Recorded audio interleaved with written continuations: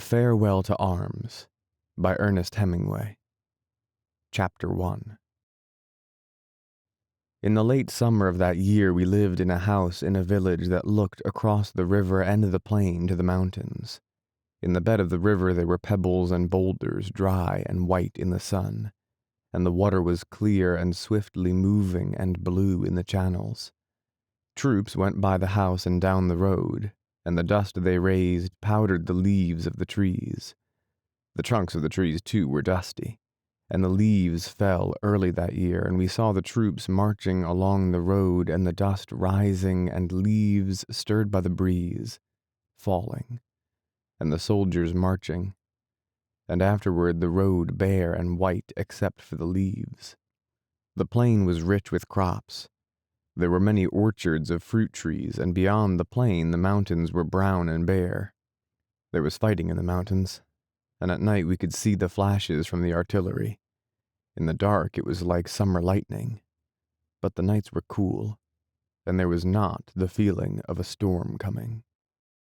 Sometimes in the dark we heard the troops marching under the window and guns going past pulled by motor tractors. There was much traffic at night, and many mules on the road with boxes of ammunition on each side of their pack saddles, and gray motor trucks that carried men, and other trucks with loads covered with canvas that moved slower in the traffic. There were big guns, too, that passed in the day drawn by tractors, the long barrels of the guns covered with green branches and green leafy branches and vines laid over the tractors. To the north we could look across a valley and see a forest of chestnut trees, and behind it another mountain on this side of the river. There was fighting for that mountain, too, but it was not successful. And in the fall, when the rains came, the leaves all fell from the chestnut trees, and the branches were bare and the trunks black with rain. The vineyards were thin and bare-branched, too, and all the country wet and brown and dead with the autumn. There were mists over the river and clouds on the mountain, and the trucks splashed mud on the road, and the troops were muddy and wet in their capes.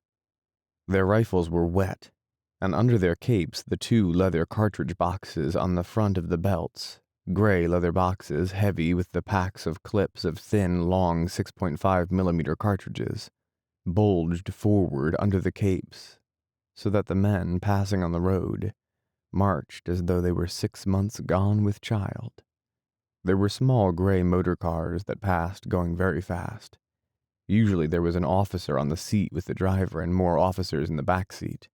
They splashed more mud than the camions even, and if one of the officers in the back was very small and sitting between 2 generals, he himself so small that you could not see his face but only the top of his cap and his narrow back, and if the car went especially fast, it was probably the king.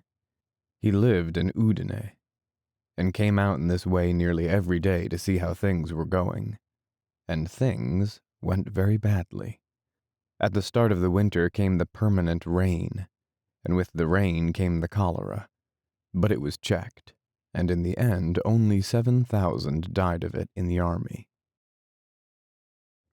Chapter 2. The next year there were many victories. The mountain that was beyond the valley and the hillside where the chestnut forest grew was captured, and there were victories beyond the plain on the plateau to the south, and we crossed the river in August and lived in a house in Gorizia that had a fountain and many thick, shady trees in a walled garden, and a wisteria vine, purple, on the side of the house. Now the fighting was in the next mountains beyond, and was not a mile away. The town was very nice, and our house was very fine.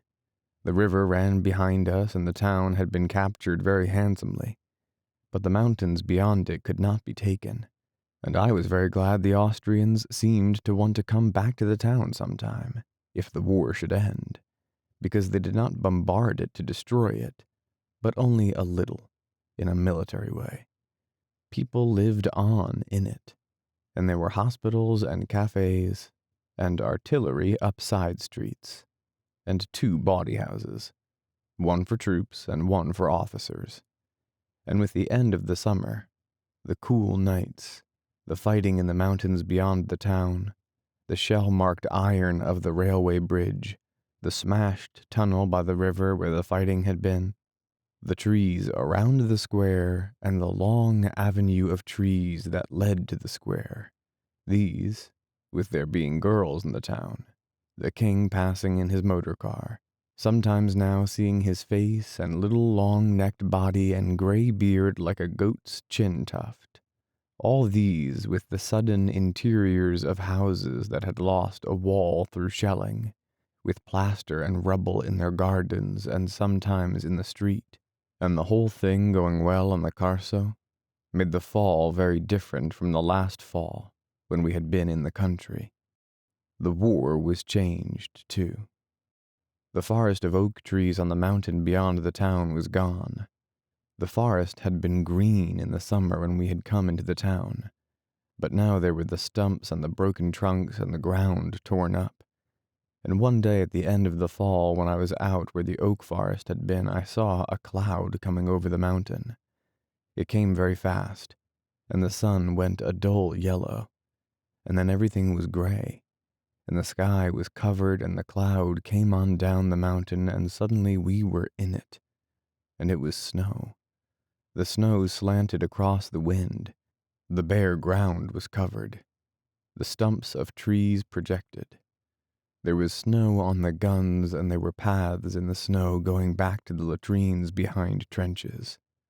Later, below in the town, I watched the snow falling, looking out of the window of the bawdy house, the house for officers, where I sat with a friend and 2 glasses drinking a bottle of Asti, and looking out at the snow falling slowly and heavily. We knew it was all over for that year. Up the river the mountains had not been taken. None of the mountains beyond the river had been taken. That was all left for next year. My friend saw the priest from our mess going by in the street, walking carefully in the slush, and pounded on the window to attract his attention. The priest looked up. He saw us and smiled. My friend motioned for him to come in. The priest shook his head and went on.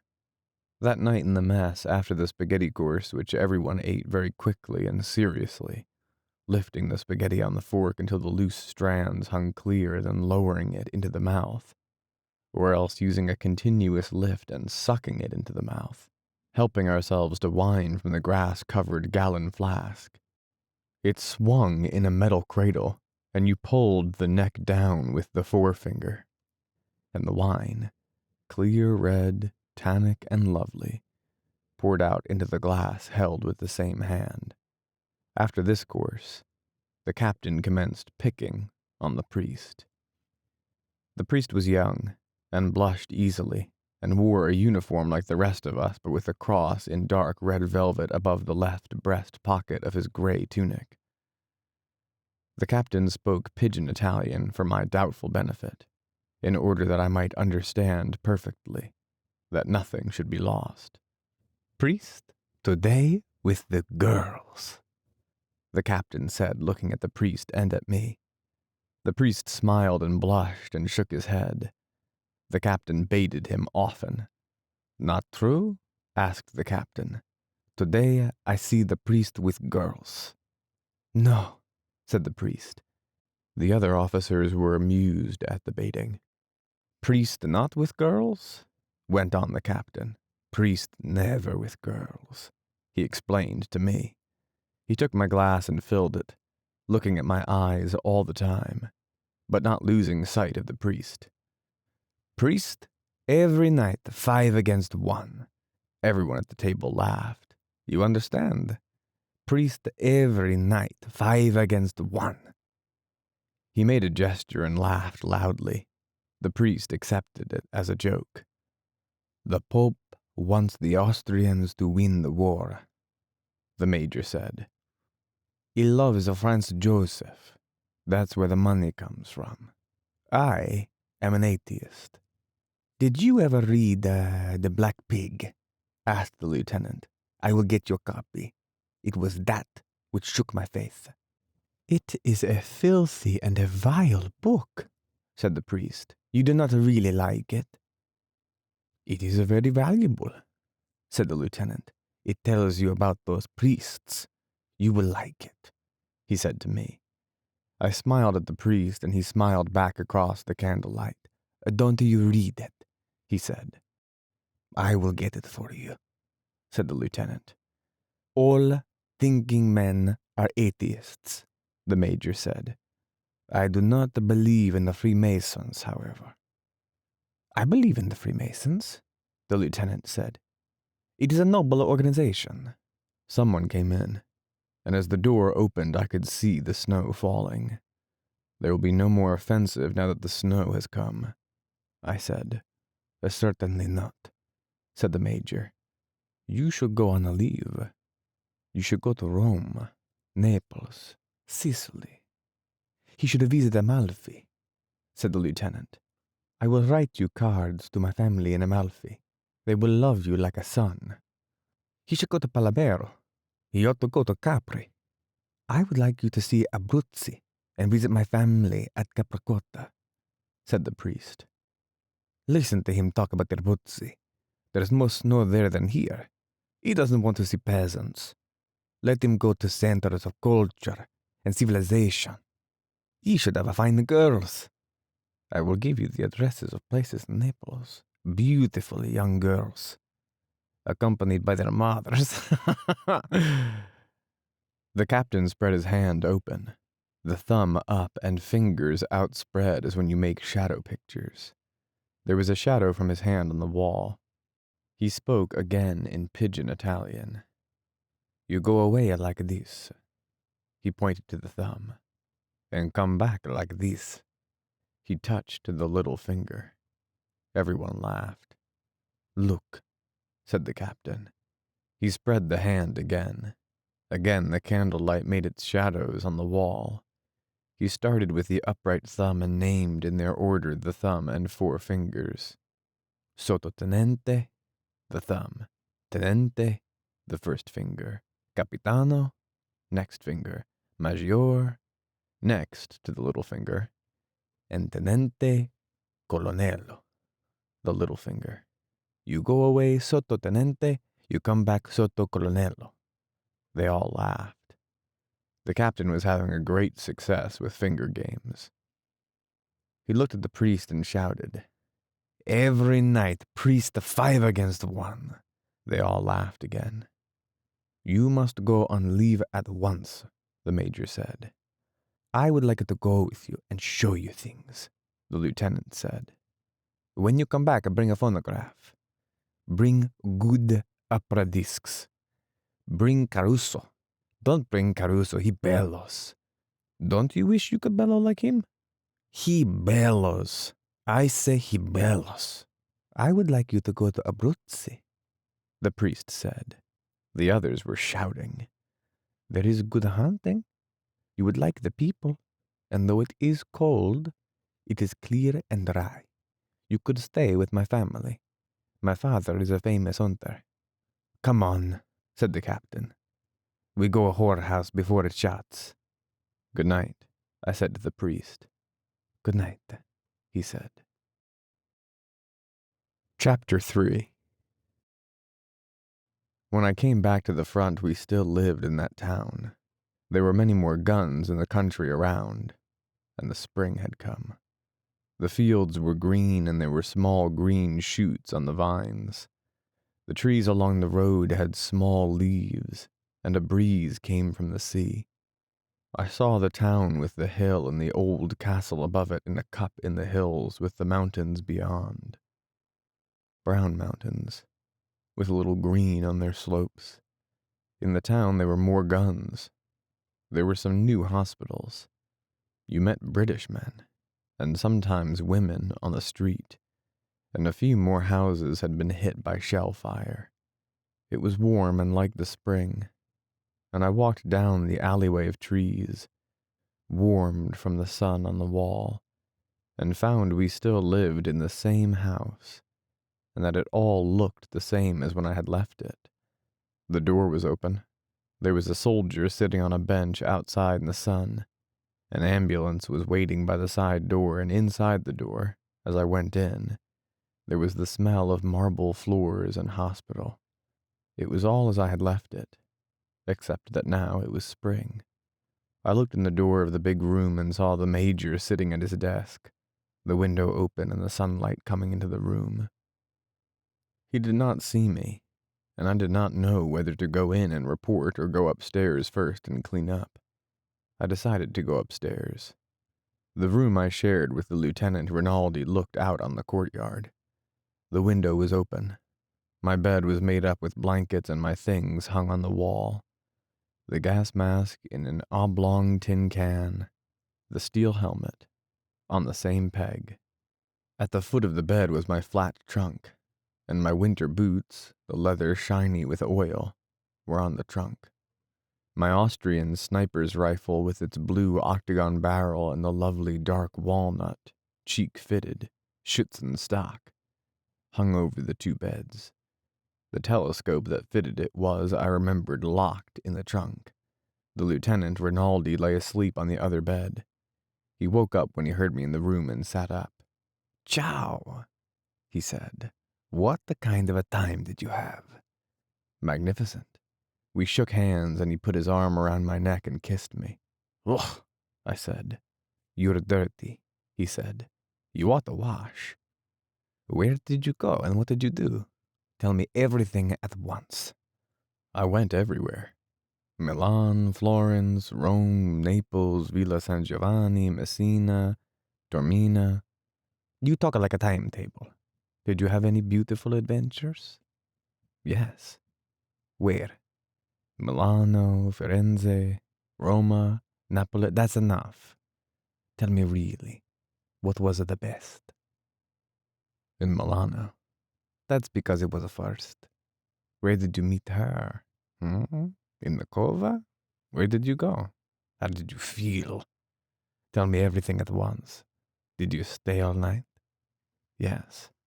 "That's nothing. Here now we have a beautiful girls. New girls, never been to the front before." "Wonderful." "You don't believe me? We will go now this afternoon and see. And in the town we have a beautiful English girls. I am now in love with a Miss Barkley.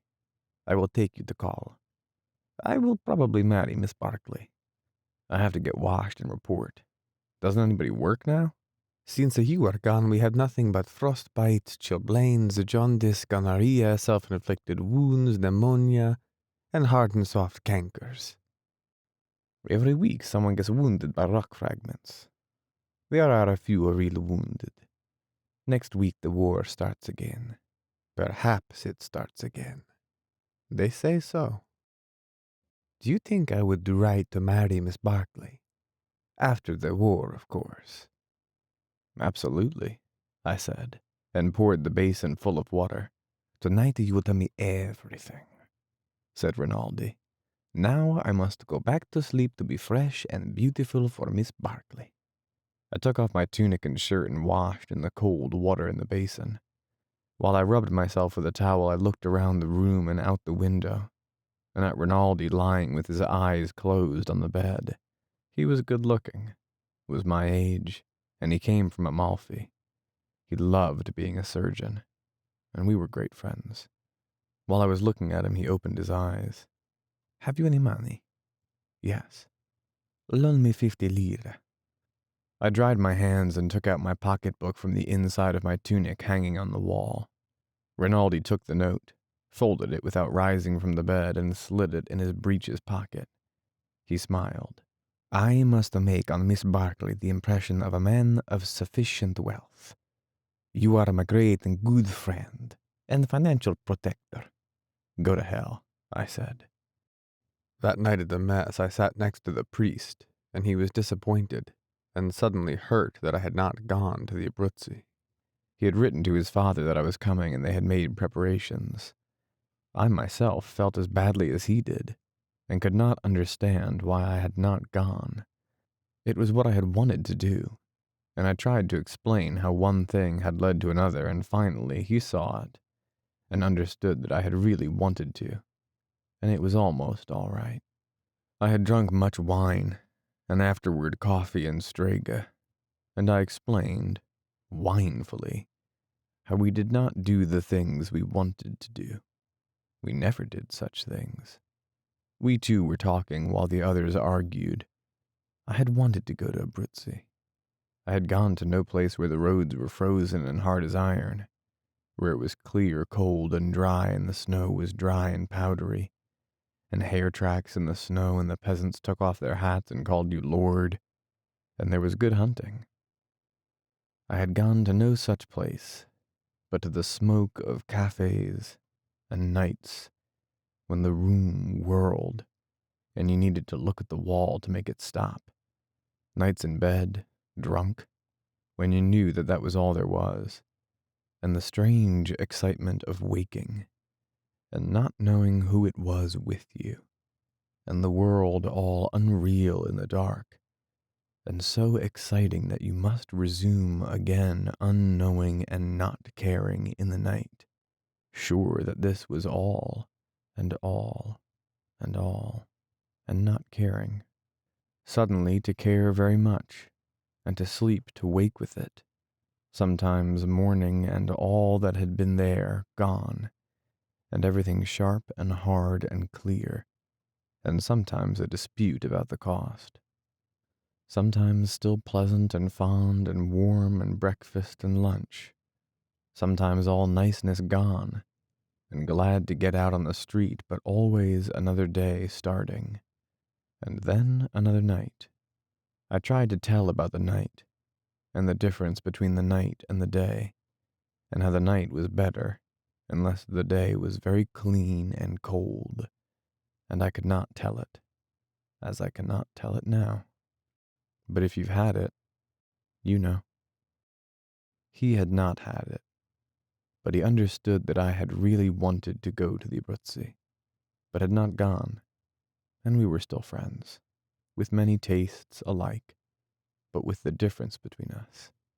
He had always known what I did not know, and what, when I learned it, I was always able to forget. But I did not know that then, although I learned it later. In the meantime, we were all at the mess. The meal was finished, and the argument went on. We two stopped talking, and the captain shouted, "Priest not happy. Priest not happy without girls." "I am happy," said the priest. "Priest not happy. Priest wants the Austrians to win the war," the captain said. The others listened. The priest shook his head. "No," he said. "Priest wants us never to attack. Don't you want us never to attack?" "No. If there is a war, I suppose we must attack." "Must attack, shall attack." The priest nodded. "Leave him alone," the major said. "He's all right." "He can't do anything about it anyway," the captain said. We all got up and left the table. Chapter 4. The battery in the next garden woke me in the morning, and I saw the sun coming through the window and got out of the bed. I went to the window and looked out. The gravel paths were moist and the grass was wet with dew. The battery fired twice, and the air came each time like a blow, and shook the window and made the front of my pajamas flap. I could not see the guns, but they were evidently firing directly over us. It was a nuisance to have them there, but it was a comfort that they were no bigger. As I looked out at the garden, I heard a motor truck starting on the road. I dressed, went downstairs, had some coffee in the kitchen, and went out to the garage. 10 cars were lined up side by side under the long shed. They were top-heavy, blunt-nosed ambulances, painted gray and built like moving vans. The mechanics were working on one out in the yard. 3 others were up in the mountains at dressing stations. "Do they ever shell that battery?" I asked one of the mechanics. "No, Senor Tenente. It is protected by the little hill." "How's everything?" "Not so bad. This machine is no good, but the others march." He stopped working and smiled. "Were you on permission?" "Yes." He wiped his hands on his jumper and grinned. "You have a good time?" The others all grinned too. "Fine," I said. What's the matter with this machine? It's no good. One thing after another. What's the matter now? New rings. I left them working, the car looking disgraced and empty with the engine open and parts spread on the workbench, and went in under the shed and looked at each of the cars. They were moderately clean, a few freshly washed, the others dusty. I looked at the tires carefully, looking for cuts or stone bruises. Everything seemed in good condition. It evidently made no difference whether I was there to look after things or not. I had imagined that the condition of the cars, whether or not things were obtainable, the smooth functioning of the business of removing wounded and sick from the dressing stations, hauling them back from the mountains to the clearing station, and then distributing them to the hospitals named on their papers, depended to a considerable extent on myself. Evidently, it did not matter whether I was there or not. Has there been any trouble getting parts? I asked the sergeant mechanic. No, Señor Tenente. Where's the gasoline park now? At the same place. Good, I said, and went back to the house and drank another bowl of coffee at the mess table. The coffee was a pale gray and sweet with condensed milk. Outside the window it was a lovely spring morning. There was that beginning of a feeling of dryness in the nose that meant the day would be hot later on. That day I visited the posts in the mountains and was back in town late in the afternoon. The whole thing seemed to run better while I was away. The offensive was going to start again, I heard. The division for which we worked were to attack at a place up the river, and the major told me that I would see about the posts for during the attack.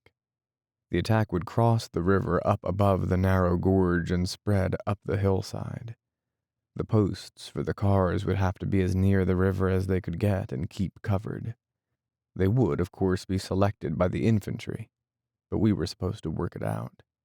It was one of those things that gave you a false feeling of soldiering. I was very dusty and dirty and went up to my room to wash. Rinaldi was sitting on the bed with a copy of Hugo's English Grammar. He was dressed, wore his black boots, and his hair shone. Splendid, he said when he saw me. You will come with me to see Miss Barclay. No. Yes. You will please come and make me a good impression on her. All right. Wait till I get cleaned up. Wash up and come as you are. I washed, brushed my hair, and we started. Wait a minute, Rinaldi said. Perhaps we should have a drink. He opened his trunk and took out a bottle. Not Strega, I said. No, grappa. All right. He poured 2 glasses and we touched them. First, fingers extended. The grappa was very strong. Another? All right, I said. We drank the second grappa. Rinaldi put away the bottle and we went down the stairs. It was hot walking through the town, but the sun was starting to go down and it was very pleasant. The British hospital was a big villa built by Germans before the war. Miss Barclay was in the garden. Another nurse was with her. We saw their white uniforms through the trees and walked toward them. Rinaldi saluted. I saluted too, but more moderately. How do you do? Miss Barclay said. You're not an Italian, are you? Oh, no. Rinaldi was talking with the other nurse. They were laughing. What an odd thing to be in the Italian army. It's not really the army. It's only the ambulance. It's very odd, though. Why did you do it? I don't know, I said. There isn't always an explanation for everything. Oh? Isn't there? I was brought up to think there was. That's awfully nice. Do we have to go on and talk this way? No, I said. That's a relief, isn't it? What is the stick? I asked. Miss Barclay was quite tall. She wore what seemed to me to be a nurse's uniform, was blonde and had tawny skin and gray eyes. I thought she was very beautiful. She was carrying a thin rattan stick like a toy riding crop bound in leather. It belonged to a boy who was killed last year. I'm awfully sorry. He was a very nice boy. He was going to marry me, and he was killed in the Somme. It was a ghastly show. Were you there? No.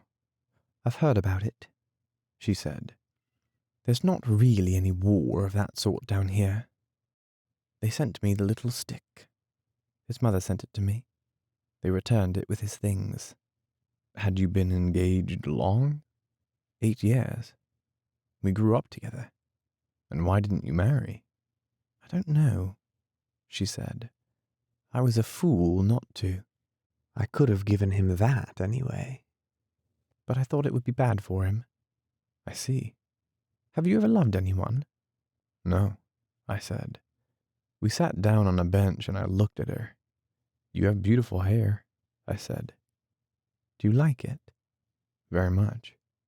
I was going to cut it all off when he died. No. I wanted to do something for him. You see, I didn't care about the other thing. And he could have had it all. He could have had anything he wanted if I would have known. I would have married him or anything. I know all about it now. But then he wanted to go to war, and I didn't know. I did not say anything. I didn't know about anything then. I thought it would be worse for him. I thought perhaps he couldn't stand it, and then, of course, he was killed. And that was the end of it. I don't know. Oh, yes, she said. That's the end of it. We looked at Rinaldi talking with the other nurse. And what is her name? Ferguson. Helen Ferguson. Your friend is a doctor, isn't he? Yes. He's very good. That's splendid.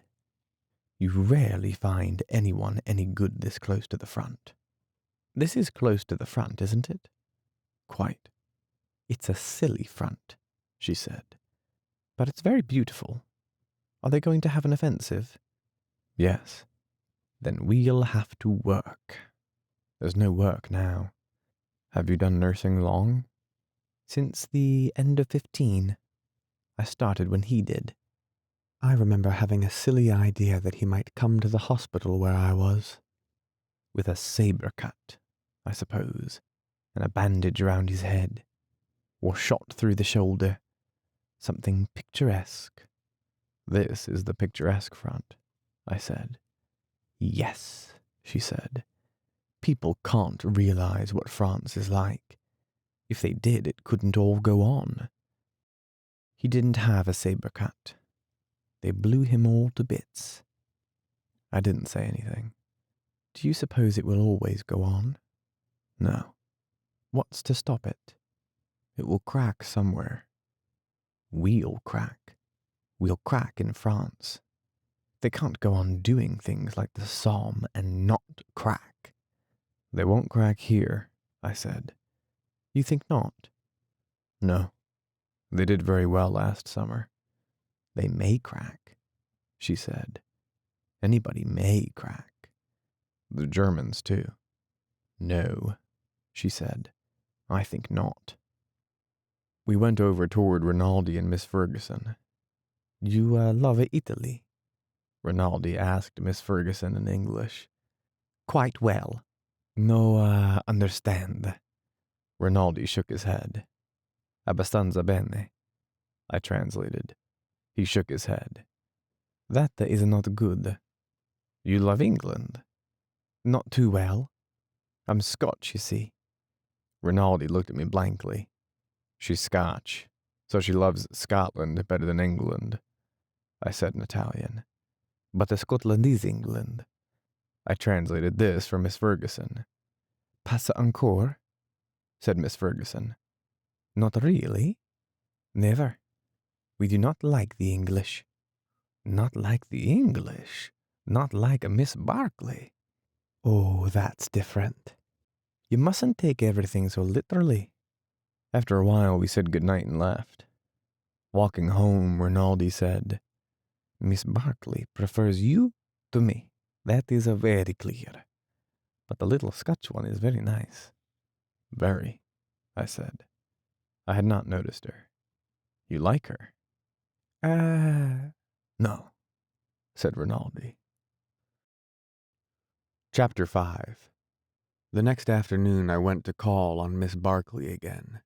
She was not in the garden, and I went to the side door of the villa where the ambulances drove up. Inside I saw the head nurse, who said Miss Barclay was on duty.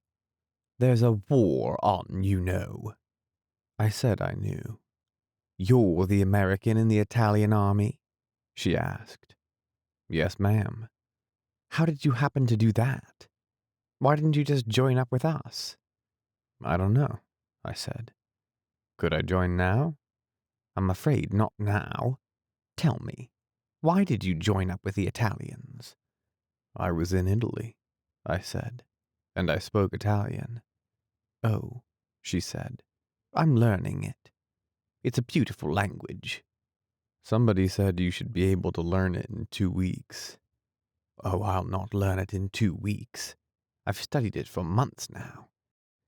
You may come and see her after 7 o'clock if you wish. She'll be off then.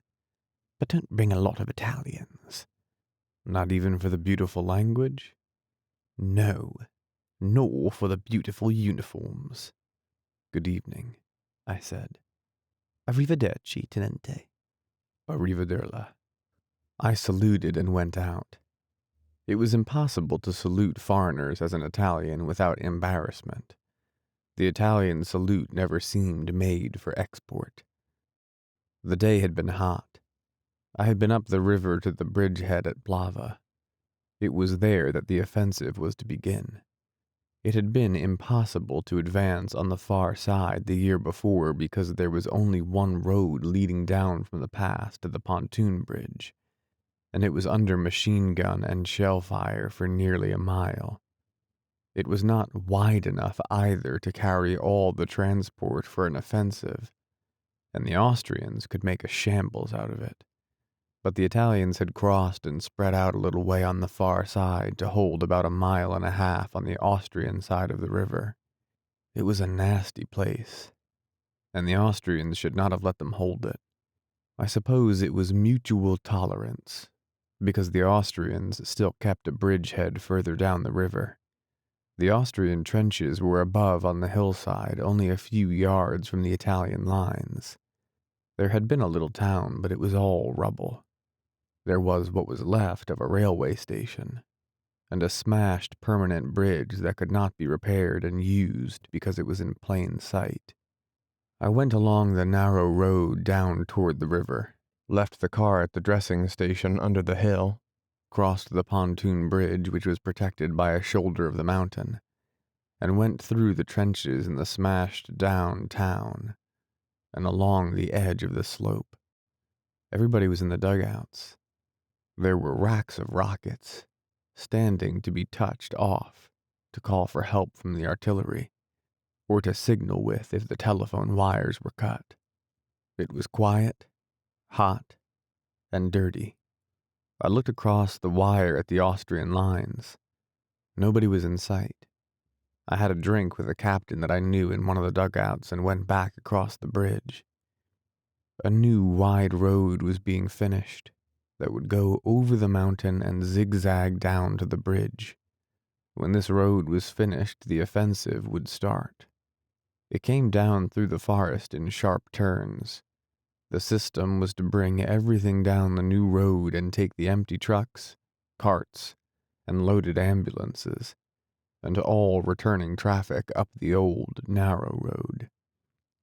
The dressing station was on the Austrian side of the river, under the edge of the hill, and stretcher bearers would bring the wounded back across the pontoon bridge. It would be the same when the offensive started. As far as I could make out, the last mile or so of the new road where it started to level out would be able to be shelled steadily by the Austrians. It looked as though it might be a mess. But I found a place where the cars would be sheltered after they had passed that last bad-looking bit, and could wait for the wounded to be brought across the pontoon bridge. I would have liked to drive over the new road, but it was not yet finished. It looked wide and well made with a good grade, and the turns looked very impressive where you could see them through openings in the forest on the mountainside. The cars would be all right with their good metal-to-metal brakes. And anyway, coming down, they would not be loaded. I drove back up the narrow road. 2 carabinieri held the car up. A shell had fallen, and while we waited, 3 others fell up the road. They were 77s, and came with a wishing rush of air, a hard, bright burst and flash, and then gray smoke that blew across the road. The carabinieri waved us to go on. Passing where the shells had landed, I avoided the small broken places, and smelled the high explosive, and the smell of blasted clay and stone and freshly shattered flint. I drove back to Gorizia and our villa, and as I said, went to call on Miss Barkley, who was on duty. At dinner I ate very quickly and left for the villa where the British had their hospital. It was really very large and beautiful, and there were fine trees in the grounds. Miss Barkley was sitting on a bench in the garden. Miss Ferguson was with her. They seemed glad to see me, and in a little while Miss Ferguson excused herself and went away. "I'll leave you two," she said. "You get along very well without me." "Don't go, Helen," Miss Barkley said. "I'd really rather. I must write some letters." "Good night," I said. "Good night, Mr. Henry." "Don't write anything that will bother the censor." "Don't worry. I only write about what a beautiful place we live in and how brave the Italians are. That way you'll be decorated." "That will be nice. Good night, Catherine." "I'll see you in a little while," Miss Barkley said. Miss Ferguson walked away in the dark. "She's nice," I said. "Oh, yes. She's very nice. She's a nurse." "Aren't you a nurse?" "Oh, no. I'm something called a V.A.D. We work very hard, but no one trusts us." "Why not?" "They don't trust us when there's nothing going on. When there's really work, they trust us." "What is the difference?" "A nurse is like a doctor. It takes a long time to be. A V.A.D. is a shortcut." "I see. The Italians don't want women near the front. So we're all on very special behavior. We don't go out. I can come here, though." "Oh, yes, we're not cloistered." "Let's drop the war." "It's very hard. There's no place to drop it." "Let's drop it anyway." "All right." We looked at each other in the dark. I thought she was very beautiful, and I took her hand. She let me take it, and I held it, and put my arm around under her arm. "No," she said. I kept my arm where it was. "Why not?" "No." "Yes," I said. "Please?" I leaned forward in the dark to kiss her, and there was a sharp, stinging flash. She had slapped my face. Hard. Her hand had hit my nose and eyes, and tears came in my eyes from the reflex. "I'm so sorry," she said. I felt I had a certain advantage. "You were quite right." "I'm dreadfully sorry," she said. "I just couldn't stand the nurse's evening off aspect of it. I didn't mean to hurt you. I did hurt you, didn't I?" She was looking at me in the dark. I was angry, and yet certain, seeing it all ahead like the moves in a chess game. "You did exactly right," I said. "I don't mind at all. Poor man. You see, I've been leading a sort of a funny life, and I never even talk English.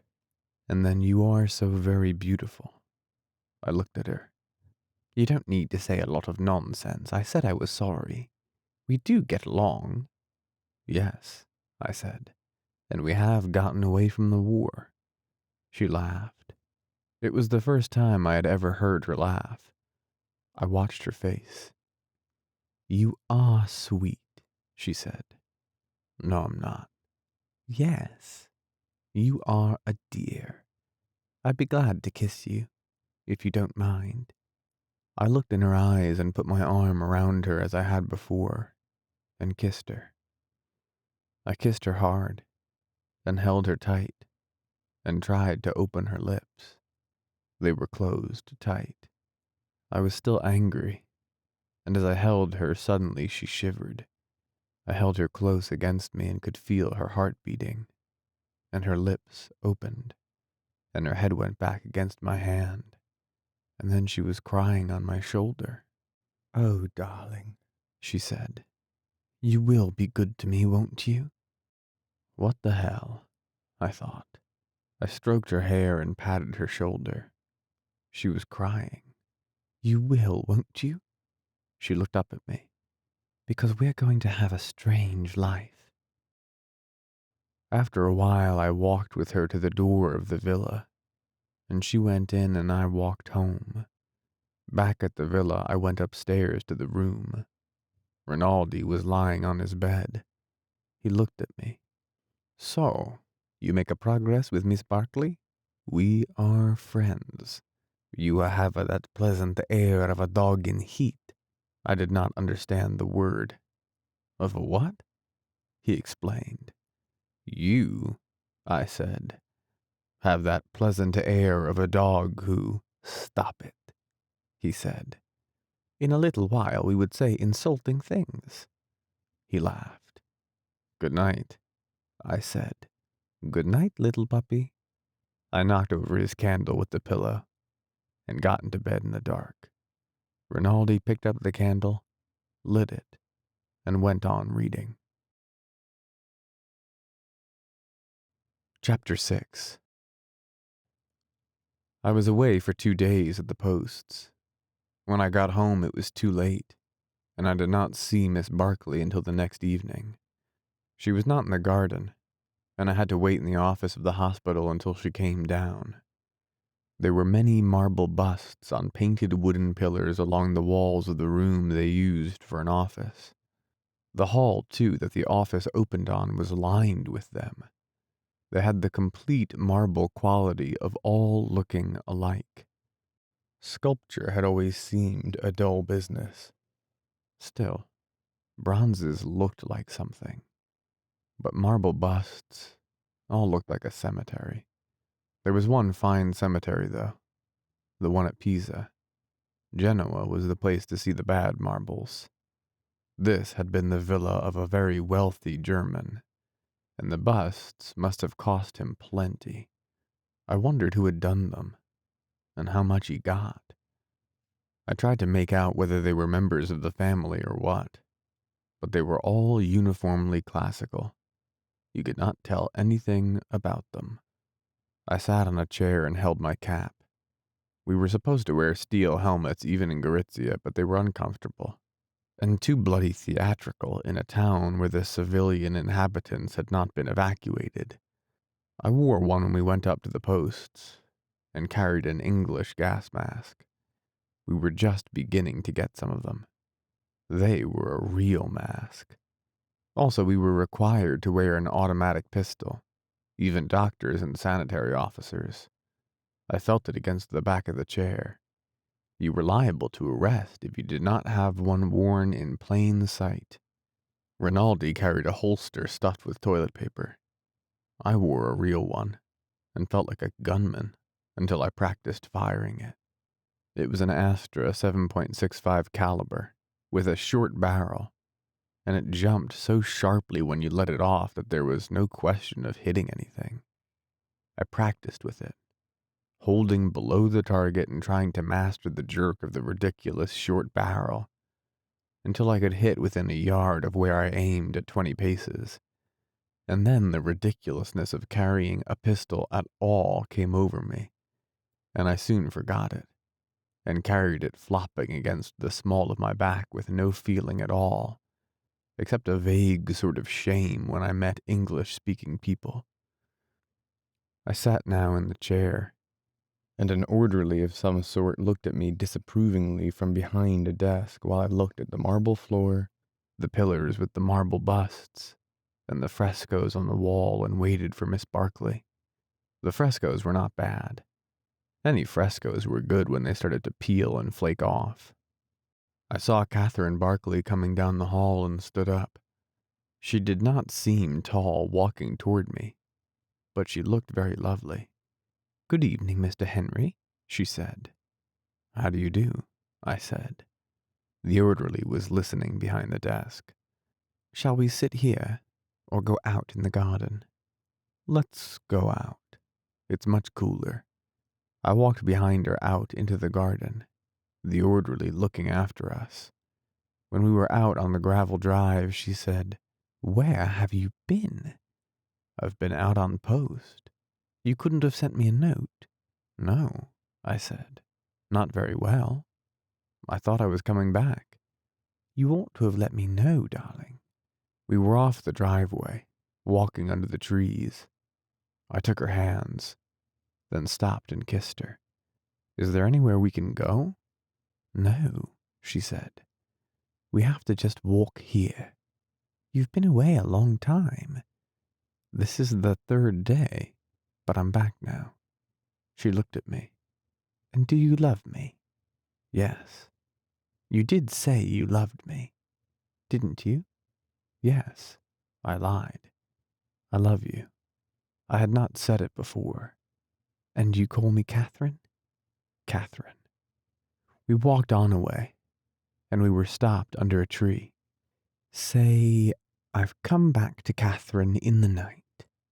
"I've come back to Catherine in the night." "Oh, darling, you have come back, haven't you?" "Yes." "I love you, and it's been awful. You won't go away?" "No, I'll always come back." "Oh, I love you so. Please put your hand there again." "It's not been away." I turned her so I could see her face when I kissed her, and I saw that her eyes were shut. I kissed both her shut eyes. I thought she was probably a little crazy. It was all right if she was. I did not care what I was getting into. This was better than going every evening to the house for officers where the girls climbed all over you and put your cap on backward as a sign of affection between their trips upstairs with brother officers. I knew I did not love Catherine Barkley, nor had any idea of loving her. This was a game, like bridge, in which you said things instead of playing cards. Like bridge, you had to pretend you were playing for money or playing for some stakes. Nobody had mentioned what the stakes were. It was all right with me. "I wish there was some place we could go," I said. I was experiencing the masculine difficulty of making love very long standing up. "There isn't any place," she said. She came back from wherever she had been. "We might sit there just for a little while." We sat on the flat stone bench, and I held Catherine Barkley's hand. She would not let me put my arm around her. "Are you very tired?" she asked. "No." She looked down at the grass. "This is a rotten game we play, isn't it?" "What game?" "Don't be dull." "I'm not on purpose." "You're a nice boy," she said, "and you play it as well as you know how. But it's a rotten game." "Do you always know what people think?" "Not always, but I do with you. You don't have to pretend you love me. That's over for the evening. Is there anything you'd like to talk about?" "But I do love you." "Please, let's not lie when we don't have to. I had a very fine little show and I'm all right now. You see, I'm not mad, and I'm not gone off. It's only a little, sometimes." I pressed her hand. "Dear Catherine." "It sounds very funny now, Catherine. You don't pronounce it very much alike. But you're very nice. You're a very good boy." "That's what the priest said." "Yes, you're very good. And you will come and see me?" "Of course." "And you don't have to say you love me. That's all over. For a while." She stood up and put out her hand. Good night. I wanted to kiss her. No, she said. I'm awfully tired. Kiss me, though, I said. I'm awfully tired, darling. Kiss me. Do you want to very much? Yes. We kissed and she broke away suddenly. No. Good night. Please, darling. We walked to the door and I saw her go in and down the hall. I liked to watch her move. She went on down the hall. I went on home. It was a hot night, and there was a good deal going on up in the mountains. I watched the flashes on San Gabriele. I stopped in front of the Villa Rosa.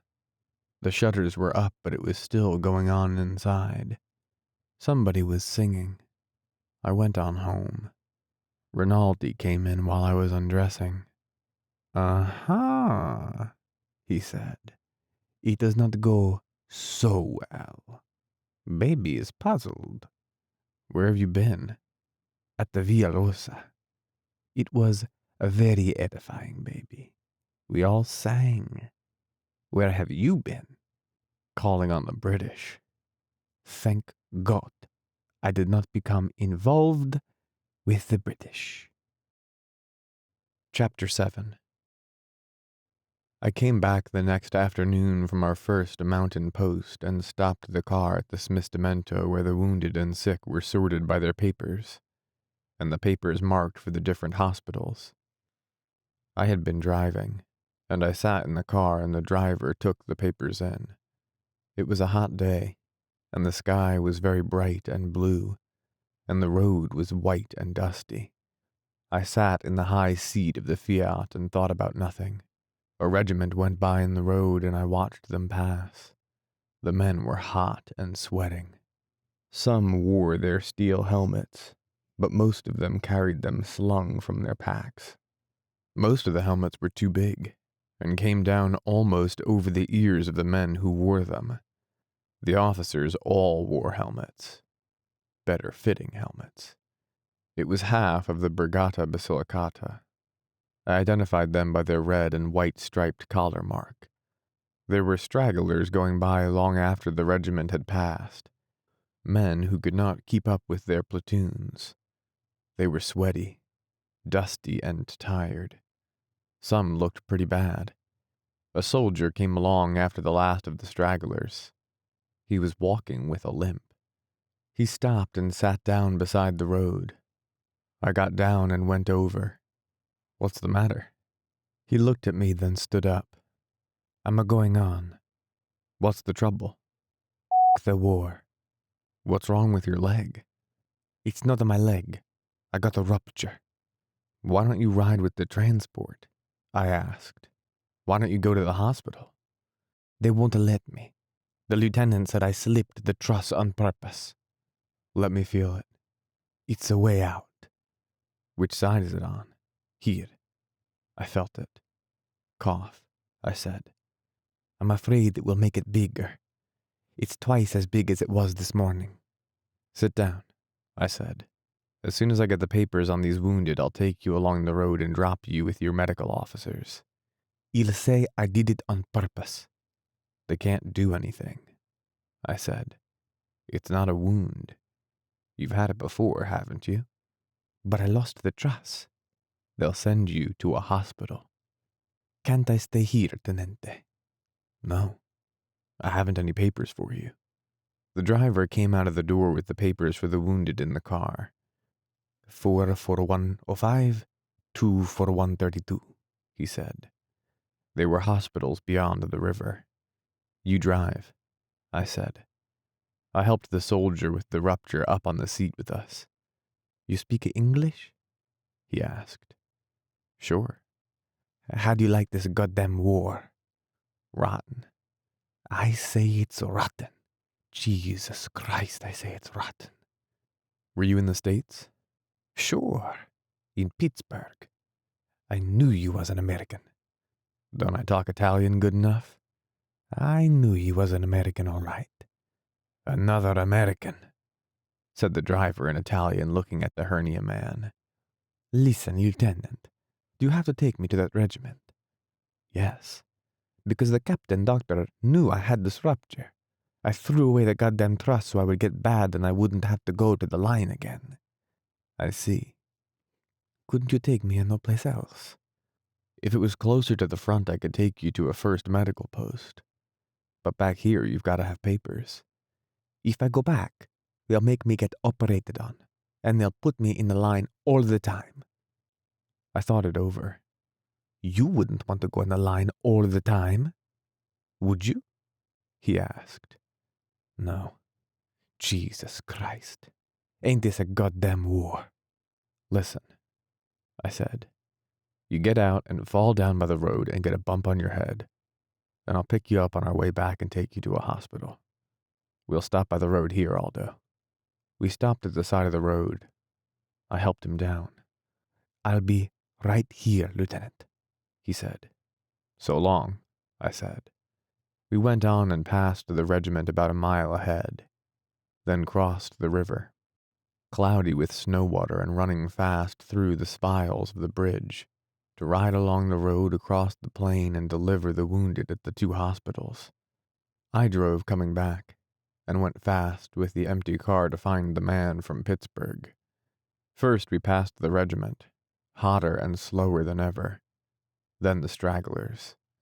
Then we saw a horse ambulance stopped by the road. 2 men were lifting the hernia man to put him in. They had come back for him. He shook his head at me. His helmet was off and his forehead was bleeding below the hairline. His nose was skinned, and there was dust on the bloody patch and dust in his hair. Look at the bump, Lieutenant, he shouted. Nothing to do. They come back for me. When I got back to the villa, it was 5 o'clock, and I went out where we washed the cars to take a shower. Then I made out my report in my room, sitting in my trousers and an undershirt in front of the open window. In 2 days, the offensive was to start, and I would go with the cars to Plava. It was a long time since I had written to the States, and I knew I should write, but I had let it go so long that it was almost impossible to write now. There was nothing to write about. I sent a couple of Army Zona de Guerra postcards, crossing out everything except, "I am well." That should handle them. Those postcards would be very fine in America. Strange and mysterious. This was a strange and mysterious war zone, but I supposed it was quite well run, and grim compared to the other wars with the Austrians. The Austrian army was created to give Napoleon victories. Any Napoleon. I wished we had a Napoleon. But instead we had Second General Cadorna, fat and pompous, and Vittorio Emanuele, the tiny man with the long, thin neck and the goat beard. Over on the right they had the Duke of Aosta. Maybe he was too good-looking to be a great general, but he looked like a man. Lots of them would have liked him to be king. He looked like a king. He was the king's uncle, and commanded the Third Army. We were in the Second Army. There were some British batteries up with the Third Army. I had met 2 gunners from that lot, in Milan. They were very nice, and we had a big evening. They were big and shy and embarrassed and very appreciative together of anything that happened. I wish that I was with the British. It would have been much simpler. Still, I would probably have been killed. Not in this ambulance business. Yes, even in the ambulance business. British ambulance drivers were killed sometimes. Well, I knew I would not be killed. Not in this war. It did not have anything to do with me. It seemed no more dangerous to me myself than war in the movies. I wished to God it was over, though. Maybe it would finish this summer. Maybe the Austrians would crack. They had always cracked in other wars. What was the matter with this war? Everybody said the French were through. Rinaldi said that the French had mutinied, and troops marched on Paris. I asked him what had happened, and he said, "Oh, they stopped with them." I wanted to go to Austria without war. I wanted to go to the Black Forest. I wanted to go to the Harz Mountains. Where were the Harz Mountains anyway? They were fighting in the Carpathians. I did not want to go there anyway. It might be good though. I could go to Spain if there was no war. The sun was going down and the day was cooling off. After supper I would go and see Catherine Barclay. I wished she were here now. I wished I were in Milan with her. I would like to eat at the Cova, and then walk down the Via Manzoni in the hot evening, then cross over and turn off along the canal and go to the hotel with Catherine Barclay. Maybe she would. Maybe she would pretend that I was her boy that was killed. And we would go in the front door and the porter would take off his cap and I would stop at the concierge's desk and ask for the key and she would stand by the elevator. And then we would get in the elevator. And it would go up very slowly, clicking at all the floors. And then our floor. And the boy would open the door and stand there and she would step out and I would step out and we would walk down the hall. And I would put the key in the door and open it and go in and then take down the telephone and ask them to send a bottle of Capri Bianca in a silver bucket full of ice. And you would hear the ice against the pail coming down the corridor. And the boy would knock. And I would say, "Leave it outside the door, please." Because we would not wear any clothes. Because it was so hot. And the window open. And the swallows flying over the roofs of the houses. And when it was dark afterward and you went to the window, very small bats hung over the houses and close down over the trees. And we would drink the Capri, and the door locked, and it hot, and only a sheet, and the whole night. And we would both love each other all night in the hot night in Milan. That was how it ought to be.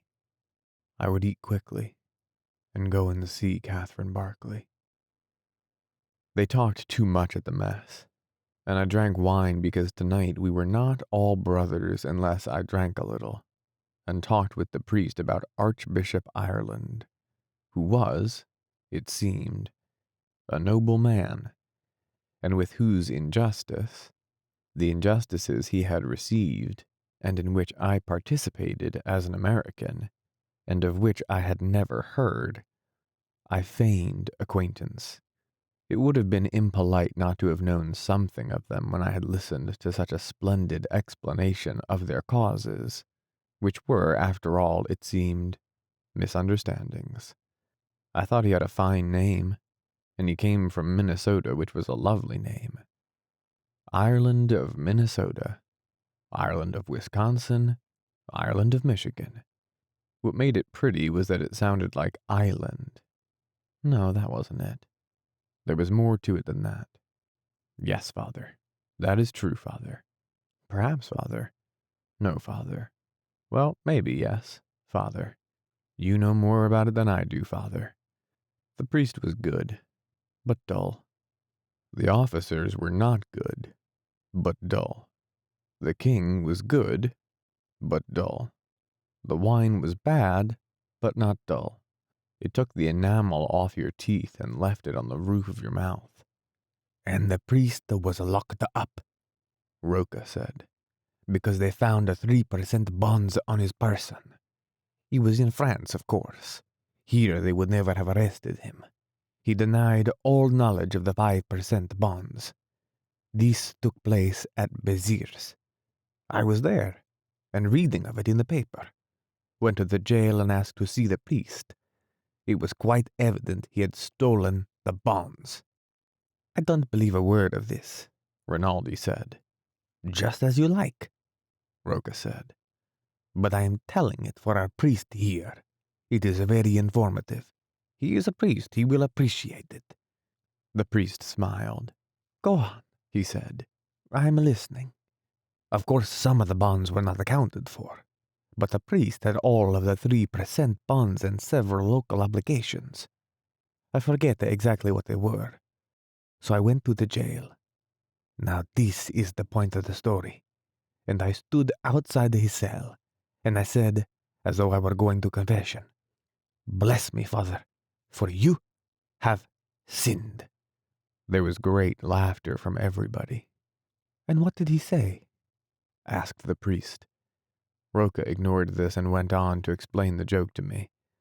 "You see the point, don't you?" It seemed it was a very funny joke if you understood it properly. They poured me more wine, and I told the story about the English private soldier who was placed under the shower bath. Then the major told the story of the 11 Czechoslovaks and the Hungarian corporal. After some more wine, I told the story of the jockey who found the penny. The major said there was an Italian story, something like that, about the duchess who could not sleep at night.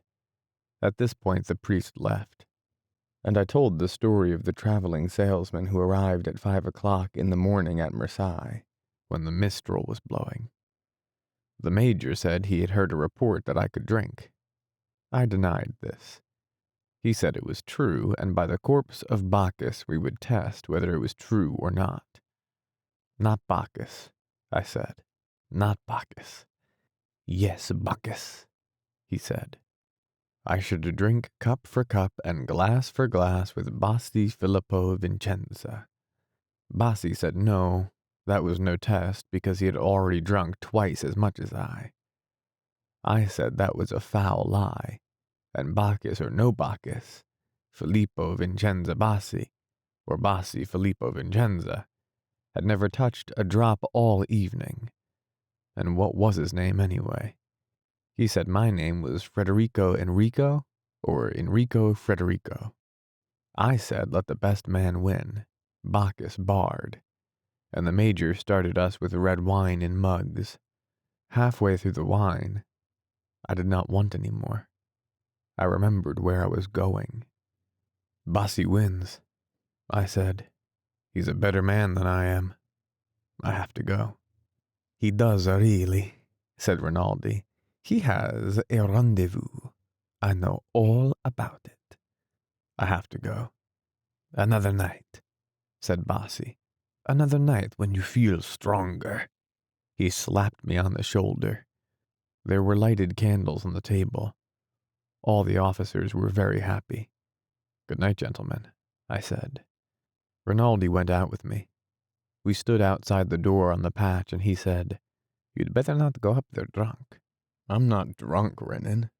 "Really?" "You'd better chew some coffee." "Nonsense." "I'll get some, baby. You walk up and down." He came back with a handful of roasted coffee beans. "Chew these, baby, and God be with you." "Bacchus," I said.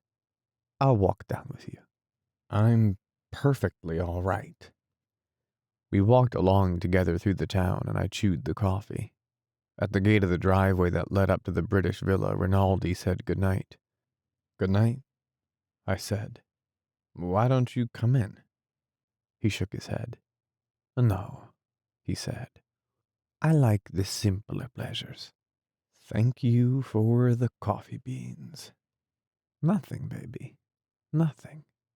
I started down the driveway. The outlines of the cypresses that lined it were sharp and clear. I looked back and saw Rinaldi standing watching me and waved to him. I sat in the reception hall of the villa, waiting for Catherine Barclay to come down. Someone was coming down the hallway. I stood up, but it was not Catherine. It was Miss Ferguson. "Hello," she said. "Catherine asked me to tell you she was sorry she couldn't see you this evening." "I'm so sorry. I hope she's not ill." "She's not awfully well." "Will you tell her how sorry I am?" "Yes, I will." "Do you think it would be any good to try and see her tomorrow?"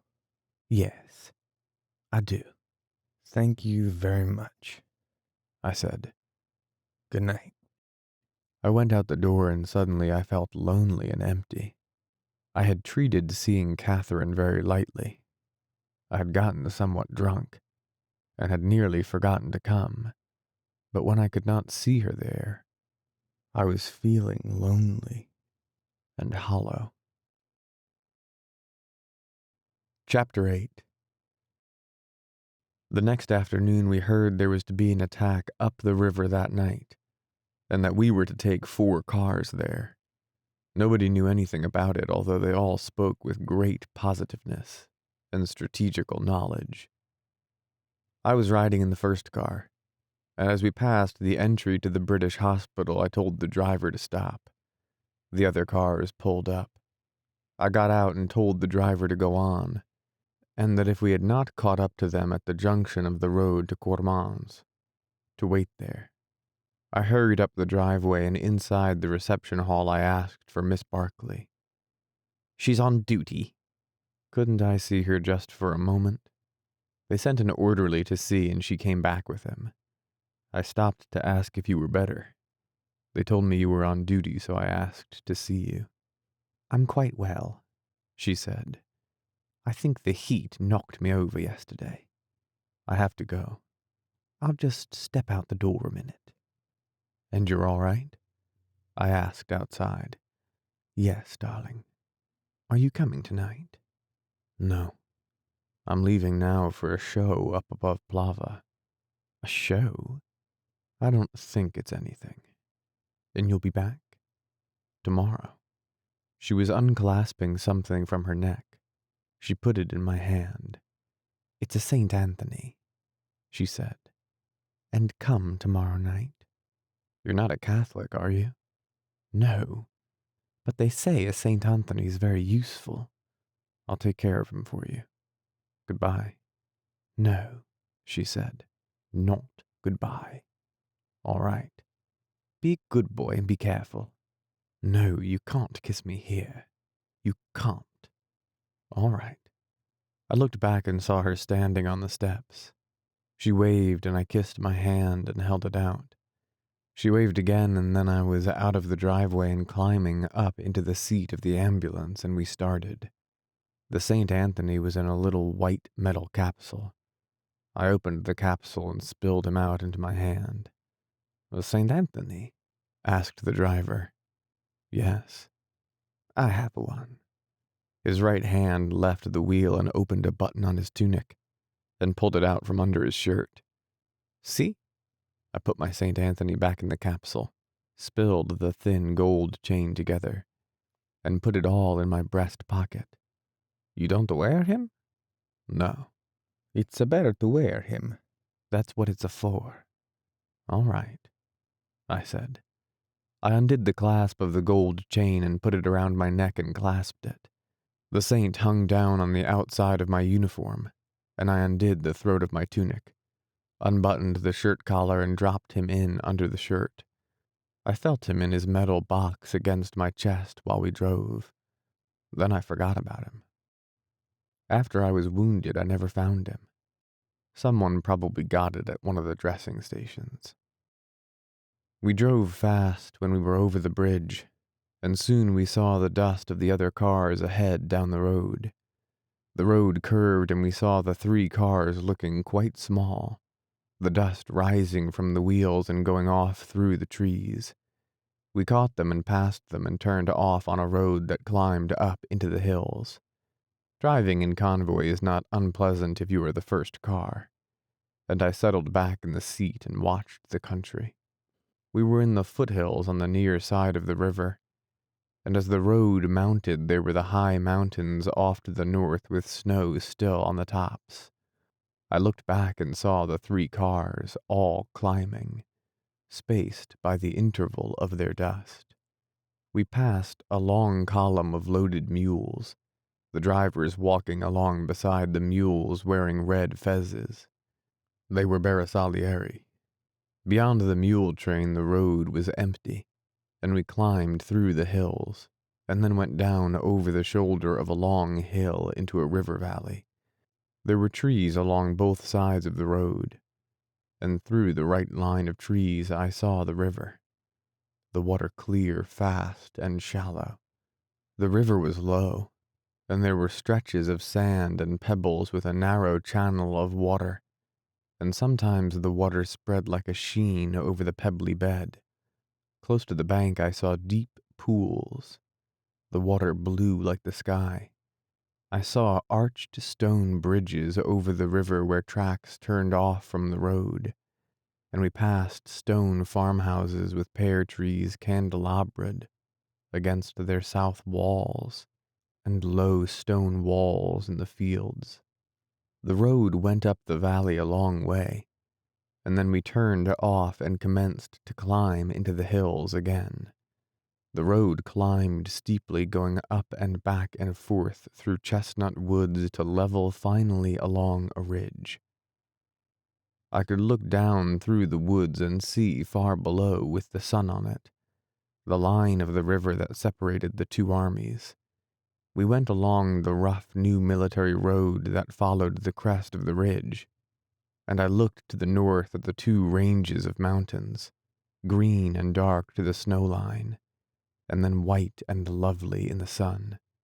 Then as the road mounted along the ridge, I saw a third range of mountains, higher snow mountains, that looked chalky, white, and furrowed, with strange plains. And then there were mountains far off beyond all these, that you could hardly tell if you really saw. Those were all the Austrians' mountains, and we had nothing like them. Ahead there was a rounded turn-off in the road to the right, and looking down I could see the road dropping through the trees. There were troops on this road, and motor trucks, and mules with mountain guns, and as we went down, keeping to the side, I could see the river far down below, the line of ties and rails running along it, the old bridge where the railway crossed to the other side and across, under a hill beyond the river, the broken houses of the little town that was to be taken. It was nearly dark when we came down and turned onto the main road that ran beside the river. Chapter 9. The road was crowded, and there were screens of cornstalk and straw matting on both sides, and matting over the top so that it was like the entrance at a circus or a native village. We drove slowly in this matting-covered tunnel, and came out onto a bare, cleared space where the railway station had been. The road here was below the level of the riverbank, and all along the side of the sunken road there were holes dug in the bank with infantry in them. The sun was going down, and looking up along the banks as we drove, I saw the Austrian observation balloons above the hills on the other side, dark against the sunset. We parked the cars beyond a brickyard. The ovens and some deep holes had been equipped as dressing stations. There were 3 doctors that I knew.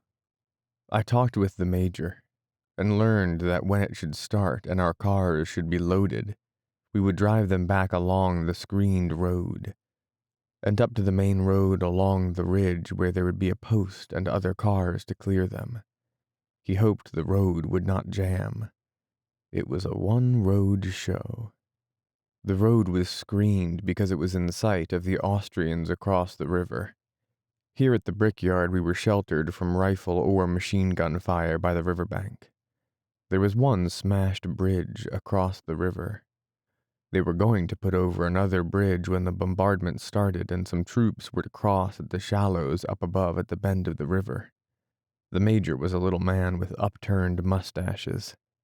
He had been in the war in Libya, and wore 2 wound stripes. He said that if the thing went well, he would see that I was decorated. I said I hoped it would go well, but that he was too kind. I asked him if there was a big dugout where the drivers could stay, and he sent a soldier to show me. I went with him, and found the dugout, which was very good. The drivers were pleased with it, and I left them there. The major asked me to have a drink with him and 2 other officers. We drank rum, and it was very friendly. Outside it was getting dark. I asked what time the attack was to be, and they said as soon as it was dark. I went back to the drivers. They were sitting in the dugout talking, and when I came in they stopped. I gave them each a package of cigarettes, Macedonias. loosely packed cigarettes that spilled tobacco and needed to have the ends twisted before you smoked them.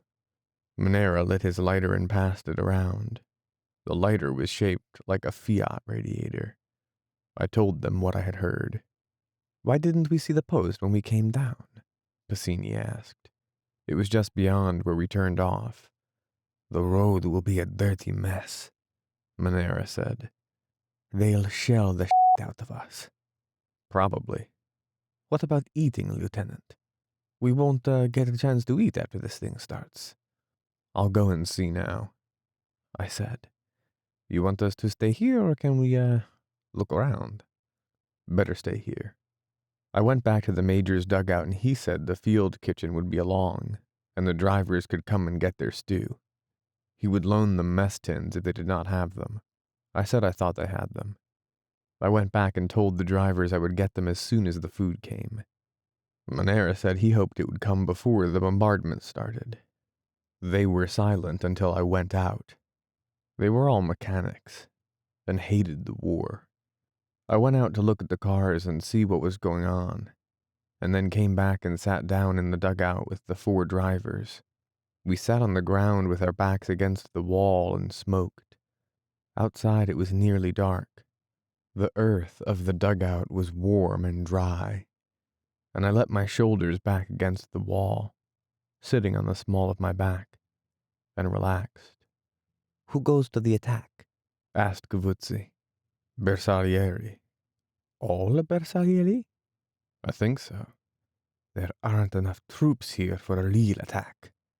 It is probably to draw attention from where the real attack will be. Do the men know that to attack? I don't think so. Of course they don't, Monera said. They wouldn't attack if they did. Yes, they would, Passini said. Bersaglieri are fools. They are brave and have good discipline, I said. They are big through the chest by measurement and healthy, but they are still fools. The Granatieri are tall, Monera said. This was a joke. They all laughed. It is true. They lined them up afterwards and took every 10th man. Carabinieri shot them. Carabinieri, said Passini, and spat on the floor. But those grenadiers, all over 6 feet, they wouldn't attack. If everybody would not attack, the war would be over, Monera said. It wasn't that way with the Granatieri. They were afraid. The officers all came from such good families. Some of the officers went along. A sergeant shot 2 officers who would not get out. Some troops went out.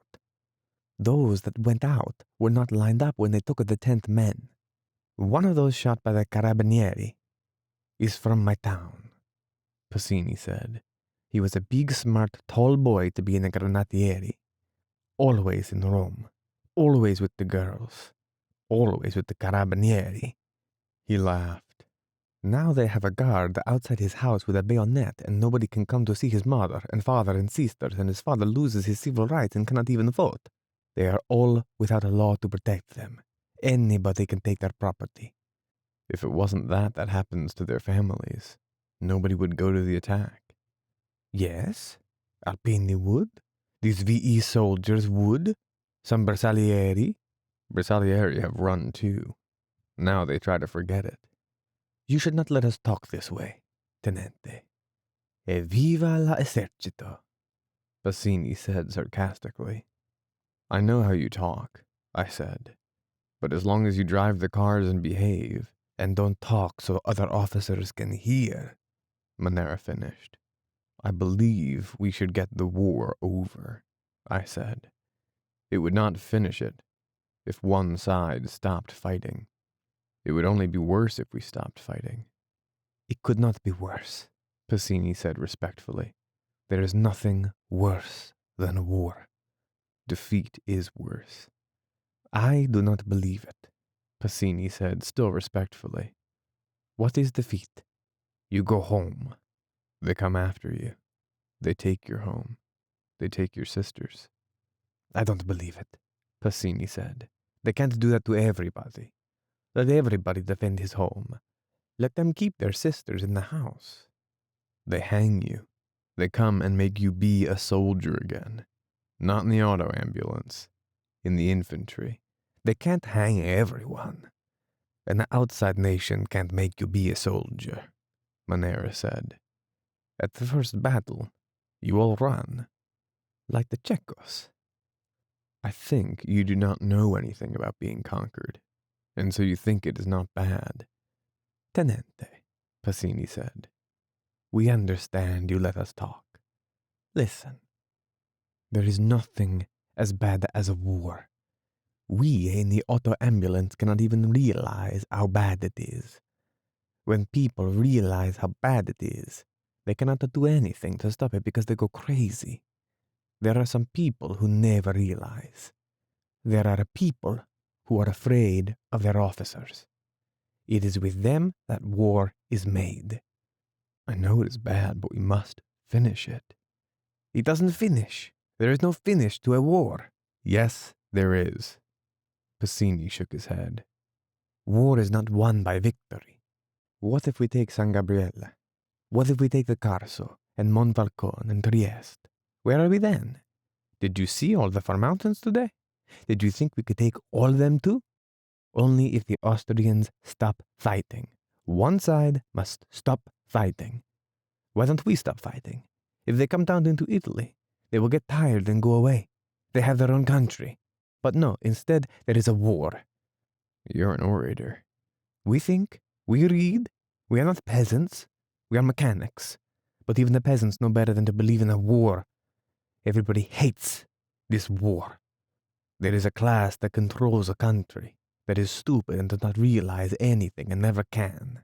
That is why we have this war. Also, they make money out of it. Most of them don't, said Passini. They're too stupid. They do it for nothing, for stupidity.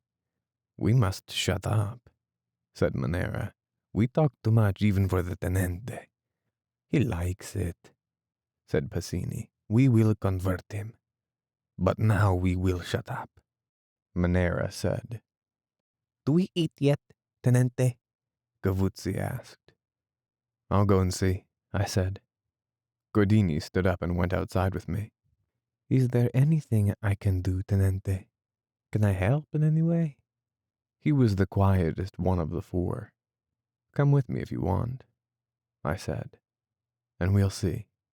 It was dark outside, and the long light from the searchlights was moving over the mountains. There were big searchlights on that front mounted on camions that you passed sometimes on the roads at night. Close behind the lines, the camions stopped a little off the road, an officer directing the light, and the crew scared. We crossed the brickyard and stopped at the main dressing station. There was a little shelter of green branches outside over the entrance, and in the dark the night wind rustled the leaves dried by the sun. Inside there was a light. The major was at the telephone sitting on a box. One of the medical captains said the attack had been put forward an hour. He offered me a glass of cognac. I looked at the board tables, the instruments shining in the light, the basins and the stoppered bottles. Gordini stood behind me. The major got up from the telephone. It starts now, he said. It has been put back again. I looked outside. It was dark, and the Austrian searchlights were moving on the mountains behind us. It was quiet for a moment still. Then from all the guns behind us, the bombardment started. Savoia, said the major. About the soup, Major? I said. He did not hear me. I repeated it. It hasn't come up. A big shell came in and burst outside in the brickyard. Another burst, and in the noise you could hear the smaller noise of the brick and dirt raining down. What is there to eat? We have a little pasta asciutta, the major said. I'll take what you can give me. The major spoke to an orderly, who went out of sight in the back and came back with a metal basin of cold, cooked macaroni. I handed it to Gordini. Have you any cheese? The major spoke grudgingly to the orderly who ducked back into the hole again and came out with a quarter of a white cheese. Thank you very much, I said. You'd better not go out. Outside, something was set down beside the entrance. One of the two men who had carried it looked in. Bring him in, said the major. What's the matter with you? Do you want us to come outside and get him? The two stretcher bearers picked up the man under the arms and by the legs and brought him in. Slit the tunic, the major said. He held a forceps with some gauze in the end. The two captains took off their coats. Get out of here, the major said to the two stretcher bearers. Come on, I said to Guardini. You better wait till the shelling is over, the major said over his shoulder. They want to eat, I said. As you wish. Outside, we ran across the brickyard. A shell burst short near the riverbank. Then there was one that we did not hear coming until the sudden rush. We both went flat, and with the flash and bump of the bust and the smell, heard the singing off of the fragments and the rattle of falling brick. Guardini got up and ran for the dugout. I was after him, holding the cheese, its smooth surface covered with brick dust. Inside the dugout were the three drivers sitting against the wall smoking. Here, you patriots, I said. How are the cars? Manera asked. All right. Did they scare you, Tenente? You're damned right, I said. I took out my knife, opened it, wiped off the blade, and pared off the dirty outside surface of the cheese. Gavuzzi handed me the basin of macaroni. Starting to eat, Tenente. No, I said. Put it on the floor. We'll all eat. There are no forks. What the hell? I said in English. I cut the cheese into pieces and laid them out on the macaroni. Sit down to it, I said. They sat down and waited. I put thumb and fingers into the macaroni and lifted. A mass loosened. Lift it high, Tenente. I lifted it to arm's length and the strands cleared. I lowered it into the mouth, sucked and snapped in the ends and chewed, then took a bite of cheese, chewed, and then a drink of the wine. It tasted of rusty metal. I handed the canteen back to Pacini. It's rotten, he said. It's been in there too long. I had it in the car. They were all eating, holding their chins close over the basin, tipping their heads back, sucking in the ends. I took another mouthful and some cheese and a rinse of wine. Something landed outside that shook the earth. 420. Or Minenwerfer, Gavuzzi said. There aren't any 420s in the mountains, I said. They have big Skoda guns. I've seen the Ols. 305s. We went on eating. There was a cough, a noise like a railway engine starting, and then an explosion that shook the earth again. This isn't a deep dugout, Pacini said. That was a big trench mortar. Yes, sir. I ate the end of my piece of cheese and took a swallow of wine. Through the other noise I heard a cough. Then came the ch-ch-ch-ch-ch-ch.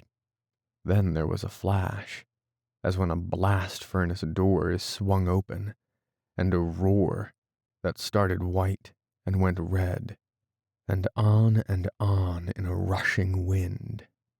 I tried to breathe, but my breath would not come, and I felt myself rush bodily out of myself, and out and out and out, and all the time bodily in the wind. I went out swiftly, all of myself, and I knew I was dead, and that it had all been a mistake. To think you just died. Then I floated, and instead of going on, I felt myself slide back. I breathed, and I was back.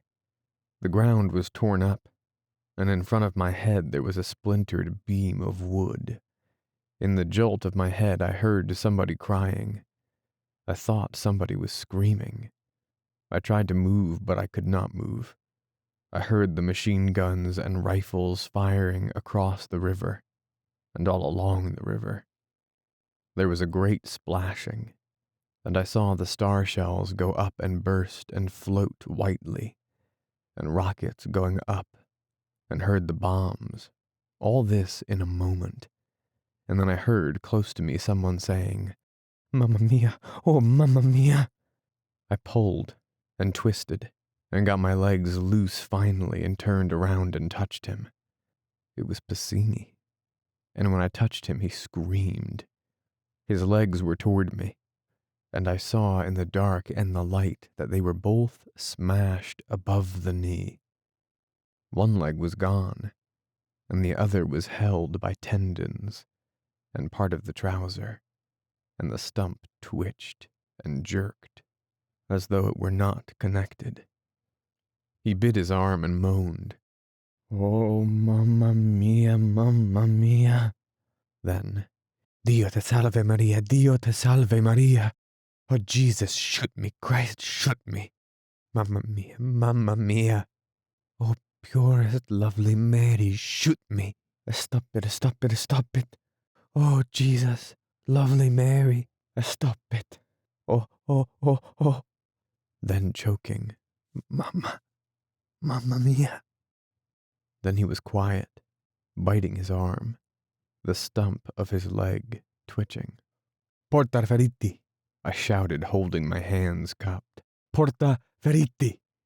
I tried to get closer to Pacini to try to put a tourniquet on the legs, but I could not move. I tried again and my legs moved a little. I could pull backward along with my arms and elbows. Pacini was quiet now. I sat beside him, undid my tunic and tried to rip the tail of my shirt. It would not rip, and I bit the edge of the cloth to start it. Then I thought of his puttees. I had on wool stockings, but Pacini wore puttees. All the drivers wore puttees, but Pacini had only one leg. I unwound the puttee, and while I was doing it, I saw there was no need to try and make a tourniquet, because he was dead already. I made sure he was dead. There were 3 others to locate. I sat up straight, and as I did so, something inside my head moved like the weights on a doll's eyes, and it hit me inside and back of my eyeballs. My legs felt warm and wet, and my shoes were wet and warm inside. I knew that I was hit, and leaned over and put my hand on my knee. My knee wasn't there. My hand went in and my knee was down on my shin. I wiped my hand on my shirt, and another floating light came very slowly down, and I looked at my leg and was very afraid.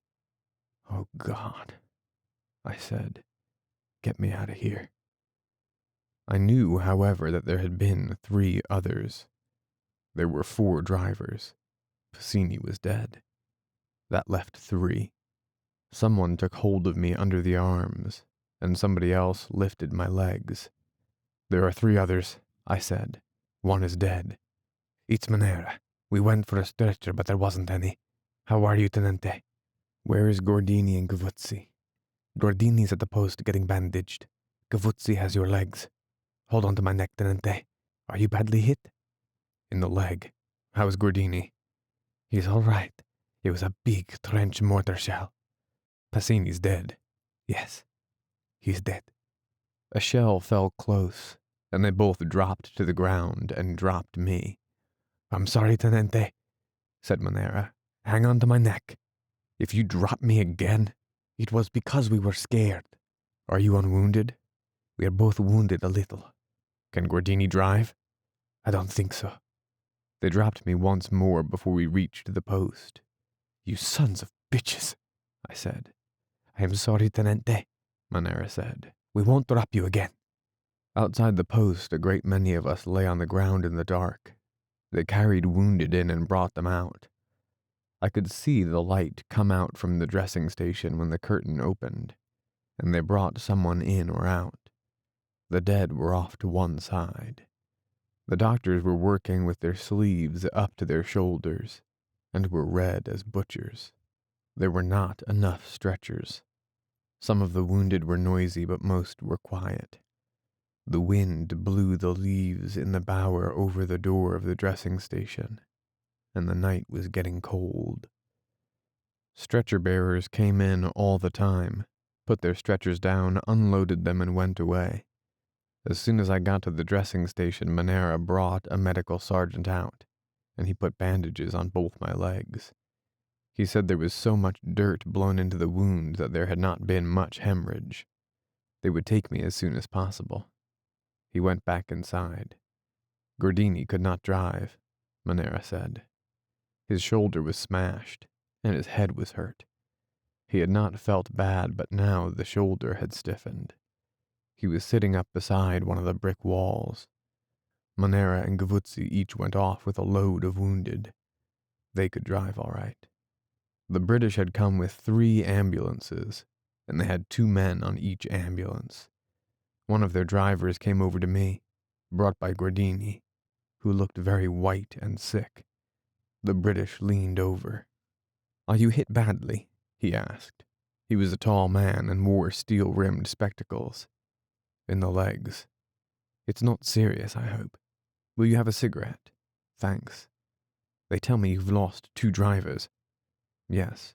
1 killed and the fellow that brought you." "What rotten luck. Would you like us to take the cars?" "That's what I wanted to ask you. We'd take quite good care of them and return them to the villa. 206, aren't you?" "Yes. It's a charming place. I've seen you about. They tell me you're an American." "Yes. I'm English." "No."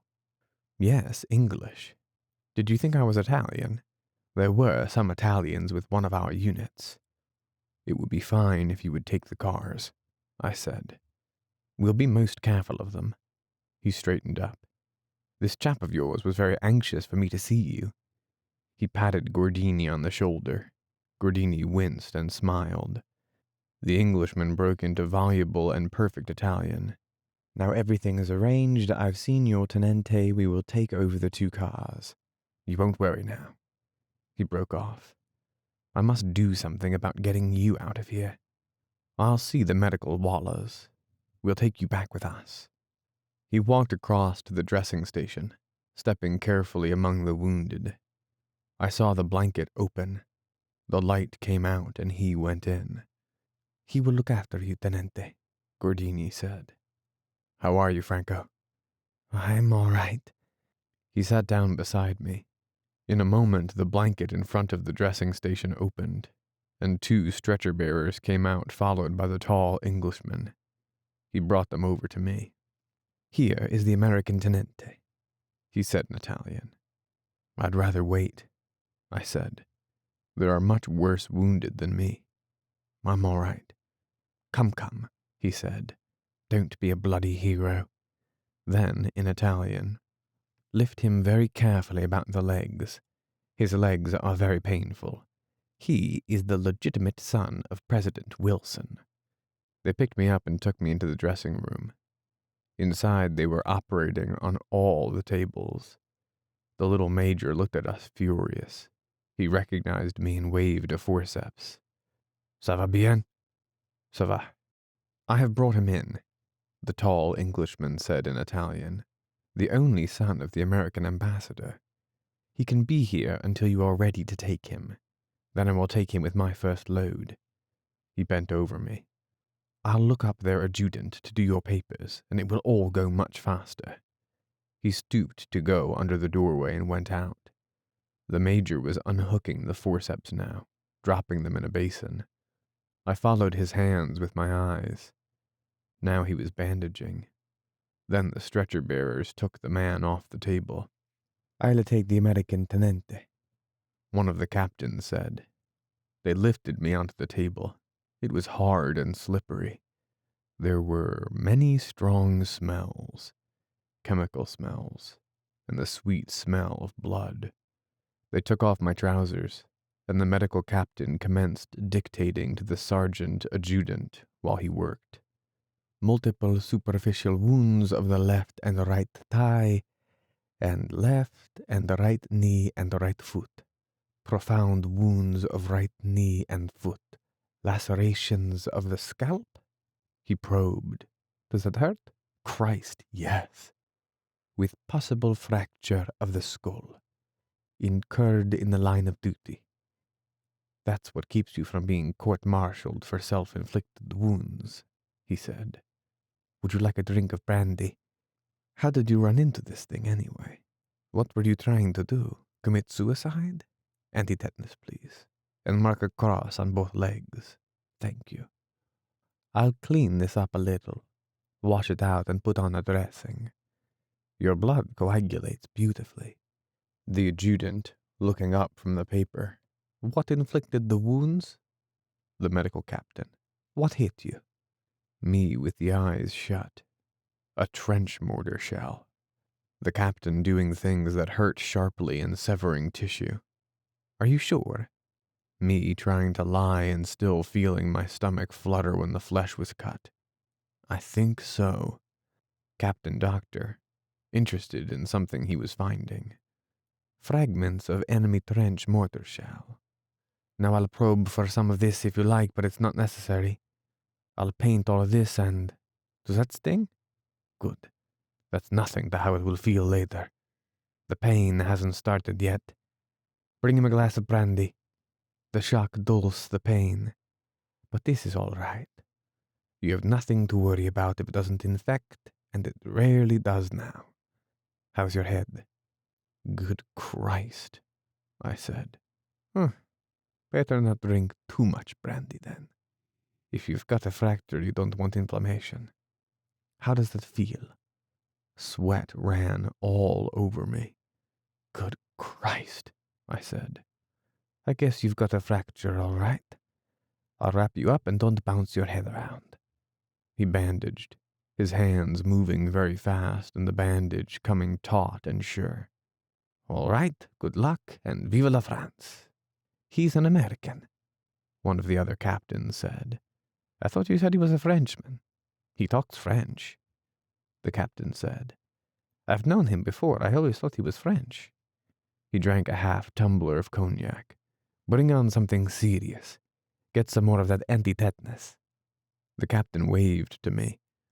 They lifted me and the blanket flap went across my face as we went out. Outside, the sergeant adjutant knelt down beside me where I lay. Name?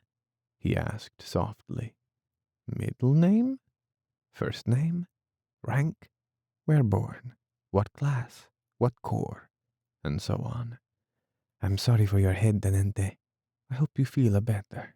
I'm sending you now with the English ambulance. I'm all right, I said. Thank you very much. The pain that the major had spoken about had started, and all that was happening was without interest or relation.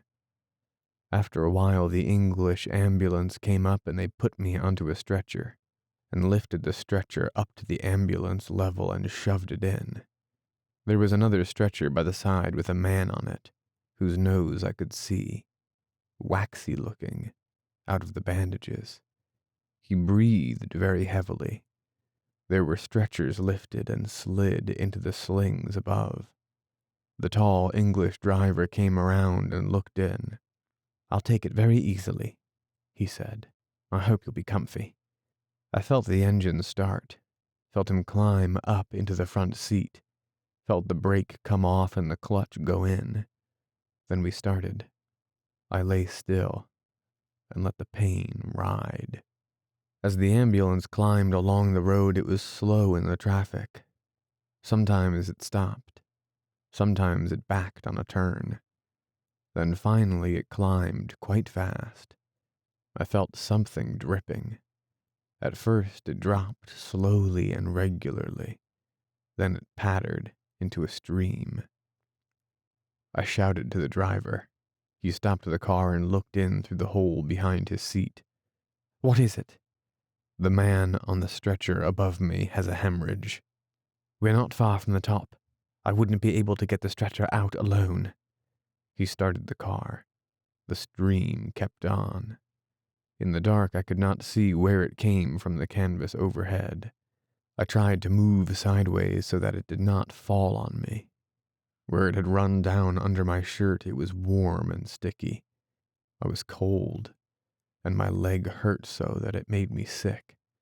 After a while, the stream from the stretcher above lessened and started to drip again, and I heard and felt the canvas above move as the man on the stretcher settled more comfortably. "How is he?" The Englishman called back. "We're almost up." "He's dead, I think," I said. The drops fell very slowly, as they fall from an icicle after the sun has gone. It was cold in the car in the night, as the road climbed. At the post on the top, they took the stretcher out and put another in, and we went on. Chapter 10. In the ward at the field hospital, they told me a visitor was coming to see me in the afternoon. It was a hot day, and there were many flies in the room.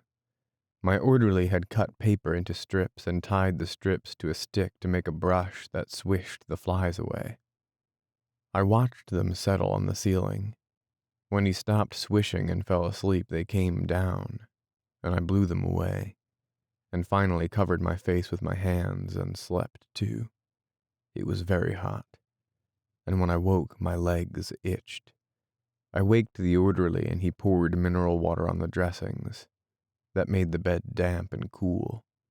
Those of us that were awake talked across the ward. The afternoon was a quiet time. In the morning they came to each bed in turn, 3 men nurses and a doctor, and picked you up and out of bed, and carried you into the dressing room so that the beds could be made while we were having our wounds dressed. It was not a pleasant trip to the dressing room, and I did not know until later that beds could be made with men in them. My orderly had finished pouring water and the bed felt cool and lovely, and I was telling him where to scratch on the soles of my feet against the itching, when one of the doctors brought in Rinaldi. He came in very fast, and bent down over the bed and kissed me. I saw he wore gloves. "How are you, baby? How do you feel? I bring you this?" It was a bottle of cognac. The orderly brought a chair and he sat down. "And good news, you will be decorated. They want to get you the Medaglia d'Argento, but perhaps they can only get the bronze." "What for?" "Because you are gravely wounded. They say if you can prove you did any heroic act, you can get the silver. Otherwise it will be the bronze. Tell me exactly what happened." "Did you do any heroic act?" "No," I said. I was blown up while we were eating cheese. "Be serious. You must have done something heroic either before or after. Remember carefully." "I did not." "Didn't you carry anybody on your back?" "Gordini says you carried several people on your back, but the medical major at the first post declares it is impossible. He has to sign the proposition for the citation." "I didn't carry anybody. I couldn't move." "That doesn't matter," said Rinaldi. He took off his gloves. "I think we can get you the silver. Didn't you refuse to be medically aided before the others?" "Not very firmly." "That doesn't matter. Look how you are wounded. Look at your valorous conduct in asking to go always to the first line. Besides, the operation was successful. Did they cross the river all right?" "Enormously. They've taken nearly 1,000 prisoners. It's in the bulletin. Didn't you see it?" "No." "I'll bring it to you. It is a successful coup de main." "How is everything?" "Splendid. We are all splendid. Everybody is proud of you. Tell me just exactly how it happened. I am positive you will get the silver. Go on, tell me. Tell me about it." He paused and thought. "Maybe you will get an English medal, too. There was an English there. I'll go and see him and ask if he will recommend you. He ought to be able to do something. Do you suffer much? Have a drink. Orderly, go get a corkscrew. Oh, you should see what I did in the removal of 3 meters of small intestine, and better now than ever. It is a one for the Lancet. You do me a translation and I will send it to the Lancet. Every day I am a better. Poor dear baby. How do you feel? Where is that damn corkscrew? You are so brave and quiet, and I forget you are suffering. He slapped his gloves on the edge of the bed. Here is the corkscrew, Senor Tenente, the orderly said. Open the bottle, bring a glass. Drink that, baby. How is your poor head? I looked at your papers. You haven't any fracture. The major at the first post was a hog butcher. I would take you and never hurt you. I never hurt anybody. I learned how to do it. Every day I learn to do things smoother and better. You must forgive me for talking so much, baby. I am very moved to see you so badly wounded. There. Drink that. It's good. It cost 15 lire. It ought to be good. 5 stars. After I leave here, I'll go see that English, and he'll get you an English medal. They don't give them like that. You are so modest. I will send a liaison officer. He can handle the English. Have you seen Miss Barkley? I will bring her here. I will go now and bring her here. Don't go, I said. Tell me about Gorizia. How are the girls? There are no girls. For 2 weeks now they haven't changed them. I don't go there anymore. It is disgraceful. They aren't girls. They are old war comrades. You don't go at all? I just go to see if there's anything new. I stop by. They all ask for you. It is a disgrace that they should stay so long that they become friends. Maybe girls don't want to go to the front anymore. Of course they do. They have plenty of girls. It's just a bad administration. They are keeping them for the pleasure of dugout hiders in the rear. Poor Rinaldi, I said. All alone at the war with no new girls. Rinaldi poured himself another glass of the cognac. I don't think it will hurt you, baby. You take it. I drank the cognac and felt it warm all the way down. Rinaldi poured another glass. He was quieter now. He held up the glass. To your valorous wounds. To the silver medal. Tell me, baby. When you lie here all the time in the hot weather, don't you get excited? Sometimes. Oh, I can't imagine lying like that. I would go crazy. You are crazy. I wish you were back. No one to come in at night from adventures. No one to make fun of. No one to lend me money. No blood brother and roommate. Why do you get yourself wounded? You can make fun of the priest. That priest. It isn't me that makes fun of him. It is the captain. I like him. If you must have a priest, have that priest. He's coming to see you. He makes big preparations. I like him. Oh, I knew it. Sometimes I think you and he are a little that way, you know. No, you don't. Yes, I do. Sometimes. A little that way like the number of the 1st Regiment of the Brigata Ancona. Oh, go to hell. He stood up and put on his gloves. Oh, I love to tease you, baby. With your priest and your English girl, and really you are just like me underneath. No, I'm not. Yes, we are. You are really an Italian. All fire and smoke and nothing inside. You only pretend to be American. We are brothers, and we love each other. Be good while I'm gone, I said. I will send Miss Barkley. You are better with her, without me. You are purer and sweeter. Oh, go to hell. I will send her, your lovely, cool goddess, English goddess. My God, what would a man do for a woman like that except worship her? What else is an English woman good for? You are an ignorant, foul-mouthed dago. A what? An ignorant wop. Wop. You are a frozen-faced wop. You're ignorant, stupid. I saw that word pricked him and kept on. Uninformed, inexperienced, stupid from inexperience. Truly?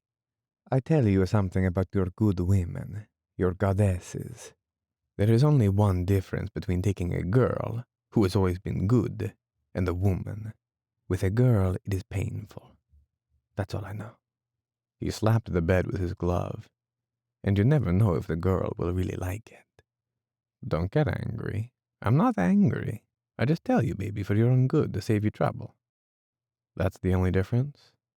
Yes. But the millions of fools like you don't know it. You were sweet to tell me. We won't quarrel, baby. I love you too much. But don't be a fool. No, I'll be wise like you. Don't be angry, baby. Laugh. Take a drink. I must go, really. You're a good old boy. Now you see. Underneath, we are the same. We are war brothers. Kiss me goodbye. You're sloppy. No, I'm just more affectionate.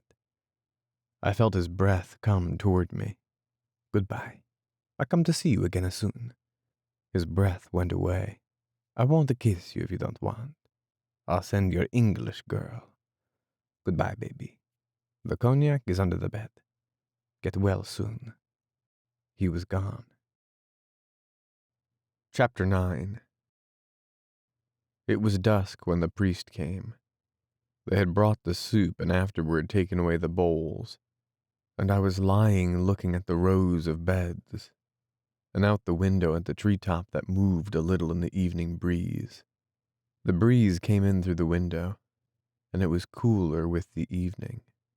The flies were on the ceiling now and on the electric light bulbs that hung on wires. The lights were only turned on when someone was brought in at night, or when something was being done. It made me feel very young to have the dark come after the dusk and then remain. It was like being put to bed after early supper. The orderly came down between the beds and stopped. Someone was with him. It was the priest. He stood there, small, brown-faced, and embarrassed. "How do you do?" he asked. He put some packages down by the bed on the floor. "All right, Father." He sat down in the chair that had been brought for Rinaldi and looked out of the window embarrassedly. I noticed his face looked very tired. "I can only stay a minute," he said. "It is late." "It's not late. How's the mess?" He smiled. "I am still a great joke." He sounded tired too. "Thank God they are all well. I am so glad you are all right," he said.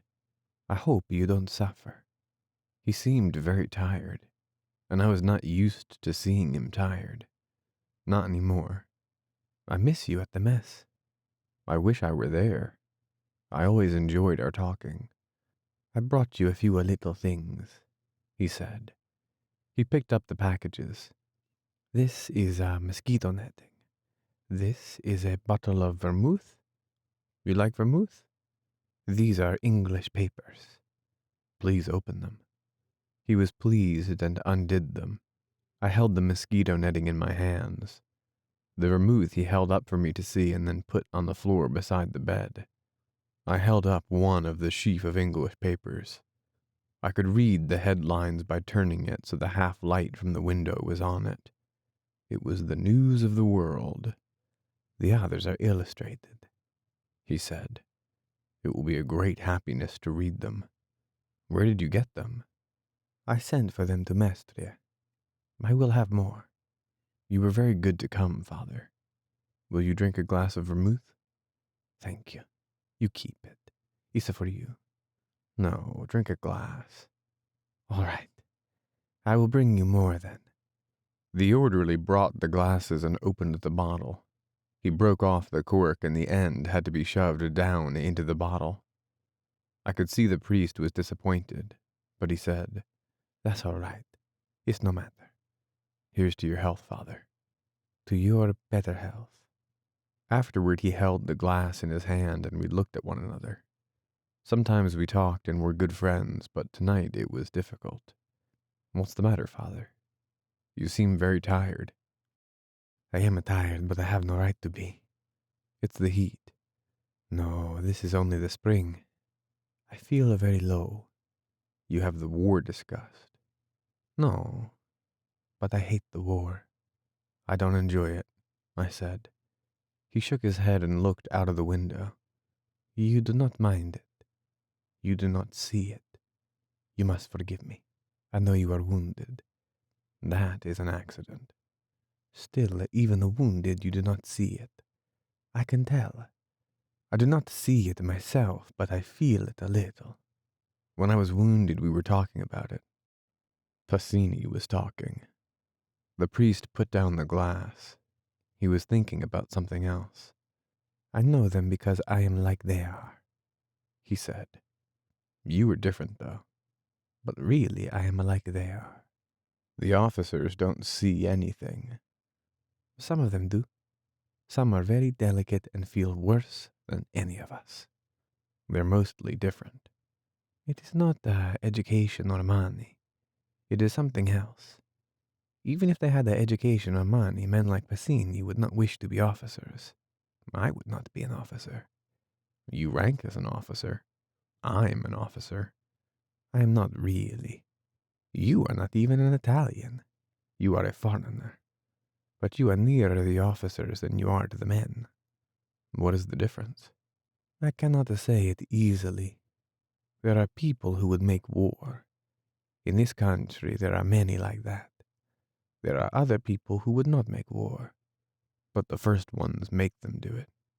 Yes. And I help them. You are a foreigner. You are a patriot. And the ones who would not make war? Can they stop it? I do not know. He looked out the window again. I watched his face. Have they ever been able to stop it? They are not organized to stop things. And when they get organized, their leaders sell them out. Then it's hopeless. It is never hopeless. But sometimes I cannot hope. I try always to hope, but sometimes I cannot. Maybe the war will be over. I hope so. What will you do then? If it is possible, I will return to the Abruzzi. His brown face was suddenly very happy. You love the Abruzzi. Yes, I love it very much. You want to go there then. I would be too happy if I could leave there and love God and serve Him and be respected. I said, yes, and be respected. Why not? No reason not. You should be respected. It is not a matter. But there in my country it is understood that a man may love God. It is not a dirty joke. I understand. He looked at me and smiled. You do understand, but you do not love God. No. You do not love Him at all? He asked. I'm afraid of Him in the night sometimes. You should love Him. I don't love much. Yes, he said. You do. What you tell me about in the nights? That is not love. That is only passion and a lust. When you love, you wish to do things for. You wish to sacrifice for.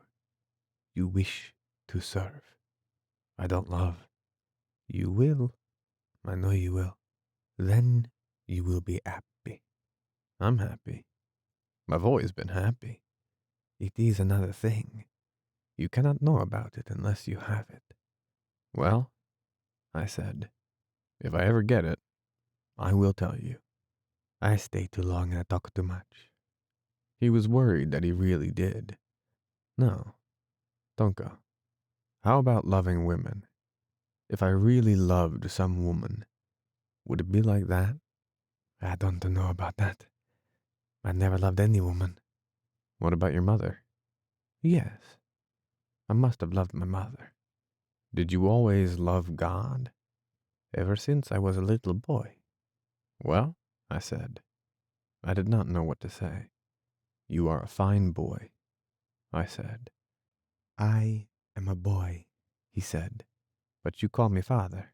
That's politeness. He smiled. I must go, really, he said. You do not want me for anything? He asked hopefully. No, just to talk. I will take your greetings to the mess. Thank you for the many fine presents. Nothing. Come and see me again. Yes. Goodbye. He patted my head. So long, I said in dialect. Ciao, he repeated. It was dark in the room, and the orderly who had sat by the foot of the bed got up and went out with him.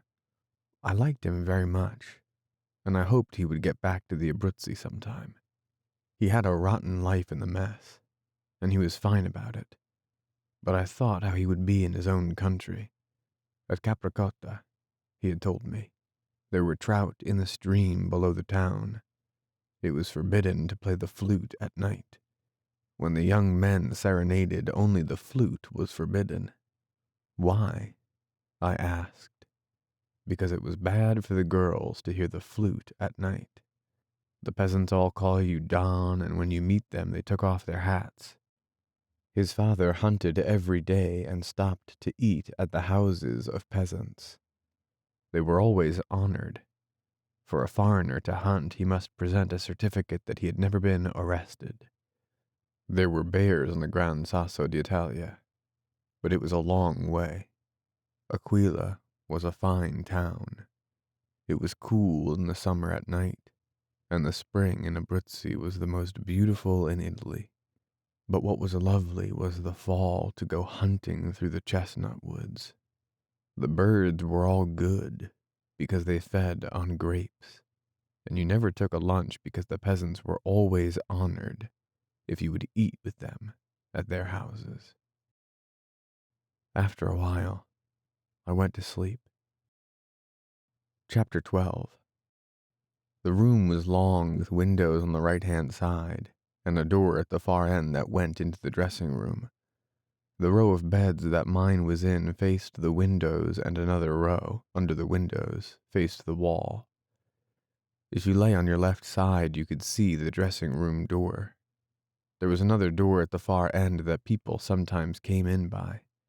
If anyone were going to die, they put a screen around the bed so you could not see them die, but only the shoes and puttees of doctors and men nurses showed under the bottom of the screen, and sometimes at the end they would be whispering.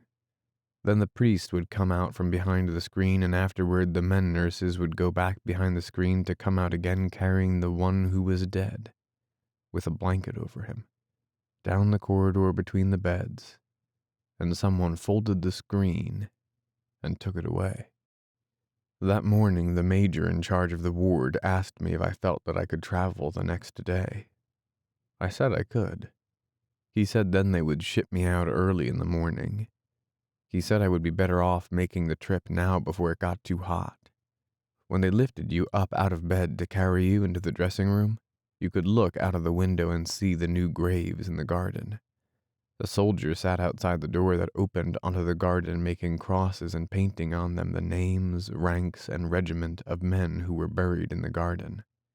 He also ran errands for the ward, and in his spare time made me a cigarette lighter out of an empty Austrian rifle cartridge. The doctors were very nice, and seemed very capable. They were anxious to ship me to Milan, where there were better X-ray facilities, and where, after the operation, I could take mechanotherapy. I wanted to go to Milan, too. They wanted to get us all out and back as far as possible because all the beds were needed for the offensive, when it should start. The night before I left the field hospital, Rinaldi came in to see me with the major from our mess. They said that I would go to an American hospital in Milan that had just been installed. Some American ambulance units were to be sent down, and this hospital would look after them, and any other Americans on service in Italy. There were many in the Red Cross. The States had declared war on Germany, but not on Austria. The Italians were sure America would declare war on Austria too, and they were very excited about any Americans coming down, even the Red Cross. They asked me if I thought President Wilson would declare war on Austria, and I said it was only a matter of days. I did not know what we had against Austria, but it seemed logical that they should declare war on her if they did on Germany. They asked me if we would declare war on Turkey. I said that was doubtful. Turkey, I said, was our national bird, but the joke translated so badly, and they were so puzzled and suspicious that I said, yes, we would probably declare war on Turkey. And on Bulgaria? We had drunk several glasses of brandy, and I said, yes, by God, on Bulgaria too, and on Japan. But they said, Japan is an ally of England. You can't trust the bloody English. The Japanese want Hawaii. I said, where is Hawaii? It's in the Pacific Ocean. Why do the Japanese want it?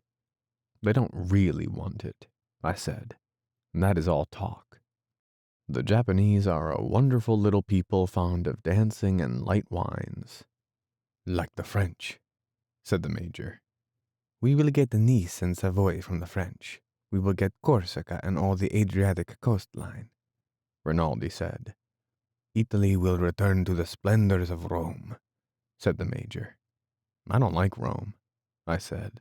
It is hot and full of fleas. You don't like Rome? Yes, I love Rome. Rome is the mother of nations. I will never forget Romulus suckling the Tiber. What? Nothing. Let's all go to Rome. Let's go to Rome tonight and never come back. Rome is a beautiful city, said the Major. The mother and father of nations, I said. Roma is a feminine, said Rinaldi. It cannot be the father. Who is the father, then? The Holy Ghost. Don't blaspheme. I wasn't blaspheming. I was asking for information. You're drunk, baby. Who made me drunk? I made you drunk, said the Major. I made you drunk because I love you and because America is in the war. Up to the hilt, I said. You go away in the morning, baby, Rinaldi said. To Rome, I said. No, to Milan, said the Major. To the Crystal Palace, to the Cova, to Campari's, to Beefy's, to the Galleria, you lucky boy. To the Grand Italia, I said, where I will borrow money from George. To the Scala, said Rinaldi. You will go to the Scala. Every night, I said. You won't be able to afford it every night, said the Major. The tickets are very expensive. I will draw a sight draft on my grandfather, I said. A what? A sight draft. He has to pay or I go to jail. Mr. Cunningham at the bank does it. I live by sight drafts. Can a grandfather jail a patriotic grandson who is dying that Italy may live?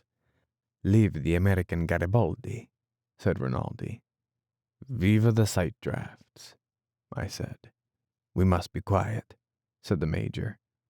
Already we have been asked many times to be quiet. Do you go tomorrow really, Federico? He goes to the American hospital, I tell you, Rinaldi said. To the beautiful nurses, not the nurses with beards of the field hospital. Yes, said the Major. I know he goes to the American hospital. I don't mind their beards, I said. If any man wants to raise a beard, let him.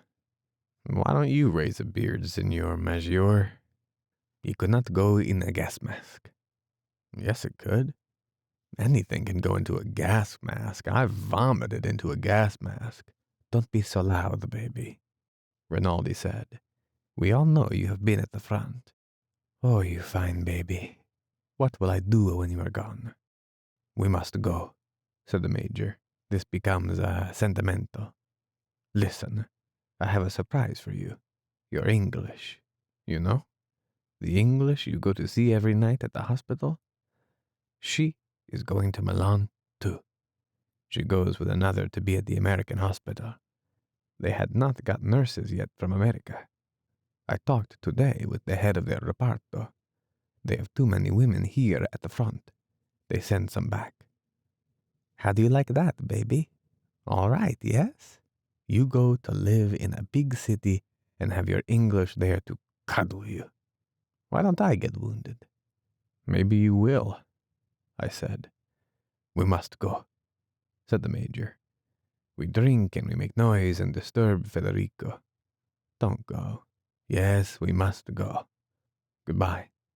Good luck. Many things. Ciao. Ciao. Ciao. Come back quickly, baby. Rinaldi kissed me. Whew, you smell of a Lysol. Goodbye, baby. Goodbye. Many things. The major patted my shoulder. They tiptoed out. I found I was quite drunk, but went to sleep. The next day in the morning we left for Milan and arrived 48 hours later. It was a bad trip. We were sidetracked for a long time this side of Mestre. Then children came and peeked in. I got a little boy to go for a bottle of cognac, but he came back and said he could only get grappa. I told him to get it, and when it came I gave him the change, and the man beside me and I got drunk and slept until past Vicenza, where I woke up and was very sick on the floor. It did not matter because the man on that side had been very sick on the floor several times before. Afterward I thought I could not stand the thirst, and in the yards outside of Verona I called to a soldier who was walking up and down beside the train, and he got me a drink of water.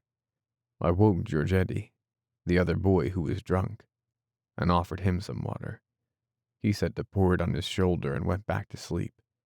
The soldier would not take the penny I offered him and brought me a pulpy orange. I sucked on that and spit out the pith, and watched the soldiers pass up and down past a freight car outside, and after a while the train gave a jerk and started. Chapter 13. We got into Milan early in the morning, and they unloaded us in the freight yard. An ambulance took me to the American hospital. Riding in the ambulance on a stretcher, I could not tell what part of town we were passing through. But when they unloaded the stretcher, I saw a marketplace and an open wine shop with a girl sweeping out. They were watering the street, and it smelled of the early morning. They put the stretcher down and went in. The porter came out with them. He had gray mustaches, wore a doorman's cap, and was in his shirt sleeves. The stretcher would not go into the elevator, and they discussed whether it was better to lift me off the stretcher and go up in the elevator, or carry the stretcher up the stairs. I listened to them discussing it. They decided on the elevator. They lifted me from the stretcher. "Go easy," I said. "Take it softly." In the elevator we were crowded, and as my legs bent, the pain was very bad. "Straighten out the legs," I said. "We can't, Signor Tenente. There isn't room." The man who said this had his arm around me, and my arm was around his neck. His breath came in my face metallic with garlic and red wine. "Be gentle," the other man said. "Son of a bitch, who isn't gentle?" "Be gentle, I say," the man with my feet repeated. I saw the doors of the elevator closed, and the grill shut, and the fourth floor button pushed by the porter. The porter looked worried. The elevator rose slowly.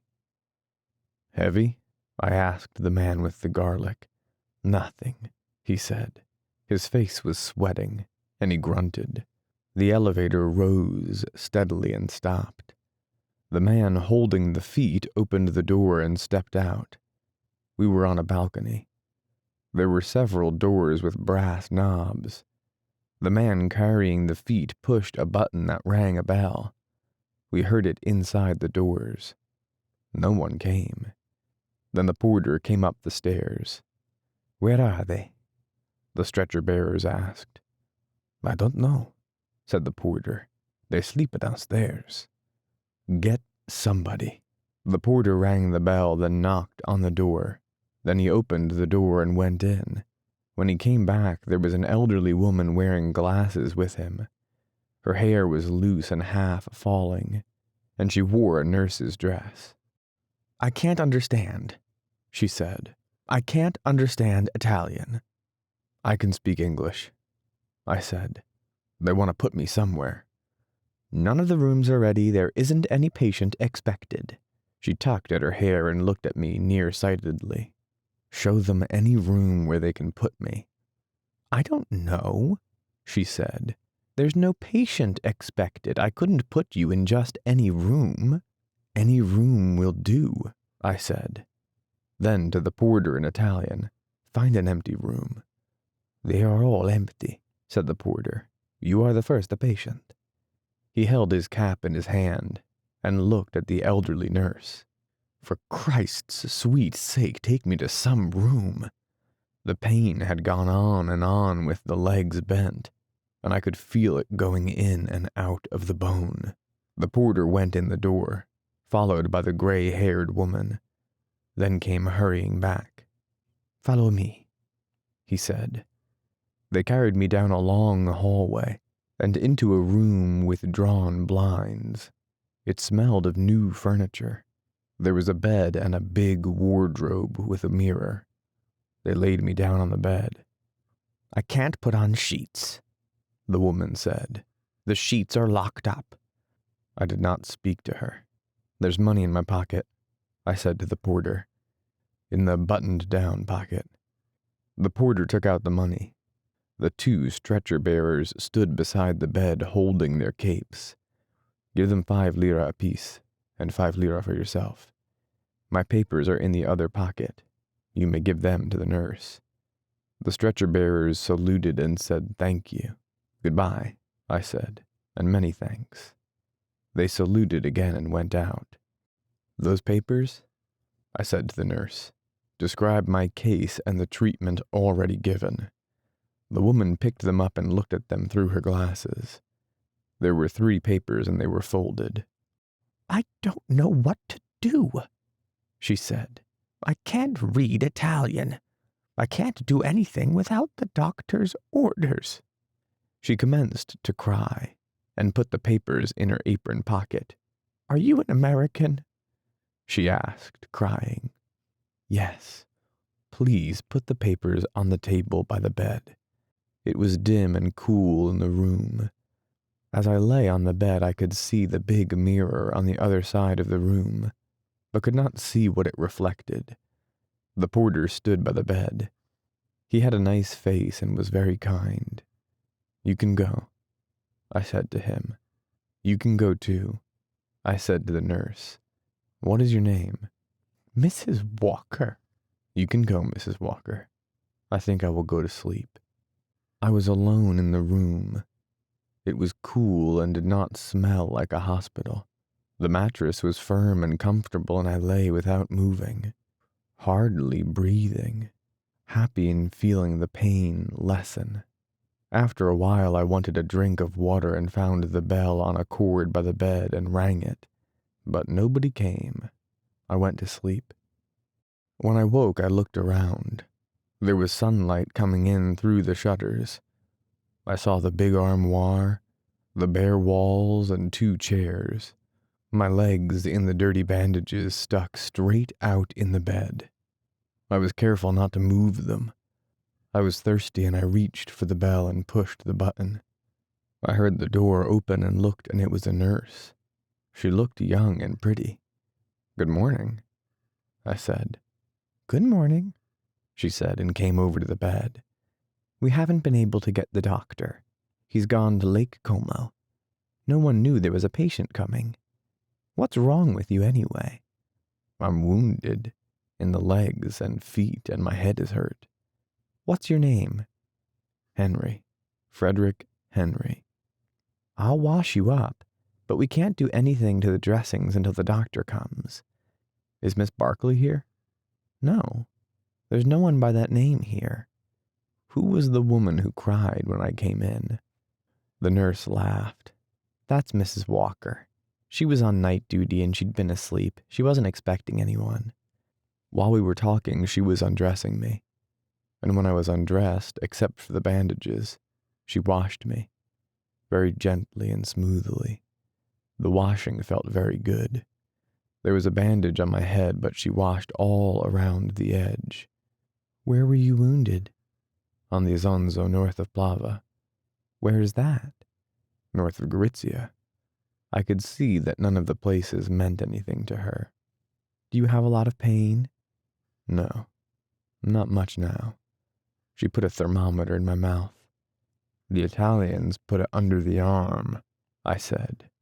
Don't talk. When she took the thermometer out, she read it, and then shook it. What's the temperature? You're not supposed to know that. Tell me what it is. It's almost normal. I never have any fever. My legs are full of old iron, too. What do you mean? They're full of trench mortar fragments, old screws and bed springs and things.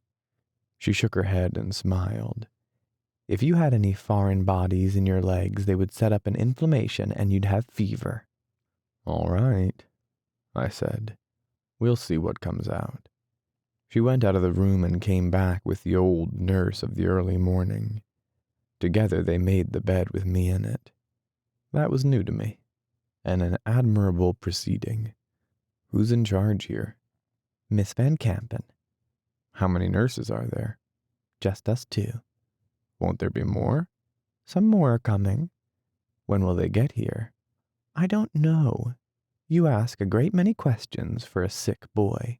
I'm not sick, I said. I'm wounded.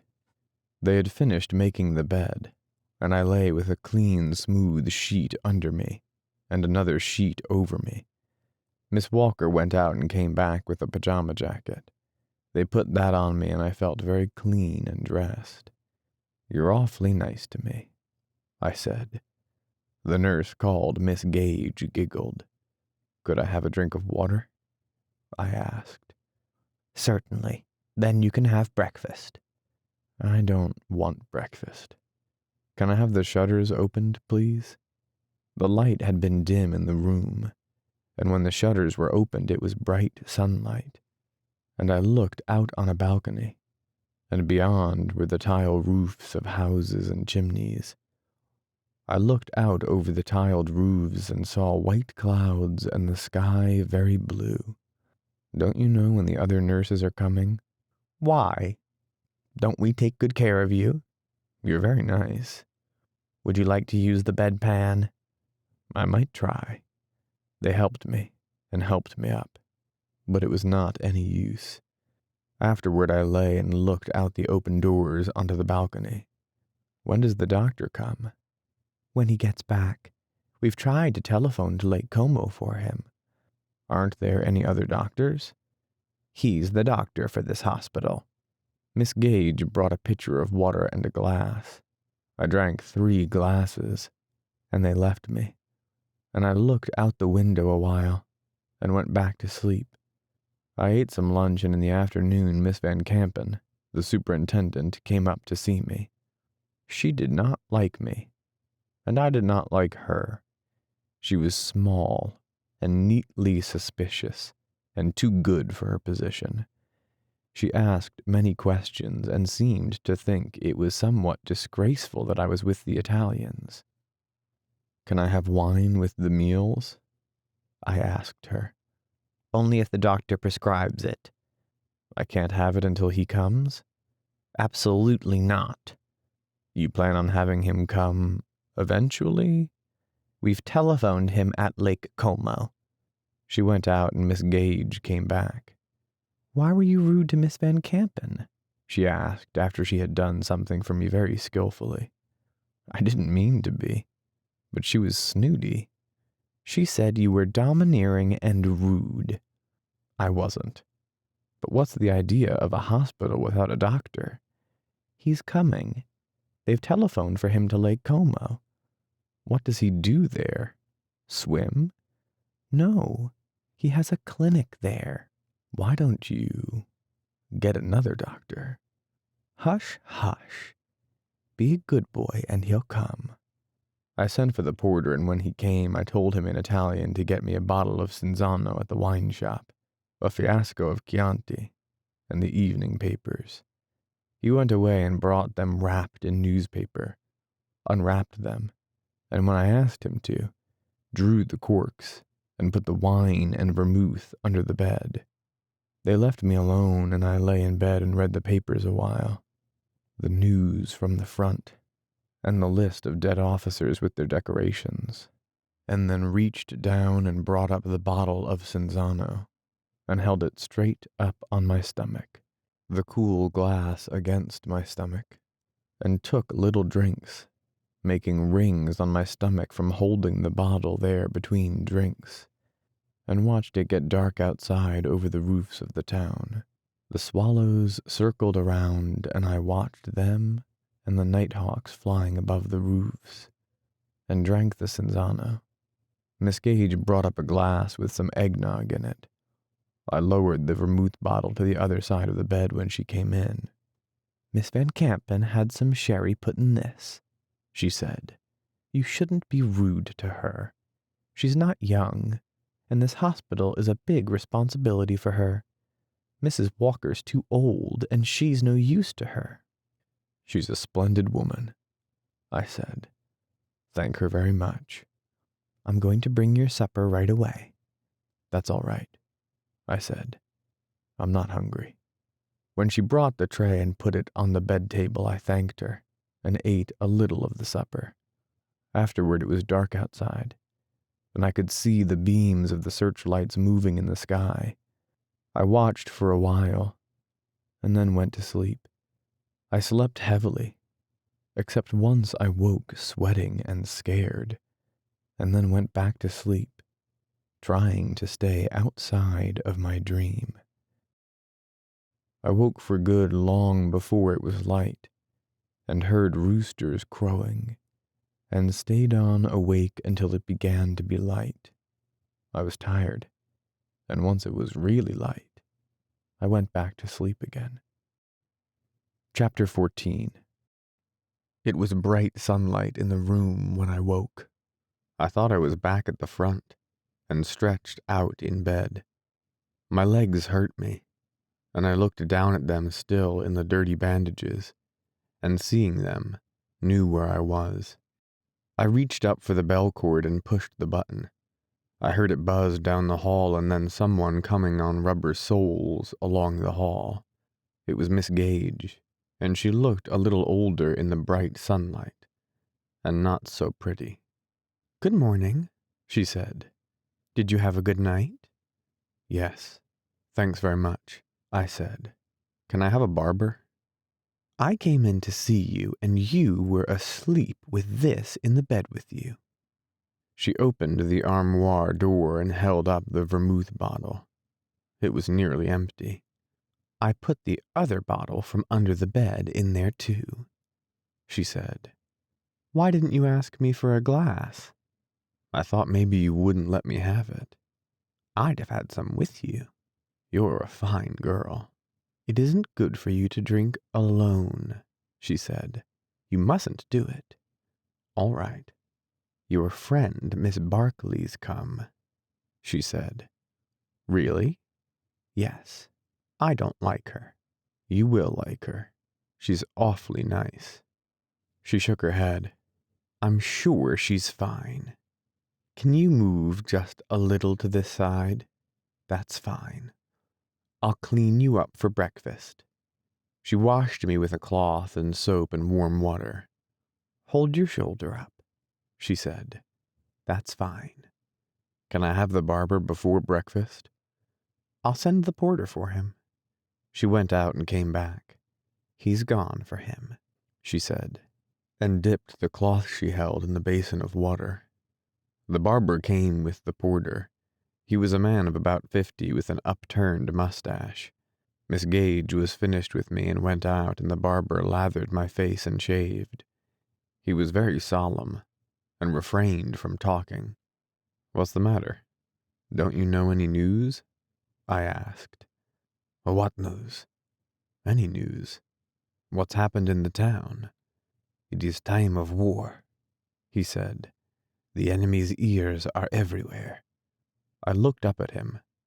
"Please hold your face still," he said, and went on shaving. "I will tell nothing." "What's the matter with you?" I asked. "I'm an Italian.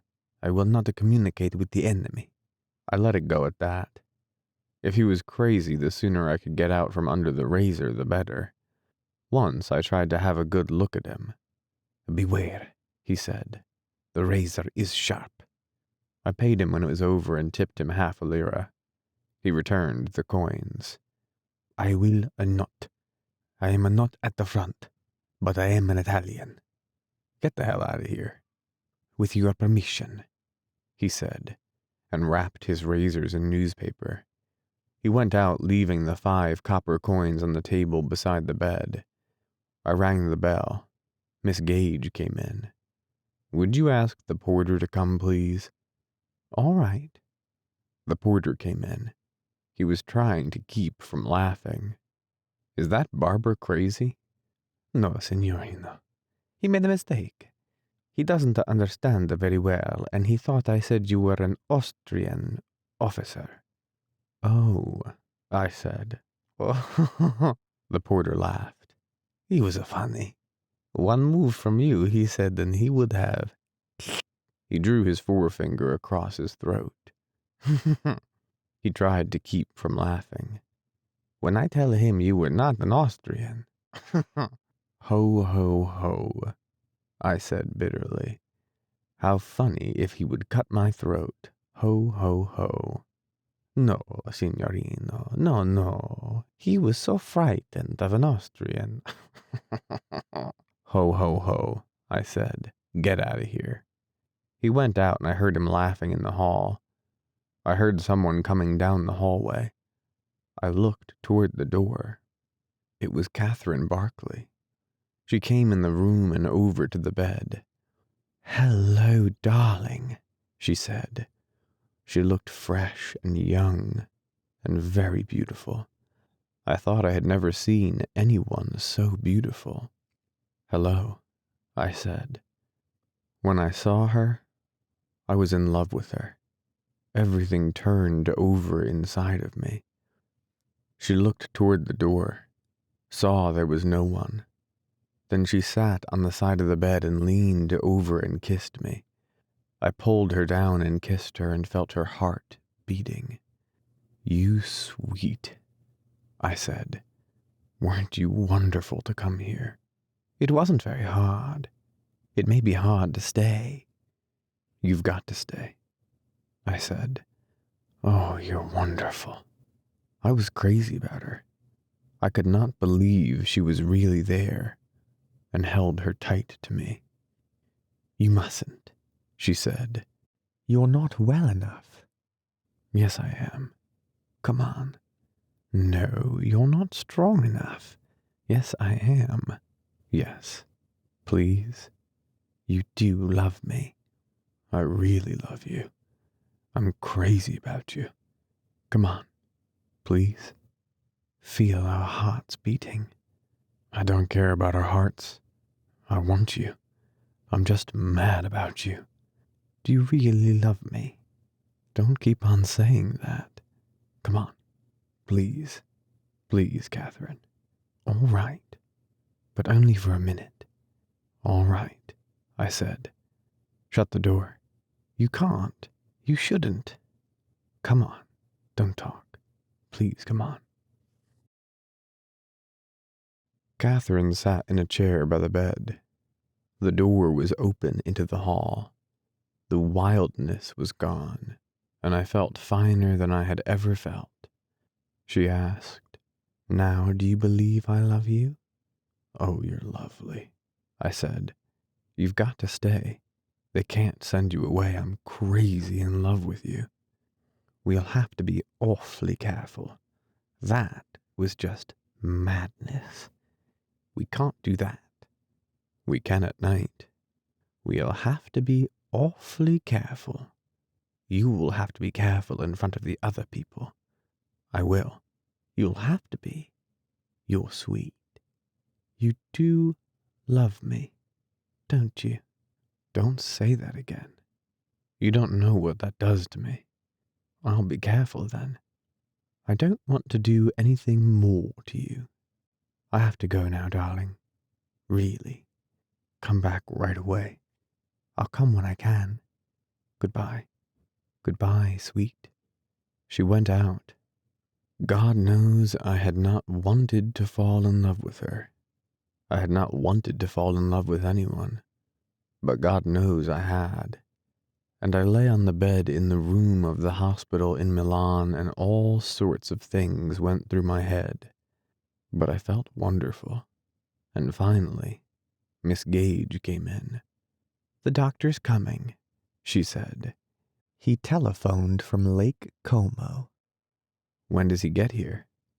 "He'll be here this afternoon."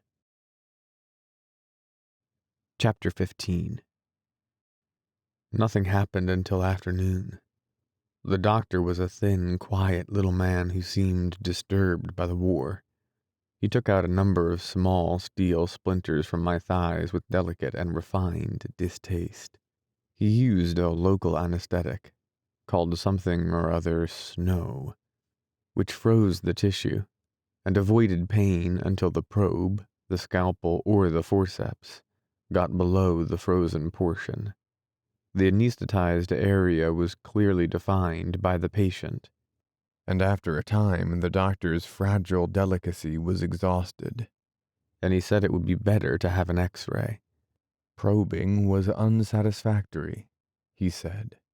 The X-ray was taken at the Hospital Major, and the doctor who did it was excitable, efficient, and cheerful. It was arranged by holding up the shoulders that the patient should see personally some of the larger foreign bodies through the machine. The plates were to be sent over. The doctor requested me to write in his pocket notebook my name and regiment and some sentiment.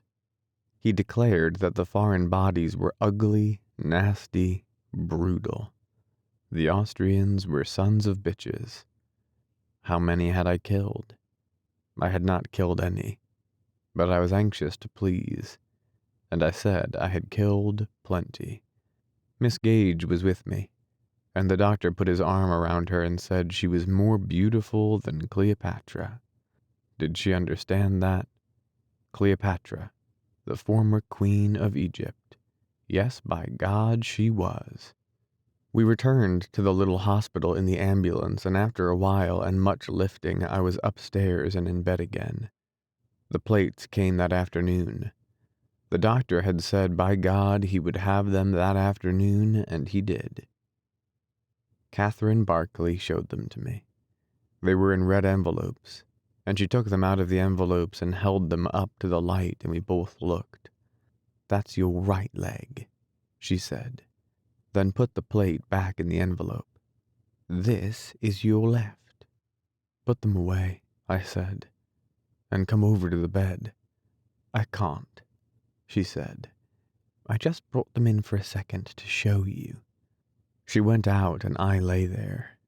It was a hot afternoon and I was sick of lying in bed. I sent the porter for the papers, all the papers he could get. Before he came back, 3 doctors came into the room. I have noticed that doctors who fail in the practice of medicine have a tendency to seek one another's company and aid in consultation. A doctor who cannot take out your appendix properly will recommend you to a doctor who will be unable to remove your tonsils with success. These were 3 such doctors. "This is the young man," said the house doctor with the delicate hands. "How do you do?" said the tall, gaunt doctor with the beard. The 3rd doctor, who carried the X-ray plates in the red envelopes, said nothing. "Remove the dressings?" questioned the bearded doctor. "Certainly. Remove the dressings, please, nurse," the house doctor said to Miss Gage.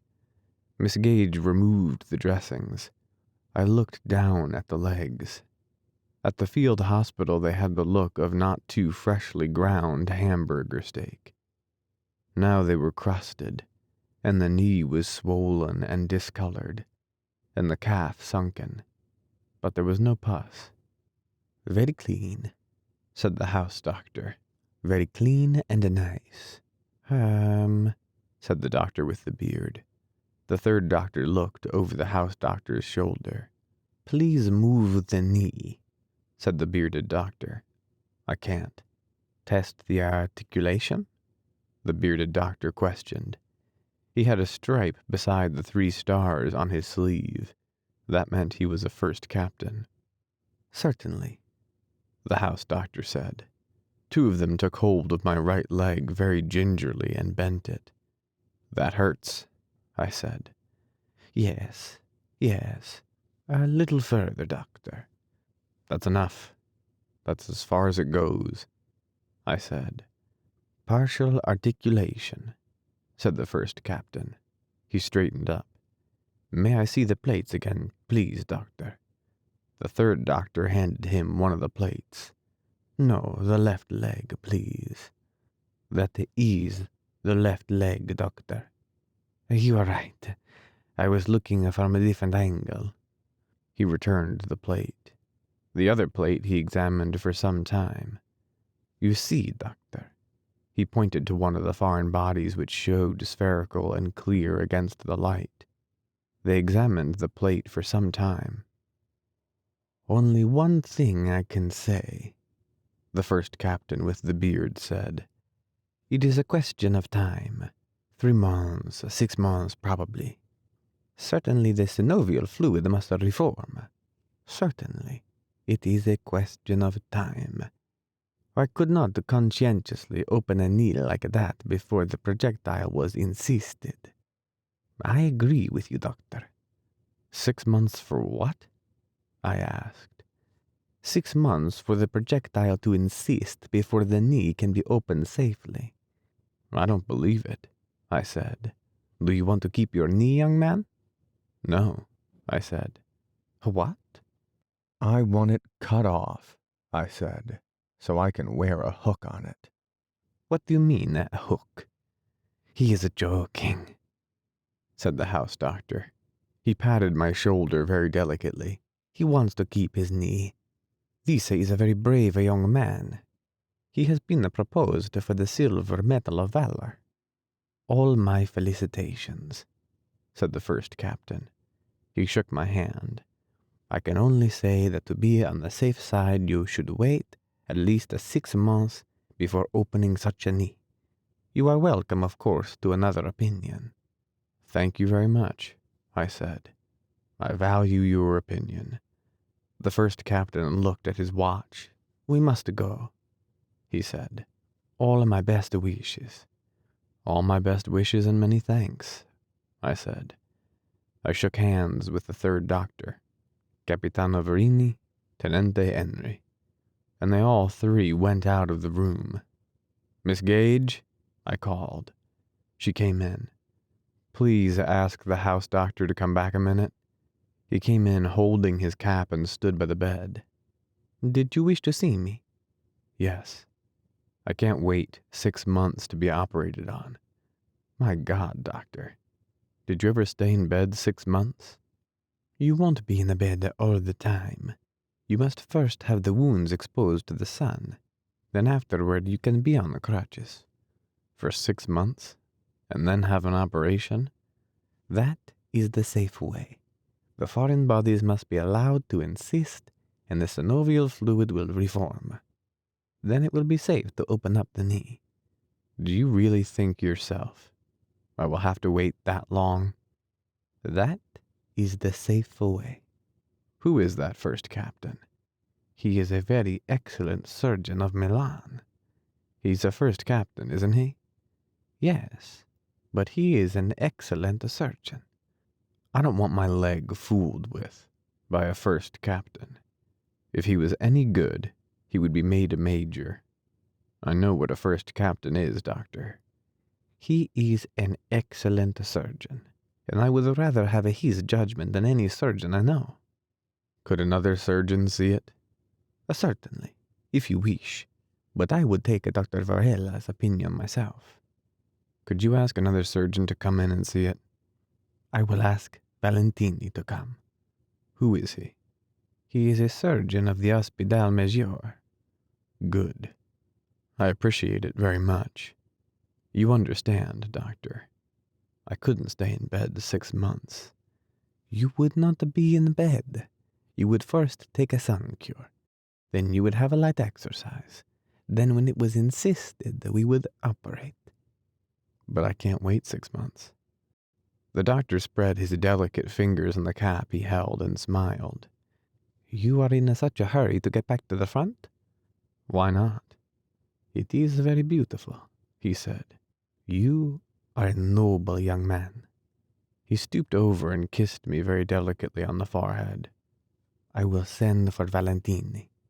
Do not worry and excite yourself. Be a good boy. Will you have a drink? I asked. No, thank you. I never drink alcohol. Just have one. I rang for the porter to bring glasses. No, thank you. They are waiting for me. Goodbye, I said. Goodbye. 2 hours later, Dr. Valentini came into the room. He was in a great hurry, and the points of his mustache stood straight up. He was a major. His face was tanned, and he laughed all the time. How did you do it, this rotten thing? He asked. Let me see the plates. Yes, that's it. You look as healthy as a goat. Who's this pretty girl? Is she your girl? I thought so. Isn't this a bloody war? How does that feel? You are a fine boy. I'll make you better than new. Does that hurt? You bet it hurts. How they love to hurt you, these doctors. What have they done for you so far? Can't that girl talk Italian? She should learn. What a lovely girl. I could teach her. I will be a patient here myself. No, but I will do all your maternity work free. Does she understand that? She will make you a fine boy. A fine blonde like she is. That's fine. That's all right. What a lovely girl. Ask her if she eats a supper with me. No, I won't take her away from you. Thank you. Thank you very much, miss. That's all. That's all I want to know. He patted me on the shoulder. Leave the dressings off. Will you have a drink, Dr. Valentini? A drink? Certainly. I will have 10 drinks. Where are they? In the armoire. Miss Barkley will get the bottle. Cheerio. Cheerio to you, miss. What a lovely girl. I will bring you a better cognac than that. He wiped his mustache. When do you think it can be operated on? Tomorrow morning, not before. Your stomach must be emptied. You must be washed out. I will see the old lady downstairs and leave instructions. Goodbye. I see you tomorrow. I'll bring you better cognac than that. You are very comfortable here. Goodbye. Until tomorrow. Get a good sleep. I'll see you early. He waved from the doorway. His mustaches went straight up. His brown face was smiling. There was a star in a box on his sleeve, because he was a major. Chapter 16. That night, a bat flew into the room through the open door that led onto the balcony, and through which we watched the night over the roofs of the town. It was dark in our room except for the small light of the night over the town, and the bat was not frightened, but hunted in the room as though he had been outside. We lay and watched him, and I do not think he saw us, because we lay so still. After he went out, we saw a searchlight come on, and watched the beam move across the sky, and go off, and it was dark again. A breeze came in the night, and we heard the men of the anti-aircraft gun on the next roof talking. It was cool, and they were putting on their capes. I worried in the night about someone coming up, but Catherine said they were all asleep. Once in the night we went to sleep, and when I woke she was not there, but I heard her coming along the hall and the door opened, and she came back to the bed and said it was all right. She'd been downstairs and they were all asleep. She had been outside Miss Van Kampen's door and heard her breathing in her sleep. She brought crackers, and we ate them and drank some vermouth. We were very hungry, but she said that would all have to be gotten out of me in the morning. I went to sleep again in the morning when it was light, and when I was awake I found she was gone again. She came in looking fresh and lovely, and sat on the bed, and the sun rose while I had the thermometer in my mouth, and we smelled the dew on the roofs, and then the coffee of the men at the gun on the next roof. "I wish we could go for a walk," Catherine said. "I'd wheel you if we had a chair." "How would I get into the chair?" "We'd do it." "We could go out to the park and have breakfast outdoors." I looked out the open doorway. "What we'll really do," she said, "is get you ready for your friend, Dr. Valentini." I thought he was grand. I didn't like him as much as you did, but I imagine he's very good. "Come back to bed, Catherine. Please," I said. "I can't. Didn't we have a lovely night? And can you be on night duty tonight?" "I probably will, but you won't want me." "Yes, I will." "No, you won't. You've never been operated on. You don't know how you'll be." "I'll be all right." "You'll be sick, and I won't be anything to you." "Come back then now." "No," she said. "I have to do the chart, darling, and fix you up." "You don't really love me or you'd come back again."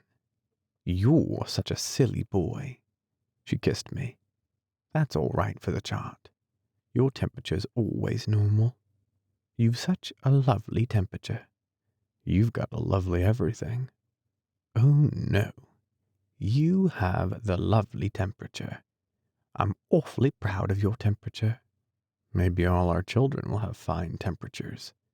"Our children will probably have beastly temperatures." "What do you have to do to get me ready for Valentini?" "Not much, but quite unpleasant." "I wish you didn't have to do it." "I don't. I don't want anyone else to touch you." "I'm silly. I get furious if they touch you." "Even Ferguson?" "Especially Ferguson. And Gage. And the other. What's her name?" "Walker." "That's it. They've too many nurses here now. There must be some more patients or they'll send us away. They have 4 nurses now." "Perhaps there'll be some. They need that many nurses. It's quite a big hospital." "I hope some will come. What would I do if they sent me away?" "They will, unless there are more patients." "I'd go too." "Don't be silly. You can't go yet. But get well quickly, darling. And we will go somewhere." "And then what?" "Maybe the war will be over. It can't always go on." "I'll get well," I said. "Valentini will fix me." "He should, with those mustaches. And, darling, when you're going under the ether, just think about something else. Not us. Because people get very blabby under an anesthetic." "What should I think about?" "Anything. Anything but us. Think about your people. Or even any other girl." "No." "Say your prayers, then. That ought to create a splendid impression." "Maybe I won't talk." "That's true. Often people don't talk. I won't talk. Don't brag, darling.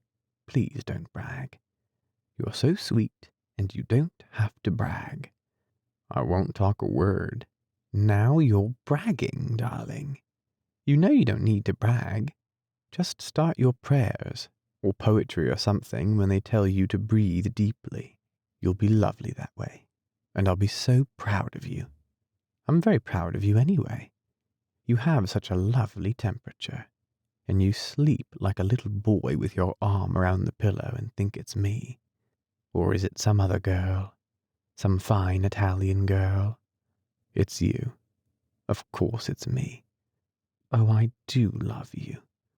And Valentini will make you a fine leg. I'm glad I don't have to watch it." "And you'll be on night duty tonight?" "Yes, but you won't care." "You wait and see." "There, darling. Now you're all clean inside and out. Tell me, How many people have you ever loved? Nobody. Not me, even. Yes, you. How many others? Really? None. How many have you, how do you say it, stayed with? None. You're lying to me. Yes. It's all right. Keep right on lying to me. That's what I want you to do. Were they pretty? I never stayed with anyone. That's right. Were they very attractive? I don't know anything about it. You're just mine. That's true. And you've never belonged to anyone else. But I don't care if you have. I'm not afraid of them. But don't tell me about them. When a man stays with a girl, how does she say how much it costs? I don't know. Of course not. Does she say she loves him? Tell me that. I want to know that. Yes, if he wants her to. Does he say he loves her? Tell me, please. It's important. He does if he really wants to. But you never did? Really? No. Not really? Tell me the truth. No. I lied. You wouldn't, she said. I knew you wouldn't. Oh, I love you, darling. Outside, the sun was up over the roofs, and I could see the points of the cathedral with the sunlight on them. I was clean inside and outside, and waiting for the doctor. And that's it? Catherine said. She says just what he wants her to. Not always, but I will. I'll say just what you wish, and I'll do what you wish, and then you will never want any other girls. Will you? She looked at me very happily. I'll do what you want, and say what you want, and then I'll be a great success. Won't I? Yes. What would you like me to do now that you're all ready? Come to the bed again. All right. I'll come. Oh, darling, darling, darling, I said. You see, she said, I do anything you want. You're so lovely. I'm afraid I'm not very good at it yet. You're lovely. I want what you want. There isn't any me anymore. Just what you want. You sweet. I'm good. Aren't I good? You don't want any other girls, do you? No. You see? I'm good. I do what you want. Chapter 17. When I was awake after the operation, I had not been away. You do not go away. They only choke you. It is not like dying. It is just a chemical choking, so you do not feel. And afterward you might as well have been drunk, except that when you throw up, nothing comes but bile, and you do not feel better afterward. I saw sandbags at the end of the bed. They were on pipes that came out of the cast. After a while I saw Miss Gage, and she said, How is it now? Better, I said. He did a wonderful job on your knee. How long did it take? 2 hours and a half? Did I say anything silly? Not a thing. Don't talk. Just be quiet. I was sick, and Catherine was right. It did not make any difference who was on night duty. There were 3 other patients in the hospital now. A thin boy in the Red Cross from Georgia with malaria. A nice boy, also thin, from New York with malaria and jaundice. And a fine boy, who had tried to unscrew the fuse cap from a combination shrapnel and a high explosive shell for a souvenir. This was a shrapnel shell used by the Austrians in the mountains with a nose cap which went on after the burst and exploded on contact. Catherine Barclay was greatly liked by the nurses because she would do night duty indefinitely. She had quite a little work with the malaria people. The boy who had unscrewed the nose cap was a friend of ours, and never rang at night, unless it was necessary. But between the times of working, we were together. I loved her very much, and she loved me. I slept in the daytime, and we wrote notes during the day when we were awake and sent them by Ferguson. Ferguson was a fine girl. I never learned anything about her except that she had a brother in the 52nd Division and a brother in Mesopotamia, and she was very good to Catherine Barclay. "Will you come to our wedding, Fergie?" I said to her once. "You will never get married." "We will." "No, you won't." "Why not?" "You'll fight before you'll marry." "We never fight." "You've time yet." "We don't fight." "You'll die then. Fight or die. That's what people do. They don't marry." I reached for her hand. "Don't take hold of me," she said. "I'm not crying. Maybe you'll be all right, you two. But watch out you don't get her in trouble. You get her in trouble, and I'll kill you." "I won't get her in trouble." "Well, watch out then. I hope you'll be all right. You have a good time." "We have a fine time." "Don't fight then, and don't get her into trouble." "I won't." "Mind you watch out. I don't want her with any of these war babies." "You're a fine girl, Fergie." "I'm not. Don't try to flatter me. How does your leg feel?" "Fine." "How's your head?" She touched the top of it with her fingers. It was sensitive like a foot that had gone to sleep. It's never bothered me. "A bump like that could make you crazy. It never bothers you?" "No." "You're a lucky young man. Have you the letter, Dan?" "I'm going down." "It's here," I said. "You ought to ask her not to do night duty for a while. She's getting very tired." "All right. I will." "I want to do it, but she won't let me. The others are glad to let her have it. You might just give her a little rest." "All right." "Miss Van Campen spoke about you sleeping all the forenoons." "She would." "It would be better if you let her stay off nights a little while." "I want her to." "You do not. But if you would make her, I'd respect you for it." "I'll make her." "I don't believe it." She took the note and went out.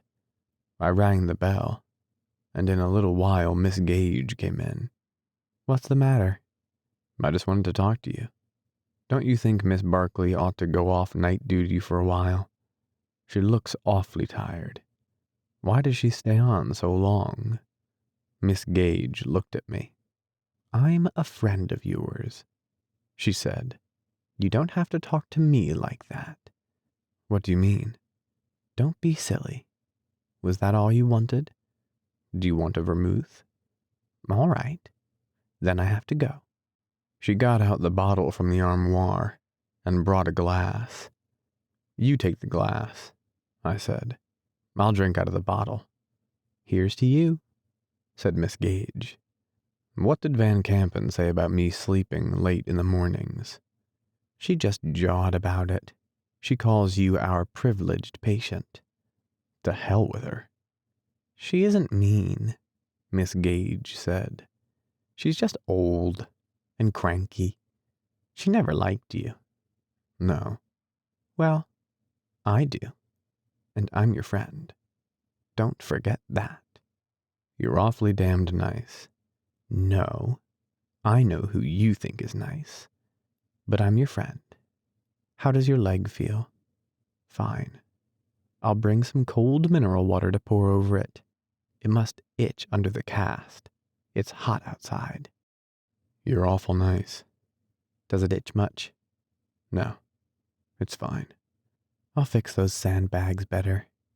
She leaned over. "I'm your friend." "I know you are." "No, you don't. But you will someday." Catherine Barclay took 3 nights off duty, and then she came back on again. It was as though we met again after each of us had been away on a long journey. Chapter 18. We had a lovely time that summer. When I could go out, we rode in a carriage in the park. I remember the carriage, the horse going slowly, and up ahead the back of the driver with his varnished high hat, and Catherine Barkley, sitting beside me. If we let our hands touch, just the side of my hand touching hers, we were excited. Afterward, when I could get around on crutches, we went to dinner at Beefy's, or the Grand Italia, and sat at the tables outside on the floor of the Galleria. The waiters came in and out, and there were people going by, and candles with shades on the tablecloths. And after we decided that we liked the Grand Italia best, George, the head waiter, saved us a table. He was a fine waiter, and we let him order the meal while we looked at the people, and the great Galleria in the dusk, and each other. We drank dry white Capri, iced in a bucket, although we tried many of the other wines, Fresa, Barbera, and the sweet white wines. They had no wine waiter because of the war, and George would smile ashamedly when I asked about wines like Fresa. "If you imagine a country that makes a wine because it tastes like strawberries," he said. "Why shouldn't it?" Catherine asked. "It sounds splendid." "You try it, lady," said George, "if you want to. But let me bring a little bottle of Margaux for the tenente." "I'll try it too, George." "Sir, I can't recommend you to. It doesn't even taste like strawberries." "It might," said Catherine. "It would be wonderful if it did." "I'll bring it," said George. "And when the lady is satisfied, I'll take it away." It was not much of a wine. As he said, it did not even taste like strawberries. We went back to Capri. One evening I was short of money, and George loaned me 100 lire. "That's all right, tenente," he said. "I know how it is. I know how a man gets short. If you or the lady need money, I've always got money." After dinner we walked through the Galleria, past the other restaurants and the shops with their steel shutters down, and stopped at the little place where they sold sandwiches. Ham and lettuce sandwiches and anchovy sandwiches made of very tiny brown glazed rolls, and only about as long as your finger. They were to eat in the night, when we got hungry. Then we got into an open carriage outside the Galleria in front of the cathedral, and rode to the hospital. At the door of the hospital, the porter came out to help with the crutches. I paid the driver, and then we rode upstairs in the elevator. Catherine got off at the lower floor where the nurses lived, and I went on up and went down the hall on crutches to my room. Sometimes I undressed and got into bed, and sometimes I sat out on the balcony with my leg up on another chair and watched the swallows over the roofs and waited for Catherine. When she came upstairs, it was as though she had been away on a long trip, and I went along the hall with her on the crutches and carried the basins and waited outside the doors, or went in with her, it depending on whether they were friends of ours or not. And when she had done all there was to be done, we sat out on the balcony outside my room. Afterward I went to bed, and when they were all asleep and she was sure they would not call, she came in. I loved to take her hair down, and she sat on the bed and kept very still, except suddenly she would dip down to kiss me while I was doing it, and I would take out the pins and lay them on the sheet, and it would be loose, and I would watch her while she kept very still, and then take out the last 2 pins, and it would all come down, and she would drop her head, and we would both be inside of it. And it was the feeling of inside a tent or behind a falls. She had wonderfully beautiful hair, and I would lie sometimes and watch her twisting it up in the light that came in the open door, and it shone even in the night, as water shines sometimes just before it is really daylight. She had a lovely face and body and lovely smooth skin, too. We would be lying together and I would touch her cheeks and her forehead and under her eyes and her chin and throat with the tips of my fingers and say, "Smooth as piano keys." And she would stroke my chin with her finger and say, "Smooth as emery paper and very hard on piano keys. Is it rough?" "No, darling. I was just making fun of you." It was lovely in the nights, and if we could only touch each other, we were happy. Besides all the big times, we had many small ways of making love, and we tried putting thoughts in the other one's head while we were in different rooms. It seemed to work sometimes, but that was probably because we were thinking the same thing anyway.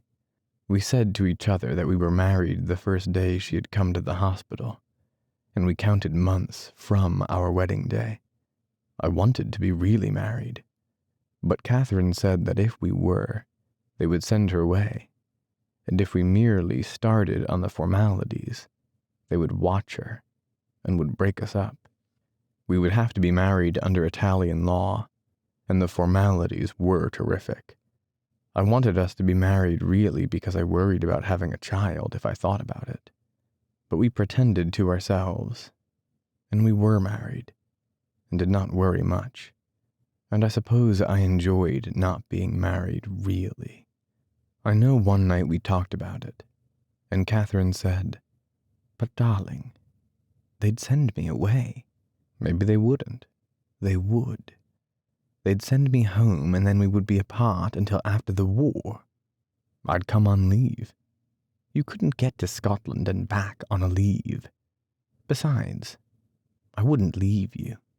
What good would it do to marry now? We are really married. I couldn't be any more married.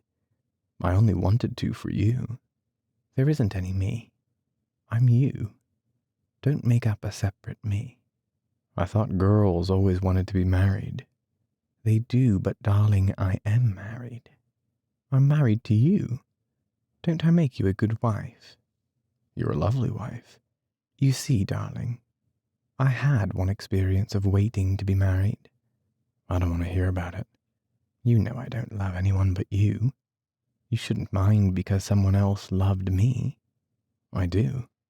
You shouldn't be jealous of someone who's dead when you have everything.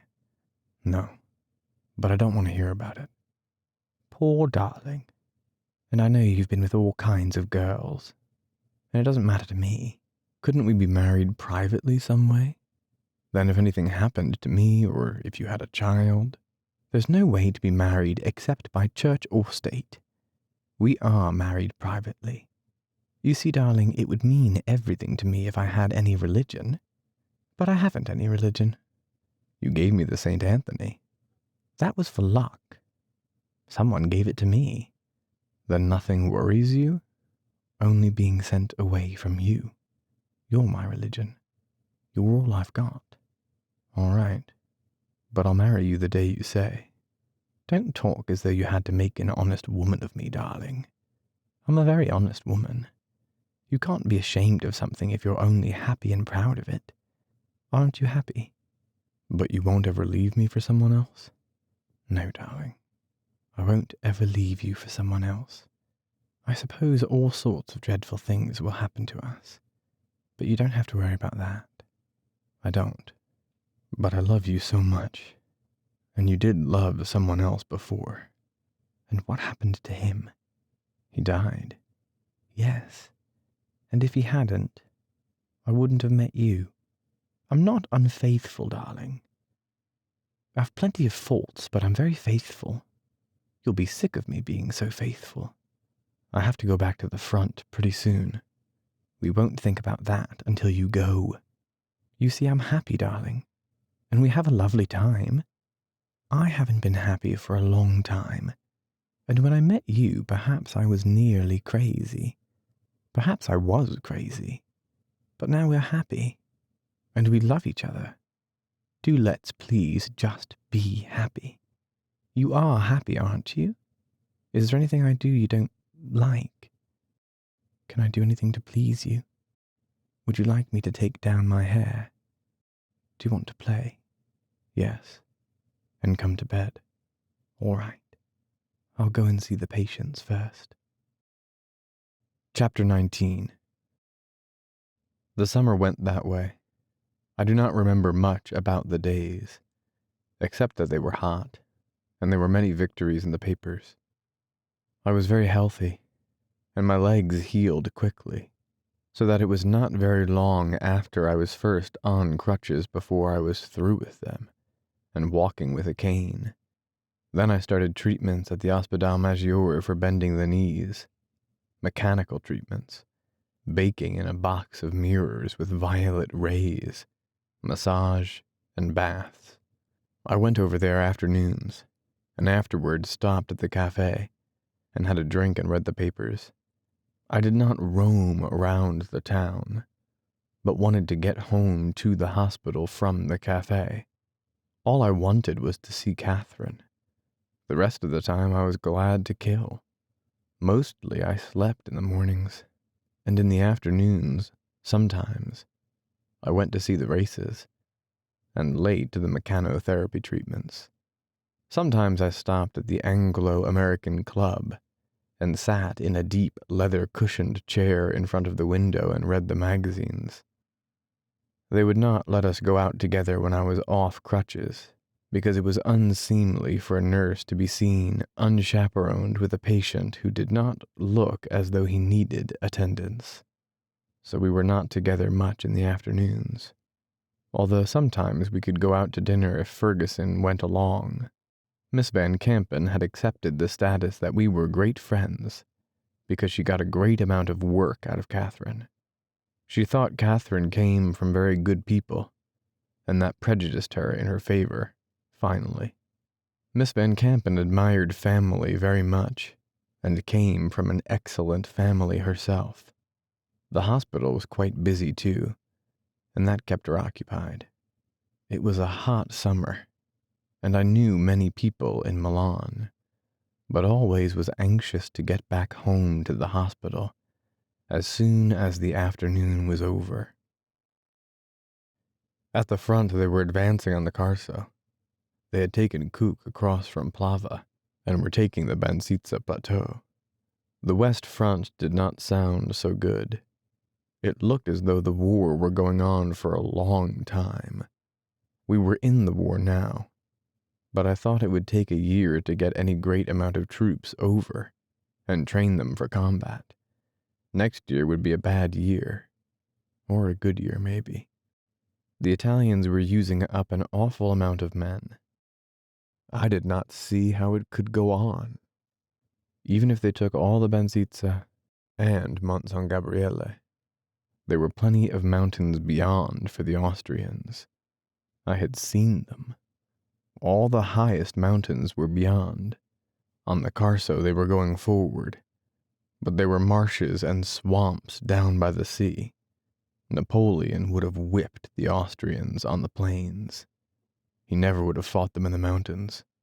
He would have let them come down and whipped them around Verona. Still, nobody was whipping anyone on the Western Front. Perhaps wars weren't won anymore. Maybe they went on forever. Maybe it was another 100 years' war.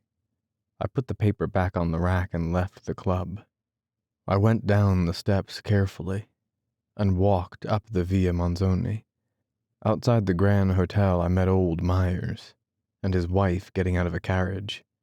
They were coming back from the races. She was a big busted woman in black satin. He was short and old, with a white mustache, and walked flat-footed with a cane. "How do you do? How do you do?" She shook hands. "Hello," said Myers. "How were the races?" "Fine. They were just lovely. I had 3 winners." "How did you do?" I asked Myers. "All right. I had a winner." I never know how he does," Mrs. Myers said. "He never tells me." "I do all right," Myers said. He was being cordial. "You ought to come out.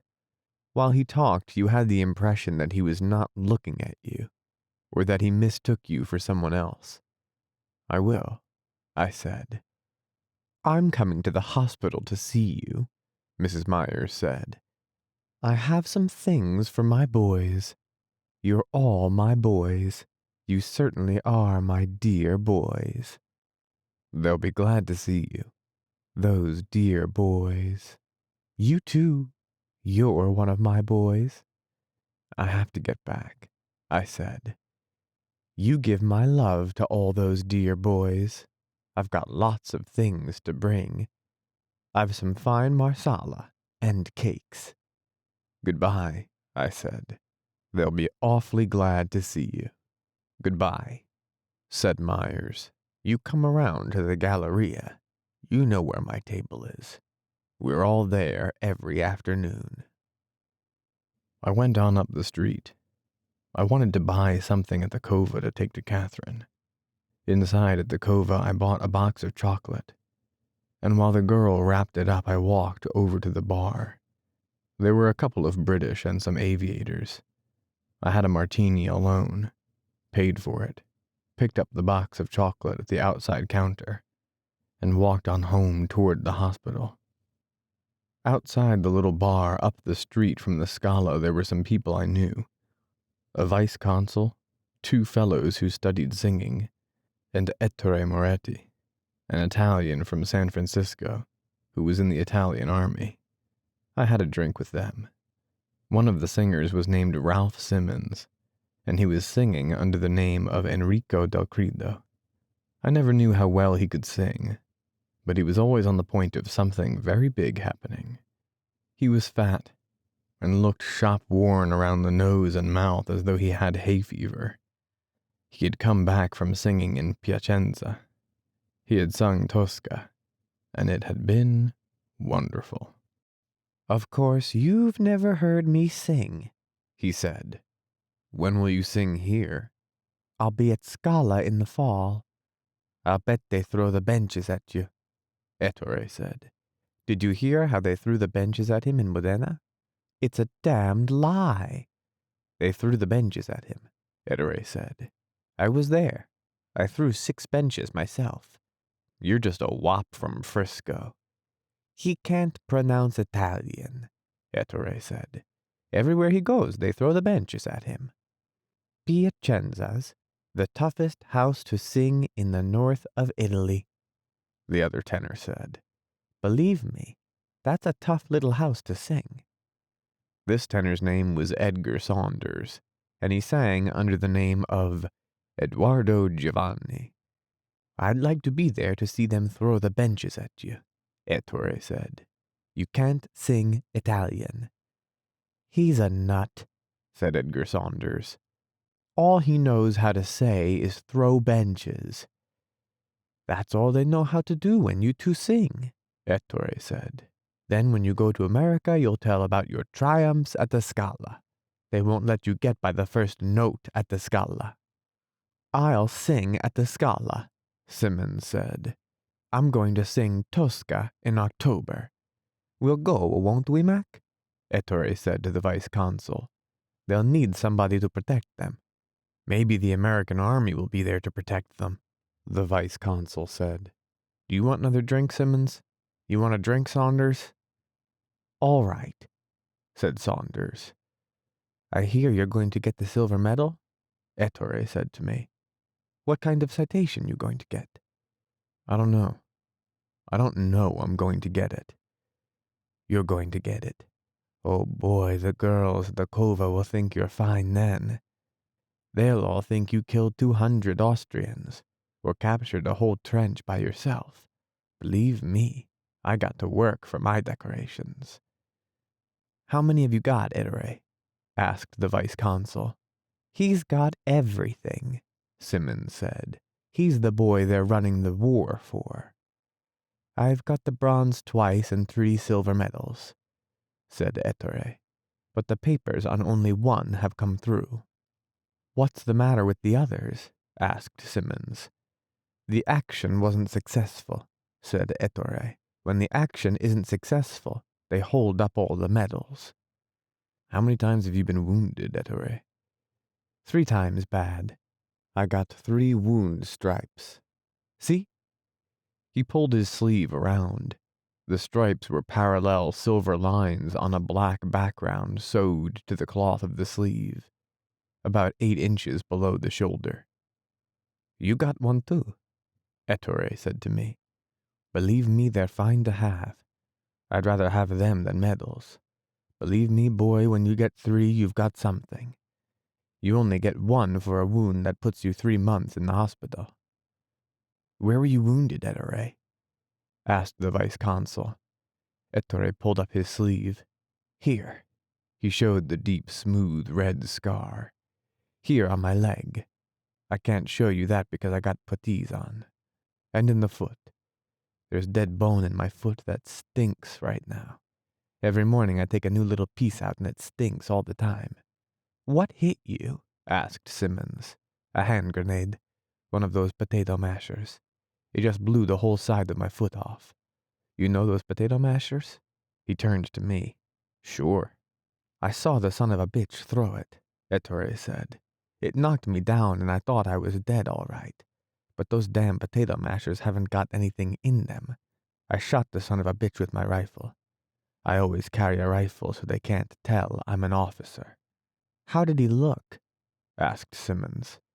That was the only one he had, Ettore said. I don't know why he threw it. I guess he always wanted to throw one. He never saw any real fighting, probably. I shot the son of a bitch all right. How did he look when you shot him? Simmons asked. Hell, how should I know? Said Ettore. I shot him in the belly. I was afraid I'd miss him if I shot him in the head. How long have you been an officer, Ettore? I asked. 2 years. I'm going to be a captain. How long have you been a lieutenant? Going on 3 years. You can't be a captain because you don't know the Italian language well enough, Ettore said. You can talk, but you can't read and write well enough. You got to have an education to be a captain. Why don't you go in the American army? Maybe I will. I wish to God I could. Oh boy. How much does a captain get, Mac? I don't know exactly. About $250, I think.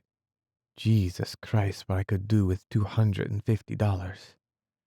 You better get in the American army quick, Fred. See if you can't get me in. All right. I can command a company in Italian. I could learn it in English easy. You'd be a general, said Simmons. No, I don't know enough to be a general. A general's got to know a hell of a lot.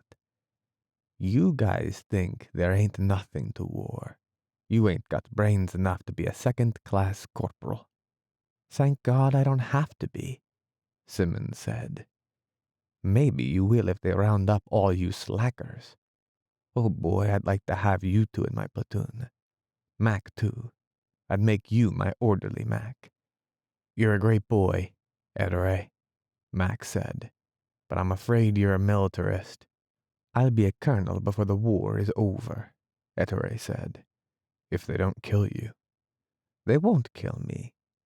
He touched the stars at his collar with his thumb and forefinger. You see me do that? We always touch our stars if anybody mentions getting killed. Let's go, Sim, said Saunders, standing up. All right. So long, I said. I have to go too. It was 5:45 by the clock inside the bar. Ciao, Ettore. Ciao, Fred, said Ettore. That's pretty fine you're going to get the silver medal. I don't know I'll get it. You'll get it all right, Fred. I heard you were going to get it all right. Well, so long, I said. Keep out of trouble, Ettore. Don't worry about me. I don't drink and I don't run around. I'm no boozer and whorehound. I know what's good for me. So long, I said. I'm glad you're going to be promoted to captain. I don't have to wait to be promoted. I'm going to be a captain for merit of war, you know. 3 stars with the crossed swords and crown above. That's me. Good luck.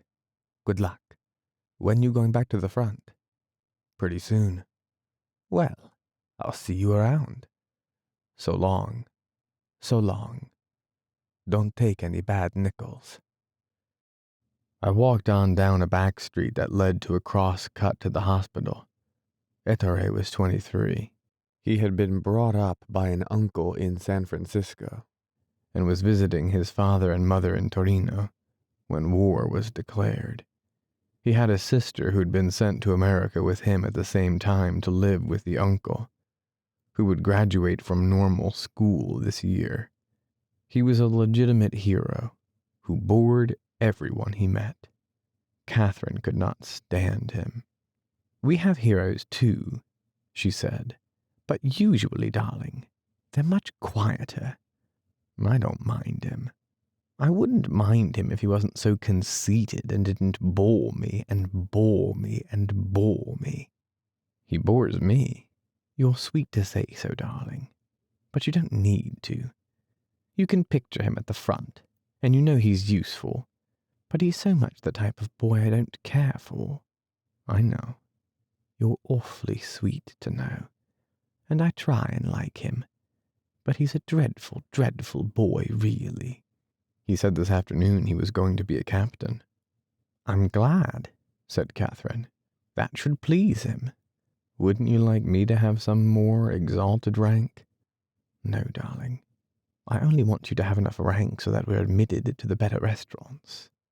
"That's just the rank I have." "You have a splendid rank. I don't want you to have any more rank. It might go to your head.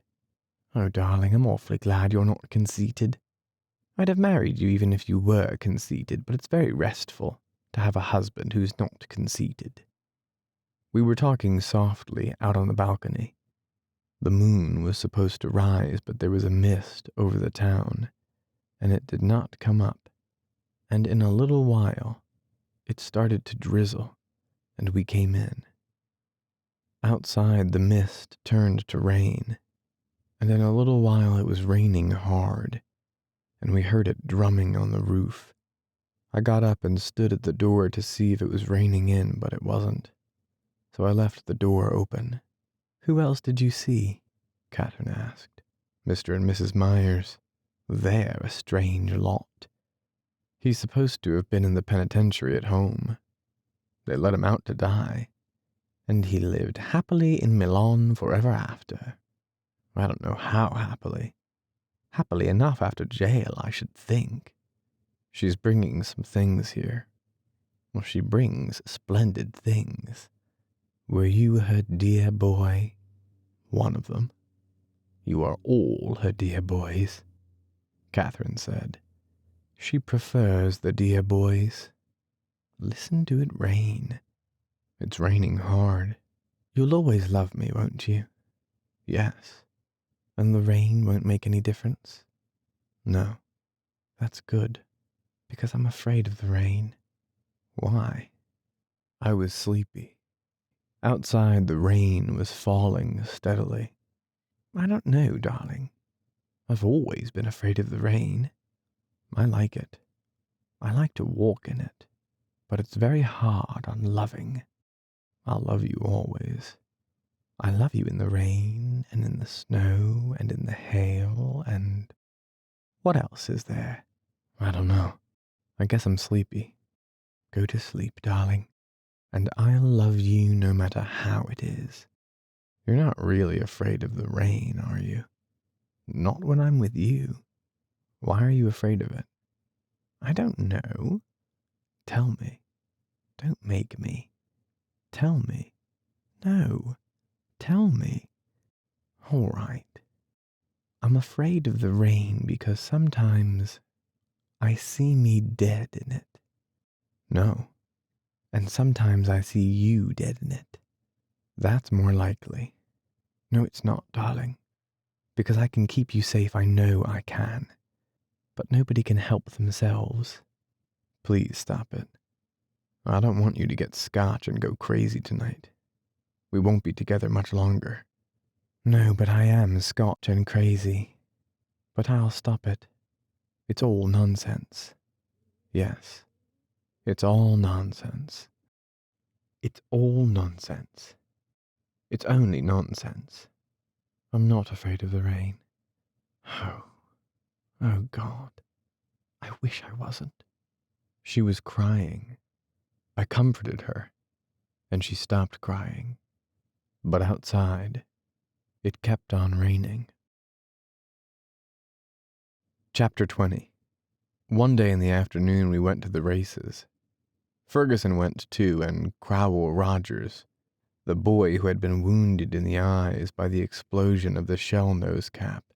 The girls dressed to go after lunch, while Crowell and I sat on the bed in his room and read the past performances of the horses and the predictions in the racing paper.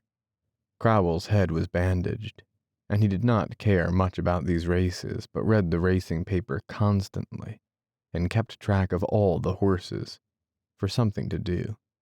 He said the horses were a terrible lot, but they were all the horses we had. Old Myers liked him and gave him tips. Myers won on nearly every race, but disliked to give tips because it brought down the prices. The racing was very crooked. Men who had been ruled off the turf everywhere else were racing in Italy. Myers' information was good, but I hated to ask him because sometimes he did not answer, and always you could see it hurt him to tell you. But he felt obligated to tell us for some reason, and he hated less to tell Crowell. Crowell's eyes had been hurt. One was hurt badly, and Myers had trouble with his eyes, and so he liked Crowell. Myers never told his wife what horses he was playing, and she won or lost, mostly lost, and talked all the time. We four drove out to San Siro in an open carriage. It was a lovely day, and we drove out through the park and out along the tramway and out of town where the road was dusty. There were villas with iron fences and big overgrown gardens and ditches with water flowing and green vegetable gardens with dust on the leaves. We could look across the plain and see farmhouses and the rich green farms with their irrigation ditches and the mountains to the north. There were many carriages going into the racetrack, and the men at the gate let us in without cards because we were in uniform.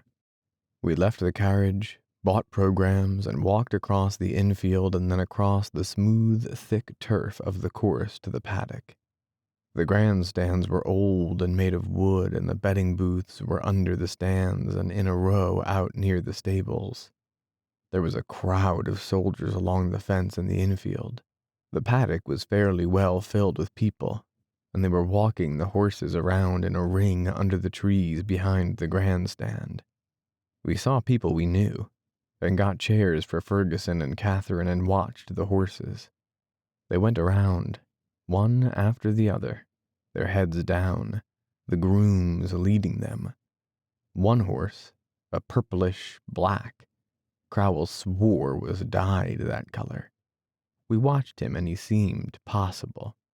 He had only come out just before the bell rang to saddle. We looked him up in the program from the number on the groom's arm, and it was listed a black gelding named Japalac. The race was for horses that had never won a race worth 1,000 lira or more. Catherine was sure his color had been changed. Ferguson said she could not tell. I thought he looked suspicious. We all agreed we ought to back him, and pooled 100 lira. The odds sheet showed he would pay 35 to 1. Crowell went over and bought the tickets while we watched the jockeys ride around once more and then go out under the trees to the track and gallop slowly up to the turn where the start was to be. We went up into the grandstand to watch the race. They had no elastic barrier at San Siro then, and the starter lined up all the horses. They looked very small way up the track, and then sent them off with a crack of his long whip. They came past us with the black horse well in front, and on the turn he was running away from the others. I watched them on the far side with the glasses, and saw the jockey fighting to hold him in, but he could not hold him in. and when they came around the turn and into the stretch, the black horse was 15 lengths ahead of the others. He went way on up and around the turn after the finish. "Isn't it wonderful?" Catherine said. "We'll have over 3,000 lira. He must be a splendid horse." "I hope his color doesn't run," Crowell said, "before they pay off." "He was really a lovely horse," Catherine said. "I wonder if Mr. Myers backed him." "Did you have the winner?" I called to Myers. He nodded. "I didn't," Mrs. Myers said. "Who did you children bet on?" "Japalack." "Really? He's 35 to 1. We liked his color." "I didn't. I thought he looked seedy. They told me not to back him." "He won't pay much," Myers said. "He's marked 35 to 1 in the quotes," I said. "He won't pay much. At the last minute," Myers said. "They put a lot of money on him." "Who?" "Kempton and the boys. You'll see. He won't pay 2 to 1. "Then we won't get 3,000 lira?" Catherine said. "I don't like this crooked racing." "We'll get 200 lira." "That's nothing. That doesn't do us any good. I thought we were going to get 3,000. "It's crooked and disgusting," Ferguson said. "Of course," said Catherine. "If it hadn't been crooked, we'd never have backed him at all. But I would have liked 3,000 lira." "Let's go down and get a drink and see what they pay," Crowell said. We went out to where they posted the numbers and the bell rang to pay off, and they put up 1850 after Japalack to win. That meant he paid less than even money on a 10 lira bet. We went to the bar under the grandstand and had a whiskey and soda apiece. We ran into a couple of Italians we knew, and McAdams, the vice consul, and they came up with us when we joined the girls. The Italians were full of manners, and McAdams talked to Catherine when we went down to bed again. Mr. Myers was standing near the pari mutuel. "Ask him what he played," I said to Crowell. "What are you on, Mr. Myers?" Crowell asked. Myers took out his program and pointed to the number 5 with his pencil. "Do you mind if we play him too?" Crowell asked. "Go ahead, go ahead. But don't tell my wife I gave it to you." "Will you have a drink?" I asked. "No thanks. I never drink." We put 100 lira on number 5 to win, and 100 to place, and then had another whiskey and soda apiece. I was feeling very good, and we picked up a couple more Italians, who each had a drink with us, and went back to the girls. The Italians were also very mannered, and matched manners with the 2 we had collected before. In a little while, no one could sit down. I gave the tickets to Catherine. "What horse is it?" "I don't know. Mr. Myers' choice." "Don't you even know the name?" "No. You can find it on the program. Number 5, I think." "You have touching faith," she said. The number 5 won, but did not pay anything. Mr. Myers was angry. "You have to put up 200 lira to make 20, he said. 12 lira for 10. It's not worth it. My wife lost 20 lira. I'll go down with you," Catherine said to me. The Italians all stood up. We went downstairs and out to the paddock. "Do you like this?" Catherine asked. "Yes, I guess I do." "It's all right, I suppose," she said. "But, darling, I can't stand to see so many people." "We don't see many." "No, but those Myers, and the man from the bank with his wife and daughters." "He cashes my sight drafts," I said. "Yes, but someone else would if he didn't." "Those last 4 boys were awful." "We can stay out here and watch the race from the fence." "That will be lovely. And darling, let's back a horse we've never heard of, and that Mr. Myers won't be backing." "All right."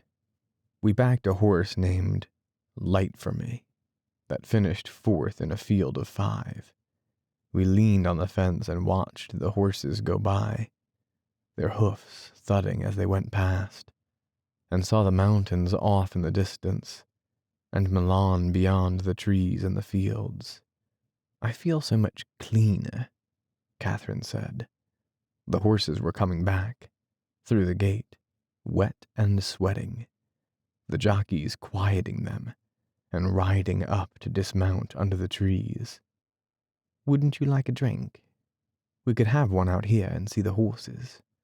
"I'll get them," I said. "The boy will bring them," Catherine said. She put her hand up, and the boy came out from the pagoda bar beside the stables. We sat down at a round iron table. "Don't you like it better when we're alone?" "Yes," I said. "I felt very lonely when they were all there." "It's grand here," I said. "Yes. It's really a pretty course." "It's nice." "Don't let me spoil your fun, darling. I'll go back whenever you want." "No," I said. "We'll stay here and have our drink. Then we'll go down and stand at the water jump for the steeplechase." "You're awfully good to me," she said. After we had been alone a while, we were glad to see the others again. We had a good time. Chapter 21. In September, the first cool nights came. Then the days were cool, and the leaves on the trees in the park began to turn color, and we knew the summer was gone. The fighting at the front went very badly, and they could not take San Gabriele. The fighting on the Bensizza Plateau was over, and by the middle of the month, the fighting for San Gabriele was about over too. They could not take it. Ettore was gone back to the front. The horses were gone to Rome, and there was no more racing. Crowell had gone to Rome too, to be sent back to America. There were riots twice in the town against the war, and bad rioting in Turin. A British major at the club told me the Italians had lost 150,000 men on the Bensizza Plateau and on San Gabriele. He said they had lost 40,000 on the Carso besides. We had a drink and he talked. He said the fighting was over for the year down here, and that the Italians had bitten off more than they could chew. He said the offensive in Flanders was going to be bad. If they killed men as they did this fall, the Allies would be cooked in another year. He said we were all cooked, but we were all right as long as we did not know it. We were all cooked. The thing was not to recognize it. The last country to realize they were cooked would win the war. We had another drink. Was I on somebody's staff? No. He was. It was all balls. We were alone in the club, sitting back in one of the big leather sofas. His boots were smoothly polished, dull leather. They were beautiful boots. He said it was all balls. They thought only in divisions and manpower. They all squabbled about divisions and only killed them when they got them. They were all cooked. The Germans won the victories. By God, they were soldiers. The old Hun was a soldier. But they were cooked too. We were all cooked. I asked about Russia. He said they were cooked already. I'd soon see they were cooked. Then the Austrians were cooked too. If they got some Hun divisions, they could do it. Did he think they would attack this fall? Of course they would. The Italians were cooked. Everybody knew they were cooked. The old Hun would come down through the Trentino and cut the railway at Vicenza. And then where would the Italians be? They tried that in 16, I said. Not with the Germans. Yes, I said. But they probably wouldn't do that, he said. It was too simple. They'd try something complicated and get royally cooked. I had to go, I said. I had to get back to the hospital. Goodbye, he said. Then cheerily, every sort of luck. There was a great contrast between his world pessimism and his personal cheeriness.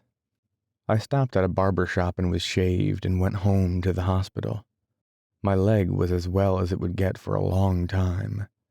I had been up for examination 3 days before. There were still some treatments to take before my course at the Hospital Maggiore was finished, and I walked along the side street practicing not limping. An old man was cutting silhouettes under an arcade. I stopped to watch him. 2 girls were posing, and he cut their silhouettes together, snipping very fast and looking at them, his head on one side. The girls were giggling. He showed me the silhouettes before he pasted them on white paper and handed them to the girls. "They're beautiful," he said. "How about you, Tenente?" The girls went away looking at their silhouettes and laughing. They were nice-looking girls. One of them worked in the wine shop across from the hospital. "All right," I said. "Take your cap off." "No, with it on. It will not be so beautiful," the old man said. "But," he brightened, "it will be more, military." He snipped away at the black paper, then separated the 2 thicknesses and pasted the profiles on a card and handed them to me. "How much?" "That's all right." He waved his hand. "I just made them for you." "Please." I brought out some coppers. "For your pleasure." "No, I did them for a pleasure. Give them to your girl." "Many thanks until we meet." "Until I see thee." I went on to the hospital. There were some letters, an official one and some others. I was to have 3 weeks convalescent leave and then return to the front. I read it over carefully. Well, that was that. The convalescent leave started October 4th when my course was finished. 3 weeks was 21 days. That made October 25th. I told them I would not be in and went to the restaurant a little way up the street from the hospital for supper and read my letters in the Corriere della Sera at the table. There was a letter from my grandfather containing family news, patriotic encouragement, a draft for $200, and a few clippings. A dull letter from the priest at our mess. A letter from a man I knew who was flying with the French and had gotten in with a wild gang and was telling about it. And a note from Rinaldi asking me how long I was going to skulk in Milano, and what was all the news. He wanted me to bring him phonograph records, and enclosed a list. I drank a small bottle of Chianti with the meal, had a coffee afterward with a glass of cognac, finished the paper, put my letters in my pocket, left the paper on the table with the tip, and went out. In my room at the hospital, I undressed, put on pajamas and a dressing gown, pulled down the curtains on the door that opened onto the balcony, and sitting up in bed read Boston papers from a pile Mrs. Myers had left for her boys at the hospital. The Chicago White Sox were winning the American League pennant, and the New York Giants were leading the National League. Babe Ruth was a pitcher then, playing for Boston. The papers were dull. The news was local and stale, and the war news was old. The American news was all training camps. I was glad I wasn't in a training camp. The baseball news was all I could read, and I did not have the slightest interest in it. A number of papers together made it impossible to read with interest. It was not very timely, but I read at it for a while. I wondered if America really got into the war, if they would close down the major leagues. They probably wouldn't. There was still racing in Milan, and the war could not be much worse. They had stopped racing in France. That was where our horse Japalac came from. Catherine was not due on duty until 9 o'clock. I heard her passing along the floor when she first came on duty, and once saw her pass in the hall. She went to several other rooms, and finally came into mine. "I'm late, darling," she said. "There was a lot to do. How are you?"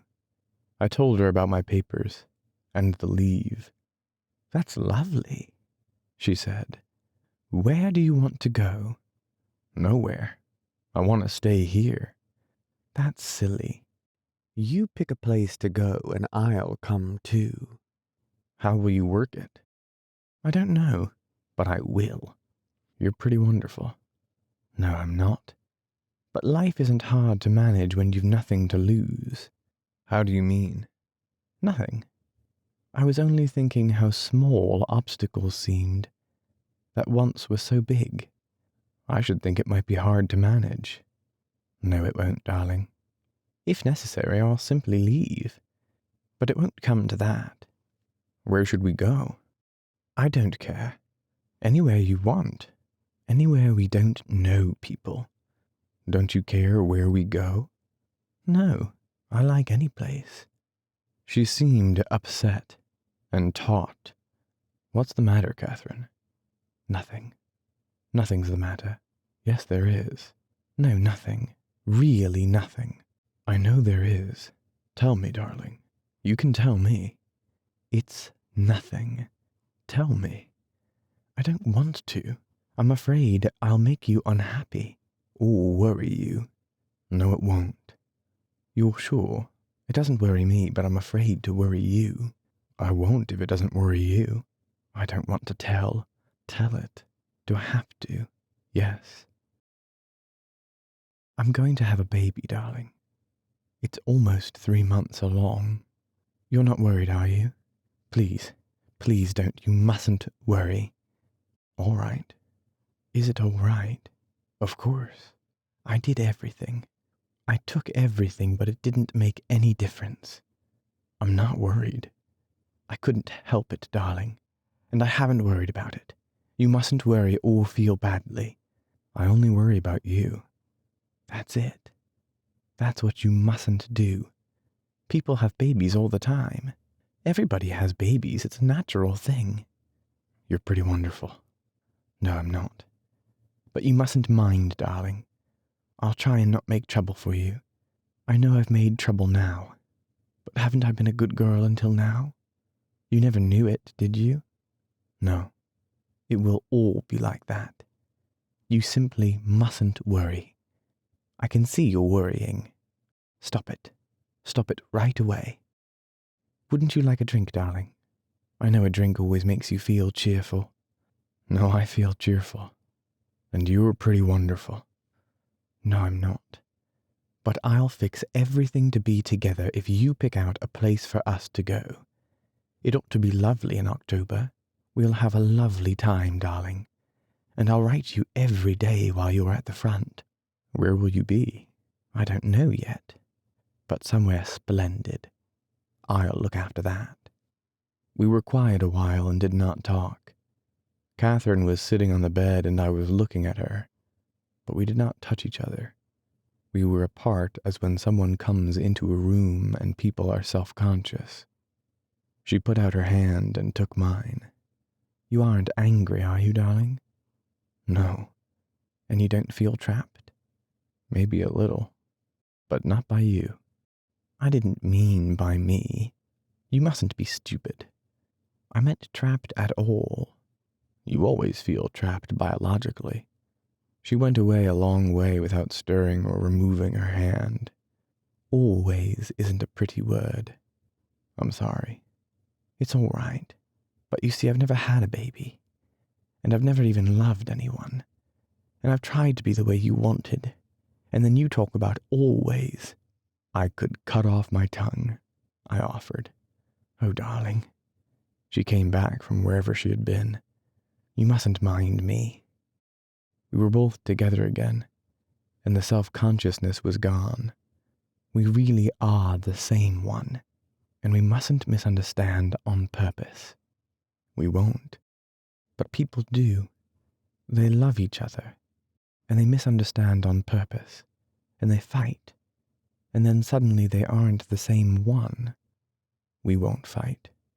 We mustn't, because there's only us two, and in the world there's all the rest of them.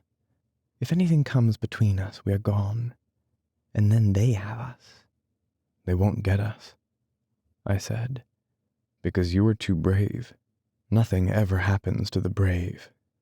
Well, they die, of course, but only once. I don't know. Who said that? The coward dies 1,000 deaths, the brave but one. Of course, Who said it? I don't know. He was probably a coward, she said. He knew a great deal about cowards, but nothing about the brave. The brave die perhaps 2,000 deaths. If he's intelligent, he simply doesn't mention them. I don't know. It's hard to see inside the head of the brave. Yes, that's how they keep that way. You're an authority? You're right, darling.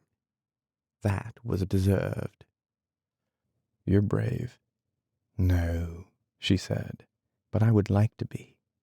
I'm not, I said. I know where I stand. I've been out long enough to know. I'm like a ball player that bats 230 and knows he's no better. What is a ball player that bats 230? It's awfully impressive. It's not. It means a mediocre hitter in baseball, but still a hitter. She prodded me. I guess we're both conceited, I said, but you are brave. No, but I hope to be. We're both brave, I said, and I'm very brave when I've had a drink. We're splendid people, Catherine said. She went over to the armoire and brought me the cognac in a glass. Have a drink, darling, she said. You've been awfully good. I don't really want one. Take one. All right. I poured the water glass a third full of cognac and drank it off. That was very big, she said. I know brandy's for heroes, but you shouldn't exaggerate. Where will we live after the war? In an old people's home, probably, she said. For 3 years I looked forward very childishly to the war ending at Christmas. But now I look forward till when our son will be a lieutenant commander. Maybe he'll be a general. If it's 100 years' war, he'll have time to try both of the services. Do you want a drink? No. It always makes you happy, darling. And it only makes me dizzy. Didn't you ever drink brandy? No, darling. I'm a very old-fashioned wife. I reached down to the floor for the bottle and poured another drink. I'd better go to have a look at your compatriots, Catherine said. Perhaps you'll read the papers until I come back? Do you have to go? Now or later? All right. Now. I'll come back later. I'll have finished the papers, I said. Chapter 22. It turned cold that night, and the next day it was raining. Coming home from the Hospital Major, it rained very hard, and I was wet when I came in. Up in my room, the rain was coming down heavily outside on the balcony, and the wind blew it against the glass doors. I changed my clothing and drank some brandy, but the brandy did not taste good. I felt sick in the night, and in the morning after breakfast I was nauseated. There is no doubt about it, the house surgeon said. Look at the whites of his eyes, miss. Miss Gage looked. They had me look in a glass. The whites of the eyes were yellow, and it was the jaundice. I was sick for 2 weeks with it. For that reason, we did not spend a convalescent leave together. We had planned to go to Pallanza on Lago Maggiore. It is nice there in the fall when the leaves turn. There are walks you can take, and you can troll for trout in the lake. It would have been better than Stresa, because there are fewer people at Pallanza. Stresa is so easy to get to from Milan that there are always people you know. There is a nice village at Pallanza, and you can row out to the islands where the fishermen live, and there is a restaurant on the biggest island. But we did not go. One day while I was in bed with jaundice, Miss Van Campen came in the room, opened the door into the armoire, and saw the empty bottles there. I had sent a load of them down by the porter, and I believe she must have seen them going out, and come up to find some more. They were mostly vermouth bottles, Marsala bottles, Capri bottles, empty Chianti flasks, and a few cognac bottles. The porter had carried out the large bottles. those that had held vermouth and the straw-covered Chianti flasks, and left the brandy bottles for the last. It was the brandy bottles and a bottle shaped like a bear which had held Kummel that Miss Van Campen found. The bear-shaped bottle enraged her particularly. She held it up. The bear was sitting up on his haunches with his paws up. There was a cork in his glass head and a few sticky crystals at the bottom. I laughed. It was Kummel, I said. The best Kummel comes in those bear-shaped bottles. It comes from Russia. Those are all brandy bottles, aren't they? Miss Van Campen asked. I can't see them all, I said, but probably they are. How long has this been going on? I bought them and brought them in myself, I said. I have had Italian officers visit me frequently, and I have kept brandy to offer them. You haven't been drinking it yourself? She said. I have also drunk it myself. Brandy, she said. 11 empty bottles of brandy and that bear liquid. Kummel, I will send for someone to take them away. Those are all the empty bottles you have? For the moment. And I was pitying you having jaundice. Pity is something that is wasted on you. Thank you. I suppose you can't be blamed for not wanting to go back to the front. But I should think you would try something more intelligent than producing jaundice with alcoholism. With what? With alcoholism. You heard me say it. I did not say anything. Unless you find something else, I'm afraid you will have to go back to the front when you are through with your jaundice. I don't believe self-inflicted jaundice entitles you to a convalescent leave. You don't? I do not. Have you ever had jaundice, Miss Van Campen? No, but I have seen a great deal of it. You noticed how the patients enjoyed it. I suppose it is better than the front. Miss Van Campen, I said, did you ever know a man who tried to disable himself by kicking himself in the scrotum? Miss Van Campen ignored the actual question. She had to ignore it, or leave the room. She was not ready to leave because she had disliked me for a long time, and she was now cashing in. I have known many men to escape the front through self-inflicted wounds. That wasn't the question. I have seen self-inflicted wounds also. I asked you if you had ever known a man who had tried to disable himself by kicking himself in the scrotum, because that is the nearest sensation to jaundice, and it is a sensation that I believe few women have ever experienced. That was why I asked you if you had ever had the jaundice, Miss Van Campen, because Miss Van Campen left the room. Later, Miss Gage came in. What did you say to Van Campen? She was furious. We were comparing sensations. I was going to suggest that she had never experienced childbirth. You're a fool, Gage said. She's after your scalp. She has my scalp, I said. She lost me my leave, and she might try and get me court-martialed. She's mean enough. She never liked you, Gage said. What's it about? She says I've drunk myself into jaundice so as to not go back to the front. Pooh, said Gage. I'll swear you've never taken a drink. Everybody will say you've never taken a drink. She found the bottles. I've told you 100 times to clear out those bottles. Where are they now? In the armoire. Have you a suitcase? No. Put them in that rucksack. Miss Gage packed the bottles in the rucksack. I'll give them to the porter, she said. She started for the door. Just a minute, Miss Van Campen said. I'll take those bottles. She had the porter with her. Carry them, please, she said. I want to show them to the doctor when I make my report. She went down the hall. The porter carried the sack. He knew what was in it. Nothing happened, except that I lost my leave. Chapter 23. The night I was to return to the front, I sent the porter down to hold a seat for me on the train when it came from Turin. The train was to leave at midnight. It was made up at Turin and reached Milan about 10:30 at night, and lay in the station until time to leave. You had to be there when it came in to get a seat.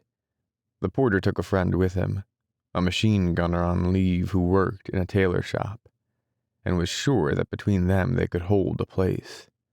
I gave them money for platform tickets and had them take my baggage. There was a big rucksack and 2 musettes. I said goodbye at the hospital at about 5 o'clock and went out. The porter had my baggage in his lodge, and I told him I would be at the station a little before midnight. His wife called me Signorino, and cried. She wiped her eyes and shook hands and then cried again. I patted her on the back and she cried once more. She had done my mending, and was a very short, dumpy, happy-faced woman with white hair. When she cried, her whole face went to pieces. I went down to the corner where there was a wine shop and waited inside, looking out the window. It was dark outside, and cold and misty. I paid for my coffee and grappa, and I watched the people going by in the light from the window. I saw Catherine and knocked on the window. She looked, saw me, and smiled, and I went to meet her. She was wearing a dark blue cape and a soft felt hat.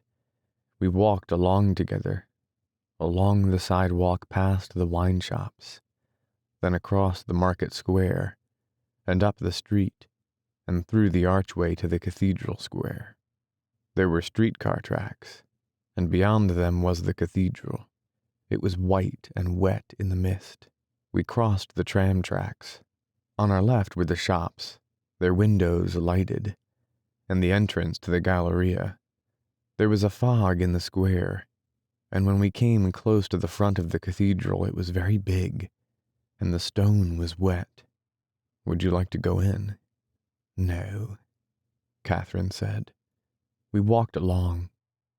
There was a soldier standing with his girl in the shadow of one of the stone buttresses ahead of us, and we passed them. They were standing tight up against the stone, and he had put his cape around her.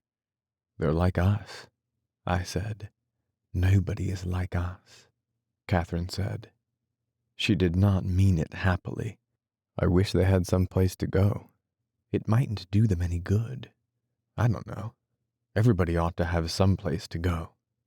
They have the cathedral, Catherine said. We were past it now. We crossed the far end of the square and looked back at the cathedral. It was fine in the mist. We were standing in front of the leather goods shop. There were riding boots, a rucksack, and ski boots in the window. Each article was set apart as an exhibit, the rucksack in the center, the riding boots on one side and the ski boots on the other. The leather was dark and oiled smooth as a used saddle. The electric light made highlights on the dull oiled leather. We'll ski sometime. In 2 months there will be skiing at Murren, Catherine said. Let's go there. All right, she said. We went on past other windows and turned down a side street. I've never been this way. This is the way I go to the hospital, I said. It was a narrow street and we kept on the right-hand side. There were many people passing in the fog. There were shops and all the windows were lighted. We looked in a window at a pile of cheeses. I stopped in front of an armorer's shop. Come in a minute. I have to buy a gun. What sort of gun? A pistol. We went in and I unbuttoned my belt and laid it with the empty holster on the counter. 2 women were behind the counter. The women brought out several pistols. It must fit this, I said, opening the holster. It was a gray leather holster, and I had bought it second-hand to wear in the town. Have they good pistols? Catherine asked. They're all about the same. Can I try this one? I asked the woman. I have no place now to shoot, she said, but it is very good. You will not make a mistake with it.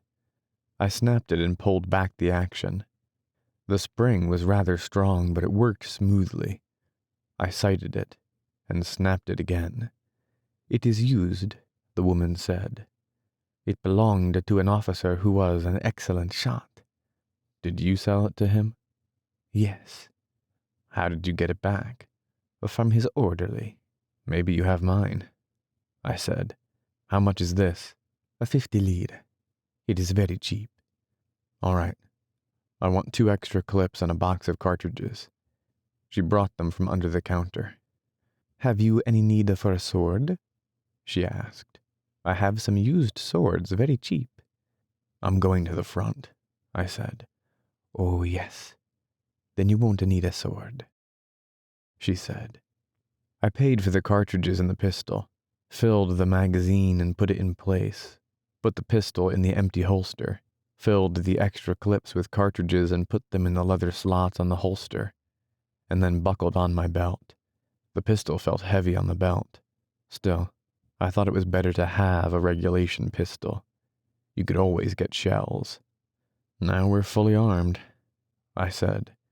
That was the one thing I had to remember to do. Someone got my other one going to the hospital. "I hope it's a good pistol," Catherine said. "Was there anything else?" the woman asked. "I don't believe so." "The pistol has a lanyard," she said. So I noticed. The woman wanted to sell something else. "You don't need a whistle?" "I don't believe so." The woman said goodbye and we went out onto the sidewalk. Catherine looked in the window. The woman looked out and bowed to us. "What are those little mirrors set in wood for?" "They're for attracting birds. They twirl them out in the field and larks see them and come out, and the Italians shoot them." "They are an ingenious people," Catherine said. "You don't shoot larks, do you, darling? In America?" "Not especially." We crossed the street and started to walk up the other side. "I feel better now," Catherine said. "I felt terrible when we started." "We always feel good when we're together." "We always will be together." "Yes, except that I'm going away at midnight." "Don't think about it, darling." We walked on up the street. The fog made the lights yellow. "Aren't you tired?" Catherine asked. "How about you?" "I'm all right. It's fun to walk. But let's not do it too long." "No." We turned down a side street where there were no lights and walked in the street. I stopped and kissed Catherine. While I kissed her, I felt her hand on my shoulder. She had pulled my cape around her so it covered both of us. We were standing in the street against a high wall. "Let's go someplace," I said. "Good," said Catherine. We walked on along the street until it came out onto a wider street that was beside a canal. On the other side was a brick wall and buildings. Ahead, down the street, I saw a streetcar cross a bridge. "We can get a cab up at the bridge," I said. We stood on the bridge in the fog, waiting for a carriage. Several streetcars passed, full of people going home.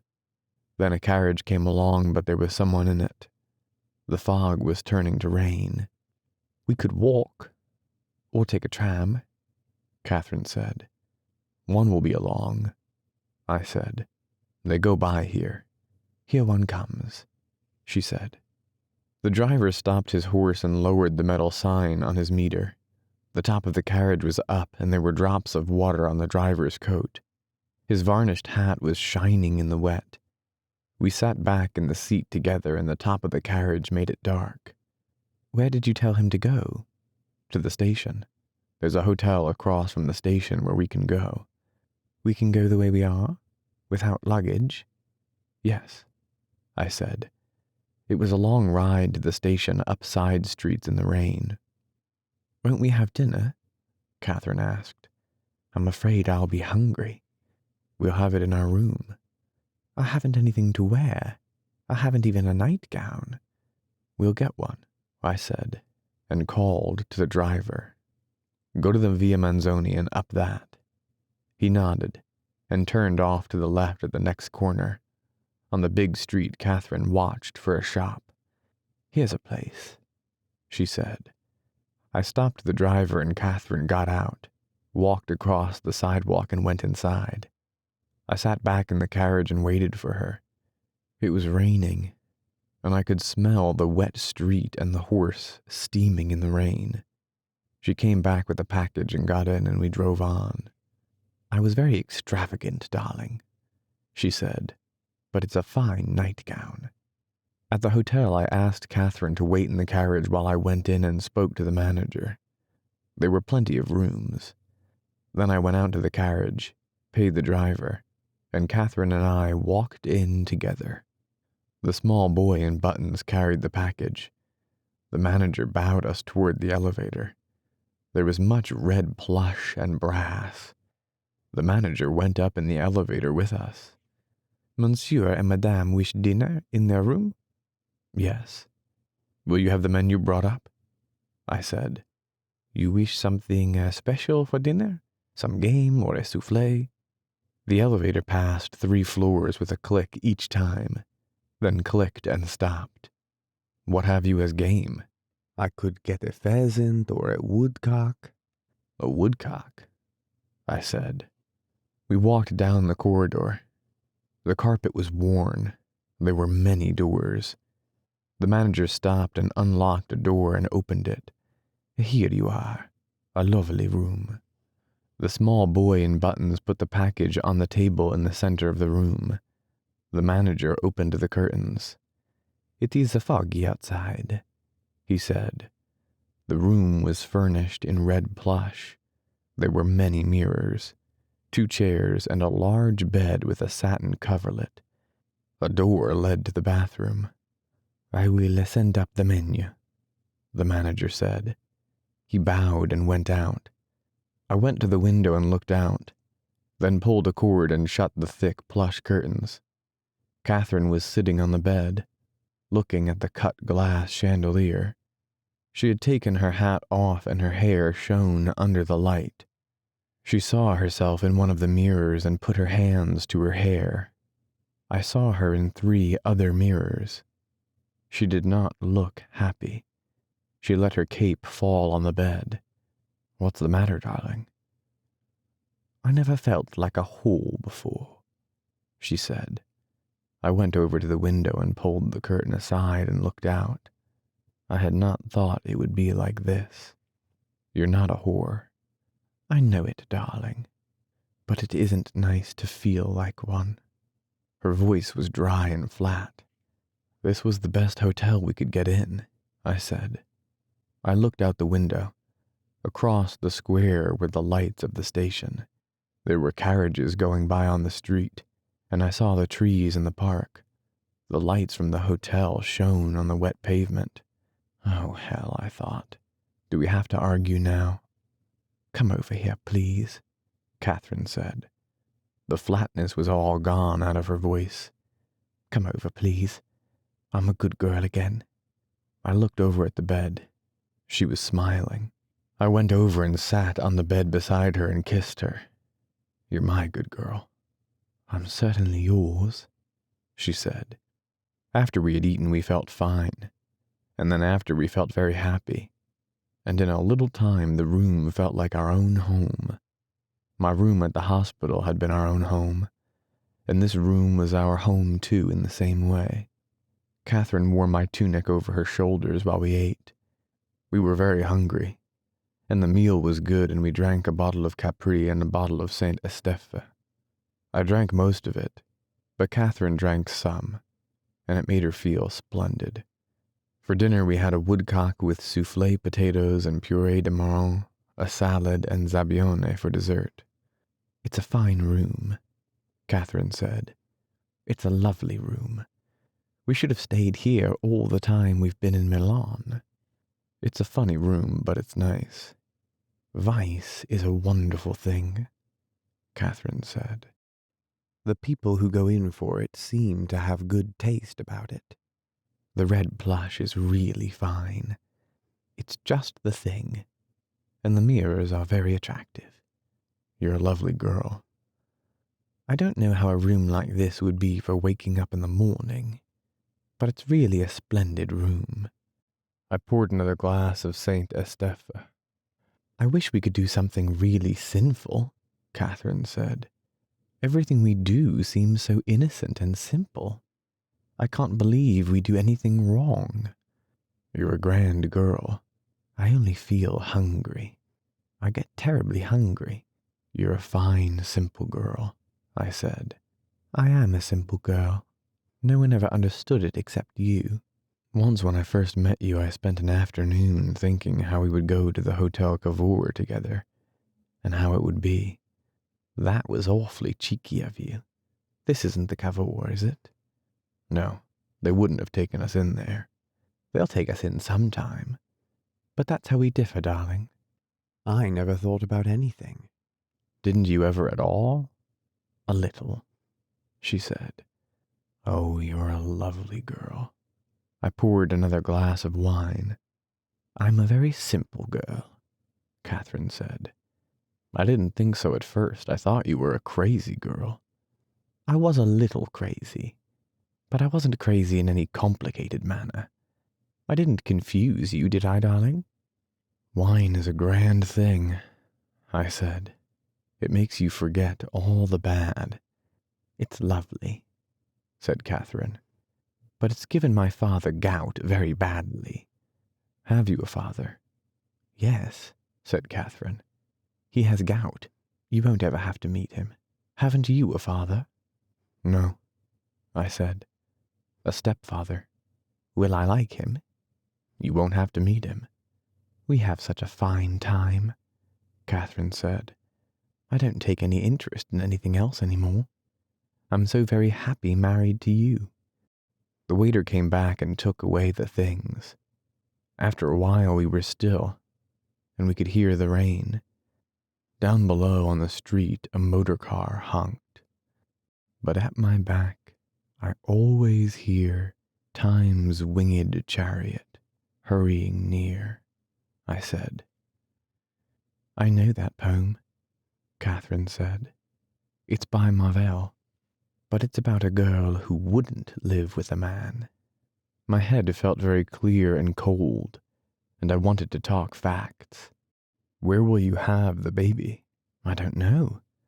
The best place I can find. How will you arrange it? The best way I can. Don't worry, darling. We may have several babies before the war is over. It's nearly time to go. I know. You can make it time if you want. No. Then don't worry, darling. You were fine until now, and now you're worrying. I won't. How often will you write? Every day. Do they read your letters? They can't read English enough to hurt any. I'll make them very confusing, Catherine said. But not too confusing. I'll just make them a little confusing. I'm afraid we have to start to go. All right, darling. I hate to leave our fine house. So do I. But we have to go. All right. But we are never settled in our home very long. We will be. I'll have a fine home for you when you come back. Maybe I'll be back right away. Perhaps you'll be hurt, just a little, in the foot, or the lobe of the ear. No, I want your ears the way they are. And not my feet? Your feet have been hit already. We have to go, darling. Really. All right. You go first. Chapter 24. We walked down the stairs instead of taking the elevator. The carpet on the stairs was worn. I had paid for the dinner when it came up, and the waiter who had brought it was sitting on a chair near the door. He jumped up and bowed, and I went with him into the side room and paid the bill for the room. The manager had remembered me as a friend and refused payment in advance, but when he retired he had remembered to have the waiter stationed at the door, so that I should not get out without paying. I suppose that had happened, even with his friends. One had so many friends in a war. I asked the waiter to get us a carriage, and he took Catherine's package that I was carrying and went out with an umbrella. Outside, through the window, we saw him crossing the street in the rain. We stood in the side room and looked out the window. How do you feel, Cat? Sleepy. I feel hollow and hungry. Have you anything to eat? Yes, in my musette. I saw the carriage coming. It stopped, the horse's head hanging in the rain, and the waiter stepped out, opening his umbrella, and came toward the hotel. We met him at the door and walked out under the umbrella down the wet walk to the carriage at the curb. Water was running in the gutter. There is your package on the seat, the waiter said. He stood with the umbrella until we were in and I had tipped him. Many thanks. Pleasant journey, he said. The coachman lifted the reins and the horse started. The waiter turned away under the umbrella and went toward the hotel. We drove down the street and turned to the left, then came around to the right in front of the station. There were 2 carabinieri standing under the light just out of the rain. The light shone on their hats. The rain was clear and transparent against the light from the station. A porter came out from under the shelter of the station, his shoulders up against the rain. No, I said. Thanks. I don't need thee. He went back under the shelter of the archway. I turned to Catherine. Her face was in the shadow from the hood of the carriage. We might as well say goodbye. I can't go in? No. Goodbye, Cat. Will you tell him the hospital? Yes. I told the driver the address to drive to. He nodded. Goodbye, I said. Take good care of yourself. And young Catherine. Goodbye, darling. Goodbye, I said. I stepped out into the rain and the carriage started. Catherine leaned out and I saw her face in the light. She smiled and waved. The carriage went up the street. Catherine pointed in toward the archway. I looked. There were only the 2 carabinieri and the archway. I realized she meant for me to get in out of the rain. I went in and stood and watched the carriage turn the corner. Then I started through the station and down the runway to the train. The porter was on the platform looking for me. I followed him into the train, crowding past people and along the aisle and in through a door to where the machine gunner sat in the corner of a full compartment. My rucksack and musettes were above his head on the luggage rack. There were many men standing in the corridor, and the men in the compartment all looked at us when we came in. There were not enough places in the train, and everyone was hostile. The machine gunner stood up for me to sit down. Someone tapped me on the shoulder. I looked around. It was a very tall, gaunt captain of artillery, with a red scar along his jaw. He had looked through the glass on the corridor and then come in. What do you say? I asked. I had turned and faced him. He was taller than I, and his face was very thin under the shadow of his cap visor, and the scar was new and shiny. Everyone in the compartment was looking at me. You can't do that, he said. You can't have a soldier save you a place. I have done it. He swallowed, and I saw his Adam's apple go up and then down. The machine gunner stood in front of the place. Other men looked in through the glass. No one in the compartment said anything. You have no right to do that. I was here 2 hours before you came. What do you want? The seat. So do I. I watched his face and could feel the whole compartment against me. I did not blame them. He was in the right, but I wanted the seat. Still, no one said anything. Oh, hell, I thought. Sit down, Signor Capitano, I said. The machine gunner moved out of the way and the tall captain sat down. He looked at me. His face seemed hurt, but he had the seat. Get my things? I said to the machine gunner. We went out in the corridor. The train was full and I knew there was no chance of a place. I gave the porter and the machine gunner 10 lira apiece. They went down to the corridor and outside on the platform looking in the windows, but there were no places. Maybe someone will get off at Brescia, the porter said. More will get on at Brescia, said the machine gunner. I said goodbye to them and we shook hands and they left. They both felt badly. Inside the train, we were all standing in the corridor when the train started. I watched the lights of the station and the yards as we went out. It was still raining, and soon the windows were wet and you could not see out. Later I slept on the floor of the corridor, first putting my pocketbook with my money and papers in it inside my shirt and trousers, so that it was inside the leg of my breeches. I slept all night, waking at Brescia and Verona when more men got on the train, but going back to sleep at once. I had my head on one of the musettes and my arms around the other, and I could feel the pack, and they could all walk over me if they wouldn't step on me. Men were sleeping on the floor all down the corridor. Others stood holding onto the window rods or leaning against the doors. That train was always crowded. Chapter 25.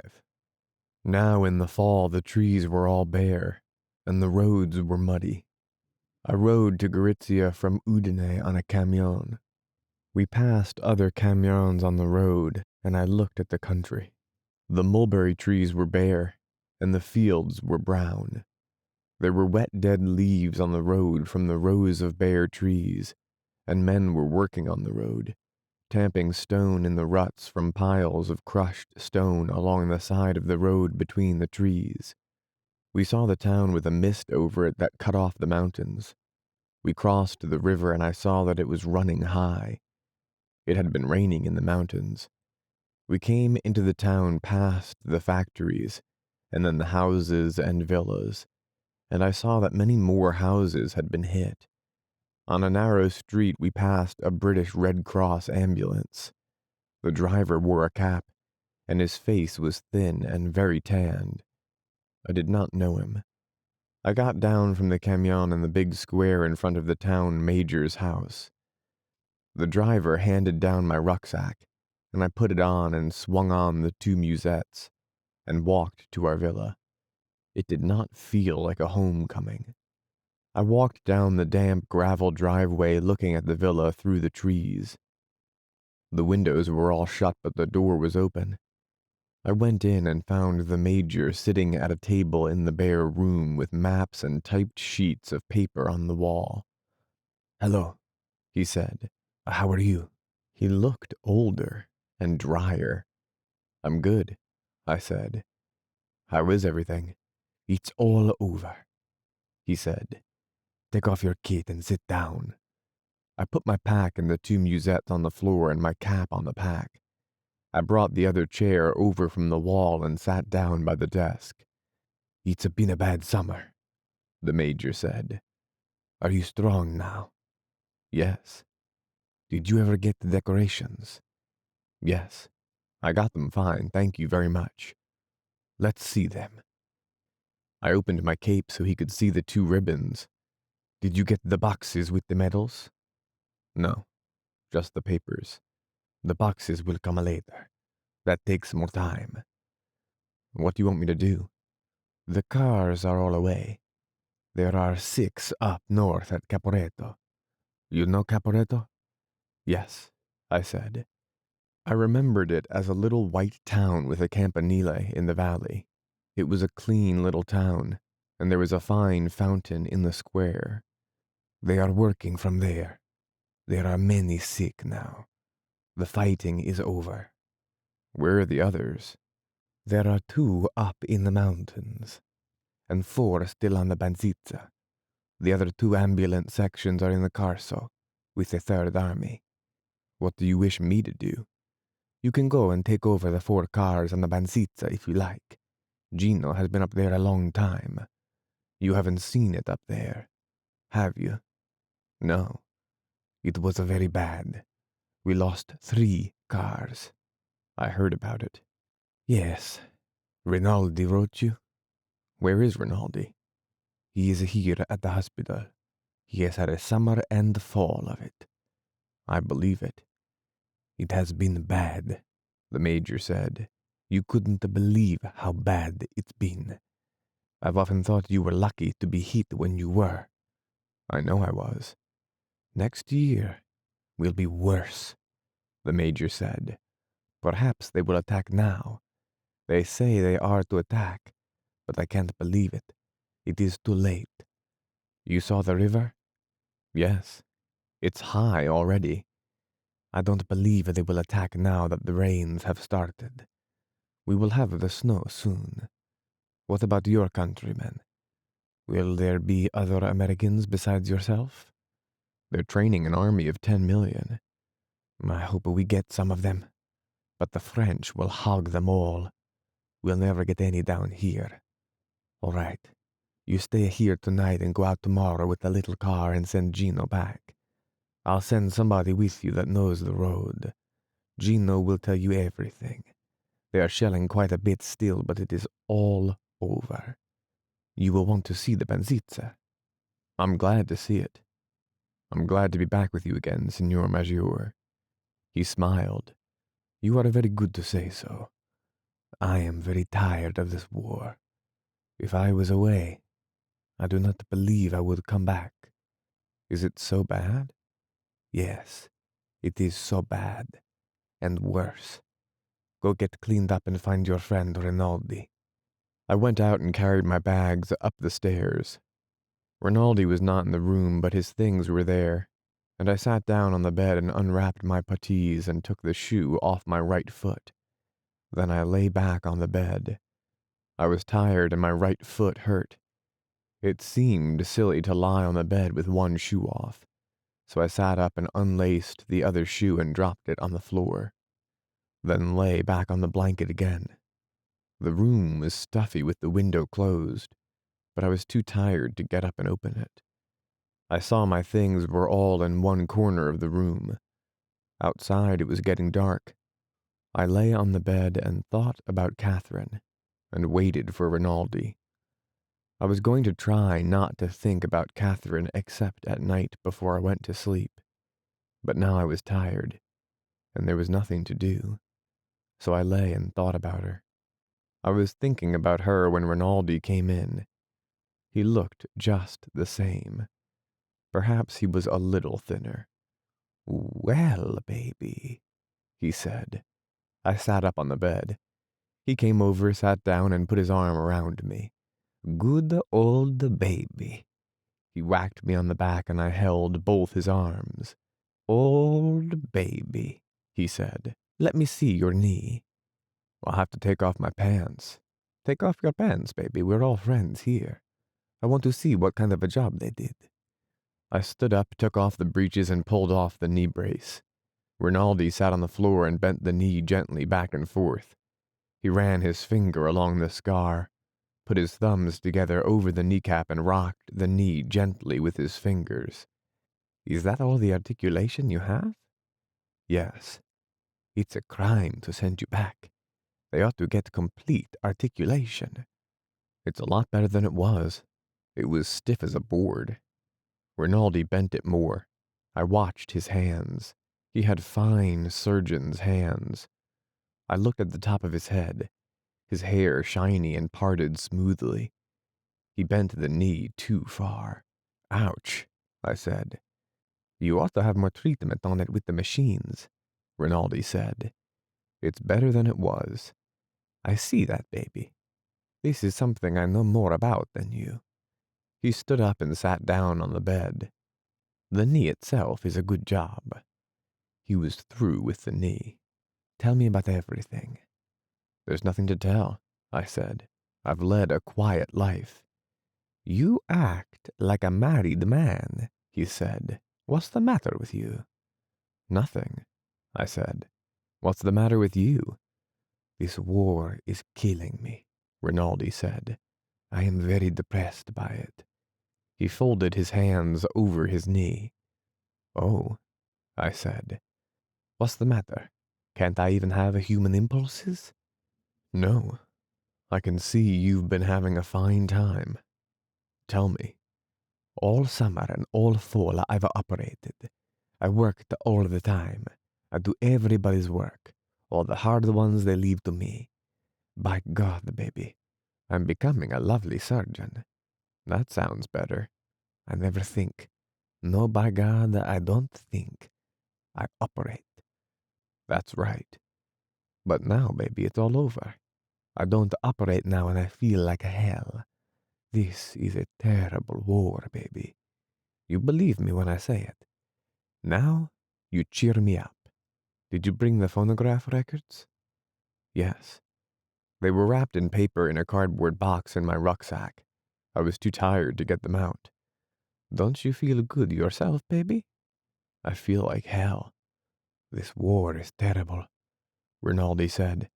Come on, we'll both get drunk and be cheerful. Then we'll go get the ashes dragged. Then we'll feel fine. I've had the jaundice, I said, and I can't get drunk. Oh, baby, how you've come back to me. You come back serious and with a liver. I tell you, this war is a bad thing. Why did we make it anyway? We'll have a drink. I don't want to get drunk, but we'll have a drink. Rinaldi went across the room to the washstand and brought back 2 glasses and a bottle of cognac. It's Austrian cognac, he said. 7 stars. It's all they captured on San Gabriele. Were you up there? No, I haven't been anywhere. I've been here all the time operating.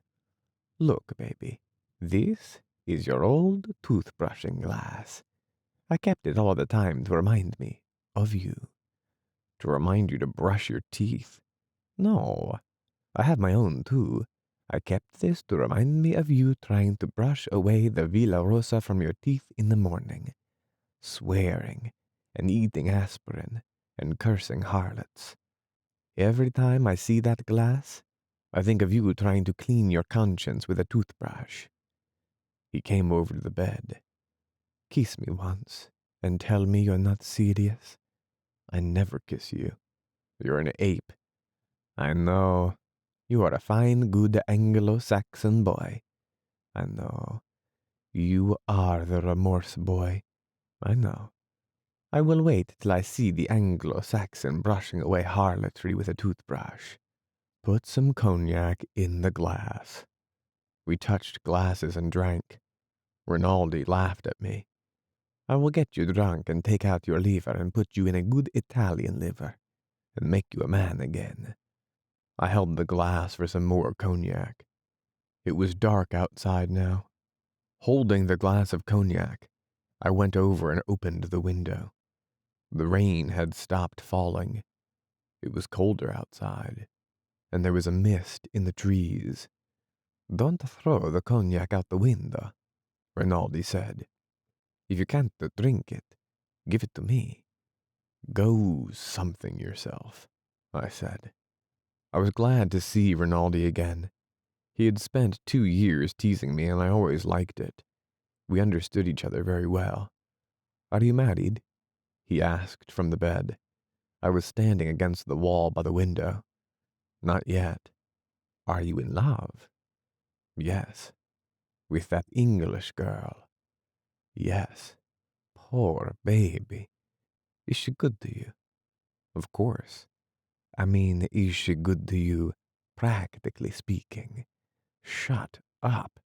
I will. You will see I am a man of extreme delicacy. Does she, Renan, I said, please shut up. If you want to be my friend, shut up. I don't want to be your friend, baby. I am your friend. Then shut up. All right. I went over to the bed and sat down beside Rinaldi. He was holding his glass and looking at the floor. You see how it is, Renan? Oh, yes. All my life I encounter sacred subjects, but very few with you. I suppose you must have them too." He looked at the floor. "You haven't any?" "No." "Not any?" "No. I can say this about your mother and that about your sister and that about your sister," Rinaldi said swiftly. We both laughed. "The old Superman," I said. "I'm jealous, maybe," Rinaldi said. "No, you're not. I don't mean like that. I mean something else. Have you any married friends?" "Yes," I said. "I haven't," Rinaldi said. "Not if they love each other." "Why not?" "They don't like me." "Why not?" "I am the snake. I am the snake of reason." "You're getting it mixed. The apple was reason." "No, it was the snake." He was more cheerful. "You are better when you don't think so deeply," I said. "I love you, baby," he said. "You puncture me when I become a great Italian thinker. But I know many things I can't say. I know more than you." "Yes, you do. But you will have a better time. Even with remorse, you will have a better time." "I don't think so." "Oh, yes, that is true. Already I am only happy when I am working." He looked at the floor again. "You'll get over that." "No, I only like two other things. One is bad for my work, and the other is over in half an hour or 15 minutes. Sometimes less. Sometimes a good deal less. Perhaps I have improved, baby, you do not know. But there are only the two things that end my work. You'll get other things." "No, we never get anything. We are born with all we have and we never learn. We never get anything new. We all start complete. You should be glad not to be a Latin. There's no such thing as a Latin. That is Latin thinking. You're so proud of your defects." Rinaldi looked up and laughed. "Well, stop, baby." "I'm tired from thinking so much." He had looked tired when he came in. "It's nearly a time to eat. I'm glad you're back. You are my best friend and my war brother." "When do the war brothers eat?" I asked. "Right away. We'll drink once more for your liver's sake." "Like St. Paul." "You are inaccurate. That was wine in the stomach. Take a little wine for your stomach's sake." "Whatever you have in the bottle," I said, "for any sake you mention." "To your girl," Rinaldi said. He held out his glass. "All right. I'll never say a dirty thing about her. Don't strain yourself." He drank off the cognac. "I am pure," he said. "I'm like you, baby. I will get an English girl, too.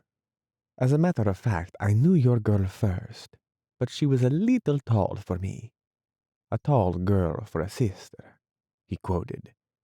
"You have a lovely pure mind," I said.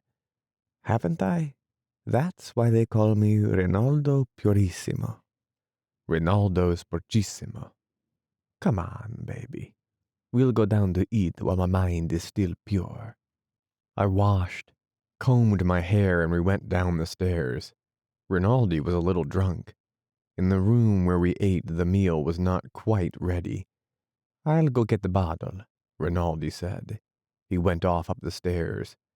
I sat at the table, and he came back with the bottle and poured us each half a tumbler of cognac. "Too much," I said, and held up the glass and sighted at the lamp on the table. "Not for an empty stomach. It is a wonderful thing. It burns out the stomach completely. Nothing is worse for you." "All right. Self-destruction day by day," Rinaldi said. "It ruins the stomach and makes the hand shake. Just the thing for a surgeon." "You recommend it?" Heartily, I use no other. Drink it down, baby, and look forward to being sick. I drank half the glass. In the hall, I could hear the orderly calling, Soup, soup is ready. The major came in, nodded to us, and sat down. He seemed very small at the table. Is this all we are? He asked. The orderly put the soup bowl down and he ladled out a plateful. We are all, Rinaldi said, unless the priest comes. If he knew Federico was here, he would be here. Where is he? I asked. He's at 307, the major said. He was busy with his soup. He wiped his mouth, wiping his upturned gray mustache carefully. He will come, I think. I called them and left word to tell him you were here. I miss the noise of the mess, I said. Yes, it's quiet, the major said. It will be noisy, said Rinaldi. Drink some wine, Enrico, said the major. He filled my glass. The spaghetti came in and we were all busy. We were finishing the spaghetti when the priest came in. He was the same as ever, small and brown and compact looking. I stood up and we shook hands. He put his hand on my shoulder. I came as soon as I heard, he said. Sit down, the major said. You're late. Good evening, priest, Rinaldi said, using the English word. They had taken that up from the priest baiting captain, who spoke a little English. Good evening, Rinaldo, the priest said. The orderly brought him soup, but he said he would start with the spaghetti. How are you? He asked me. Fine, I said. How have things been? Drink some wine, priest, Rinaldi said. Take a little wine for your stomach's sake. That's St. Paul, you know. Yes, I know, said the priest politely. Rinaldi filled his glass. That St. Paul, said Rinaldi. He's the one who makes all the trouble. The priest looked at me and smiled. I could see that the baiting did not touch him now. That St. Paul, Rinaldi said. He was a rounder and a chaser, and then when he was no longer hot, he said it was no good. When he was finished, he made the rules for us who are still hot. Isn't it true, Federico? The major smiled. We were eating meat stew now. I never discuss a saint after dark, I said. The priest looked up from the stew and smiled at me. There he is, gone over with the priest, Rinaldi said. Where are all the good old priest baiters? Where is Cavalcanti? Where is Brundi? Where is Caesar? Do I have to bait this priest alone without support? He is a good priest, said the major. He is a good priest, said Rinaldi, but still a priest. I try to make the mess like the old days. I want to make Federico happy. To hell with you, priest. I saw the major look at him and noticed that he was drunk. His thin face was white. The line of his hair was very black against the white of his forehead. It's all right, Rinaldo, said the priest. It's all right. To hell with you, said Rinaldi. To hell with the whole damn business. He sat back in his chair. He's been under a strain and he's tired, the major said to me. He finished his meat and wiped out the gravy with a piece of bread. I don't give a damn, Rinaldi said to the table. To hell with the whole business. He looked defiantly around the table, his eyes flat, his face pale. All right, I said. To hell with the whole damn business. No, no, said Rinaldi. You can't do it. You can't do it. I say you can't do it. You're dry and you're empty and there's nothing else. There's nothing else, I tell you. Not a damned thing. I know when I stop working. The priest shook his head. The orderly took away the stew dish. What are you eating meat for? Rinaldi turned to the priest. Don't you know it's Friday? It's Thursday, the priest said. It's a lie. It's Friday. You're eating the body of our Lord. It's God meat. I know. It's dead Austrian. That's what you're eating. The white meat is from officers, I said, completing the old joke. Rinaldi laughed. He filled his glass.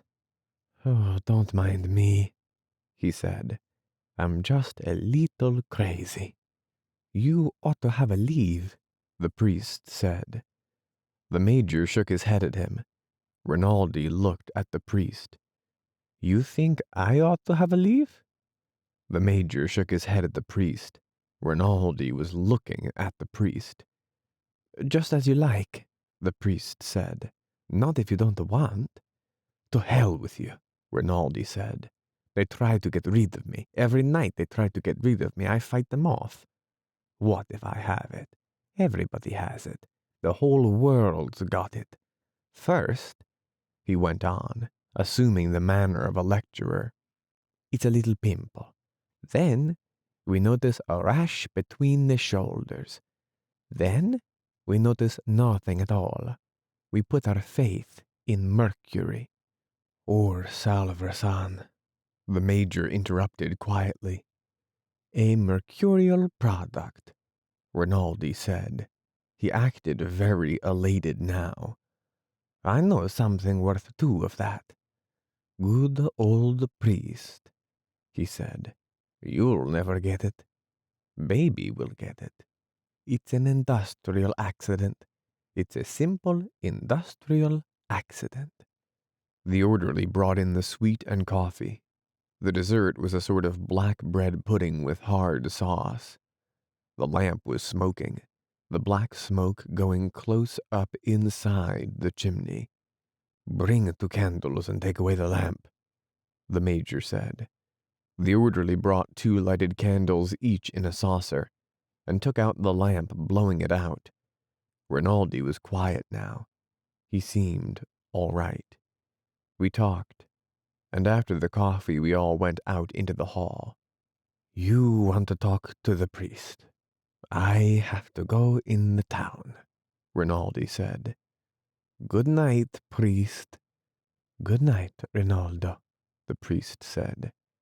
I'll see you, Freddy, Rinaldi said. Yes, I said. Come in early. He made a face and went out the door. The major was standing with us. He's very tired and overworked, he said. He thinks, too, he has syphilis. I don't believe it, but he may have. He is treating himself for it. Good night. You will leave before daylight, Enrico? Yes. Goodbye, then, he said. Good luck. Peducci will wake you and go with you. Goodbye, Signor Maggiore. Goodbye. They talk about an Austrian offensive, but I don't believe it. I hope not. But anyway, it won't be here. Gino will tell you everything. The telephone works well now. I'll call regularly. Please do. Good night. Don't let Rinaldi drink so much brandy. I'll try not to. Good night, priest. Good night, Signor Maggiore. He went off into his office. Chapter 26. I went to the door and looked out. It had stopped raining, but there was a mist. Should we go upstairs? I asked the priest. I can only stay a little while. Come on up. We climbed the stairs and went into my room. I lay down on Rinaldi's bed. The priest sat on my cot that the orderly had set up. It was dark in the room. Well, he said, how are you really? I'm all right. I'm tired tonight. I'm tired too, but from no cause. What about the war? I think it will be over soon. I don't know why, but I feel it. How do you feel it? You know how your major is. Gentle. Many people are like that now. I feel that way myself. I said. It has been a terrible summer, said the priest. He was surer of himself now than when I had gone away. You cannot believe how it has been, except that you have been there, and you know how it can be. Many people have realized the war this summer. Officers whom I thought could never realize it now. What will happen? I stroked the blanket with my hand. I do not know, but I do not think it can go on much longer. What will happen? They will stop fighting. Who? Both sides. I hope so, I said. You don't believe it? I don't believe both sides will stop fighting at once. I suppose not. It is too much to expect. But when I see the changes in men, I do not think it can go on. Who won the fighting this summer? No one. The Austrians won, I said. They kept them from taking San Gabriele. They've won. They won't stop fighting.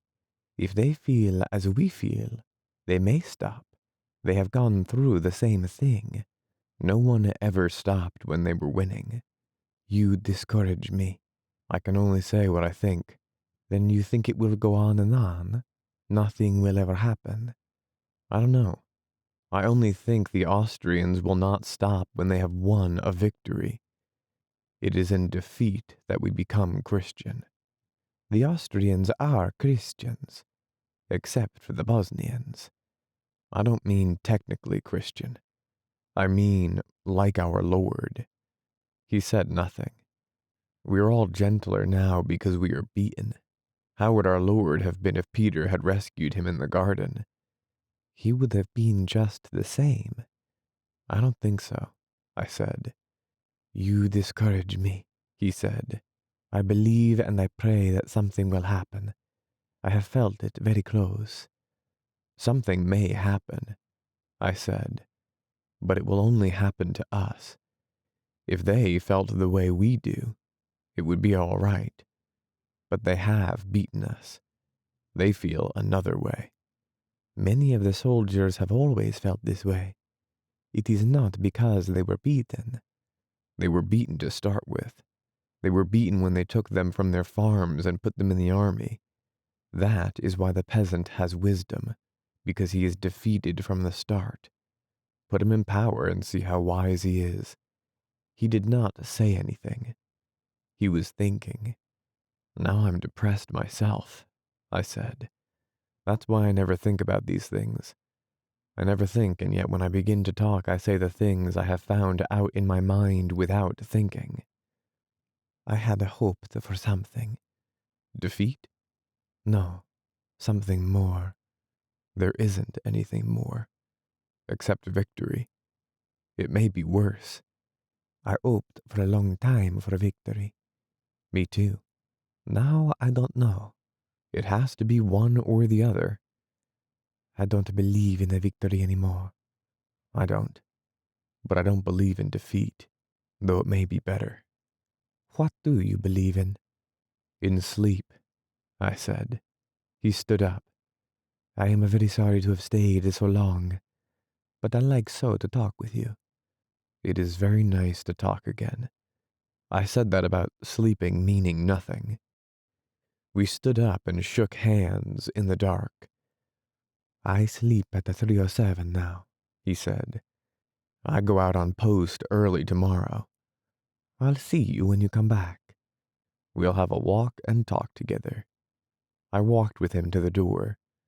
Don't go down, he said. It is very nice that you are back, though not so nice for you. He put his hand on my shoulder.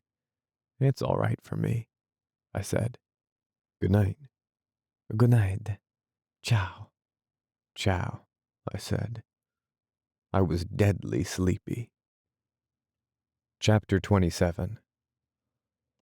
I woke when Rinaldi came in, but he did not talk and I went back to sleep again. In the morning I was dressed and gone before it was light. Rinaldi did not wake when I left. I had not seen the Bensizza before and it was strange to go up the slope where the Austrians had been. beyond the place on the river where I had been wounded. There was a steep new road and many trucks. Beyond, the road flattened out and I saw woods and steep hills in the mist. They were woods that had been taken quickly and not smashed. Then, beyond where the road was not protected by the hills, it was screened by matting on the sides, and over the top, the road ended in a wrecked village. The lines were up beyond. There was much artillery around. The houses were badly smashed, but things were very well organized, and there were signboards everywhere. We found Gino, and he got us some coffee, and later I went with him and met various people and saw the posts. Gino said the British cars were working further down the Bensitsa at Ravni. He had great admiration for the British. There was still a certain amount of shelling, he said, but not many wounded.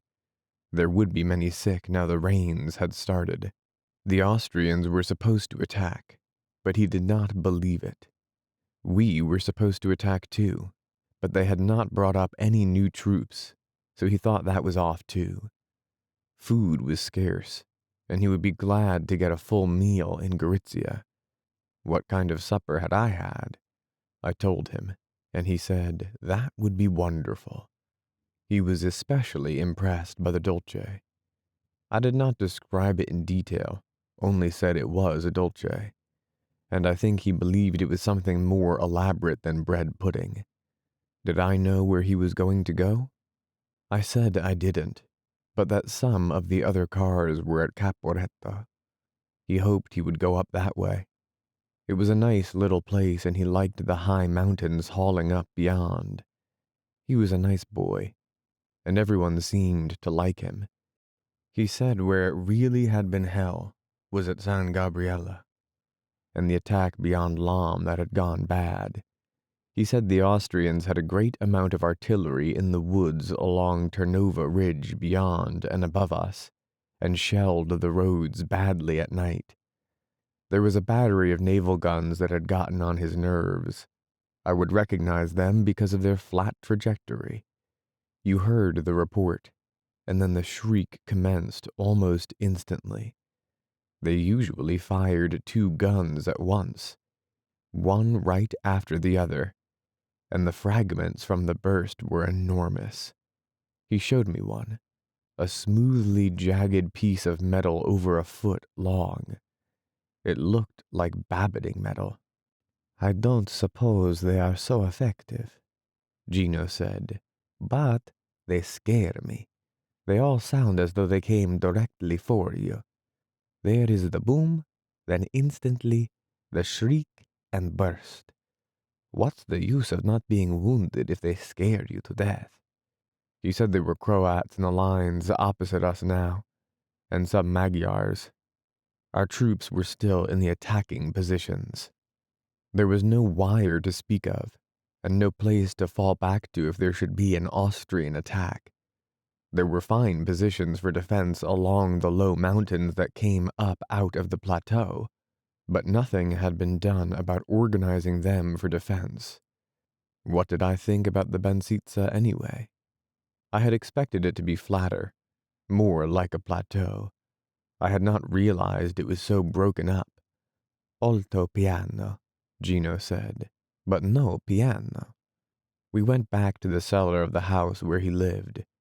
I said I thought a ridge that flattened out on top and had a little depth would be easier and more practical to hold than a succession of small mountains.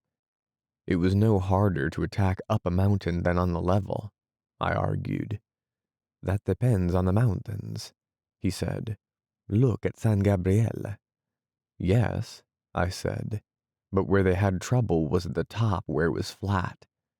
They got up to the top easy enough. Not so easy, he said. Yes, I said, but that was a special case, because it was a fortress rather than a mountain. Anyway, the Austrians had been fortifying it for years. I meant tactically speaking in a war where there was some movement. A succession of mountains were nothing to hold as a line, because it was too easy to turn them. You should have possible mobility, and a mountain is not very mobile. Also, people always overshoot downhill. If the flank were turned, the best men would be left on the highest mountains. I did not believe in a war in mountains. I had thought about it a lot, I said. You pinched off one mountain and they pinched off another. But when something really started, everyone had to get down off the mountains. What were you going to do if you had a mountain frontier? He asked. I had not worked that out yet, I said, and we both laughed. But, I said, in the old days the Austrians were always whipped in the quadrilateral around Verona. They let them come down onto the plain and whipped them there. Yes, said Gino, but those were Frenchmen, and you can work out military problems clearly when you are fighting in somebody else's country. Yes, I agreed. When it is your own country, you cannot use it so scientifically. The Russians did, to trap Napoleon. Yes, but they had plenty of country. If you tried to retreat to trap Napoleon in Italy, you would find yourself in Brindisi. A terrible place, said Gino. Have you ever been there? Not to stay. I am a patriot, Gino said, but I cannot love Brindisi or Taranto. Do you love the Banzizza? I asked. The soil is sacred, he said, but I wish it grew more potatoes. You know, when we came here, we found fields of potatoes the Austrians had planted. Has the food really been short? I myself have never had enough to eat, but I am a big eater, and I have not starved. The mess is average. The regiments in the line get pretty good food, but those in support don't get so much. Something is wrong somewhere. There should be plenty of food. The dogfish are selling it somewhere else. Yes, they give the battalions in the front line as much as they can, but the ones in back are very short. They have eaten all of the Austrians' potatoes and chestnuts from the woods. They ought to feed them better. We are big eaters. I am sure there is a plenty of food. It is very bad for the soldiers to be short of food. Have you ever noticed the difference it makes in the way you think? Yes, I said. It can't win a war, but it can lose one. We won't talk about losing. There is enough talk about losing. What has been done this summer cannot have been done in vain. I did not say anything. I was always embarrassed by the words sacred, glorious, and sacrifice, and the expression in vain. We had heard them, sometimes standing in the rain almost out of earshot, so that only the shouted words came through, and had read them on proclamations that were slapped up by bill posters over other proclamations.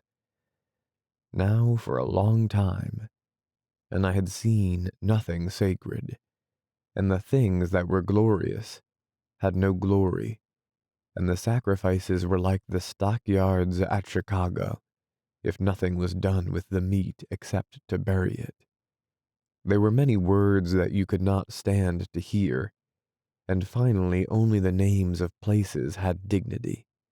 Certain numbers were the same way, and certain dates, and these, with the names of the places, were all you could say and have them mean anything.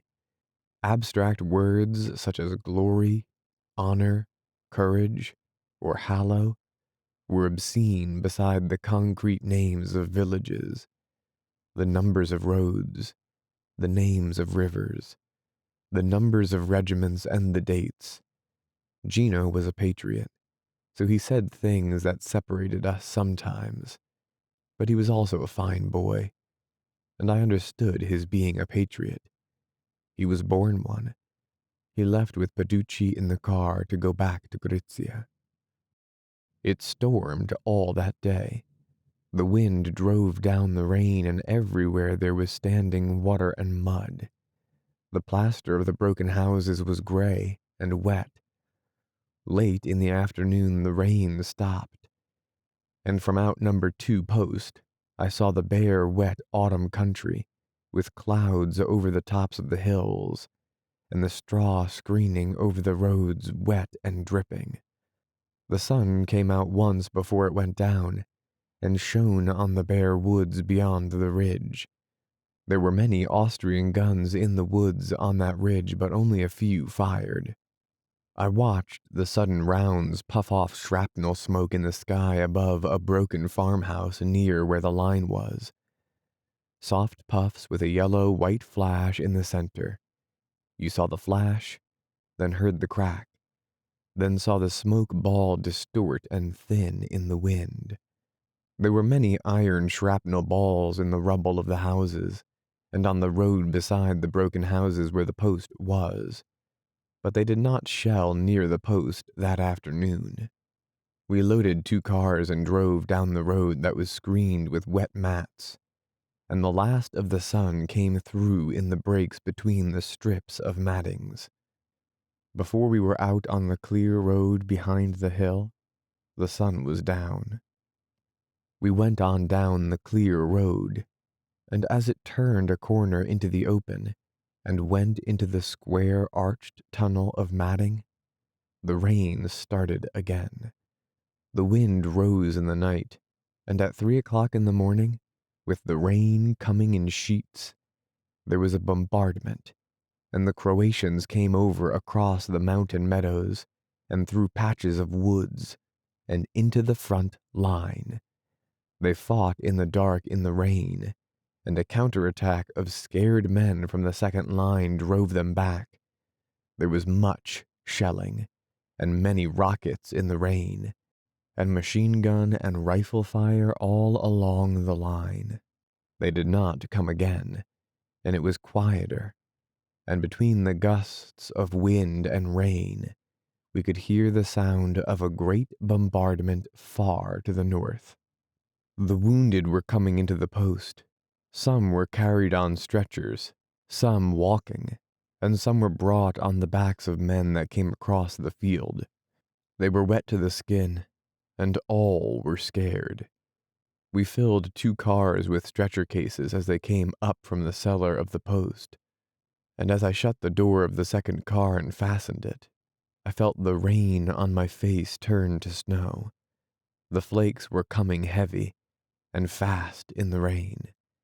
When daylight came, the storm was still blowing, but the snow had stopped. It had melted as it fell on the wet ground, and now it was raining again.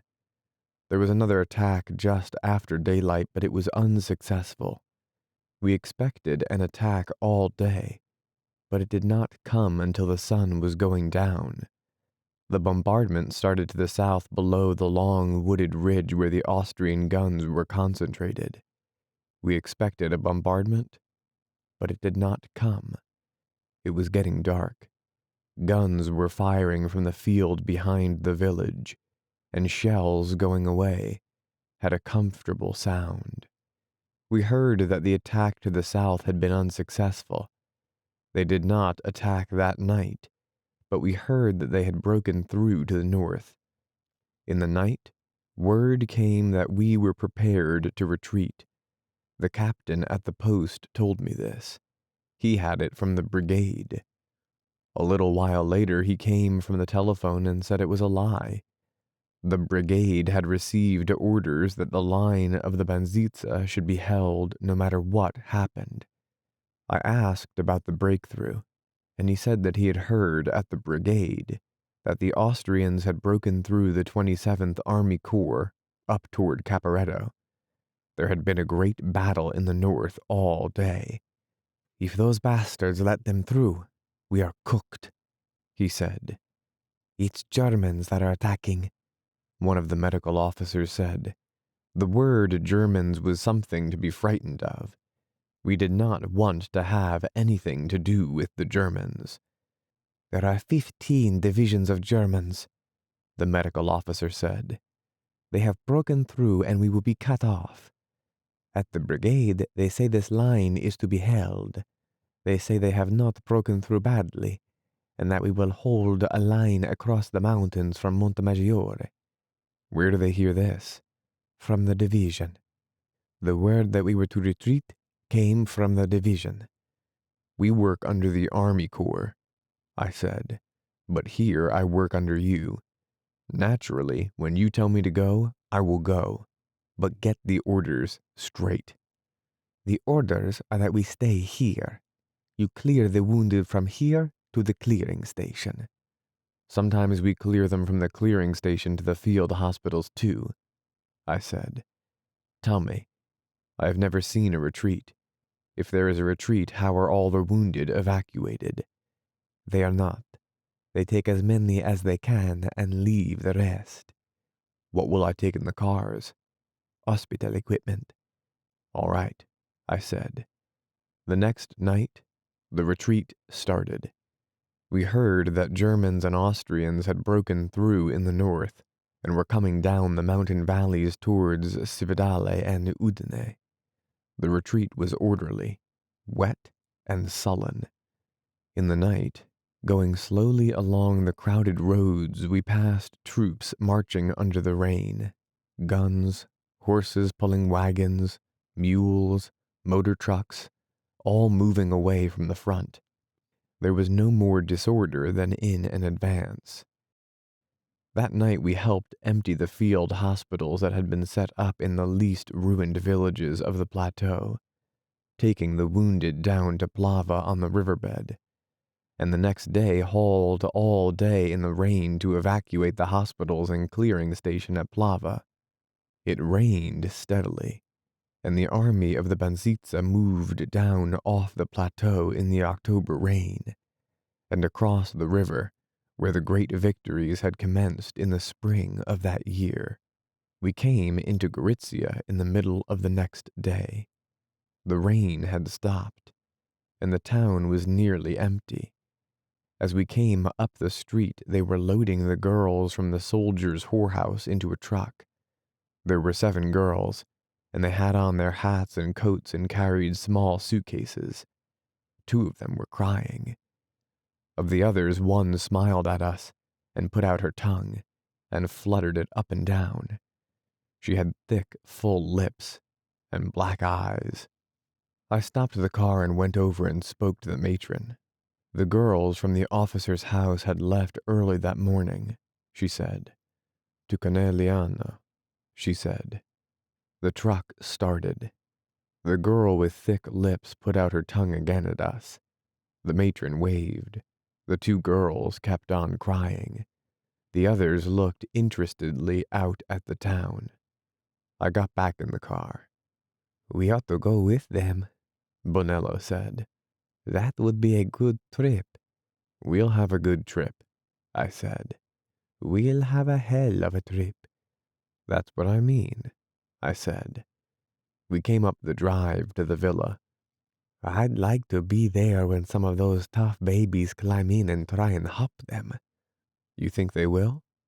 Sure. Everybody in the Second Army knows that, matron. We were outside the villa. They call her the Mother Superior, Bonello said. The girls are new, but everybody knows her.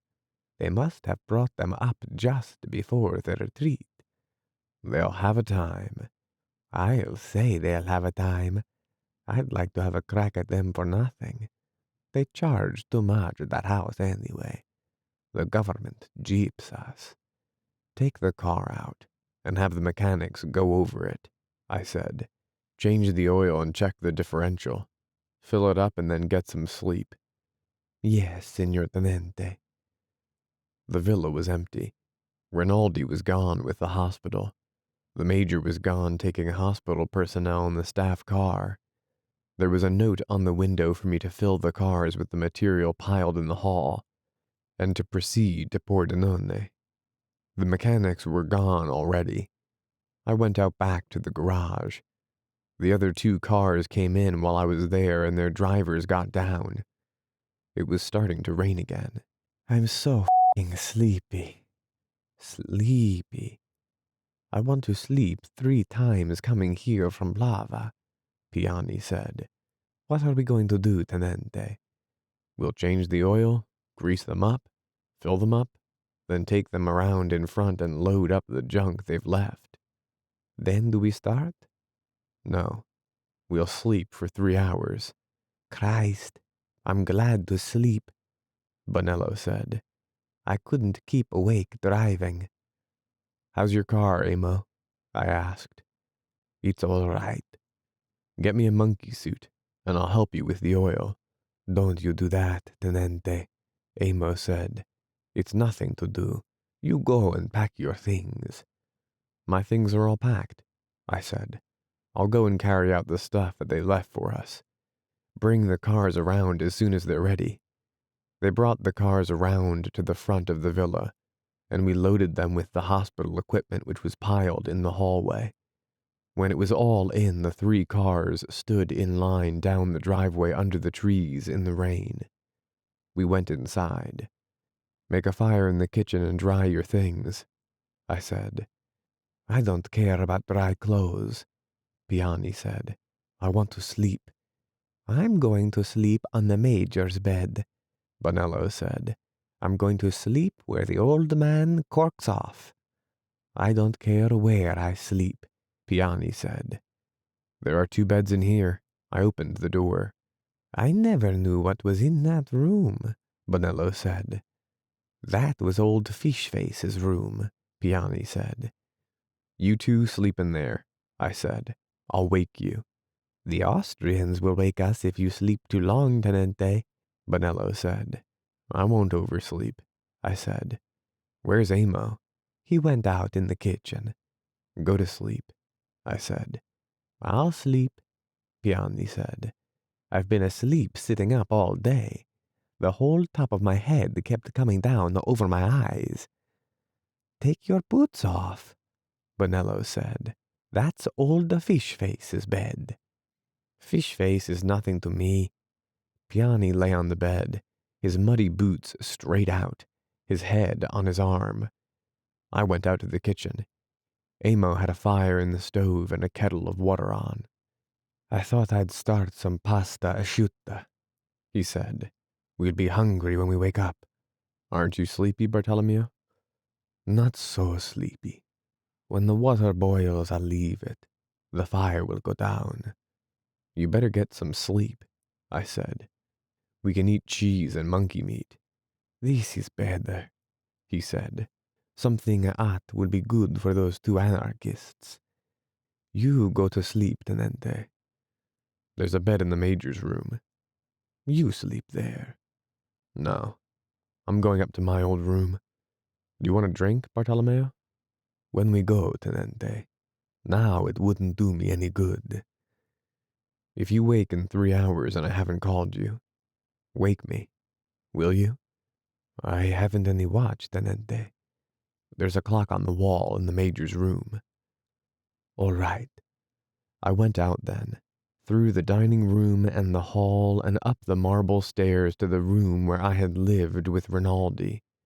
It was raining outside. I went to the window and looked out. It was getting dark, and I saw the 3 cars standing in line under the trees. The trees were dripping in the rain. It was cold, and the drops hung to the branches. I went back to Rinaldi's bed and lay down and let sleep take me. We ate in the kitchen before we started. Amo had a basin of spaghetti with onions and tinned meat chopped up in it. We sat around the table and drank 2 bottles of the wine that had been left in the cellar of the villa. It was dark outside and still raining. Piani sat at the table very sleepy. I like a retreat better than an advance, Bonello said. On a retreat, we drink Barbera. We drink it now. Tomorrow maybe we drink rainwater, Amo said. Tomorrow we'll be in Udine. We'll drink champagne. That's where the slackers live. Wake up, Piani. We'll drink champagne tomorrow in Udine. I'm awake, Piani said. He filled his plate with the spaghetti and meat. Couldn't you find the tomato sauce, Barto?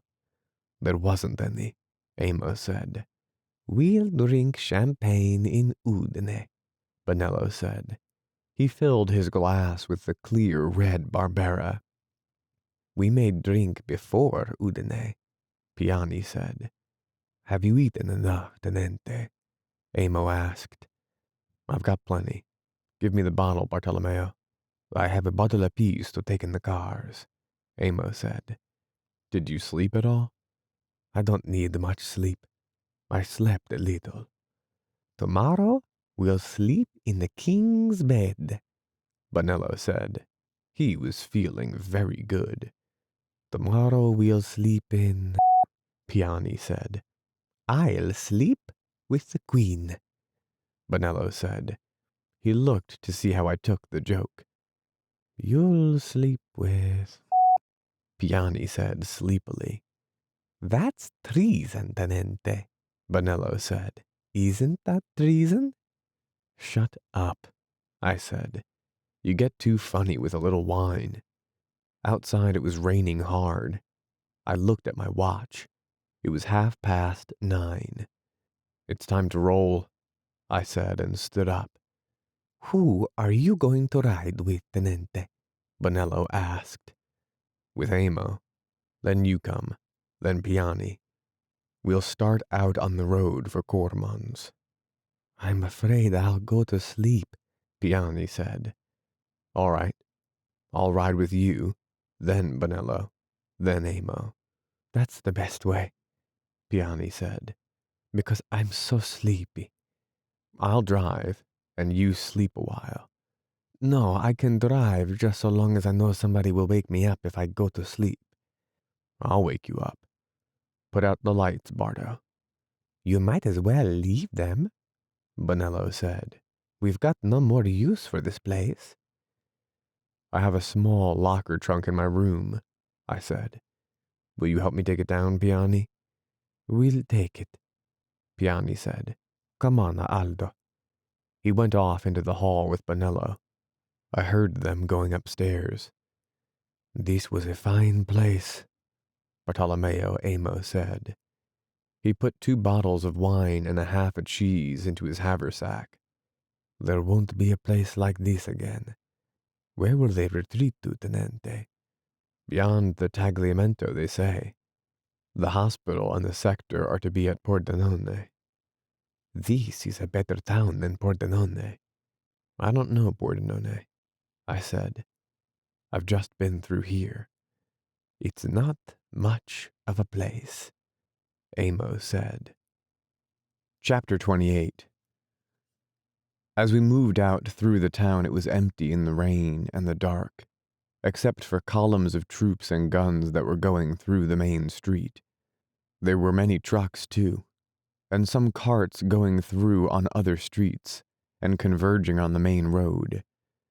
When we were out past the tanneries onto the main road, the troops, the motor trucks, the horse-drawn carts, and the guns were in one wide, slow-moving column. We moved slowly but steadily in the rain, the radiator cap of our car almost against the tailboard of a truck that was loaded high, the load covered with wet canvas. Then the truck stopped. The whole column was stopped. It started again, and we went a little farther, then stopped. I got out and walked ahead, going between the trucks and carts and under the wet necks of the horses. The block was farther ahead. I left the road, crossed the ditch on a footboard, and walked along the field beyond the ditch. I could see the stalled column between the trees in the rain as I went forward across from it in the field.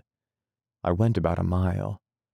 The column did not move, although, on the other side beyond the stalled vehicles, I could see the troops moving.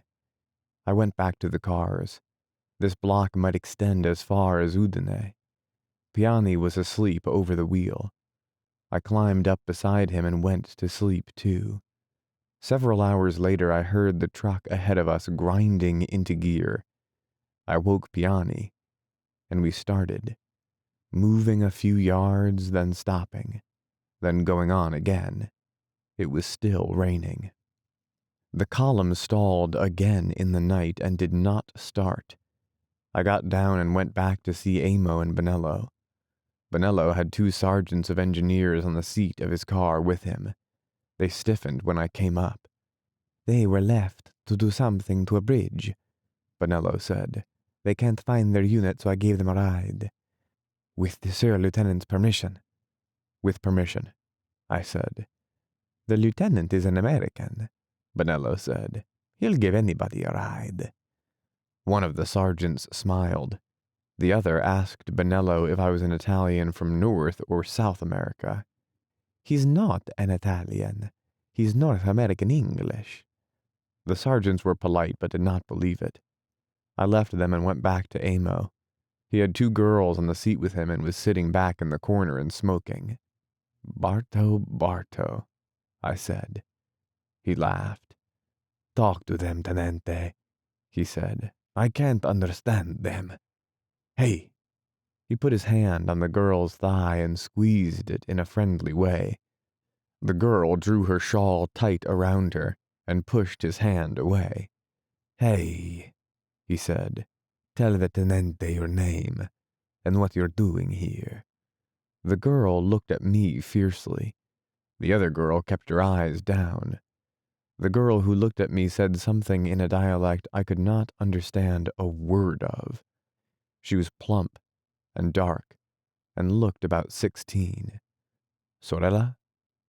I asked and pointed at the other girl. She nodded her head and smiled. All right, I said, and patted her knee.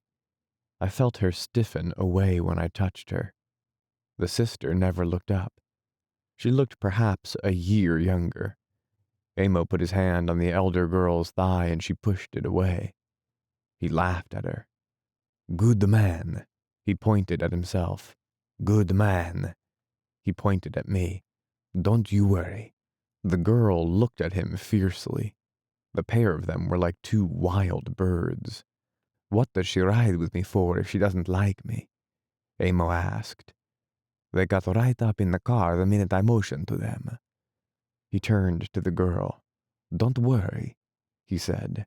No danger of, using the vulgar word. No place for. I could see she understood the word, and that was all. Her eyes looked at him very scared. She pulled the shawl tight. Car all full, Amo said. No danger of. No place for. Every time he said the word, the girl stiffened a little. Then, sitting stiffly and looking at him, she began to cry. I saw her lips working, and then tears came down her plump cheeks. Her sister, not looking up, took her hand, and they sat there together. The older one, who had been so fierce, began to sob. I guess I scared her, Amo said. I didn't mean to scare her. Bartolomeo brought out his knapsack and cut off 2 pieces of cheese. Here, he said. Stop crying. The older girl shook her head and still cried, but the younger girl took the cheese and commenced to eat. After a while, the younger girl gave her sister the 2nd piece of cheese and they both ate. The older sister still sobbed a little. She'll be all right after a while, Amo said. An idea came to him. Virgin? He asked the girl next to him. She nodded her head vigorously. Virgin too? He pointed to the sister. Both the girls nodded their heads, and the elder said something in dialect. That's all right, Bartolomeo said. That's all right. Both the girls seemed cheered. I left them sitting together with Amo sitting back in the corner and went back to Piani's car.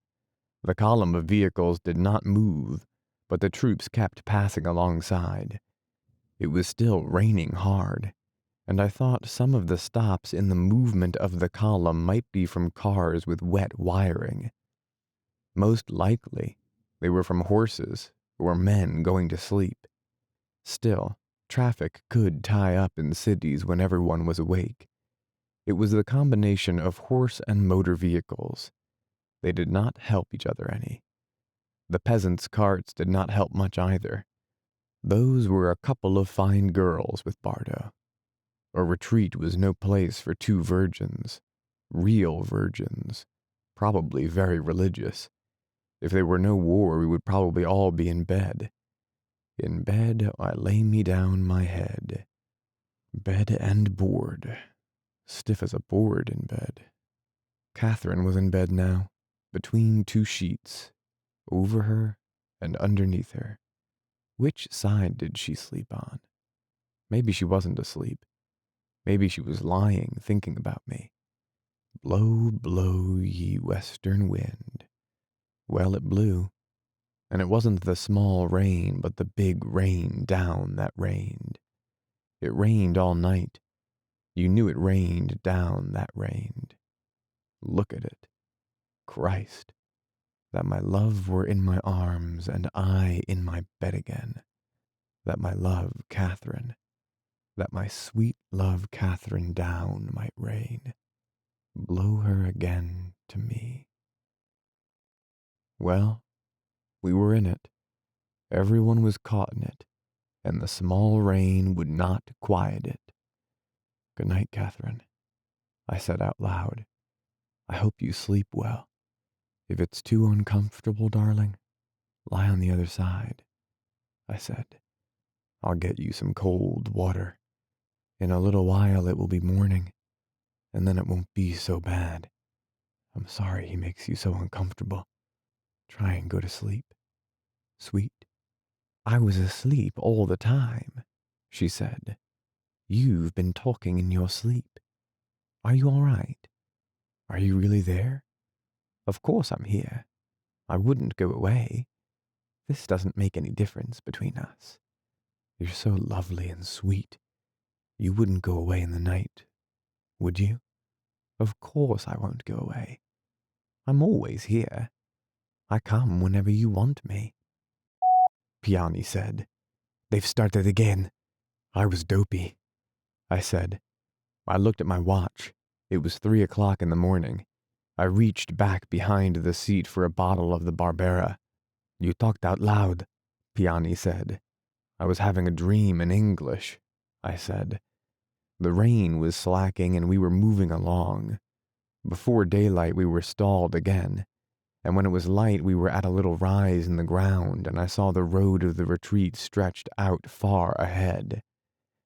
Everything stationary except for the infantry filtering through. We started to move again, but seeing the rate of progress in the daylight, I knew we were going to have to get off the main road some way and go across country if we ever hoped to reach Udine. In the night, many peasants had joined the column from the roads of the country, and in the column there were carts loaded with household goods. There were mirrors projecting up between mattresses, and chickens and ducks tied to carts. There was a sewing machine on the cart ahead of us in the rain. They had saved the most valuable things. On some carts the women sat huddled from the rain, and others walked beside the carts keeping as close to them as they could. There were now dogs in the column, keeping under the wagons as they moved along. The road was muddy. The ditches at the side were high with water, and beyond the trees that lined the road the fields looked too wet and too soggy to try to cross. I got down from the car and walked up the road away, looking for a place where I could see ahead, to find a side road we could take across country. I knew there were many side roads, but did not want one that would lead to nothing.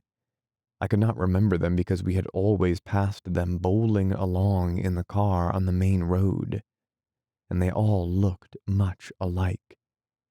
Now I knew we must find one if we hoped to get through.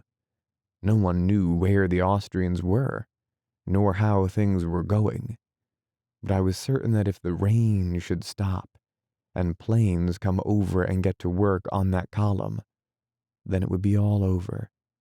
All that was needed was for a few men to leave their trucks, or a few horses be killed, to tie up completely the movement on the road.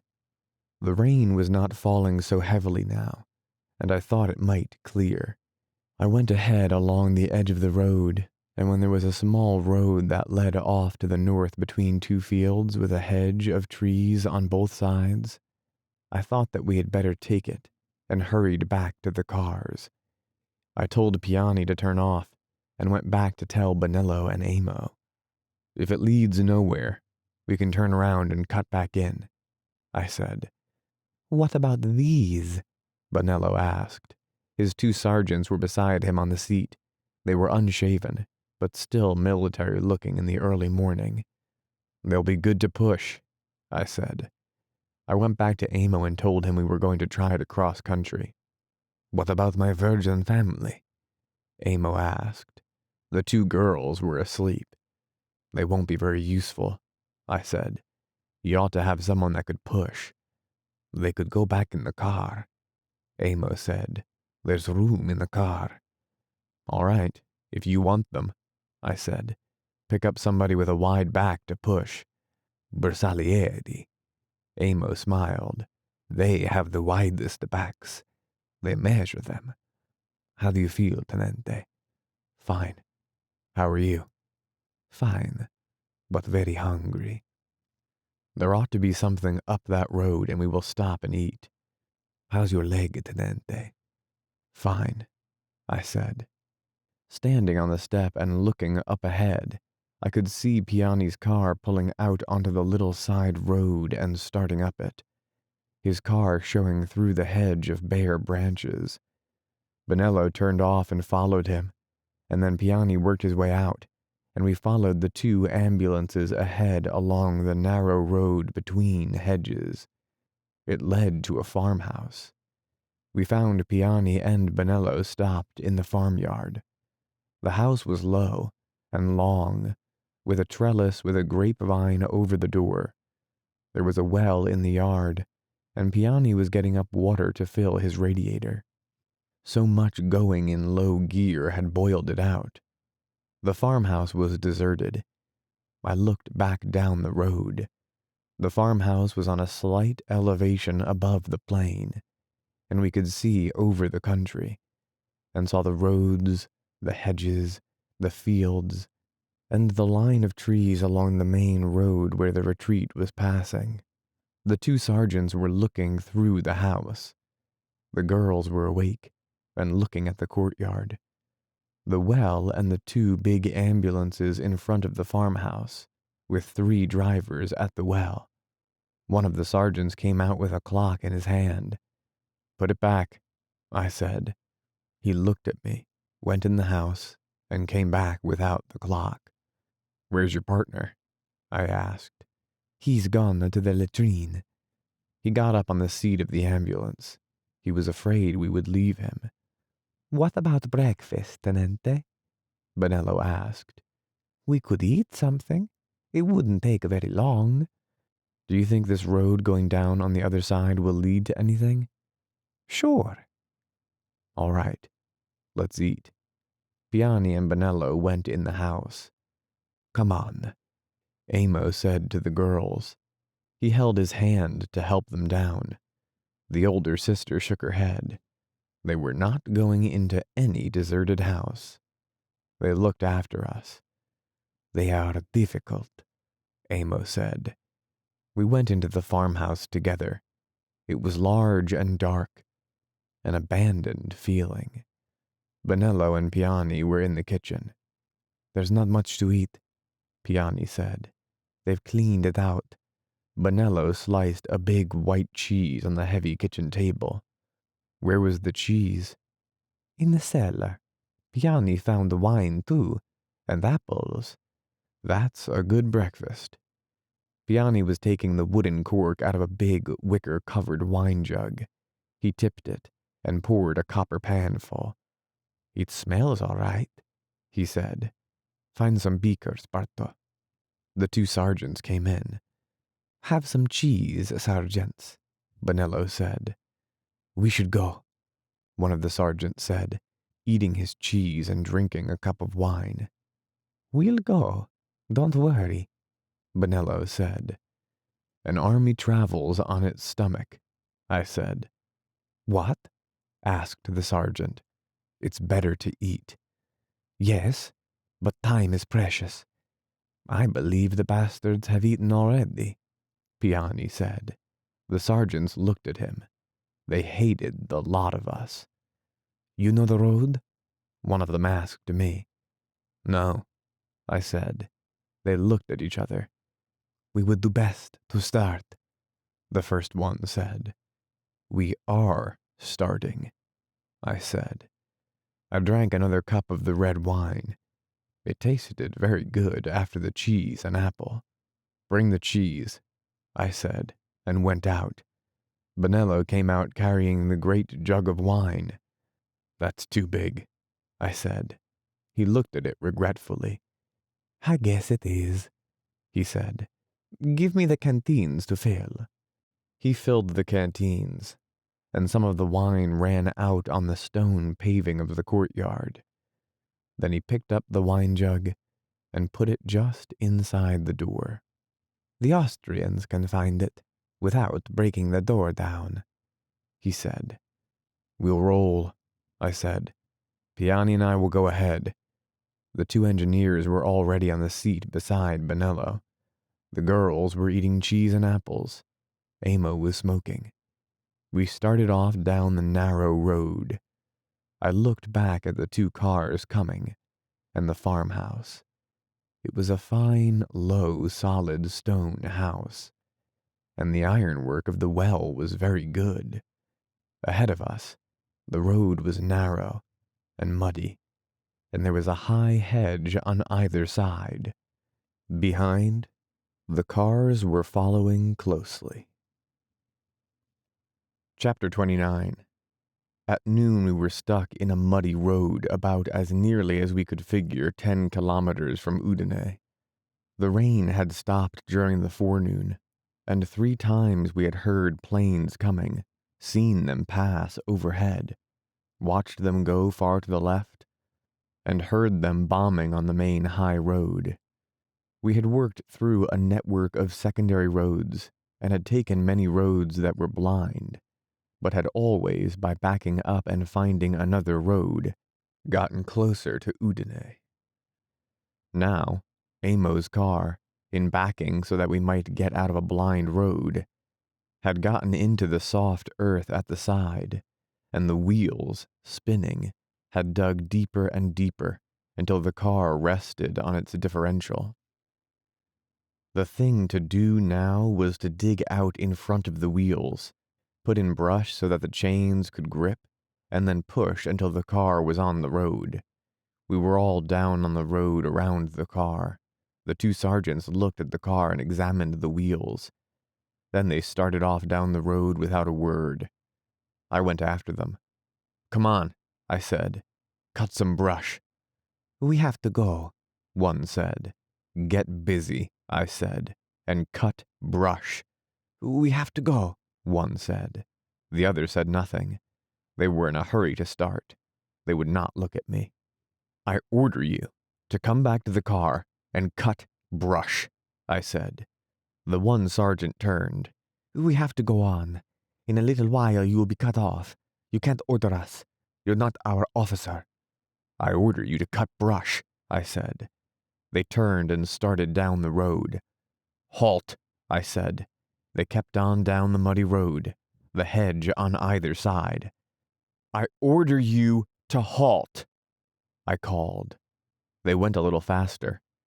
I opened up my holster, took the pistol, aimed at the one who had talked the most, and fired. I missed, and they both started to run. I shot 3 times and dropped one. The other went through the hedge and was out of sight.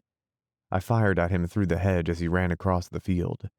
The pistol clicked empty and I put in another clip. I saw it was too far to shoot at the second sergeant. He was far across the field, running, his head held low. I commenced to reload the empty clip. Benello came up. Let me go finish him, he said. I handed him the pistol and he walked down to where the sergeant of engineers lay face down across the road. Benello leaned over, put the pistol against the man's head and pulled the trigger. The pistol did not fire. "You have to cock it," I said. He cocked it and fired twice. He took hold of the sergeant's legs and pulled him to the side of the road so he lay beside the hedge. He came back and handed me the pistol. "This son of a bitch," he said. He looked toward the sergeant. "You see me shoot him, Tenente?" "We've got to cut the brush quickly," I said. "Did I hit the other one at all?" "I don't think so," Amos said. "He was too far away to hit with a pistol." "The dirty scum," Piani said. We were all cutting twigs and branches. Everything had been taken out of the car. Bonello was digging out in front of the wheels. When we were ready, Amos started the car and pulled it into gear. The wheels spun round, throwing brush and mud. Bonello and I pushed until we could feel our joints crack. The car would not move. "Rock her back and forth, Bardo," I said. He drove the engine in reverse, then forward. The wheels only dug in deeper. Then the car was resting on the differential again, and the wheels spun freely in the holes they had dug. I straightened up. "We'll try her with a rope," I said. "I don't think it's any use, Tenente. You can't get a straight pull." "We have to try it," I said. "She won't come out any other way." Piani and Bonello's cars could only move straight ahead down the narrow road. We roped both cars together and pulled. The wheels only pulled sideways, against the ruts. "It's no good," I shouted. "Stop it." Piani and Bonello got down from their cars and came back. Amo got down. The girls were up the road about 40 yards, sitting on a stone wall. "What did you say, Tenente?" Bonello asked. "We'll dig out and try once more with the brush," I said. I looked down the road. It was my fault. I had led them up here. The sun was almost out from behind the clouds, and the body of the sergeant lay beside the hedge. "We'll put his coat and cape under," I said. Bonello went to get them. I cut brush and Amo and Piani dug out in front and between the wheels. I cut the cape, ripped it in two and laid it under the wheel in the mud, then piled brush for the wheels to catch. We were ready to start and Amo got up on the seat and started the car. The wheels spun and we pushed and pushed, but it wasn't any use. "It's b***ed," I said. "Is there anything you want in the car, Bardo?" Amo climbed up with Bonello, carrying the cheese and 2 bottles of wine and his cape.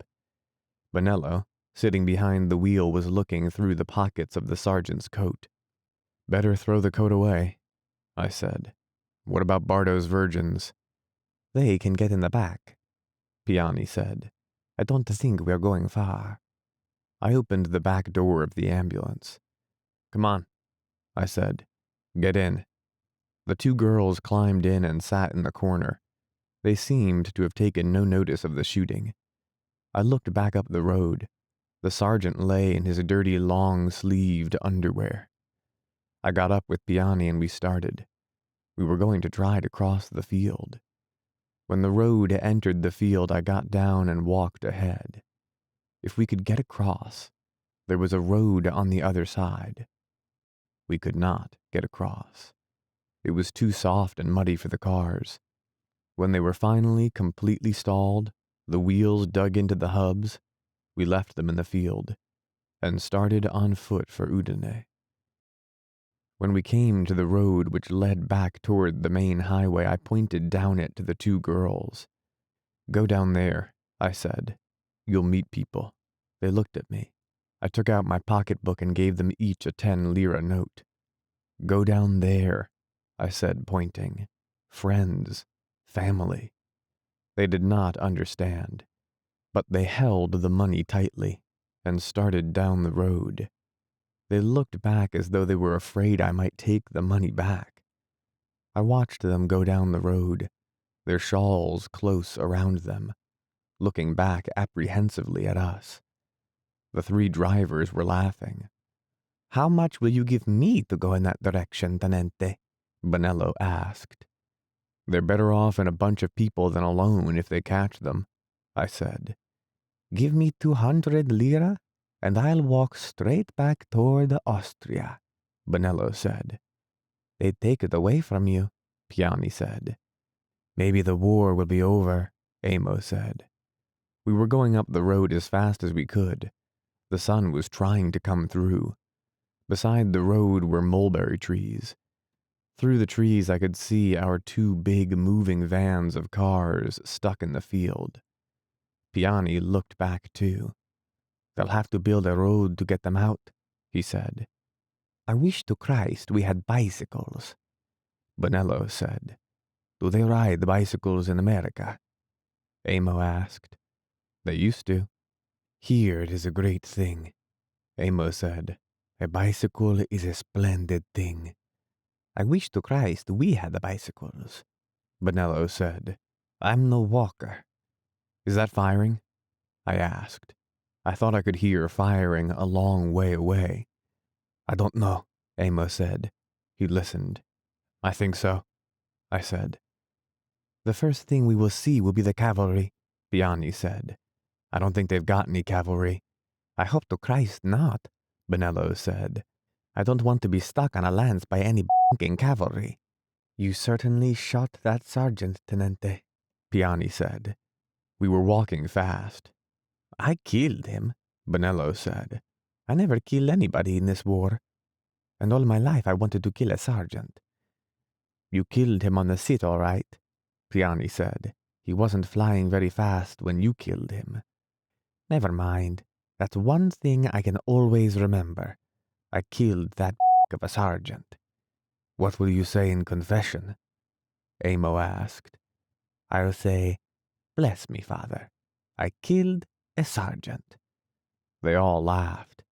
He's an anarchist, Piani said. He doesn't go to church. Piani is an anarchist too, Bonello said. Are you really anarchists? I asked. No, Tenente. We're socialists. We come from a mola. Haven't you ever been there? No. By Christ, it's a fine place, Tenente. You come there after the war and we'll show you something. Are you all socialists? Everybody. Is it a fine town? Wonderful. You never saw a town like that. How did you get to be socialists? We're all socialists. Everybody is a socialist. We've always been socialists. You come, Tenente. We'll make you a socialist too. Ahead, the road turned off to the left, and there was a little hill, and beyond a stone wall, an apple orchard. As the road went uphill, they ceased talking. We walked along together, all going fast, against time. Chapter 30. Later we were on a road that led to a river. There was a long line of abandoned trucks and carts on the road leading up to the bridge. No one was in sight. The river was high and the bridge had been blown up in the center. The stone arch was fallen into the river, and the brown water was going over it. We went on up the bank looking for a place to cross. Up ahead I knew there was a railway bridge, and I thought we might be able to get across there. The path was wet and muddy. We did not see any troops, only abandoned trucks and stores. Along the river bank there was nothing and no one but the wet brush and muddy ground. We went up to the bank and finally we saw the railway bridge. What a beautiful bridge, Amo said. It was a long, plain iron bridge across what was usually a dry riverbed. We better hurry and get across before they blow it up, I said. There's nobody to blow it up, Piani said. They're all gone. It's probably mined, Bonello said. You cross first, Tenente. Listen to the anarchist, Amo said. Make him go first. I'll go, I said. It won't be mined to blow up with one man. You see, Piani said, that is brains. Why haven't you brains, anarchist? If I had brains, I wouldn't be here, Bonello said. That's pretty good, Tenente, Amo said. That's pretty good, I said. We were close to the bridge now. The sky had clouded over again and it was raining a little.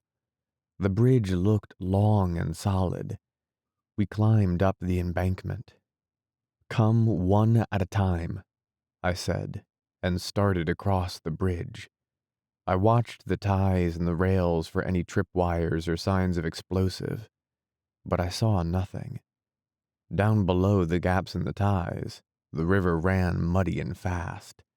Ahead across the wet countryside, I could see Udine in the rain. Across the bridge, I looked back. Just up the river was another bridge. As I watched, a yellow mud-colored motor car crossed it. The sides of the bridge were high, and the body of the car, once on, was out of sight. But I saw the heads of the driver, the man on the seat with him, and the two men on the rear seat. They all wore German helmets. The car was over the bridge and out of sight behind the trees, and the abandoned vehicles on the road. I waved to Amo, who was crossing, and to the others to come on. I climbed down and crouched beside the railway embankment. Amo came down with me. "Did you see the car?" I asked. "No, we were watching you." A German staff car crossed on the upper bridge. "A staff car?"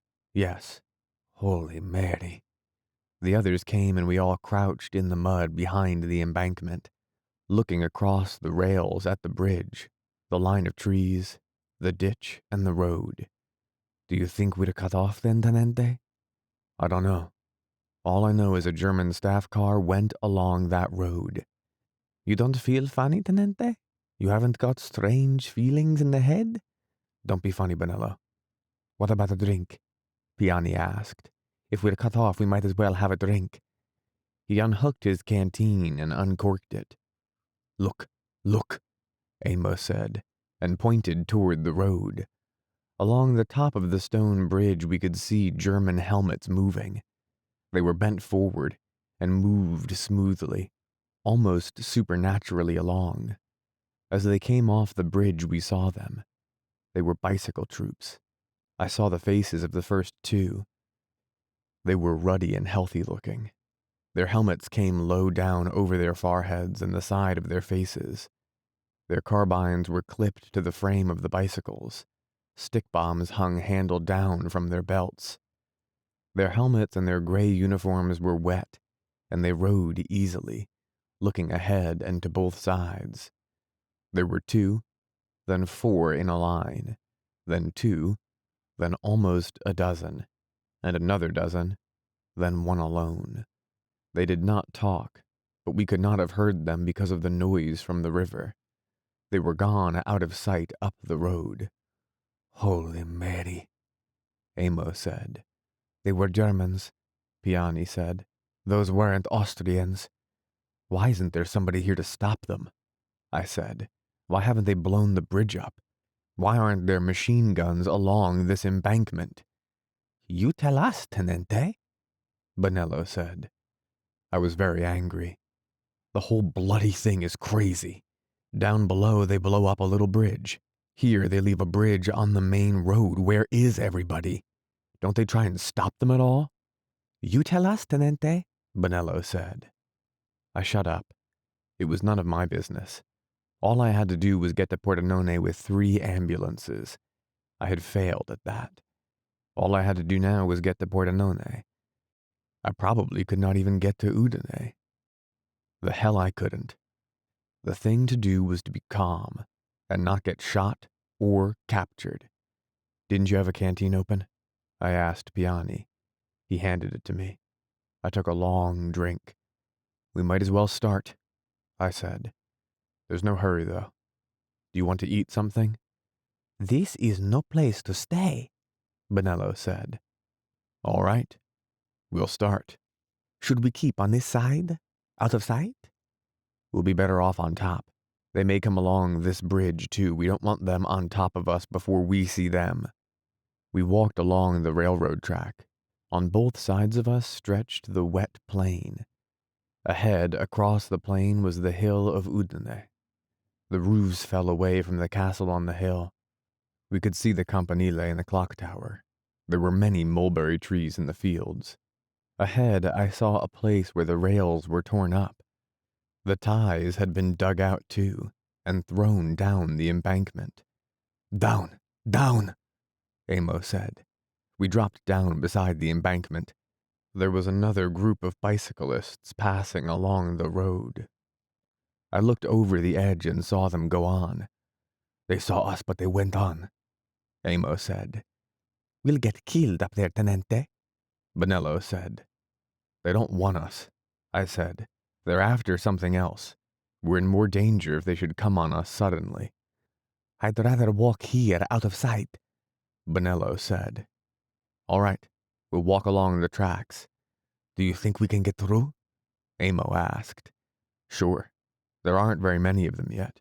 We'll go through in the dark. What was that staff car doing? Christ knows, I said. We kept on the tracks. Bonello tired of walking in the mud of the embankment and came up with the rest of us. The railway moved south, away from the highway now, and we could not see what passed along the road. A short bridge over a canal was blown up, but we climbed across on what was left of the span.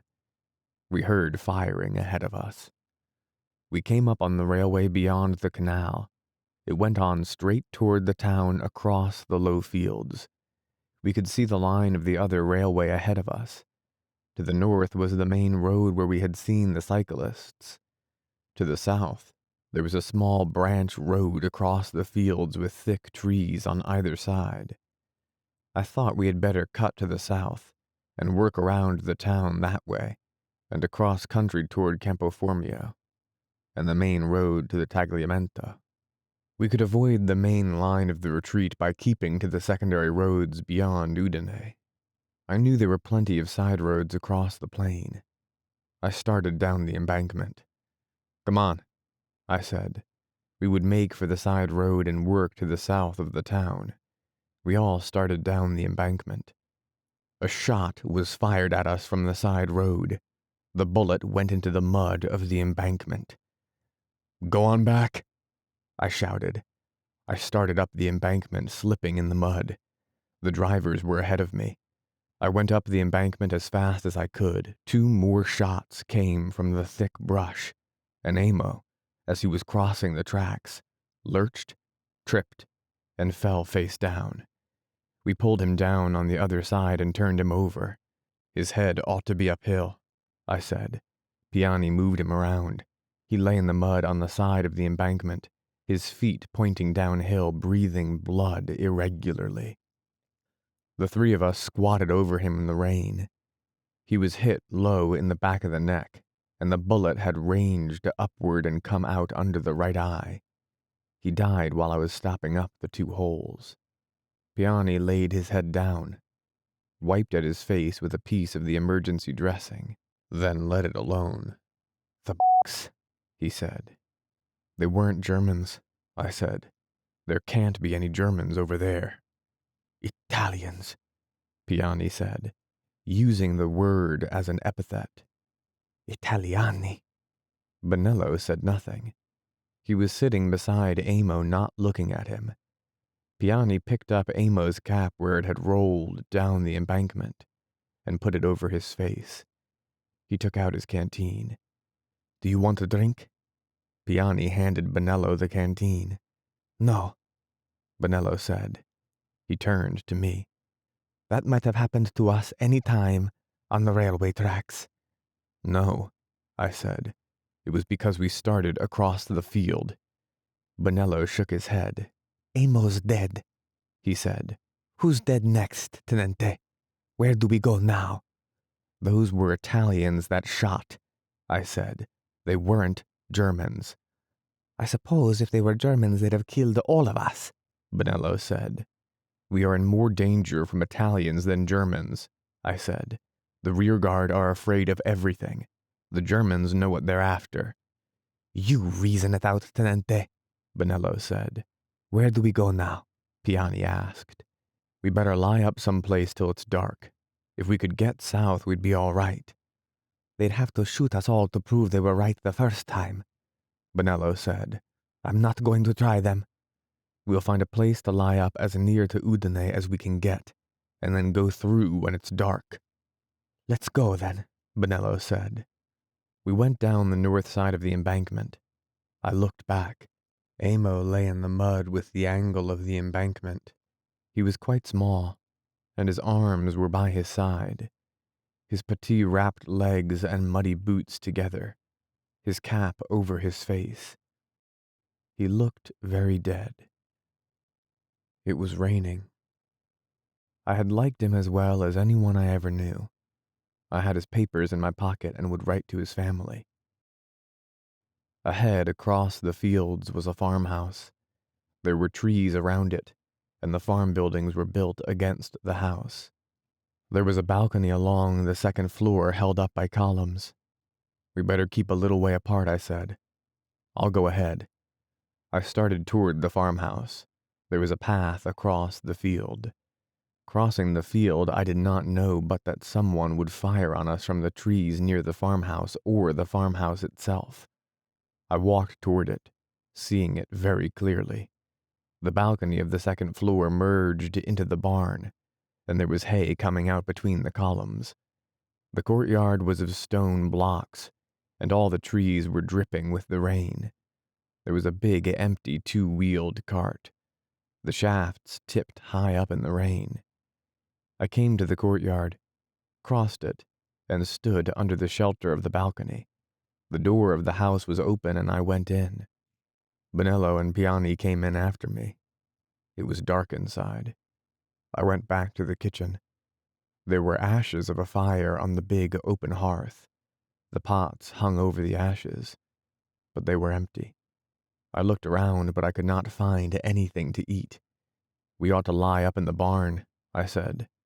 Do you think you could find anything to eat, Piani, and bring it up there? I'll look, Piani said. I'll look too, Bonello said. All right, I said. I'll go up and look at the barn. I found a stone stairway that went up from the stable underneath. The stable smelt dry and pleasant in the rain. The cattle were all gone, probably driven off when they left. The barn was half full of hay. There were 2 windows in the roof. One was blocked with boards, the other was a narrow dormer window on the north side. There was a chute so that hay might be pitched down to the cattle. Beams crossed the opening down into the main floor where the hay carts drove in when the hay was hauled in to be pitched up. I heard the rain on the roof and smelled the hay, and when I went down, the clean smell of dried dung in the stable. We could pry a board loose and see out of the south window down into the courtyard. The other window looked out on the field toward the north.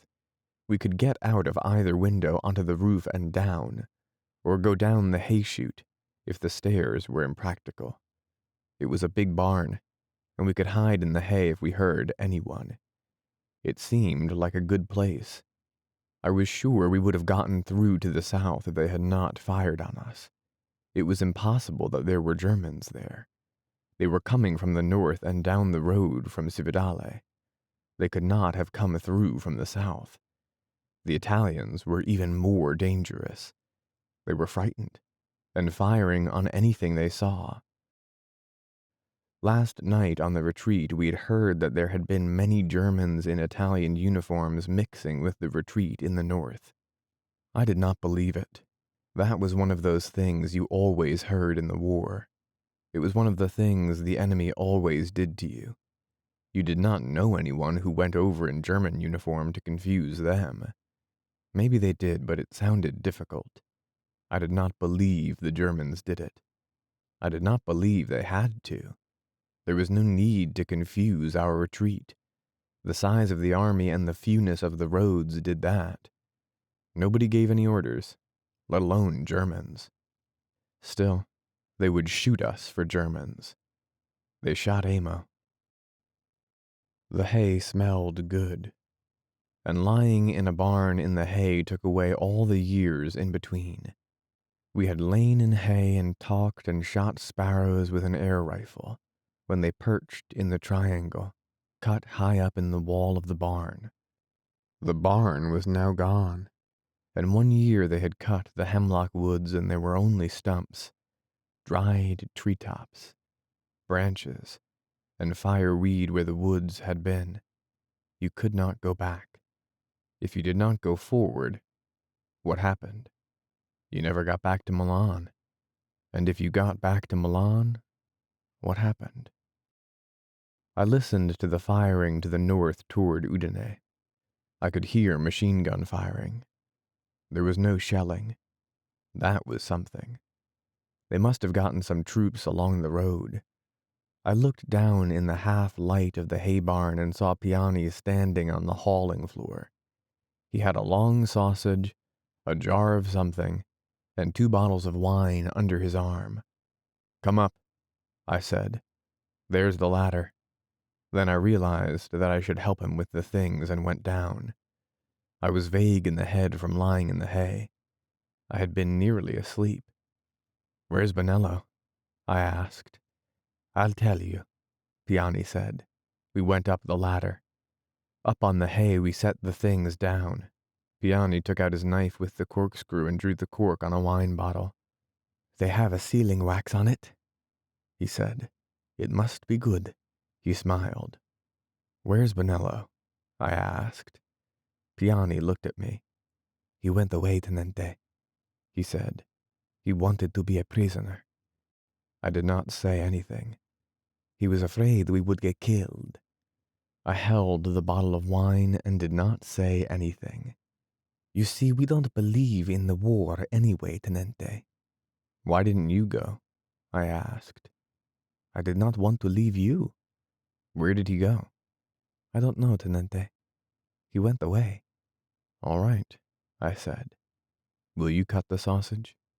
Piani looked at me in the half-light. "I cut it while we were talking," he said. We sat in the hay and ate the sausage and drank the wine. It must have been wine they had saved for a wedding. It was so old that it was losing its color. "You look out of this window, Luigi," I said. "I'll go look out the other window." We had each been drinking out of one of the bottles, and I took my bottle with me and went over and lay flat on the hay and looked out the narrow window at the wet country. I do not know what I expected to see, but I did not see anything, except the fields and the bare mulberry trees and the rain falling. I drank the wine and it did not make me feel good. They had kept it too long, and it had gone to pieces and lost its quality and color. I watched it get dark outside. The darkness came very quickly. It would be a black night with the rain. When it was dark, there was no use watching anymore. So I went over to Piani. He was lying asleep and I did not wake him, but sat down beside him for a while. He was a big man and slept heavily. After a while, I woke him, and we started. That was a very strange night. I do not know what I had expected. Death, perhaps, and shooting in the dark and running. But nothing happened. We waited, lying flat beyond the ditch along the main road while a German battalion passed. Then, when they were gone, we crossed the road and went on to the north. We were very close to Germans twice in the rain, but they did not see us. We got past the town to the north without seeing any Italians. Then after a while came on the main channels of the retreat, and walked all night toward the Tagliamento. I had not realized how gigantic the retreat was.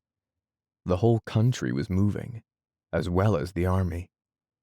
We walked all night, making better time than the vehicles. My leg ached, and I was tired, but we made good time. It seemed so silly for Bonello to have decided to be taken prisoner. There was no danger. We had walked through 2 armies without incident. If Amo had not been killed, there would never have seemed to be any danger. No one had bothered us when we were in plain sight along the railway. The killing came suddenly and unreasonably. I wondered where Bonello was. "How do you feel, Tenente?" Piani asked. We were going along the side of a road crowded with vehicles and troops. Fine. I'm tired of this walking. Well, all we have to do is walk now. We don't have to worry. Bonello was a fool. He was a fool, all right. What will you do about him, Tenente? I don't know. Can't you just put him down as taken prisoner? I don't know. You see, if the war went on, they would make bad trouble for his family. The war won't go on, a soldier said. We're going home. The war is over. Everybody's going home. We're all going home. Come on, Tenente, Piani said. He wanted to get past them. Tenente, who's a tenente? Abbasso gli ufficiali. Down with the officers. Piani took me by the arm. I better call you by your name, he said. They might try and make trouble. They've shot some officers. We worked up past them. I won't make a report that will make trouble for his family. I went on with our conversation. If the war is over, it makes no difference, Piani said. But I don't believe it's over. It's too good that it should be over. We'll know pretty soon, I said. I don't believe it's over. They all think it's over, but I don't believe it. Viva la pace! A soldier shouted out. We're going home. It would be fine if we all went home, Piani said. Wouldn't you like to go home? Yes. We'll never go. I don't think it's over. Andiamo a casa! A soldier shouted. They throw away their rifles, Piani said. They take them off and drop them down while they're marching. Then they shout. They ought to keep their rifles. They think if they throw away their rifles, they can't make them fight. In the dark and the rain, making our way along the side of the road, I could see that many of the troops still had their rifles. They stuck up above the capes. What brigade are you? An officer called out. Brigata de Pace, someone shouted. Peace Brigade. The officer said nothing. What does he say? What does the officer say? Down with the officer. Viva la pace. Come on, Piani said. We passed 2 British ambulances, abandoned in the block of vehicles. They're from Gorizia, Piani said. I know the cars. They got further than we did. They started earlier. I wonder where the drivers are. Up ahead, probably. The Germans have stopped outside Udine, I said. These people will all get across the river. Yes, Piani said.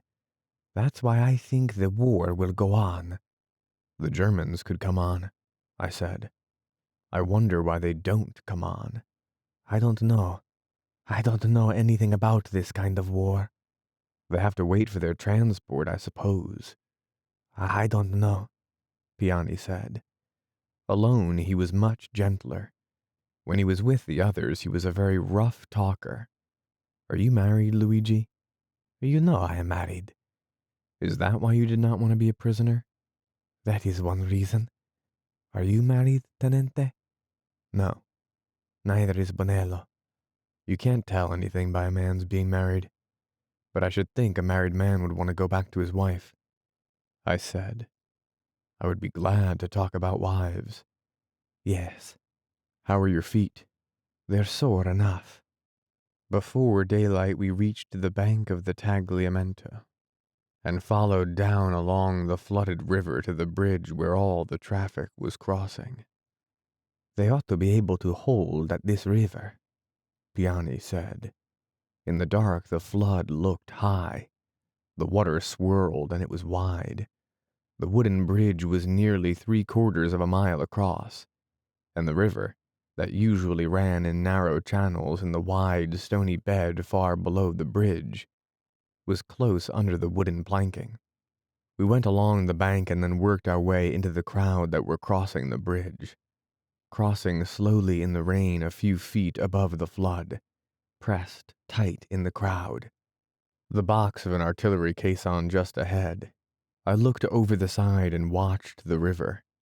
Now that we could not go our own pace, I felt very tired. There was no exhilaration in crossing the bridge. I wondered what it would be like if a plane bombed it in the daytime. "Piani," I said. "Here I am, Tenente." He was a little ahead in the jam. No one was talking. They were all trying to get across as soon as they could, thinking only of that. We were almost across. At the far end of the bridge, there were officers and carabinieri standing on both sides, flashing lights. I saw them silhouetted against the skyline. As we came close to them, I saw one of the officers point to a man in the column. A carabinieri went in after him and came out holding the man by the arm. He took him away from the road. We came almost opposite them. The officers were scrutinizing everyone in the column, sometimes speaking to each other, going forward to flash a light in someone's face. They took someone else out just before we came opposite. I saw the man. He was a lieutenant colonel. I saw the stars in the box on his sleeves as they flashed a light on him. His hair was gray and he was short and fat. The carabinieri pulled him in behind the line of officers. As we came opposite, I saw one or two of them look at me. Then one pointed at me and spoke to a carabinieri. I saw the carabinieri start for me, come through the edge of the column toward me, then felt him take me by the collar. "What's the matter with you?" I said, and hit him in the face. I saw his face under the hat, upturned mustaches and blood coming down his cheek. Another one drove in toward us. "What's the matter with you?" I said. He did not answer. He was watching a chance to grab me. I put my arm beside me to loosen my pistol. "Don't you know you can't touch an officer?" The other one grabbed me from behind and pulled my arm up so that it twisted in the socket. I turned with him, and the other one grabbed me around the neck. I kicked his shins and got my left knee into his groin. "Shoot him if he resists," I heard someone say. "What's the meaning of this?" I tried to shout, but my voice was not very loud. They had me at the side of the road now. "Shoot him if he resists," an officer said. "Take him over back." "Who are you?" "You'll find out." "Who are you?" "Battle police," another officer said. "Why don't you ask me to step over instead of having one of these airplanes grab me?" They did not answer. They did not have to answer. They were battle police. "Take him back there with the others," the first officer said. "You see, he speaks Italian with an accent." "So do you I said. "Take him back with the others," the first officer said. They took me down behind the line of officers below the road toward a group of people in a field by the riverbank. As we walked toward them, shots were fired. I saw flashes of the rifles and heard the reports. We came up to the group. There were 4 officers standing together, with a man in front of them with a carabinieri on each side of him. A group of men were standing guard by carabinieri. 4 other carabinieri stood near the questioning officers, leaning on their carabina. They were wide-hatted carabinieri. The 2 who had me shoved me in with the group waiting to be questioned. I looked at the man the officers were questioning. He was the fat, gray-haired little lieutenant colonel they had taken out of the column.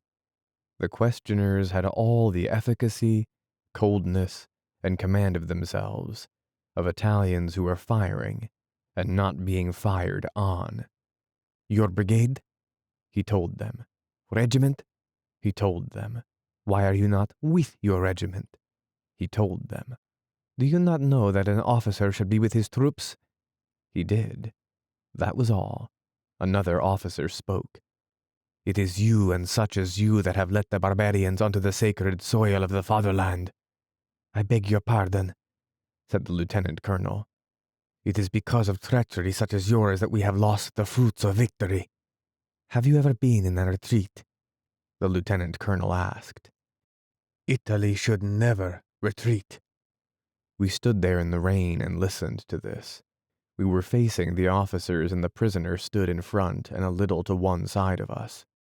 "If you are going to shoot me," the lieutenant colonel said, "please shoot me at once without further questioning. The questioning is stupid." He made the sign of the cross. The officers spoke together. One wrote something on a pad of paper. "Abandoned his troops. Ordered to be shot," he said. 2 carabinieri took the lieutenant colonel to the riverbank. He walked in the rain, an old man with his hat off, a carabinieri on either side. I did not watch them shoot him, but I heard the shots. They were questioning someone else. This officer, too, was separated from his troops. He was not allowed to make an explanation. He cried when they read the sentence from the pad of paper, and they were questioning another when they shot him. They made a point of being intent on questioning the next man, while the man who had been questioned before was being shot. In this way, there was obviously nothing they could do about it. I did not know whether I should wait to be questioned or make a break now. I was obviously a German in Italian uniform. I saw how their minds worked, if they had minds, and if they worked. They were all young men, and they were saving their country. The Second Army was being reformed beyond the Tagliamento. They were executing officers of the rank of major and above who were separated from their troops. They were also dealing summarily with German agitators in Italian uniform.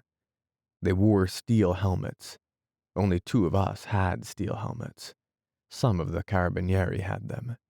The other carabinieri wore the wide hat. Airplanes, we called them. We stood in the rain and were taken out one at a time to be questioned and shot. So far, they had shot everyone they had questioned. The questioners had that beautiful detachment and devotion to stern justice of men dealing in death without being in any danger of it.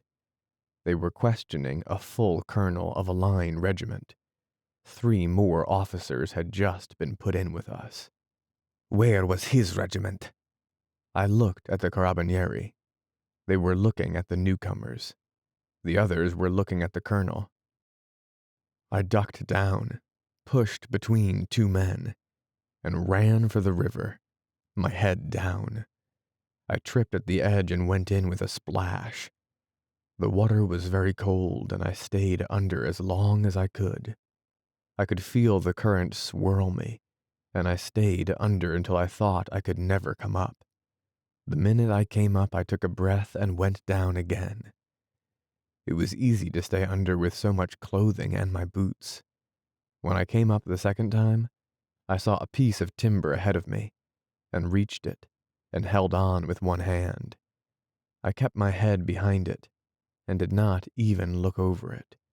I did not want to see the bank. There were shots when I ran, and shots when I came up the first time. I heard them when I was almost above water. There were no shots now. The piece of timber swung in the current, and I held it with one hand. I looked at the bank. It seemed to be going by very fast. There was much wood in the stream. The water was very cold.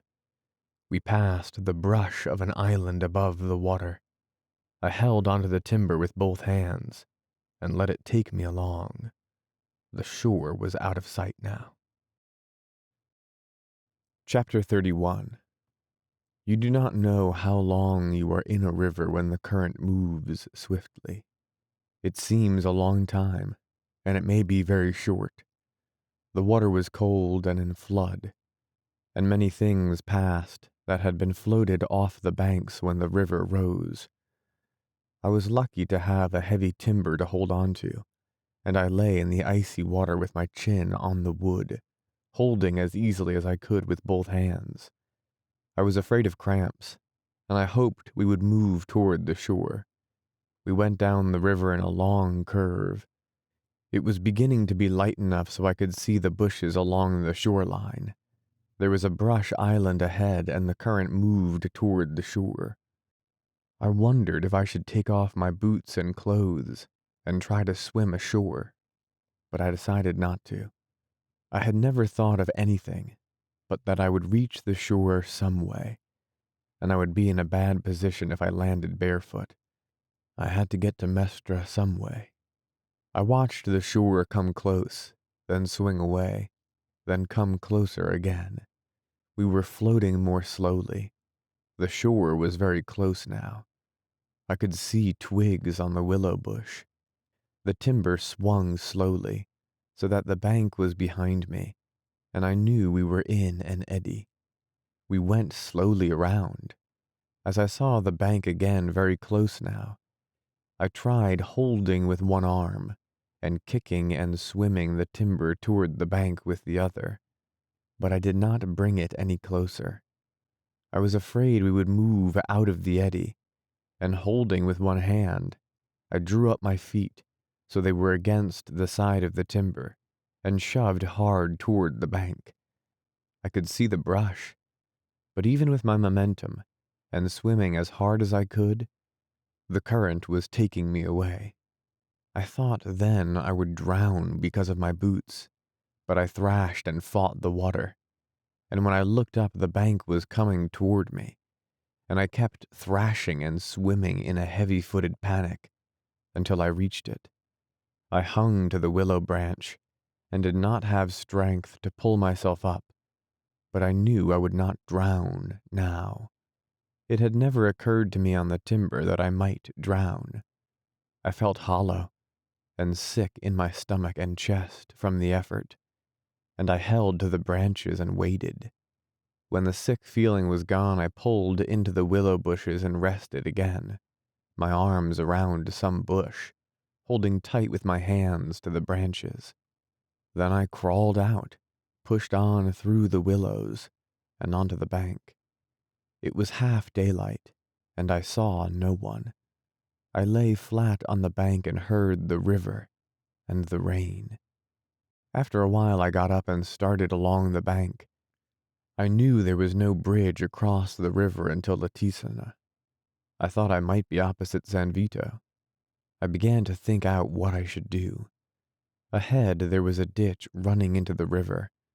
I went toward it. So far I had seen no one, and I sat down by some bushes along the bank of the ditch and took off my shoes and emptied them of water.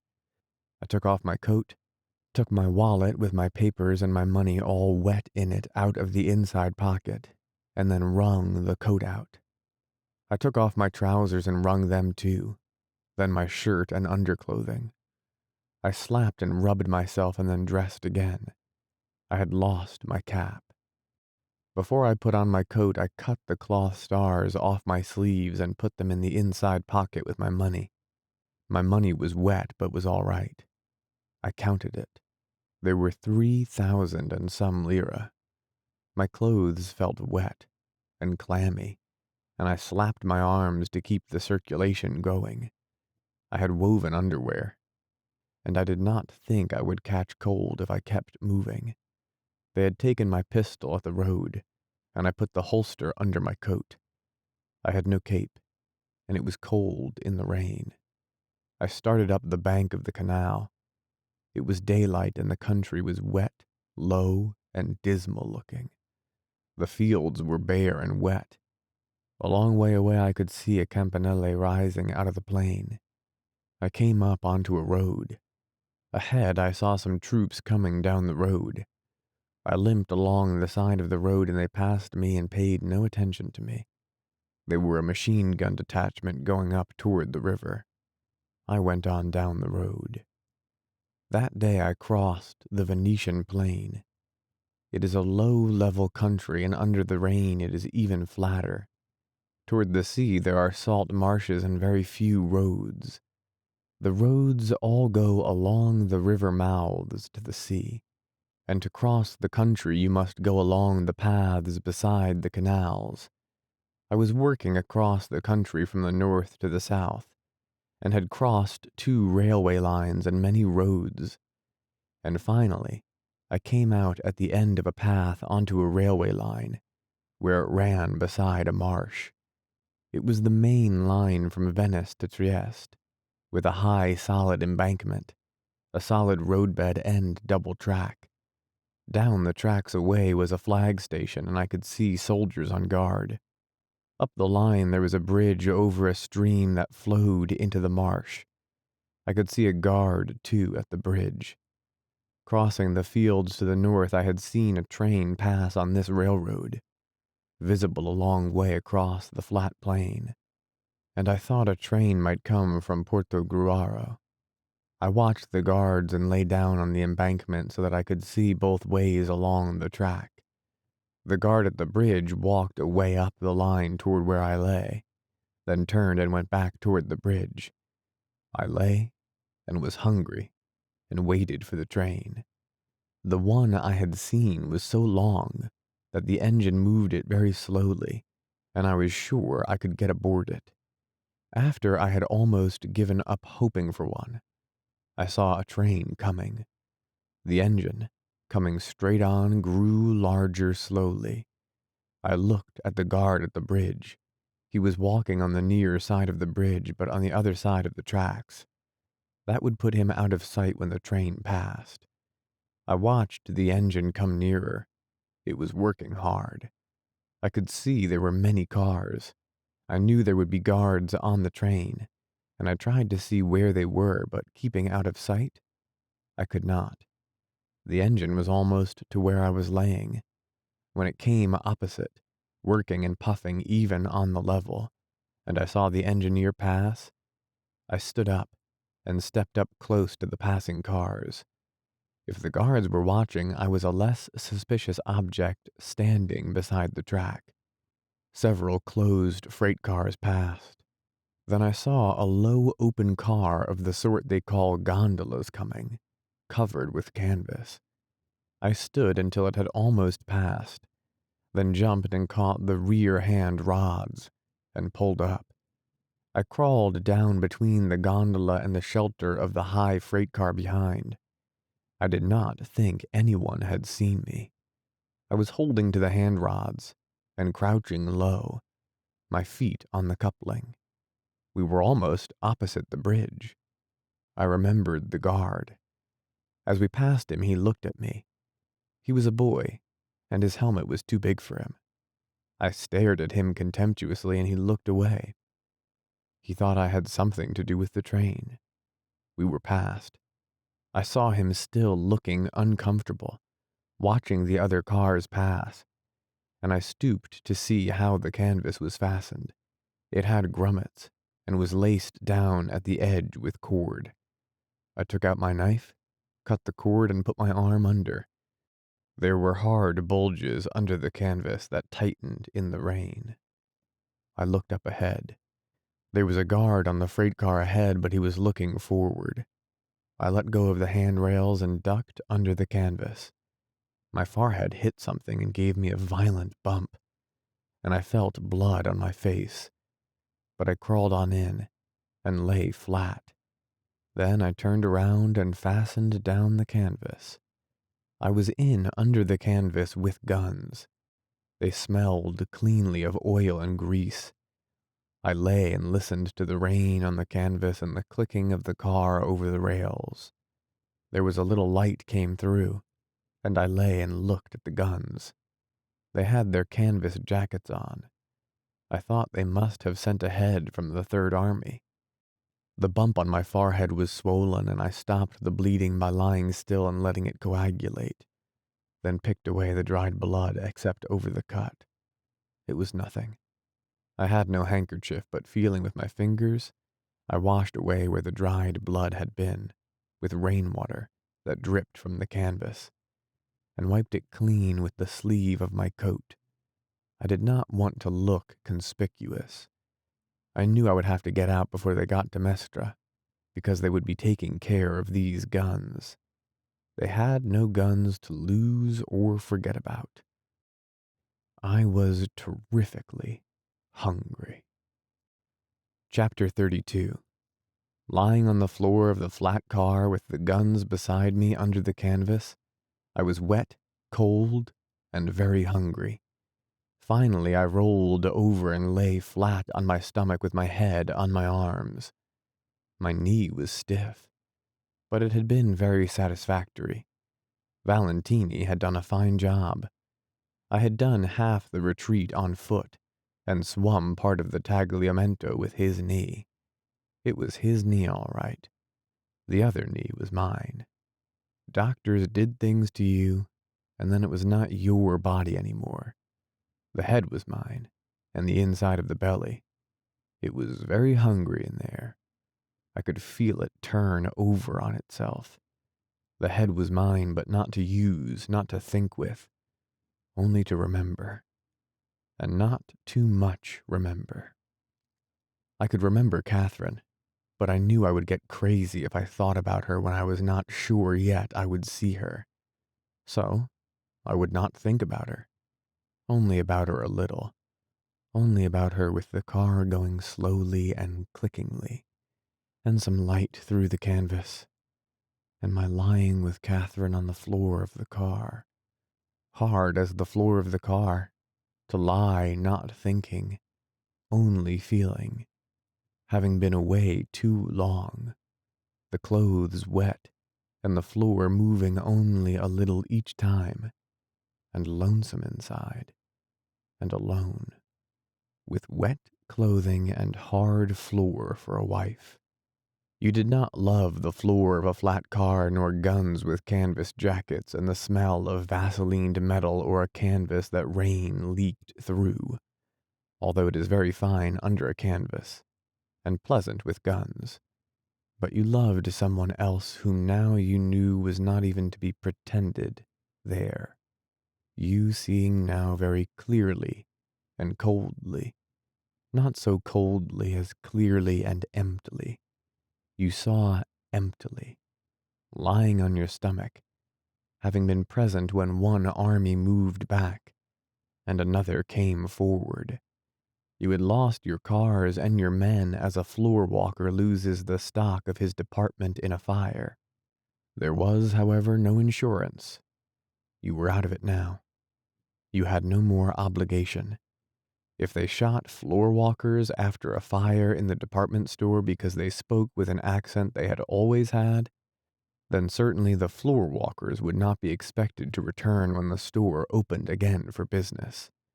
They might seek other employment, if there was any other employment, and the police did not get them. Anger was washed away in the river along with any obligation, although that ceased when the carabinieri put his hands on my collar. I would like to have had the uniform off, although I did not care much about the outward forms. I had taken off the stars, but that was for convenience. It was no point of honor. I was not against them.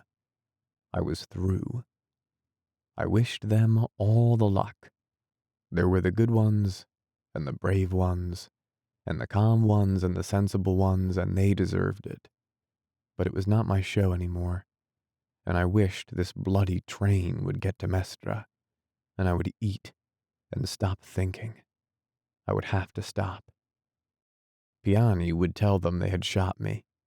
They went through the pockets and took the papers of the people they shot. They would not have my papers. They might call me drowned. I wondered what they would hear in the States. Dead from wounds and other causes. Good Christ, I was hungry. I wondered what had become of the priest at the mess. And Rinaldi. He was probably at Pordenone, if they had not gone further back. Well, I would never see him now. I would never see any of them now. That life was over. I did not think he had syphilis. It was not a serious disease anyway if you took it in time, they said. But he would worry. I would worry too if I had it. Anyone would worry. I was not made to think. I was made to eat. My God, yes. Eat and drink and sleep with Catherine. Tonight, maybe. No, that was impossible. But tomorrow night, and a good meal and sheets and never going away again except together. Probably have to go damned quickly. She would go. I knew she would go. When would we go? That was something to think about. It was getting dark. I lay and thought where we would go. There were many places. Chapter 33. I dropped off the train in Milan as it slowed to come into the station early in the morning before it was light. I crossed the track and came out between some buildings and down onto the street. A wine shop was open, and I went in for some coffee. It smelled of early morning, of swept dust, spoons in coffee glasses, and the wet circles left by wine glasses. The proprietor was behind the bar.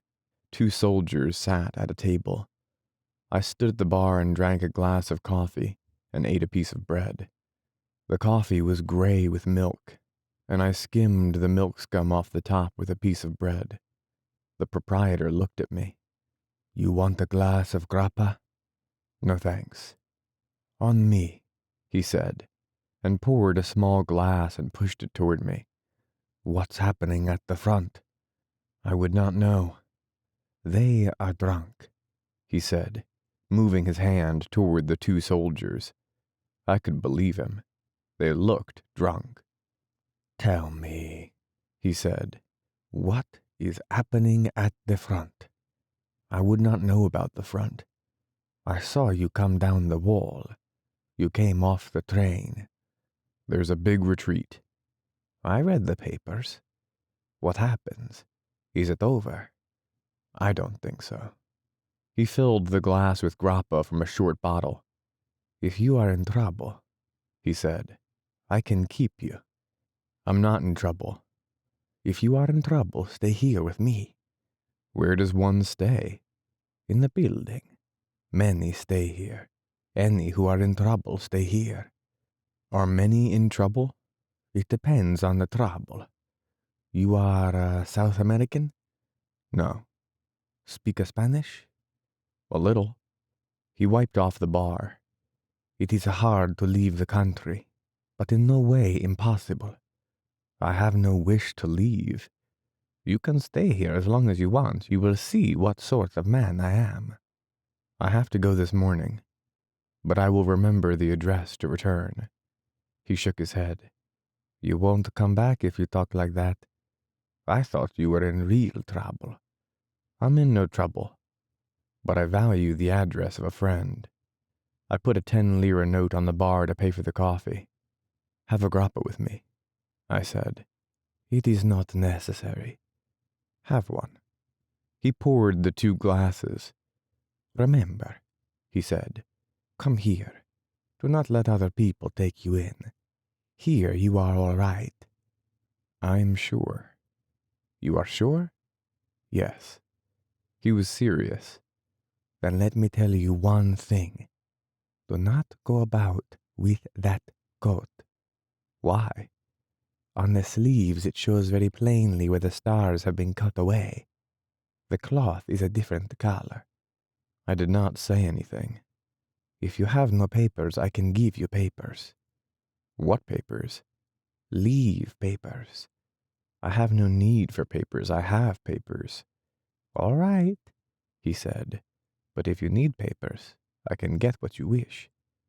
"How much are such papers?" "It depends on what they are. The price is reasonable." "I don't need any now." He shrugged his shoulders. "I'm all right," I said. When I went out, he said, "Don't forget that I am your friend." "No." "I will see you again," he said. "Good," I said. Outside, I kept away from the station, where there were military police, and picked up a cab at the edge of the little park. I gave the driver the address of the hospital. At the hospital, I went to the porter's lodge. His wife embraced me. He shook my hand. "You are back. You are safe." "Yes." "Have you had breakfast?" "Yes." "How are you, Tenente? How are you?" the wife asked. "Fine." "Won't you have breakfast with us?" "No, thank you." "Tell me, is Miss Barkley here at the hospital now?" "Miss Barkley?" "The English lady nurse." "His girl." the wife said. She patted my arm and smiled. No, the porter said. She is away. My heart went down. You are sure? I mean the tall, blonde, English young lady? I am sure. She has gone to Stresa. When did she go? She went 2 days ago, with the other lady English. Good, I said. I wish you to do something for me. Do not tell anyone you have seen me. It is very important. I won't tell anyone, the porter said. I gave him a 10-lira note. He pushed it away. I promise you, I will tell no one, he said. I don't want any money. What can we do for you, Signor Tenente? His wife asked. Only that, I said. We are dumb, the porter said. You will let me know anything I can do? Yes, I said. Goodbye. I will see you again. They stood in the door looking after me. I got into the cab and gave the driver the address of Simmons, one of the men I knew who was studying singing. Simmons lived a long way out in the town toward the Porta Magenta. He was still in bed and sleepy when I went to see him. You get up awfully early, Henry, he said. I came in on the early train. What's all this retreat? Were you at the front? Will you have a cigarette? They're in the box on the table.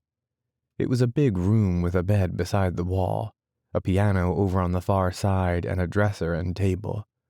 I sat on a chair by the bed. Simmons sat propped up by the pillows and smoked. I'm in a jam, Sim, I said. So am I, he said. I'm always in a jam.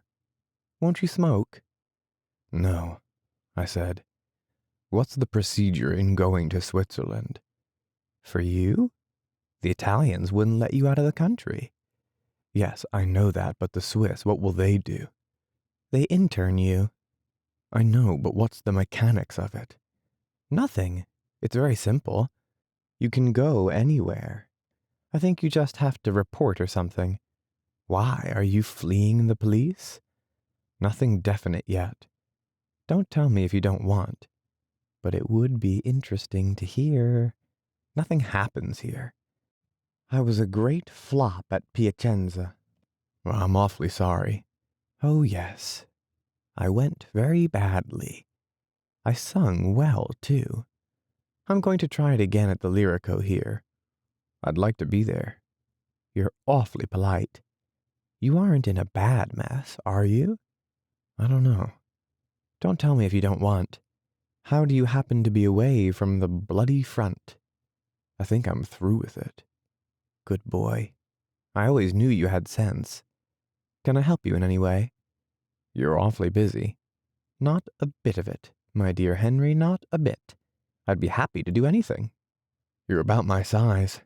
Would you go out and buy me an outfit of civilian clothes? I've clothes, but they're all at Rome. You did live there, didn't you? It's a filthy place. How did you ever live there? I wanted to be an architect. That's no place for that. Don't buy clothes. I'll give you all the clothes you want. I'll fit you out so you'll be a great success. Go in that dressing room. There's a closet. Take anything you want. My dear fellow, you don't want to buy clothes. I'd rather buy them, Sim. My dear fellow, it's easier for me to let you have them than go out and buy them. Haven't you got a passport? You won't get far without a passport. Yes, I've still got my passport. Then get dressed, my dear fellow, and off to old Helvetia. It's not that simple. I have to go up to Stresa first. Ideal, my dear fellow. You just row a boat across. If I wasn't trying to sing, I'd go with you. I'll go yet. You could take up yodeling. My dear fellow, I'll take up yodeling yet. I really can sing, though. That's the strange part. I'll bet you can sing. He lay back in bed smoking a cigarette. Don't bet too much. But I can sing, though. It's damned funny, but I can. I like to sing. Listen. He roared into Africana, his neck swelling, the veins standing out.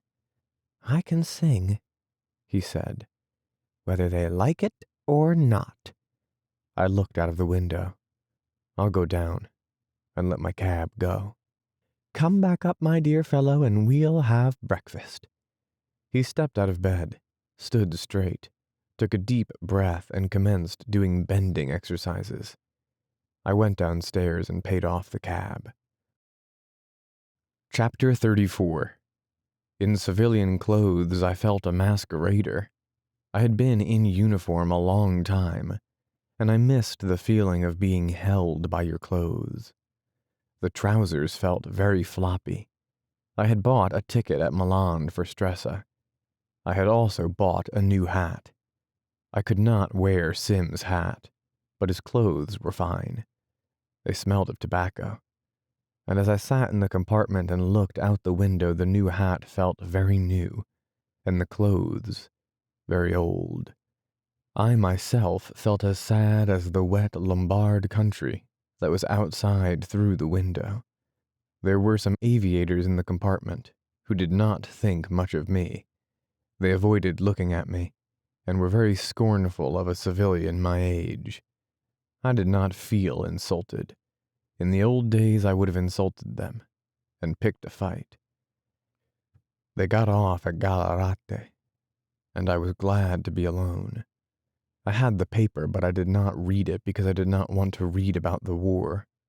I was going to forget the war. I had made a separate peace. I felt damned lonely, and was glad when the train got to Stresa. At the station, I had expected to see the porters from the hotels, but there was no one. The season had been over a long time, and no one met the train. I got down from the train with my bag. It was Sim's bag, and very light to carry, being empty except for 2 shirts, and stood under the roof of the station in the rain while the train went on. I found a man in the station and asked him if he knew what hotels were open. The Grand Hotel and the Isle Borromée was open, and several small hotels that stayed open all the year. I started in the rain for the Isle Borromée carrying my bag. I saw a carriage coming down the street and signaled to the driver. It was better to arrive in a carriage. We drove up to the carriage entrance of the big hotel, and the concierge came out with an umbrella and was very polite. I took a good room. It was very big and light and looked out on the lake. The clouds were down over the lake, but it would be beautiful with the sunlight. I was expecting my wife, I said. There was a big double bed, a letto matrimonial, with a satin coverlet. The hotel was very luxurious. I went down the long halls, down the wide stairs, through the rooms to the bar. I knew the barman, and sat on a high stool and ate salted almonds and potato chips. The martini felt cool and clean. "What are you doing here in Borghese?" the barman asked after he had mixed a second martini. "I'm on leave, convalescing leave. There is no one here. I don't know why they keep the hotel open." "Have you been fishing?" "I've caught some beautiful pieces. Trolling this time of year, you catch some beautiful pieces." "Did you ever get the tobacco I sent?" "Yes. Did you get my card?" I laughed. I had not been able to get the tobacco. It was American pipe tobacco that he wanted, but my relatives had stopped sending it, or it was being held up. Anyway, it never came. "I'll get some somewhere," I said. "Tell me, have you seen 2 English girls in the town? They came here day before yesterday." "They are not at the hotel." "They're nurses." "I have seen 2 nurses. Wait a minute. I will find out where they are." "One of them is my wife," I said. "I've come here to meet her." "The other is my wife. I'm not joking." "Pardon my stupid joke," he said. "I did not understand." He went away and was gone quite a little while. I ate olives, salted almonds, and potato chips. and looked at myself in civilian clothes in the mirror behind the bar. The bartender came back. "They are at the little hotel near the station," he said. "How about some sandwiches?" "I'll ring for some. You understand there is nothing here. Now there are no people." "Isn't there really anyone at all?" "Yes, there are a few people." The sandwiches came and I ate 3 and drank a couple more martinis. I had never tasted anything so cool and clean. They made me feel civilized. I had had too much red wine, bread, cheese, bad coffee, and grappa. I sat on the high stool before the pleasant mahogany, the brass and the mirrors, and did not think at all. The barman asked me some question. "Don't talk about the war," I said. The war was a long way away. Maybe there wasn't any war. There was no war here. Then I realized it was over for me. But I did not have the feeling that it was really over. I had the feeling of a boy who thinks of what is happening at a certain hour at the schoolhouse, from which he has played truant. Catherine and Helen Ferguson were at supper when I came to their hotel. Standing in the hallway, I saw them at table. Catherine's face was away from me, and I saw the line of her hair, and her cheek, and her lovely neck, and shoulders. Ferguson was talking. She stopped when I came in. "My God," she said. "Hello," I said. "Why, it's you," Catherine said. Her face lighted up. She looked too happy to believe it. I kissed her. Catherine blushed and I sat down at the table. "You're a fine mess," Ferguson said. "What are you doing here? Have you eaten?" "No." The girl who was serving the meal came in, and I told her to bring a plate for me. Catherine looked at me all the same, her eyes happy. "What are you doing in Mufti?" Ferguson asked. "I'm in the cabinet." "You're in some mess." "Cheer up, Fergie. Cheer up just a little." "I'm not cheered by seeing you. I know the mess you've gotten this girl into. You're no cheerful sight to me." Catherine smiled at me and touched me with her foot under the table. "No one got me in a mess, Fergie. I get in my own messes." "I can't stand him," Ferguson said. "He's done nothing but ruin you with his sneaking Italian tricks." "Americans are worse than Italians." "The Scotch are such a moral people," Catherine said. "I don't mean that. I mean his Italian sneakiness." "Am I sneaky, Fergie?" "You are. You're worse than sneaky. You're like a snake with an Italian uniform with a cape around your neck." "I haven't got an Italian uniform now." "That's just another example of your sneakiness. You had a love affair all summer and got this girl with child. Now I suppose you'll sneak off." I smiled at Catherine, and she smiled at me. "We'll both sneak off," she said. "You two are the same thing," Ferguson said. "I'm ashamed of you, Catherine Barclay. You have no shame and no honor, and you're as sneaky as he is." "Don't, Fergie," Catherine said and patted her hand. "Don't denounce me. You know we like each other." "Take your hand away," Ferguson said. Her face was red. "If you had any shame, it would be different. But you're God knows how many months gone with child, and you think it's a joke. And you're all smiles because your seducer's come back. You've got no shame and no feelings." She began to cry. Catherine went over and put her arm around her. As she stood comforting Ferguson, I could see no change in her figure. "I don't care," Ferguson sobbed. "I think it's dreadful." There, Fergie." Catherine comforted her. "I'll be ashamed. Don't cry, Fergie. Don't cry, old Fergie." "I'm not crying," Ferguson sobbed.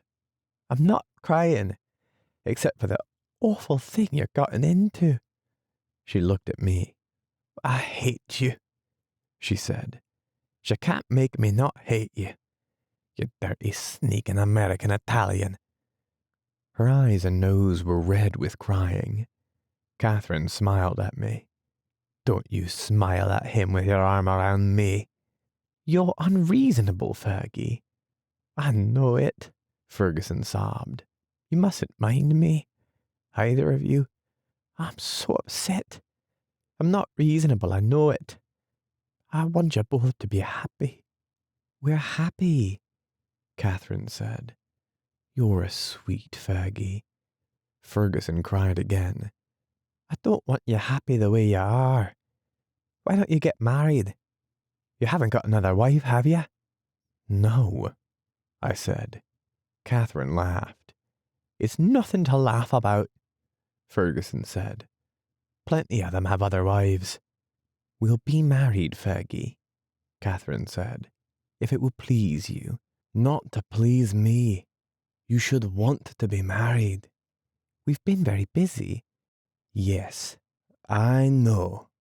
Busy making babies.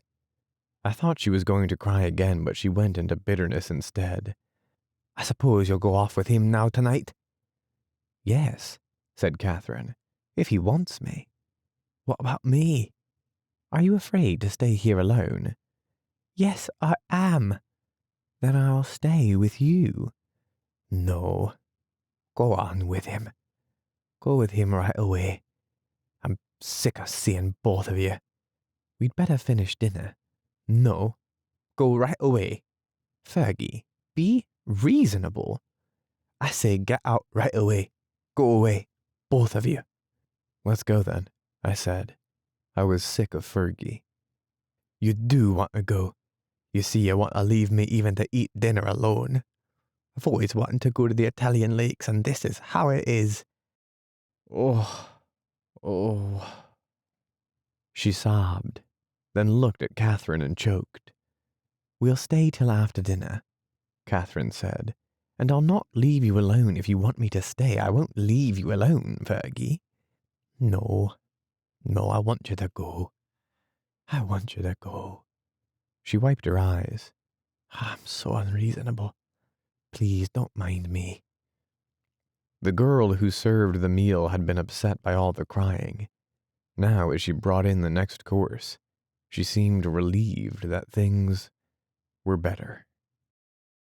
That night at the hotel, in our room with the long, empty hall outside and our shoes outside the door, a thick carpet on the floor of the room, outside the windows the rain falling, and in the room, light and pleasant and cheerful, then the light out, and it exciting, with smooth sheets, and the bed comfortable, feeling that we had come home, feeling no longer alone, waking in the night to find the other one there, and not gone away.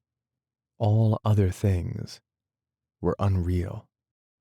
We slept when we were tired, and if we woke, the other one woke too, so one was not alone. Often a man wishes to be alone, and a girl wishes to be alone too, and if they love each other, they are jealous of that in each other. But I can truly say we never felt that. We could feel alone when we were together, alone against the others. It has only happened to me like that once. I have been alone while I was with many girls, and that is the way that you can be most lonely. But we were never lonely, and never afraid when we were together. I know that the night is not the same as the day, that all things are different, that the things of the night cannot be explained in the day because they do not then exist, and the night can be a dreadful time for lonely people, once their loneliness has started. But with Catherine there was almost no difference in the night except that it was an even better time. If people bring so much courage to this world, the world has to kill them to break them, so of course it kills them. The world breaks everyone, and afterward many are strong in the broken places, but those that will not break, it kills. It kills the very good, and the very gentle, and the very brave impartially. If you are none of these, you can be sure it will kill you too, but there will be no special hurry. I remember waking in the morning. Catherine was asleep and the sunlight was coming in through the window. The rain had stopped and I stepped out of the bed and across the floor to the window. Down below were the gardens, bare now, but beautifully regular. The gravel paths, the trees, the stone walls by the lake, and the lake in the sunlight with the mountains beyond. I stood at the window looking out, and when I turned away I saw Catherine was awake and watching me. "How are you, darling?" she said. "Isn't it a lovely day? How do you feel?" "I feel very well. We had a lovely night." "Do you want breakfast?" She wanted breakfast. So did I. And we had it in bed, the November sunlight coming in the window, and the breakfast tray across my lap. "Do you want the paper? You always wanted the paper in the hospital." "No," I said. "I don't want the paper now." "Was it so bad you don't want even to read about it?" "I don't want to read about it." "I wish I had been with you, so I would know about it too." "I'll tell you about it, if I ever get it straight in my head." "But won't they arrest you if they catch you out of uniform?" "They'll probably shoot me." "Then we'll not stay here. We'll get out of the country." I'd thought something of that. "We'll get out, darling. You shouldn't take silly chances. Tell me, how did you come from Mestre to Milan?" "I came on the train. I was in uniform then." "Weren't you in danger then?" "Not much. I had an old order of movement. I fixed the dates on it in Mestre." "Darling, you're liable to be arrested here any time. I won't have it. It's silly to do something like that. Where would we be if they took you off?" "Let's not think about it. I'm tired of thinking about it." "What would you do if they came to arrest you?" "Shoot them." "You see how silly you are. I won't let you go out of the hotel until we leave here." "Where are we going to go?" "Please don't be that way, darling. We'll go wherever you say. But please find some place to go right away." "Switzerland is down the lake. We can go there." "That will be lovely." It was clouding over outside, and the lake was darkening. "I wish we did not always have to live like criminals," I said. "Darling, don't be that way. You haven't lived like a criminal very long. And we never live like criminals. We're going to have a fine time." "I feel like a criminal. I've deserted from the army." "Darling, please be sensible. It's not deserting from the army. It's only the Italian army." I laughed. "You're a fine girl. Let's get back into bed.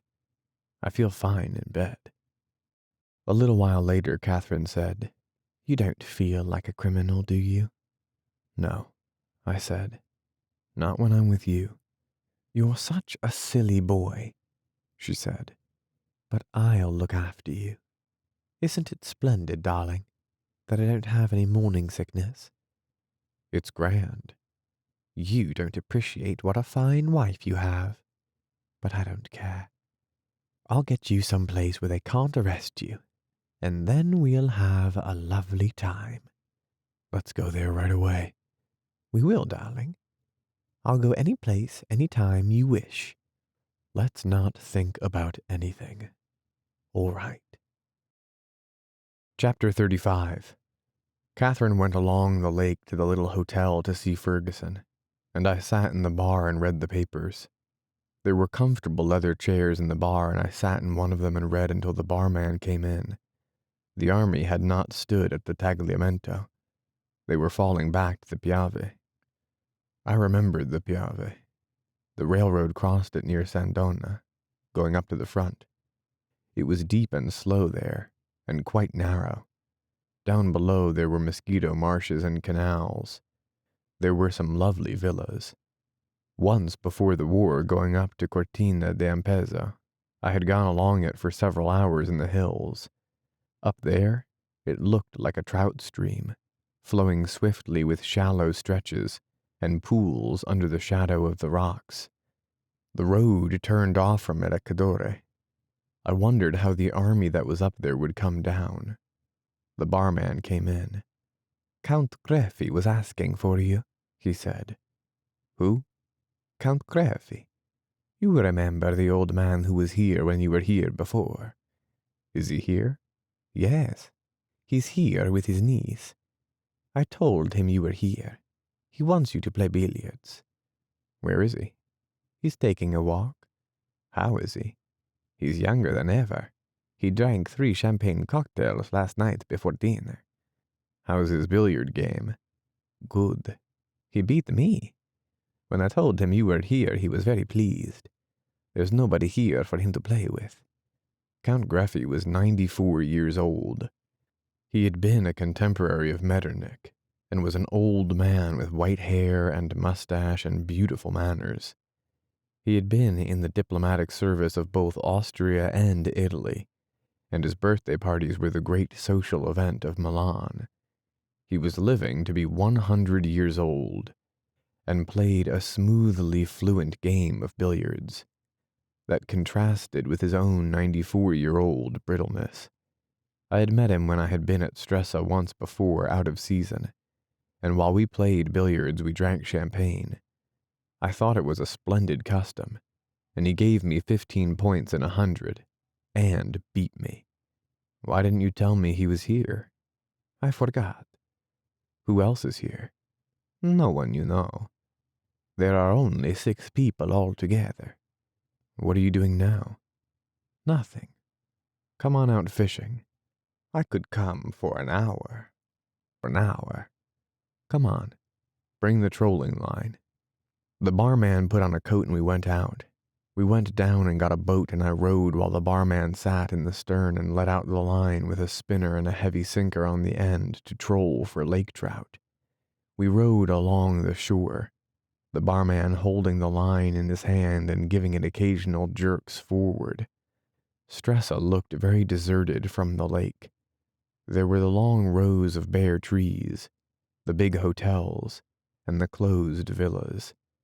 I rowed across to Isola Bella and went close to the walls, where the water deepened sharply, and you saw the rock wall slanting down in the clear water, and then up and along to the fisherman's island. The sun was under a cloud, and the water was dark and smooth and very cold. We did not have a strike, though we saw some circles on the water from rising fish. I rowed up opposite the fisherman's island, where there were boats drawn up and men were mending nets. "Should we get a drink?" "All right." I brought the boat up to the stone pier, and the barman pulled in the line, coiling it on the bottom of the boat and hooking the spinner on the edge of the gunwale. I stepped out and tied the boat. We went into a little cafe, sat at a bare wooden table, and ordered vermouth. "Are you tired from rowing?" "No." "I'll row back," he said. "I like to row." "Maybe if you hold the line, it will change the luck." "All right. Tell me, how goes the war?" "Rotten. I don't have to go. I'm too old, like Count Greffi." "Maybe you'll have to go yet." "Next year they'll call my class. But I won't go." "What will you do?" "Get out of the country. I wouldn't go to war. I was at the war once in Abyssinia. Nix." "Why do you go?" "I don't know. I was a fool." "Have another vermouth?" "All right." The barman rowed back. We trolled up the lake beyond Stresa, and then down not far from shore. I held the taut line and felt the faint pulsing of the spinner revolving while I looked at the dark November water of the lake and the deserted shore. The barman rowed with long strokes, and on the forward thrust of the boat, the line throbbed. Once I had a strike. The line hardened, suddenly, and jerked back. I pulled, and felt the live weight of the trout, and then the line throbbed again. I had missed him. Did he feel big? Pretty big. Once when I was out trolling alone, I had the line in my teeth, and one struck and nearly took my mouth out. The best way is to have it over your leg, I said. Then you feel it, and don't lose your teeth. I put my hand in the water. It was very cold. We were almost opposite the hotel now. I have to go in, the barman said, to be there for 11 o'clock. L'heure de cocktail. All right. I pulled in the line and wrapped it on a stick notched at each end. The barman put the boat in a little slip in the stone wall and locked it with a chain and padlock. Any time you want it, he said. I'll give you the key.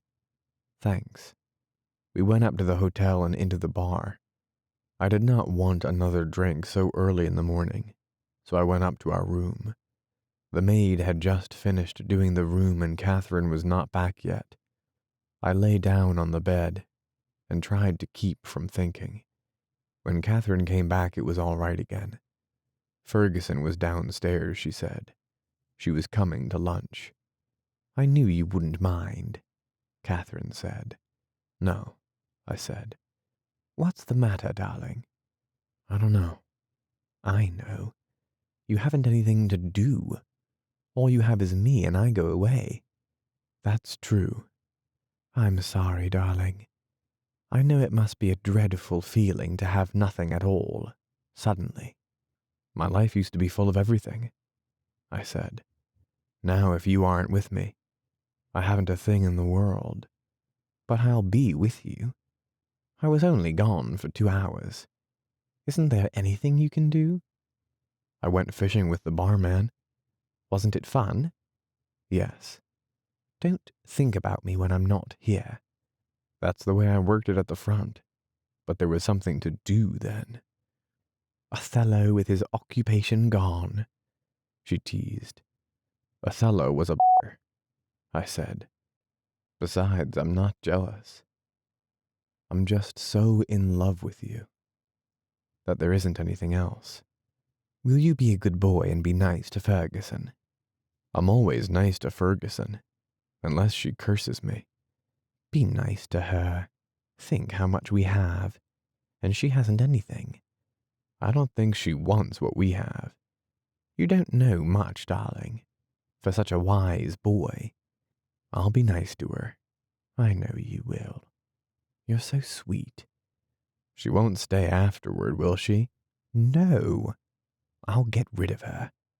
And then we'll come up here? Of course. What do you think I want to do? We went downstairs to have lunch with Ferguson. She was very impressed by the hotel and the splendor of the dining room. We had a good lunch, with a couple of bottles of white Capri. Count Greffy came into the dining room and bowed to us. His niece, who looked a little like my grandmother, was with him. I told Catherine and Ferguson about him, and Ferguson was very impressed. The hotel was very big and grand and empty, but the food was good. The wine was very pleasant, and finally the wine made us all feel very well. Catherine had no need to feel any better. She was very happy. Ferguson became quite cheerful. I felt very well myself. After lunch, Ferguson went back to her hotel. She was going to lie down for a while after lunch, she said. Along late in the afternoon, someone knocked on our door. Who is it? The Count Greffy wishes to know if you will play billiards with him. I looked at my watch. I had taken it off and it was under the pillow. Do you have to go, darling? Catherine whispered. I think I'd better. The watch was 4:15 o'clock. Out loud, I said, Tell the Count Greffy I will be in the billiard room at 5 o'clock. At 4:45, I kissed Catherine goodbye and went into the bathroom to dress. Knotting my tie and looking in the glass, I looked strange to myself in the civilian clothes. I must remember to buy some more shirts and socks. Will you be away a long time? Catherine asked. She looked lovely in the bed. Would you hand me the brush? I watched her brushing her hair, holding her head so the weight of her hair all came on one side. It was dark outside, and the light over the head of the bed shone on her hair, and on her neck, and shoulders. I went over and kissed her, and held her hand with the brush, and her head sunk back on the pillow. I kissed her neck and shoulders. I felt faint with loving her so much. I don't want to go away. I don't want you to go away. I won't go then. Yes, go. It's only for a little while. And then you'll come back. We'll have dinner up here. Hurry, and come back. I found the Count Greffy in the billiard room. He was practicing strokes, looking very fragile under the light that came down above the billiard table. On a card table a little way beyond the light was a silver icing bucket, with the necks and corks of 2 champagne bottles showing above the ice.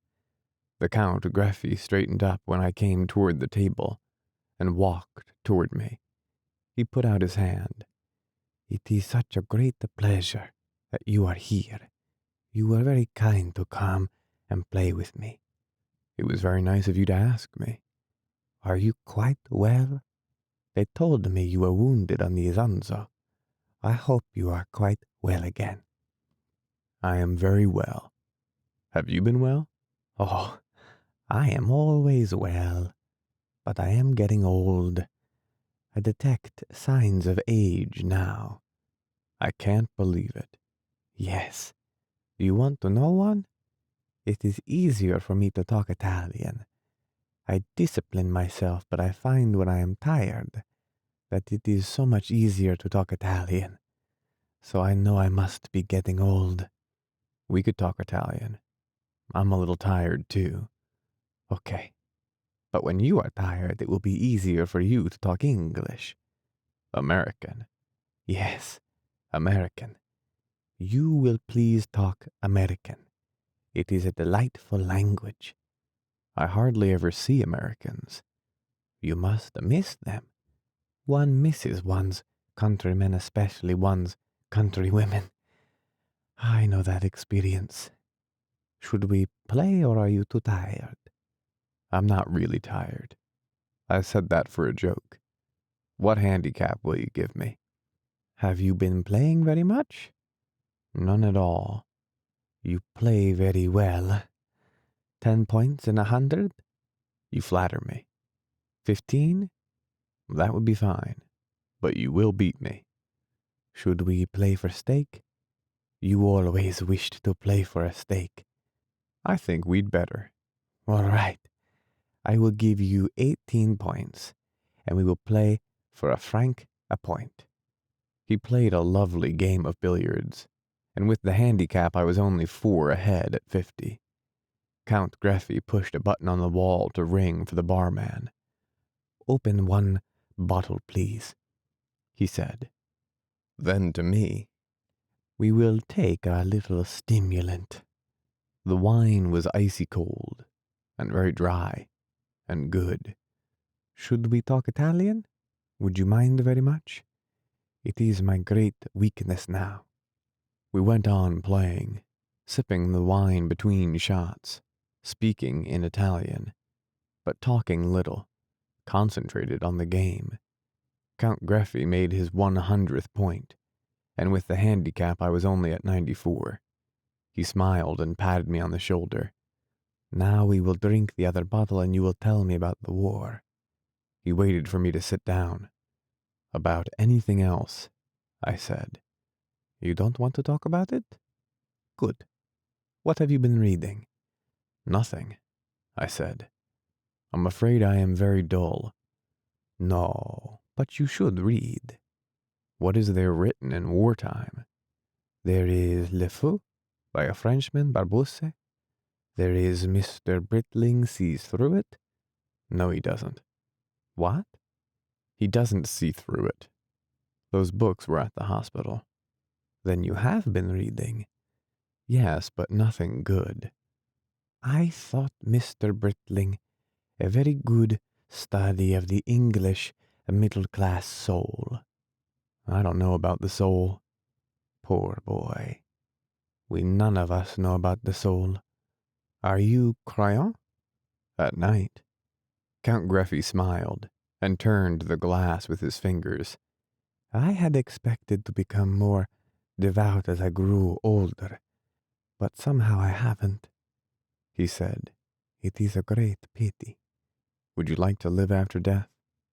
I asked, and instantly felt a fool to mention death.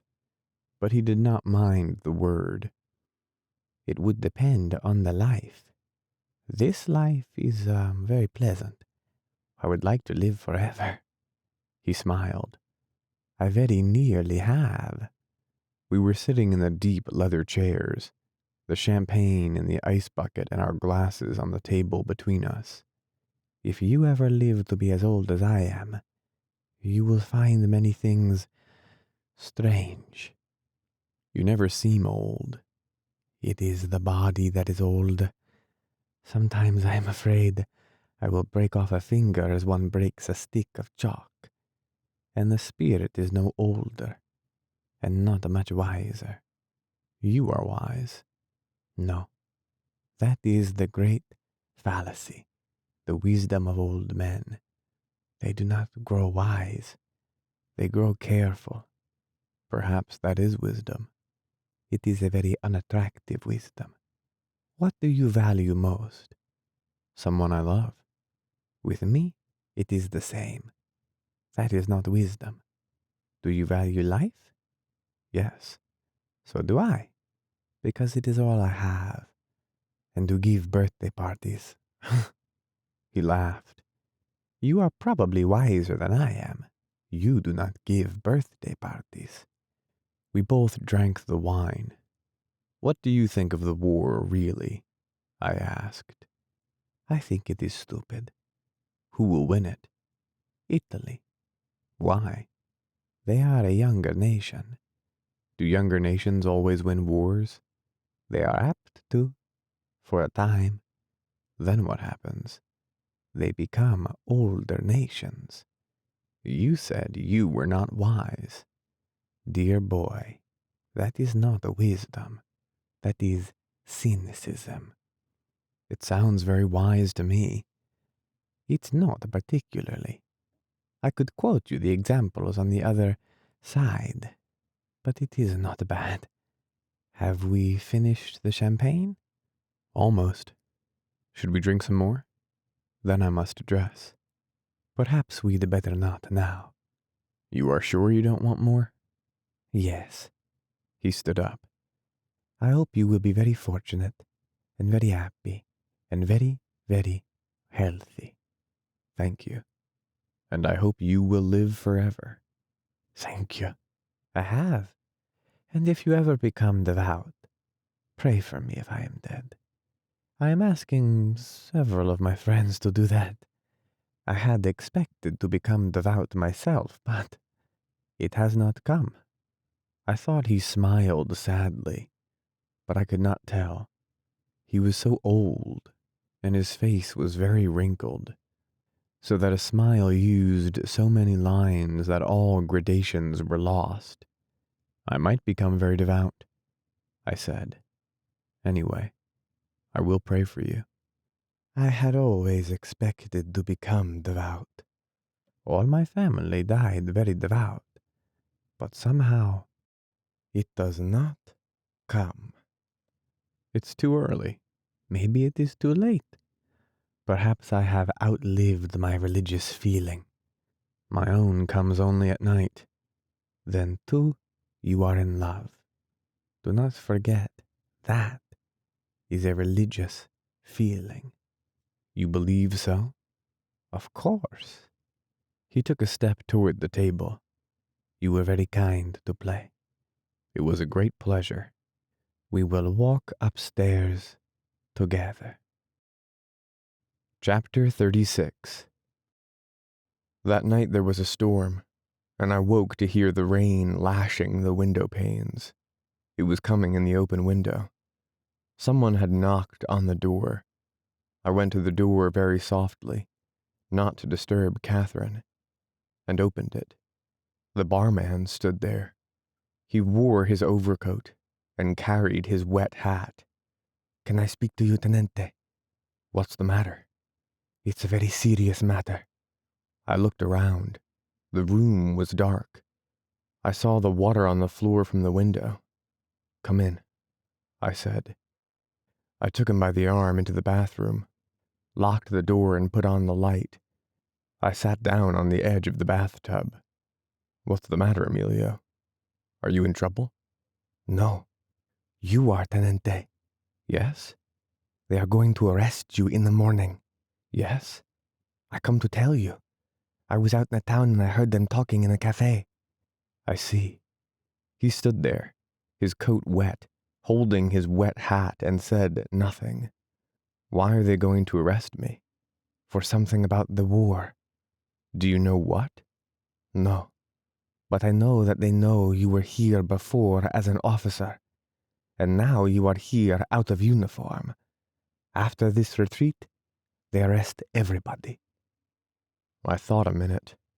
What time do they come to arrest me? In the morning. I don't know the time. What do you say to do? He put his hat in the wash bowl. It was very wet and had been dripping on the floor. If you have nothing to fear, an arrest is nothing. But it is always bad to be arrested, especially now. I don't want to be arrested. Then go to Switzerland. How?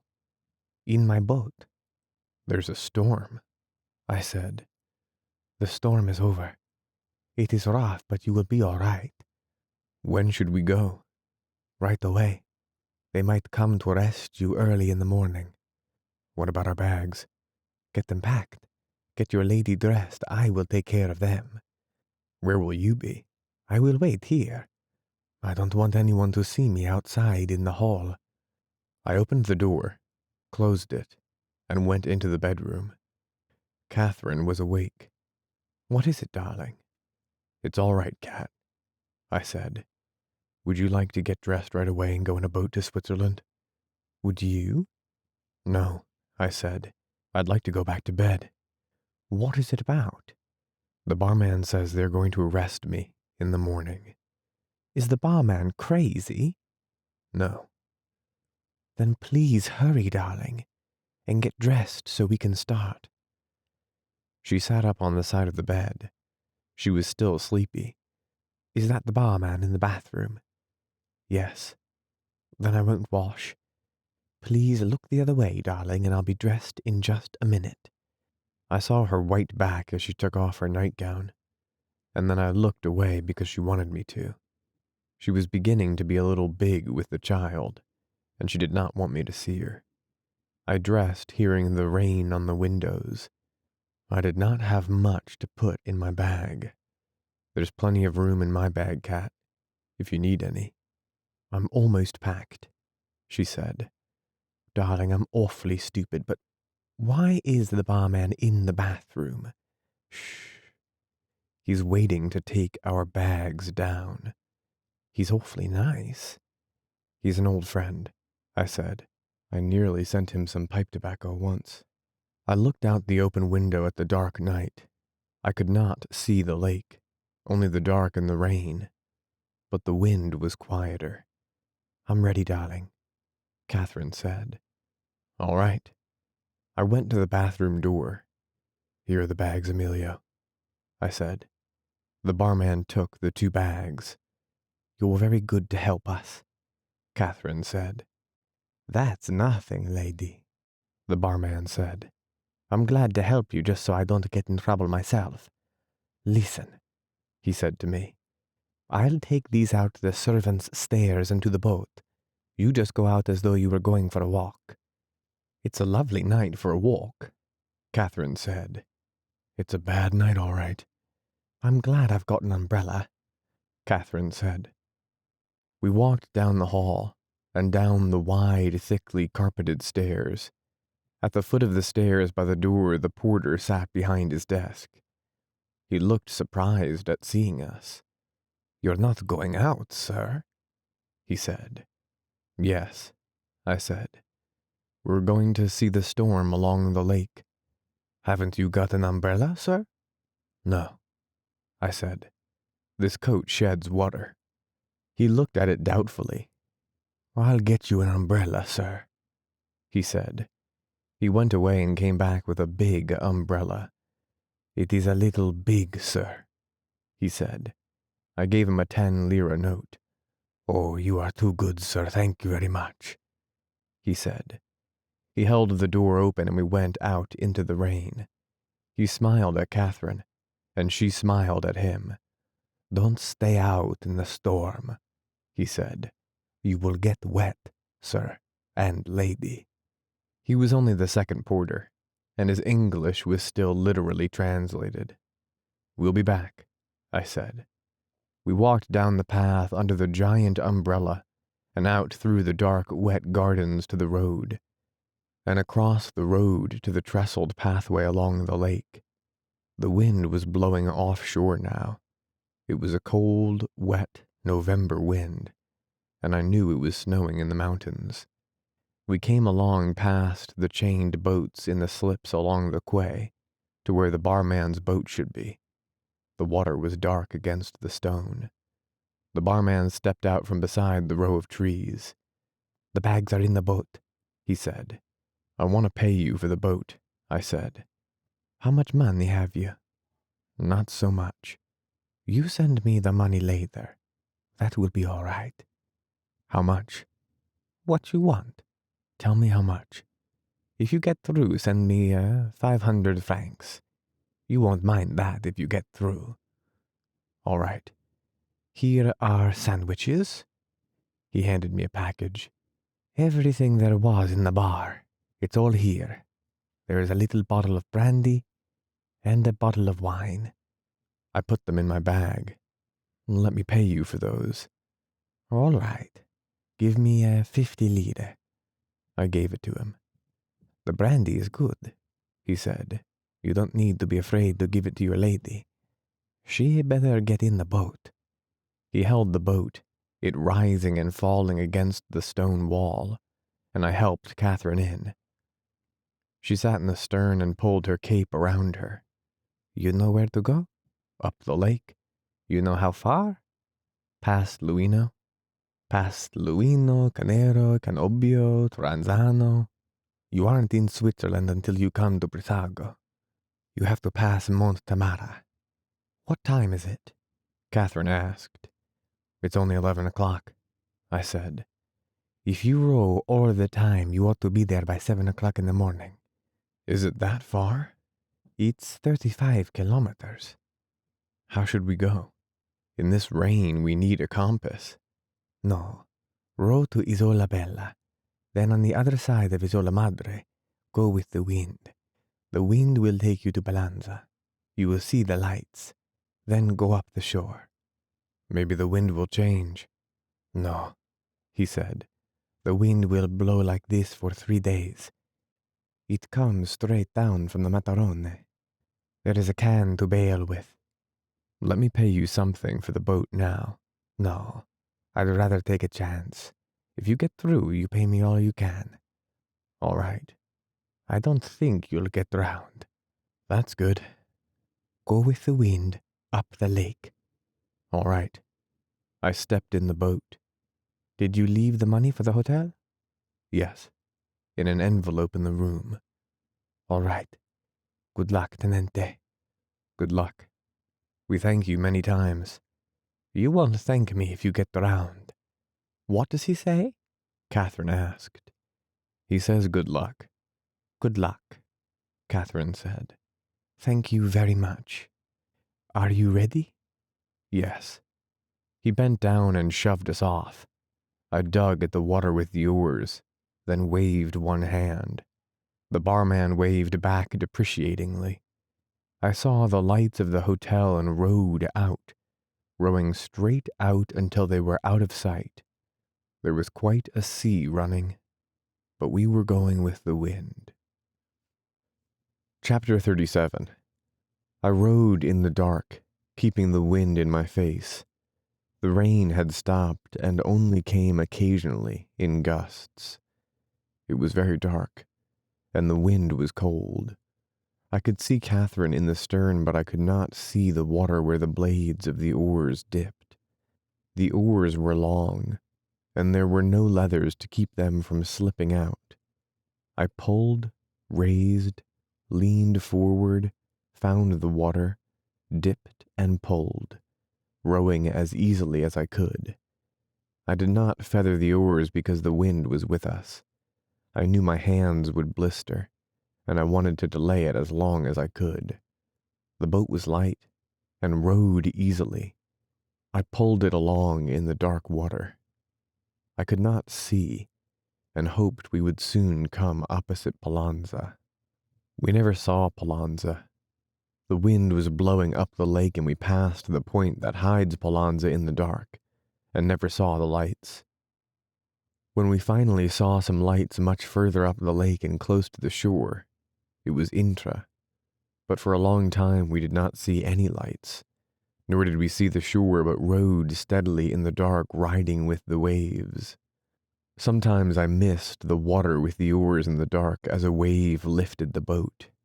It was quite rough, but I kept on rowing, until suddenly we were close ashore against a point of rock that rose beside us, the waves striking against it, rushing high up, then falling back. I pulled hard on the right oar and backed water with the other, and we went out into the lake again. The point was out of sight, and we were going on up the lake. We were across the lake. I said to Catherine, "Weren't we going to see Palanza? We've missed it. How are you, darling?" "I'm fine." "I could take the oars a while." "No, I'm fine." "Poor Ferguson," Catherine said. "In the morning she'll come to the hotel and find we're gone." "I'm not worrying so much about that," I said, as about getting into the Swiss part of the lake before it's daylight, and the custom guards see us. "Is it a long way?" "It's 30-some kilometers from here." I rowed all night. Finally, my hands were so sore I could hardly close them over the oars. We were nearly smashed up on the shore several times. I kept fairly close to the shore because I was afraid of getting lost on the lake and losing time. Sometimes we were so close we could see a row of trees and the road along the shore with the mountains behind. The rain stopped, and the wind drove the clouds so that the moon shone through. And looking back I could see the long dark point of Castagnola, and the lake with the white caps, and beyond the moon on the high snow mountains. Then the clouds came over the moon again, and the mountains and the lake were gone. But it was much lighter than it had been before, and we could see the shore. I could see it too clearly, and pulled out where they would not see the boat if there were custom guards along the Palanza road. When the moon came out again, we could see white villas on the shore on the slopes of the mountain, and the white road where it showed through the trees. All the time I was rowing. The lake widened, and across it on the shore at the foot of the mountains on the other side we saw a few lights that should be Luino. I saw a wedge-like gap between the mountains on the other shore, and I thought that must be Luino. If it was, we were making good time.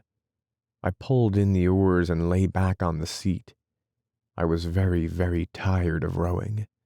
My arms and shoulders and back ached, and my hands were sore. "I could hold the umbrella," Catherine said. "We could sail with that with the wind."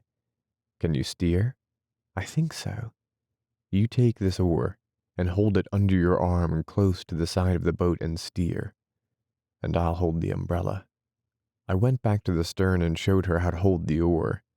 I took the big umbrella the porter had given me, and sat the facing bow and opened it. It opened with a clap. I held it on both sides, sitting astride the handle hooked over the seat. The wind was full in it, and I felt the boat suck forward while I held as hard as I could to the two edges. It pulled hard. The boat was moving fast. "We're going beautifully," Catherine said. All I could see was umbrella ribs. The umbrella strained and pulled, and I felt us driving along with it. I braced my feet and held back on it. Then suddenly it buckled. I felt a rib snap on my forehead.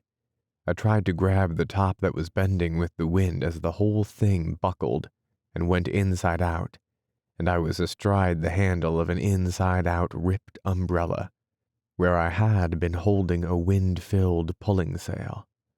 I unhooked the handle from the seat, laid the umbrella in the bow, and went back to Catherine for the oar. She was laughing. She took my hand and kept on laughing. What's the matter? I took the oar. You looked so funny holding that thing. I suppose so. Don't be cross, darling. It was awfully funny. You looked about 20 feet broad, and very affectionate holding the umbrella by the edges. She choked. I'll row. Take a rest and a drink. It's a grand night, and we've come a long way. I have to keep the boat out of the trough of the waves.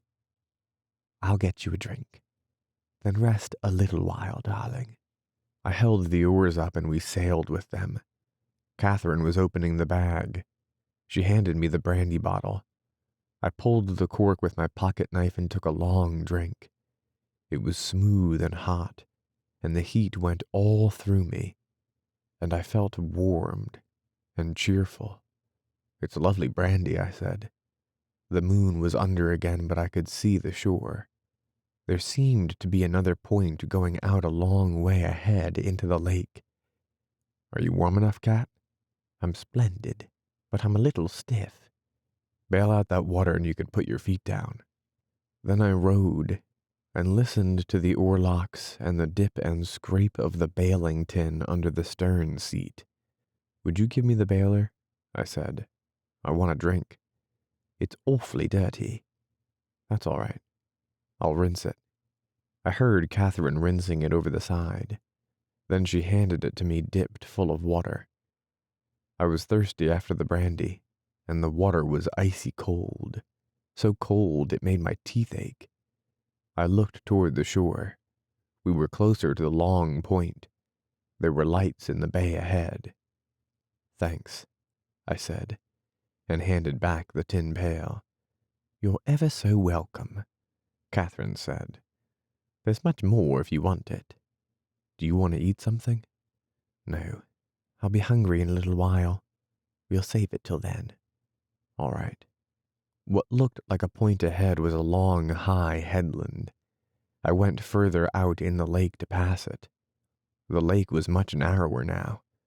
The moon was out again, and the Guardia di Finanza could have seen our boat black on the water, if they had been watching.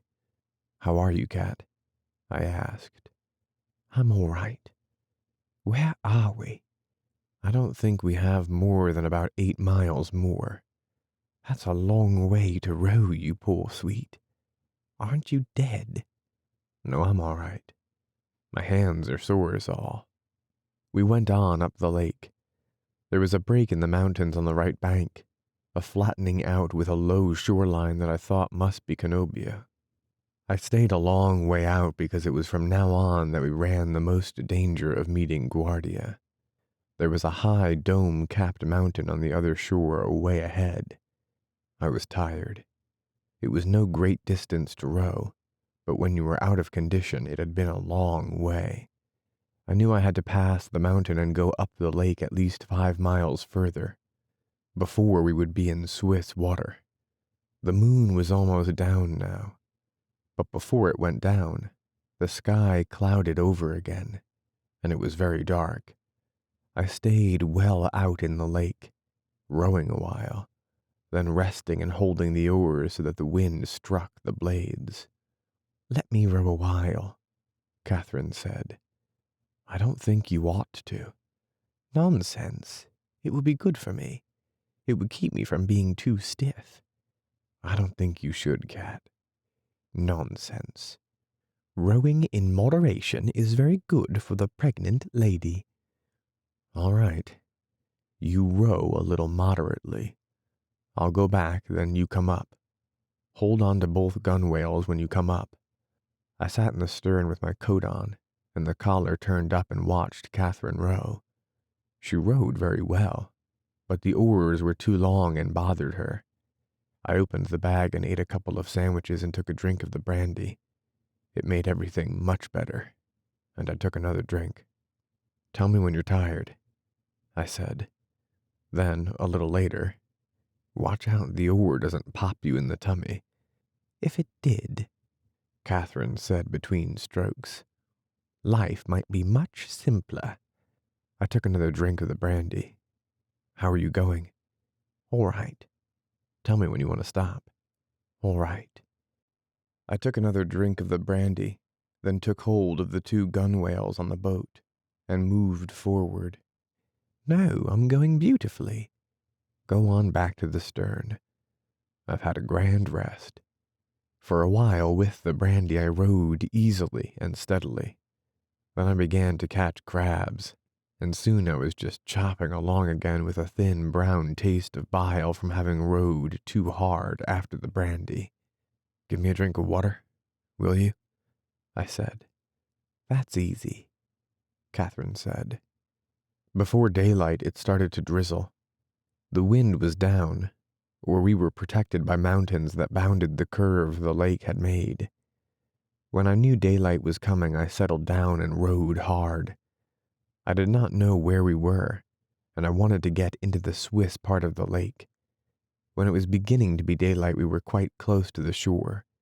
I could see the rocky shore and the trees. "What's that?" Catherine said. I rested on the oars and listened. It was a motorboat chugging out on the lake. I pulled close up to the shore and lay quiet. The chugging came closer. Then we saw the motorboat in the rain a little astern of us. There were 4 Guardia di Finanza in the stern, their alpini hats pulled down, their cape collars pulled up and their carabine slung across their backs. They all looked sleepy so early in the morning. I could see the yellow on their hats and the yellow marks on their cape collars. Their motorboat chugged on and out of sight in the rain. I pulled out into the lake. If we were that close to the border, I did not want to be hailed by a sentry along the road. I stayed out where I could just see the shore, and rode on for 3/4 of an hour in the rain. We heard a motorboat once more, but I kept quiet until the noise of the engine went away across the lake. "I think we're in Switzerland, Cat," I said. "Really?" "There's no way to know until we see Swiss troops." "Or the Swiss Navy." "The Swiss Navy's no joke for us. That last motorboat we heard was probably the Swiss Navy." "If we're in Switzerland, let's have a big breakfast. They have wonderful rolls and butter and jam in Switzerland." It was clear daylight now, and a fine rain was falling. The wind was still blowing outside on the lake, and we could see the tops of the whitecaps going away from us and up the lake. I was sure we were in Switzerland now. There were many houses back in the trees from the shore, and up the shore away was a village with stone houses, some villas on the hills, and a church. I had been looking at the road that skirted the shore for guards, but did not see any. The road came quite close to the lake now, and I saw a soldier coming out of a cafe on the road. He wore a gray-green uniform and a helmet like the Germans. He had a healthy-looking face and a little toothbrush mustache. He looked at us. "Wave to him," I said to Catherine. She waved, and the soldier smiled embarrassedly and gave a wave of his hand. I eased up rowing. We were passing the waterfront of the village. "We must be well inside the border," I said. "We want to be sure, darling. We don't want them to turn us back at the frontier." "The frontier is a long way back. I think this is the customs town. I'm pretty sure it's Brissago." "Won't there be Italians there? There are always both sides at a customs town." "Not in wartime. I don't think they let the Italians cross the frontier. It was a nice-looking little town. There were many fishing boats along the quay and nets were spread on racks. There was a fine November rain falling, but it looked cheerful and clean, even with the rain. Should we land then and have breakfast? All right. I pulled hard on the left oar and came in close, then straightened out when we were close to the quay and brought the boat alongside. I pulled in the oars, took hold of an iron ring, stepped up on the wet stone, and was in Switzerland. I tied the boat and held my hand down to Catherine. Come on up, Cat. It's a grand feeling. What about the bags? Leave them in the boat. Catherine stepped up, and we were in Switzerland together. What a lovely country, she said. Isn't it grand? Let's go and have breakfast. Isn't it a grand country? I love the way it feels under my shoes. I'm so stiff I can't feel it very well, but it feels like a splendid country. Darling, do you realize we're here and out of that bloody place? I do. I really do. I've never realized anything before. Look at the houses. Isn't this a fine square? There's a place we can get breakfast. Isn't the rain fine? They never had rain like this in Italy. It's cheerful rain. And we're here, darling. Ooh, do you realize we're here? We went inside the cafe and sat down at a clean wooden table. We were cockeyed, excited. A splendid, clean-looking woman with an apron came and asked us what we wanted. Rolls and jam and coffee, Catherine said. I'm sorry, we haven't any rolls in wartime. Bread, then. I can make you some toast. All right. I want some eggs fried, too. How many eggs for the gentleman? 3. Take 4, darling. 4 eggs. The woman went away. I kissed Catherine and held her hand very tight. We looked at each other and at the cafe. Darling, darling, isn't it lovely? It's grand, I said. I don't mind there not being rolls, Catherine said. I thought about them all night, but I don't mind it. I don't mind it at all. I suppose pretty soon they will arrest us. Never mind, darling. We'll have breakfast first. You won't mind being arrested after breakfast. And then there's nothing they can do to us. We're British and American citizens in good standing. You have a passport, haven't you? Of course. Oh, let's not talk about it. Let's be happy. I couldn't be any happier, I said. A fat gray cat with a tail that lifted like a plume crossed the floor to our table and curved against my leg to purr each time she rubbed. I reached down and stroked her. Catherine smiled at me very happily. Here comes the coffee, she said. They arrested us after breakfast. We took a little walk through the village, then went down to the quay to get our bags. A soldier was standing guard over the boat. Is this your boat? Yes. Where do you come from? Up the lake. Then I have to ask you to come with me. How about the bags? You can carry the bags. I carried the bags, and Catherine walked beside me, and the soldier walked along behind us to the old custom house. In the custom house, a lieutenant, very thin and military, questioned us. What nationality are you? American and British. Let me see your passports. I gave him mine, and Catherine got hers out of her handbag. He examined them for a long time. Why do you enter Switzerland this way in a boat? I'm a sportsman, I said. Rowing is my great sport. I always row when I get a chance. Why do you come here? For the winter sport. We are tourists, and we want to do the winter sport. This is no place for winter sport. We know it. We want to go where they have the winter sport. What have you been doing in Italy? I have been studying architecture. My cousin has been studying art. Why do you leave there? We want to do the winter sport. With the war going on, you cannot study architecture.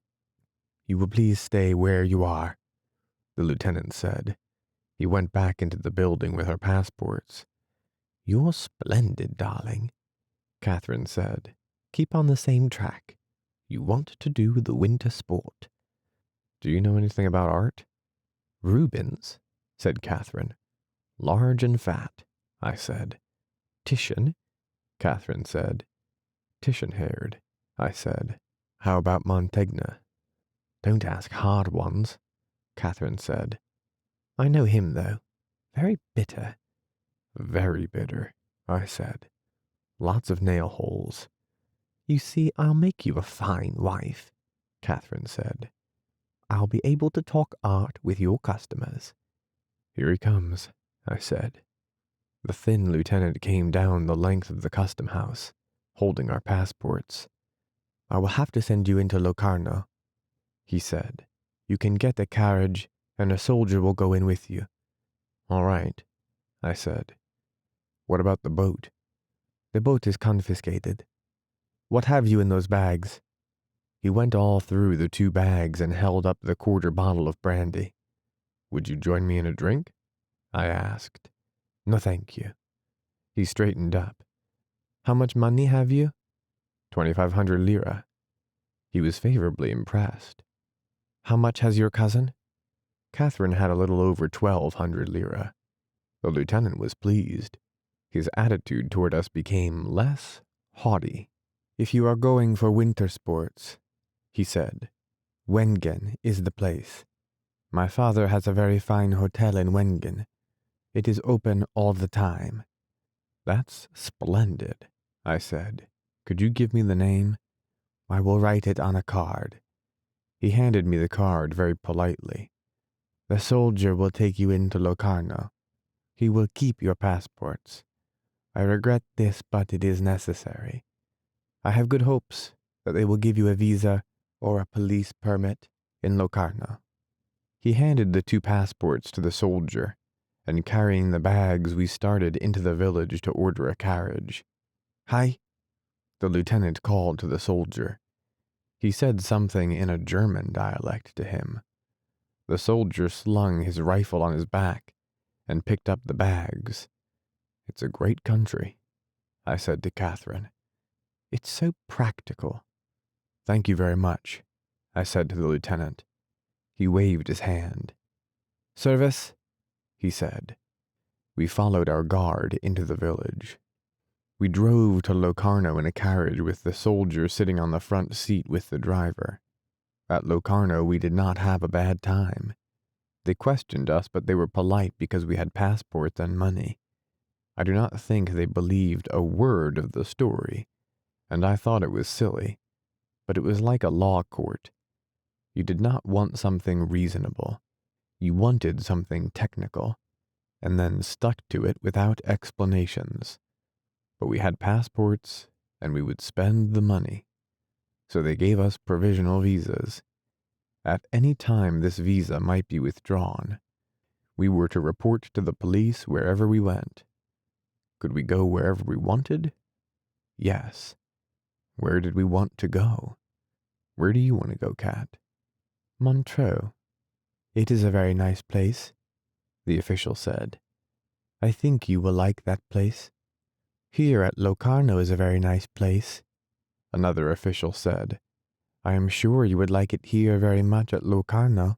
Locarno is a very attractive place. We would like some place where there is winter sport. There is no winter sport at Montreux. I beg your pardon, the other official said. I come from Montreux. There is very certainly winter sport on the Montreux-Oberlin-Brno Railway. It would be false for you to deny that. I do not deny it. I simply said there is no winter sport at Montreux. I question that, the other official said. I question that statement. I hold on to that statement. I question that statement. I myself have louged in the streets of Montreux. I have done it not once but several times.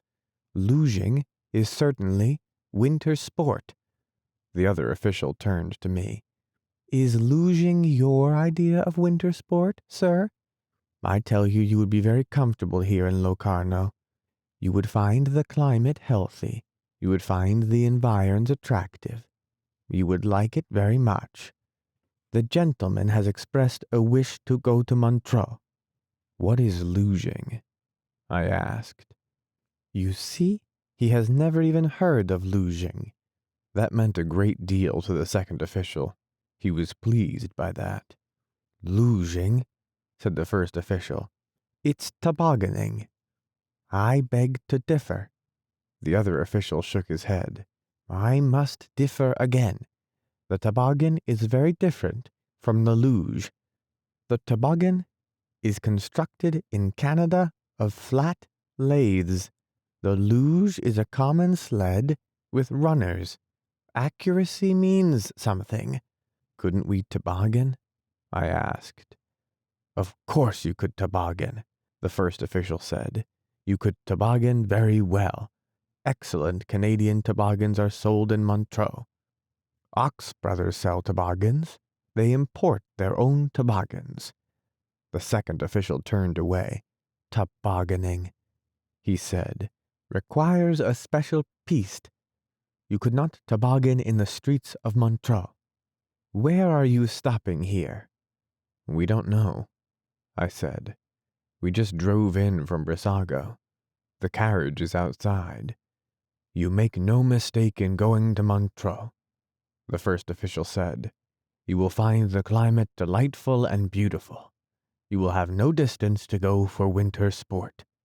"If you really want winter sport," the second official said, "you will go to the Engadine or to Murren. I want to protest against your being advised to go to Montreux for the winter sport. At Les Avants above Montreux, there is excellent winter sport of every sort." The champion of Montreux glared at his colleague. "Gentlemen," I said, "I am afraid we must go. My cousin is very tired. We will tentatively go to Montreux." "I congratulate you." The first official shook my hand. "I believe that you will regret leaving Locarno," the second official said. "At any rate, you will report to the police at Montreux."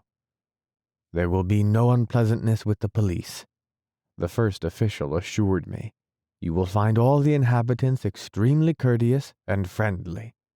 "Thank you both very much," I said. "We appreciate your advice very much." "Goodbye," Catherine said. "Thank you both very much." They bowed us to the door, the champion of Locarno a little coldly. We went down the steps and into the carriage. "My God, darling," Catherine said. "Couldn't we have gotten away any sooner?" I gave the name of a hotel one of the officials had recommended to the driver. He picked up the reins. "You've forgotten the army," Catherine said. The soldier was standing by the carriage. I gave him a 10 lira note. "I have no Swiss money yet," I said. He thanked me, saluted, and went off. The carriage started and we drove to the hotel. "How did you happen to pick out Montreux?" I asked Catherine. "Do you really want to go there?" "It was the first place I could think of," she said. "It's not a bad place. We can find some place up in the mountains." "Are you sleepy?" "I am sleepy right now." "We'll get a good sleep." "Poor cat. You had a long, bad night." "I had a lovely time," Catherine said. "Especially when you sailed with the umbrella." "Can you realize we're in Switzerland?" "No. I'm afraid I'll wake up and it won't be true." "I am too." "It is true, isn't it, darling? I'm not just driving down to the station in Milan to see you off?"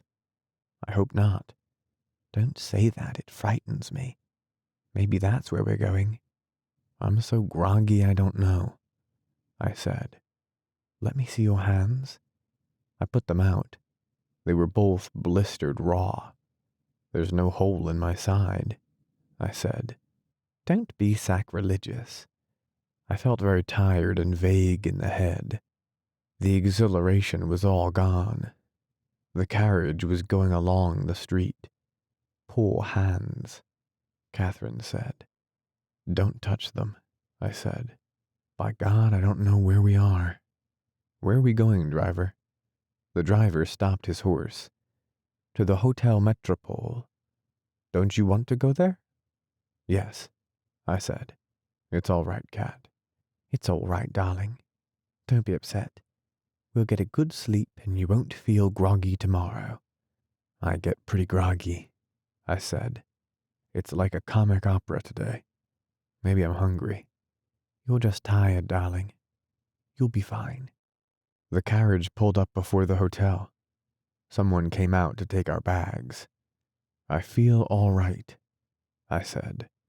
We were down on the pavement, going into the hotel. I know you'll be all right. You're just tired. You've been up a long time. Anyhow, we're here. Yes, we're really here. We followed the boy with the bags into the hotel. Chapter 38.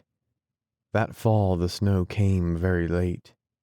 We lived in a brown wooden house in the pine trees on the side of the mountain, and at night there was frost, so that there was thin ice over the water in the 2 pitchers on the dresser in the morning. Mrs. Guttingen came into the room early in the morning to shut the windows, and started a fire in the tall porcelain stove. The pine wood crackled and sparked, and then the fire roared in the stove, and the second time Mrs. Guttingen came in the room she brought big chunks of wood for the fire, and a pitcher of hot water. When the room was warm she brought in breakfast. Sitting up in bed eating breakfast, we could see the lake, and the mountains across the lake on the French side. There was snow on the tops of the mountains, and the lake was a gray steel blue. Outside in front of the chalet a road went up the mountain. The wheel ruts and ridges were iron hard with the frost, and the road climbed steadily through the forest, and up and around the mountain, to where there were meadows, and barns, and cabins in the meadows, at the edge of the woods, looking across the valley. The valley was deep, and there was a stream at the bottom that flowed down into the lake, and when the wind blew across the valley, you could hear the steam in the rocks.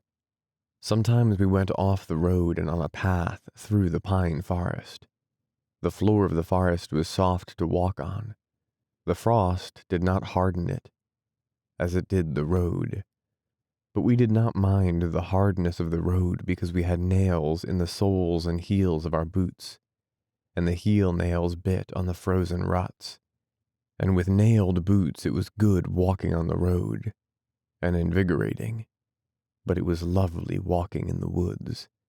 In front of the house where we lived, the mountain went down steeply to the little plain along the lake, and we sat on the porch of the house in the sun, and saw the winding of the road down the mountainside, and the terraced vineyards on the side of the lower mountain, the vines all dead now for the winter, and the fields divided by stone walls, and below the vineyards, the houses of the town on the narrow plain along the lake shore. There was an island with 2 trees on the lake, and the trees looked like the double sails of a fishing boat. The mountains were sharp and steep on the other side of the lake, and down at the end of the lake was the plain of the road valley flat between the 2 ranges of mountains, and up the valley where the mountains cut it off was the Dent du Midi. It was a high, snowy mountain, and it dominated the valley, but it was so far away that it did not make a shadow. When the sun was bright, we ate lunch on the porch, but the rest of the time we ate upstairs in a small room with plain wooden walls and a big stove in the corner. We bought books and magazines in the town, and a copy of Hoyle, and learned many two-handed card games. The small room with the stove was our living room. There were 2 comfortable chairs and a table for books and magazines, and we played cards on the dining table when it was cleared away. Mr. and Mrs. Guttingen lived downstairs, and we would hear them talking sometimes in the evening, and they were very happy together too. He had been a head waiter, and she had worked as a maid in the same hotel, and they had saved their money to buy this place. They had a son who was studying to be a head waiter. He was at a hotel in Zurich. Downstairs there was a parlor where they sold wine and beer, and sometimes in the evening we would hear carts stop outside on the road, and men come up the steps to go in the parlor to drink wine. There was a box of wood in the hall outside the living room, and I kept up the fire from it. But we did not stay up very late. We went to bed in the dark in the big bedroom, and when I was undressed I opened the windows and saw the night, and the cold stars, and the pine trees below the window, and then got into bed as fast as I could. It was lovely in bed, with the air so cold and clear, and the night outside the window. We slept well, and if I woke in the night I knew it was from only one cause, and I would shift the feather bed over, very softly, so that Catherine would not be wakened, and then go back to sleep again, warm, and with the new lightness of thin covers. The war seemed as far away as the football games of someone else's college, but I knew from the papers that they were still fighting in the mountains, because the snow would not come. Sometimes we walked down the mountain into Montreux. There was a path went down the mountain, but it was steep, and so usually we took the road and walked down to the wide, hard road between fields, and then below between the stone walls of the vineyards, and on down between the houses of the villages along the way. There were 3 villages, Chernay, Fontaneva, and the other I forget. Then along the road we passed an old square-built stone chateau on a ledge, on the side of the mountainside, with the terraced fields of vines, each vine tied to a stick to hold it up, the vines dry and brown, and the earth ready for the snow, and the lake down below flat and gray as steel. The road went down a long grade below the chateau, and then turned to the right, and went down very steeply, and paved with cobbles into Montreux. We did not know anyone in Montreux.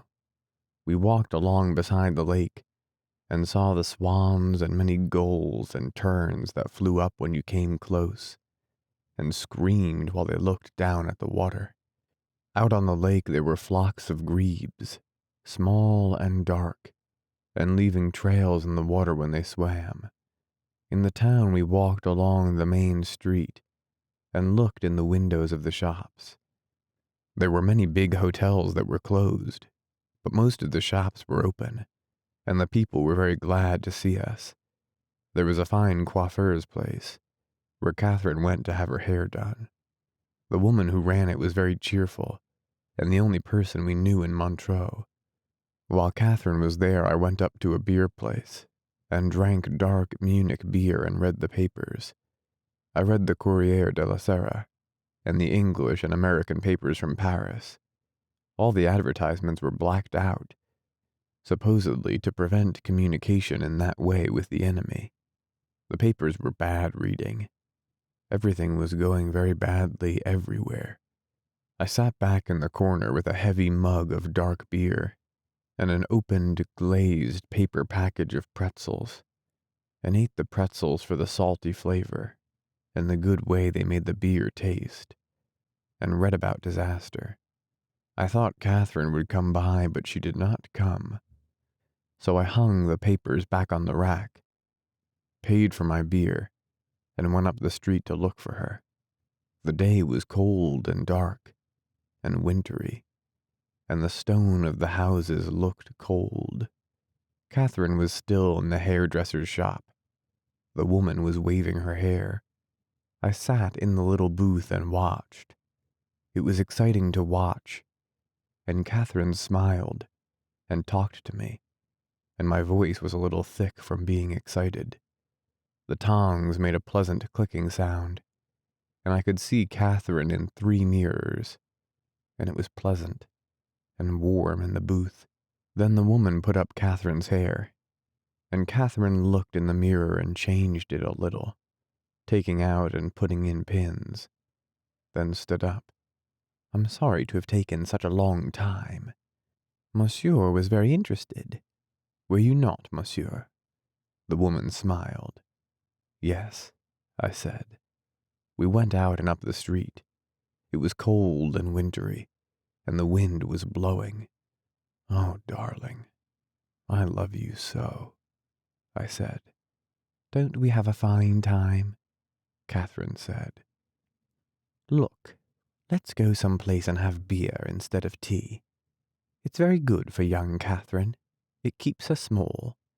"Young Catherine," I said. "That loafer." "She's been very good," Catherine said. "She makes very little trouble. The doctor says beer will be good for me, and keep her small." "If you keep her small enough and she's a boy, maybe he will be a jockey." "I suppose if we really have this child, we ought to get married," Catherine said.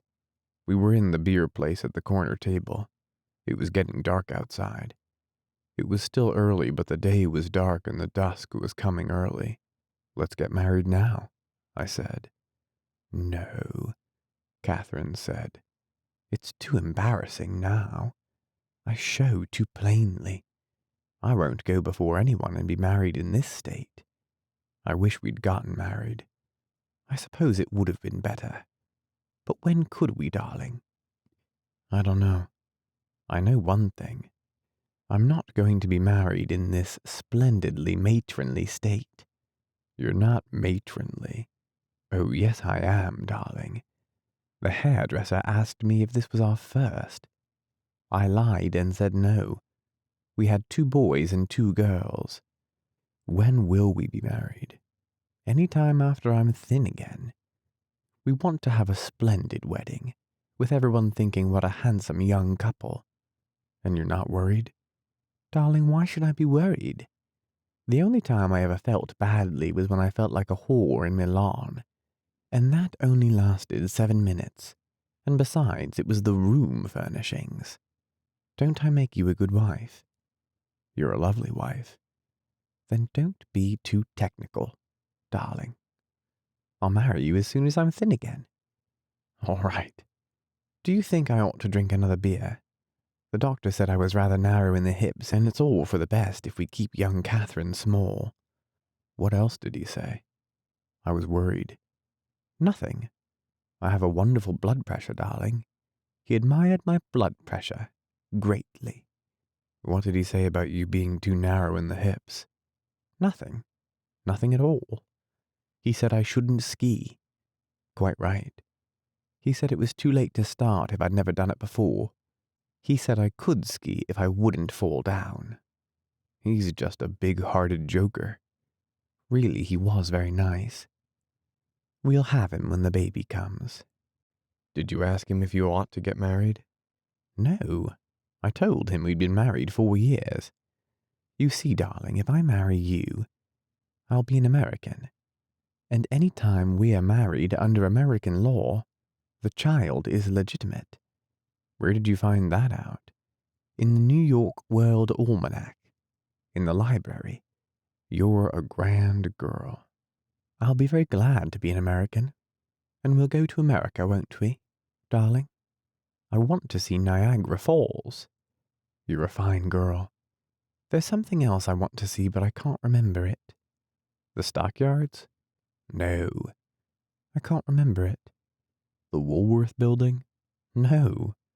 "The Grand Canyon?" "No. But I'd like to see that." "What was it?" "The Golden Gate. That's what I want to see." "Where is the Golden Gate?" "San Francisco." "Then let's go there. I want to see San Francisco anyway. All right, we'll go there.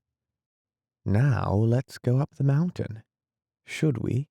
Can we call the MOB? There's a train a little after 5. Let's get that. All right. I'll drink one more beer first. When we went out to go up the street and climb the stairs to the station, it was very cold. A cold wind was coming down the Rhone Valley. There were lights in the shop windows, and we climbed the steep stone stairway to the upper street, then up another stairs to the station. The electric train was there waiting, all the lights on. There was a dial that showed when it left. The clock hands pointed to 10 minutes after 5. I looked at the station clock. It was 5 minutes after. As we got on board, I saw the motorman and conductor coming out of the station wine shop. We sat down and opened the window. The train was electrically heated and stuffy, but fresh cold air came in through the window. Are you tired, Cat? I asked. No, I feel splendid. It isn't a long ride. I like the ride, she said. Don't worry about me, darling.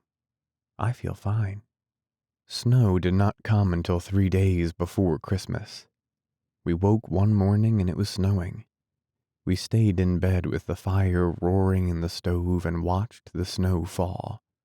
Mrs. Guttingen took away the breakfast trays and put more wood in the stove. It was a big snowstorm. She said it had started about midnight. I went to the window and looked out, but could not see across the road. It was blowing and snowing wildly. I went back to bed and we lay and talked. I wish I could ski, Catherine said. It's rotten not to be able to ski. We'll get a bobsled and come down the road.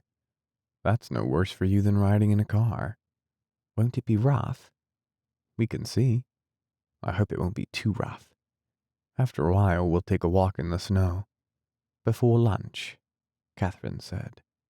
So we'll have a good appetite. I'm always hungry. So am I.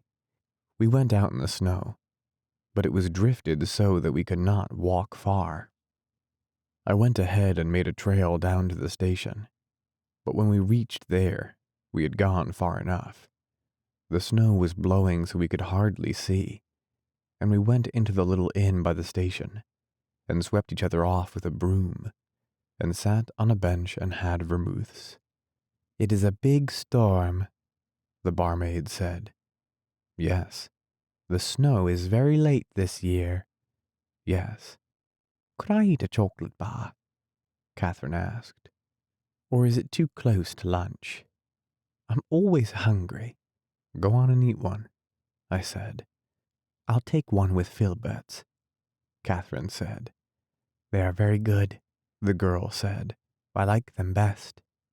I'll have another vermouth, I said. When we came out to start back up the road, our track was filled in by the snow. There were only faint indentations where the holes had been. The snow blew in our faces so we could hardly see. We brushed off and went in to have lunch. Mr. Guttingen served the lunch. Tomorrow there will be skiing, he said. Do you ski, Mr. Henry? No, but I want to learn. You will learn very easily. My boy will be here for Christmas and he will teach you. That's fine. When does he come? Tomorrow night. When we were sitting by the stove in the little room after lunch looking out the window at the snow coming down, Catherine said, Wouldn't you like to go on a trip somewhere by yourself, darling? And be with men and ski? No. Why should I? I should think sometimes you want to see other people besides me. Do you want to see other people? No. Neither do I. I know, but you're different. I'm having a child and that makes me contented not to do anything. I know I'm awfully stupid now and I talk too much and I think you ought to get away so you won't be tired of me. Do you want me to go away? No, I want you to stay. That's what I'm going to do.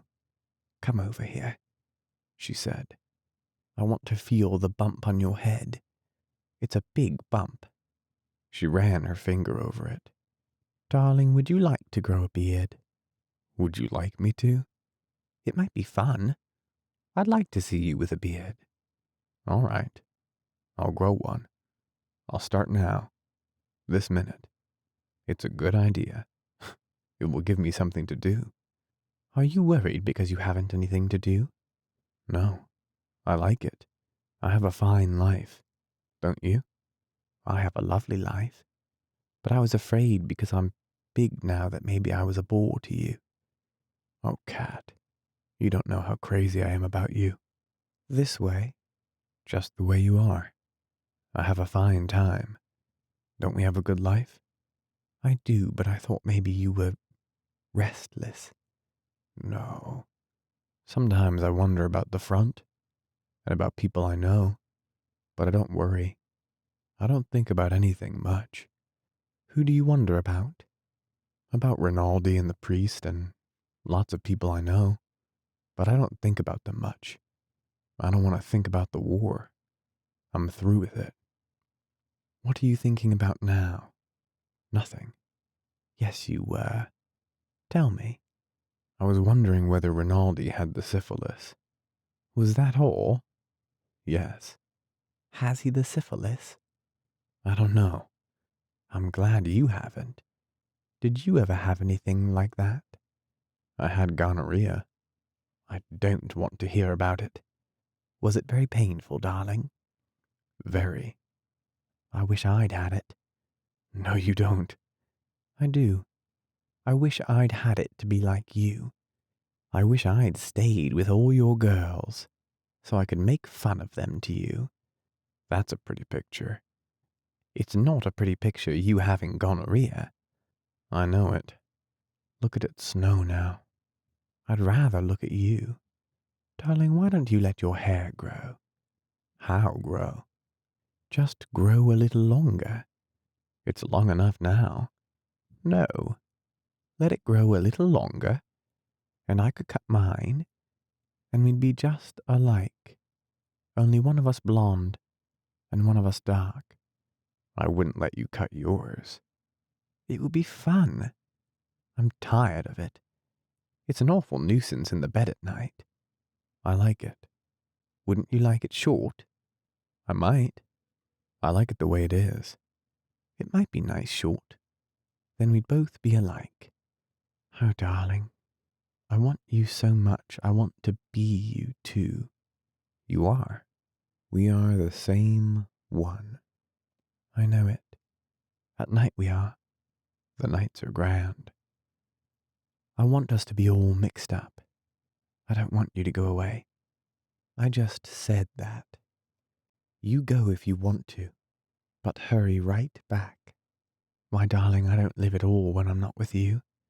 I won't ever go away, I said. I'm no good when you're not there. I haven't any life at all anymore. I want you to have a life. I want you to have a fine life. But we'll have it together, won't we? And now do you want me to stop growing my beard or let it go on? Go on. Grow it. It will be exciting. Maybe it will be done for New Year's. Now do you want to play chess? I'd rather play with you. No. Let's play chess. And afterward we'll play? Yes. All right. I got out the chessboard and arranged the pieces. It was still snowing hard outside. One time in the night I woke up and knew that Catherine was awake too. The moon was shining in the window and made shadows on the bed from the bars on the window panes. Are you awake, sweetheart? Yes. Can't you sleep? I just woke up thinking about how I was nearly crazy when I first met you. Do you remember? You were just a little crazy. I'm never that way anymore. I'm grand now. You say grand so sweetly. Say grand. Grand. Oh, you're sweet. And I'm not crazy now. I'm just very, very, very happy. Go on to sleep, I said. All right, let's go to sleep at exactly the same moment. All right. But we did not. I was awake for quite a long time thinking about things and watching Catherine sleeping, the moonlight on her face. Then I went to sleep too. Chapter 39. By the middle of January I had a beard, and the winter had settled into bright cold days and hard cold nights. We could walk on the roads again. The snow was packed hard and smooth by the hay sleds and wood sledges and the logs that were hauled down the mountain. The snow lay all over the country, down almost to Montreux. The mountains on the other side of the lake were all white, and the plain of the Rhone Valley was covered. We took long walks on the other side of the mountain to the Bain de l'Alliage.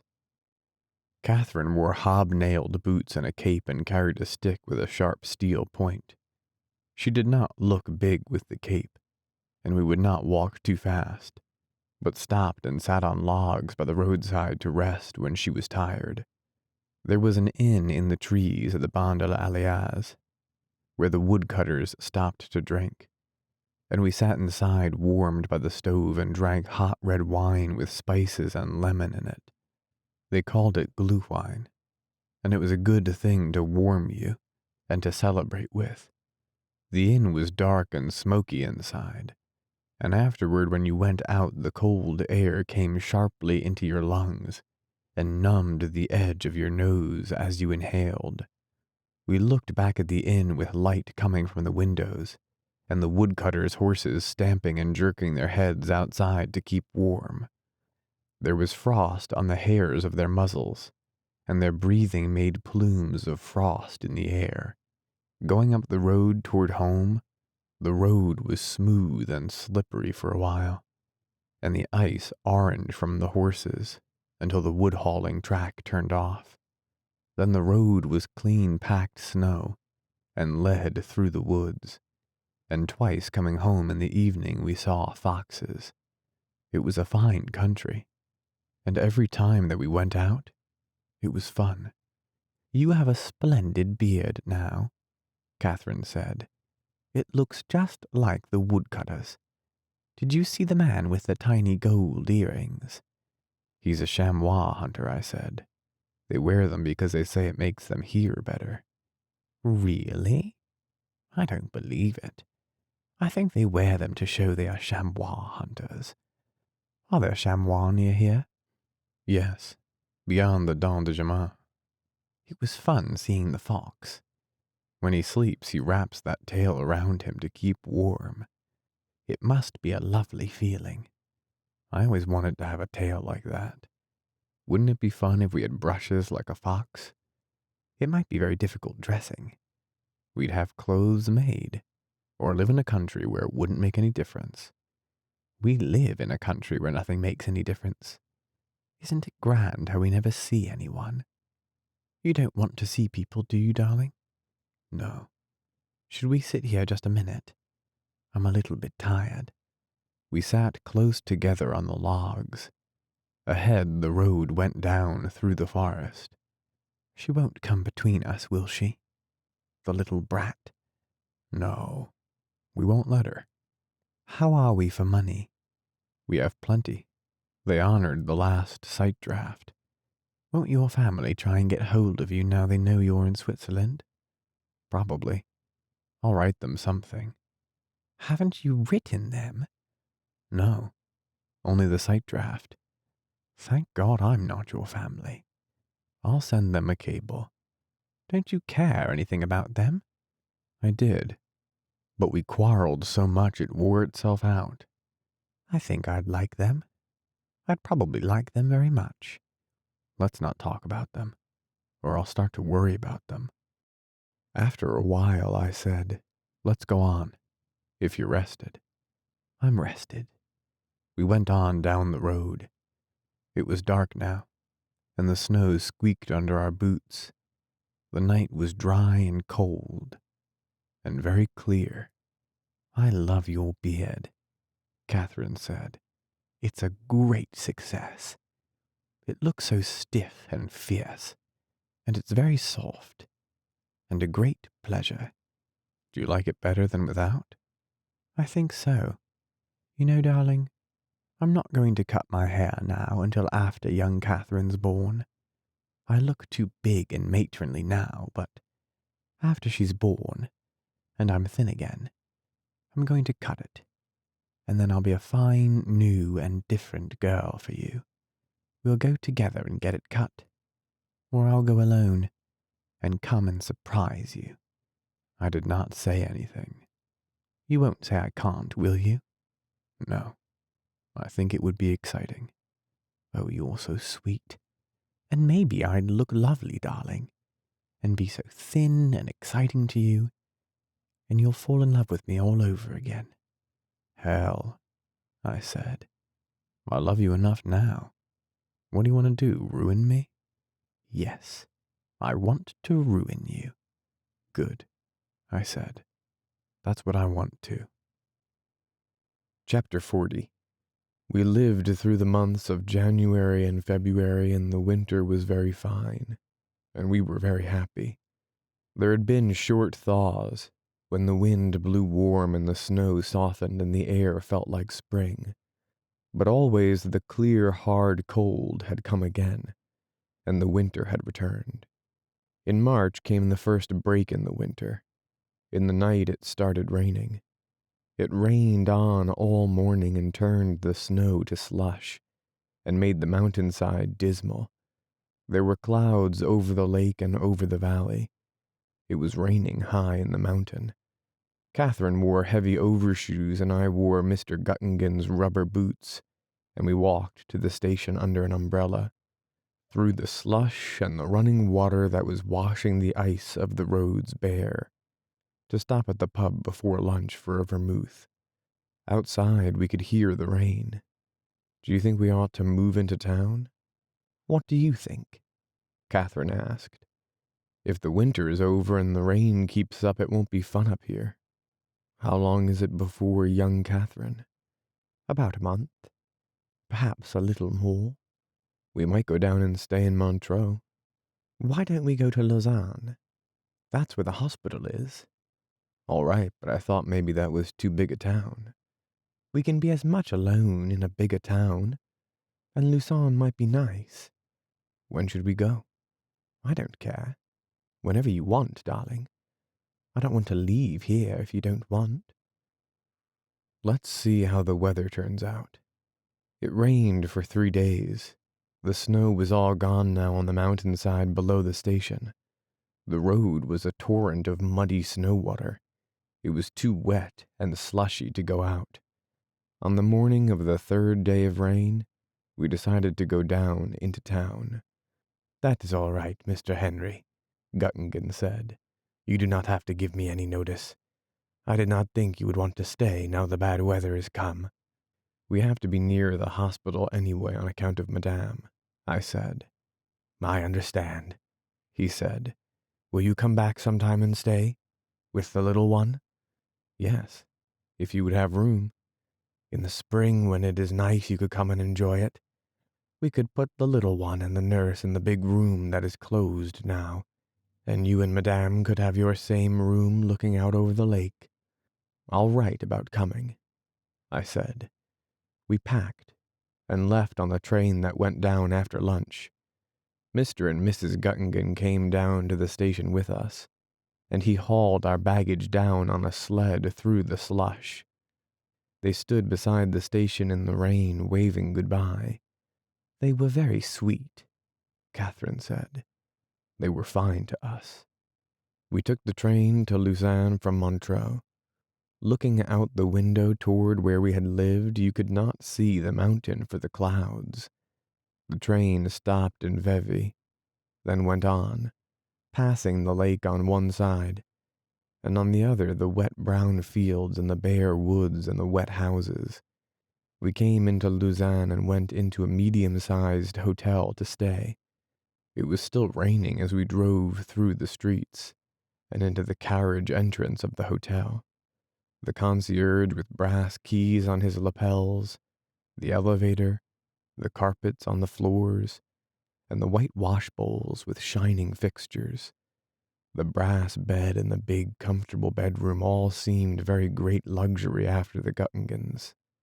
The windows of the room looked out on a wet garden, with a wall topped by an iron fence. Across the street, which sloped steeply, was another hotel with a similar wall and garden. I looked out at the rain falling in the fountain of the garden. Catherine turned on all the lights and commenced unpacking. I ordered a whiskey and soda and lay on the bed and read the papers I had bought at the station. It was March, 1918, and the German offensive had started in France. I drank the whiskey and soda and read while Catherine unpacked and moved around the room. "You know what I have to get, darling?" she said. "What?" "Baby clothes. There aren't many people reach my time without baby things." "You can buy them." "I know. That's what I'll do tomorrow. I'll find out what's necessary." "You ought to know. You were a nurse." "But so few of the soldiers had babies in the hospitals." "I did." She hit me with a pillow and spilled the whiskey and soda. "I'll order you another," she said. "I'm sorry I spilled it." There wasn't much left. "Come on over to the bed." "No. I have to try and make this room look like something." "Like what?" "Like our home. Hang out the Allied flags." "Oh, shut up." "Say it again." "Shut up." "You say it so cautiously," I said, "as though you didn't want to offend anyone." "I don't." "Then come over to the bed." "All right." She came and sat on the bed. "I know I'm no fun for you, darling. I'm like a big flour barrel." "No, you're not. You're beautiful and you're sweet." "I'm just something very ungainly that you've married." "No, you're not. You're more beautiful all the time." "But I will be thin again, darling." "You're thin now." "You've been drinking." "Just whiskey and soda." "There's another one coming," she said. "And then should we order dinner up here?" "That will be good." "Then we won't go out, will we? We'll just stay in tonight?" "And play," I said. "I'll drink some wine," Catherine said. "It won't hurt me. Maybe we can get some of our old white Capri." "I know we can," I said. "They'll have Italian wines at a hotel this size." The waiter knocked at the door. He brought the whiskey in a glass with ice, and beside the glass on a tray a small bottle of soda. "Thank you," I said. "Put it down there. Will you please have dinner for two brought up here, and 2 bottles of dry white Capri and ice?" "Do you wish to commence your dinner with soup?" "Do you want soup, Cat?" "Please." "Bring soup for 1. "Thank you, sir." He went out and shut the door. I went back to the papers, and the war in the papers, and poured the soda slowly over the ice into the whiskey. I would have to tell them not to put ice in the whiskey. Let them bring ice separately. That way you could tell how much whiskey there was, and it would not suddenly be too thin for the soda. I would get a bottle of whiskey and have them bring ice and soda. That was the sensible way. Good whiskey was very pleasant. It was one of the pleasant parts of life. "What are you thinking, darling?" About whiskey. "What about whiskey?" About how nice it is. Catherine made a face. "All right," she said. We stayed at that hotel 3 weeks. It was not bad. The dining room was usually empty, and very often we ate in our room at night. We walked in the town and took the cogwheel railway down to Ushi and walked beside the lake. The weather became quite warm, and it was like spring. We wished we were back in the mountains, but the spring weather lasted only a few days, and then the cold rawness of the breaking up of winter came again. Catherine bought the things she needed for the baby up in the town. I went to a gymnasium in the arcade to box for exercise. I usually went up there in the morning while Catherine stayed late in bed. On the days of false spring, it was very nice, after boxing and taking a shower, to walk along the streets smelling the spring in the air, and stop at a cafe to sit and watch the people, and read the paper, and drink a vermouth, then go down to the hotel and have lunch with Catherine. The professor at the boxing gymnasium wore mustaches, and was very precise and jerky, and went all to pieces if you started after him. But it was pleasant in the gym. There was good air and light, and I worked quite hard. Skiing rope, shadow boxing, doing abdominal exercises lying on the floor in a patch of sunlight that came through the open window, and occasionally scaring the professor when we boxed. I could not shadow box in front of the narrow, long mirror at first, because it looked so strange to see a man with a beard boxing. But finally I just thought it was funny. I wanted to take off the beard as soon as I started boxing, but Catherine did not want me to. Sometimes Catherine and I went for rides out in the country in a carriage. It was nice to ride when the days were pleasant, and we found 2 good places where we could ride out to eat. Catherine could not walk very far now, and I loved to ride out along the country roads with her. When there was a good day, we had a splendid time, and we never had a bad time. We knew the baby was very close now, and it gave us both a feeling as though something were hurrying us, and we could not lose any time together. Chapter 41. One morning I awoke about 3 o'clock hearing Catherine sitting in the bed. "Are you all right, Cat?" "I've been having some pains, darling." "Regularly?" "No, not very."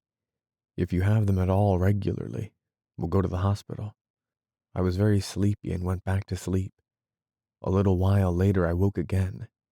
"Maybe you'd better call up the doctor," Catherine said. "I think maybe this is it." I went to the phone and called the doctor. "How often are the pains coming?" he asked. "How often are they coming, Cat?" "I should think every quarter of an hour." "You should go to the hospital then," the doctor said. "I will dress and go there right away myself." I hung up and called the garage near the station to send up a taxi. No one answered the phone for a long time. Then I finally got a man who promised to send up a taxi at once. Catherine was dressing. Her bag was all packed with the things she would need at the hospital and the baby things. Outside in the hall, I rang for the elevator. There was no answer. I went downstairs. There was no one downstairs except the night watchman.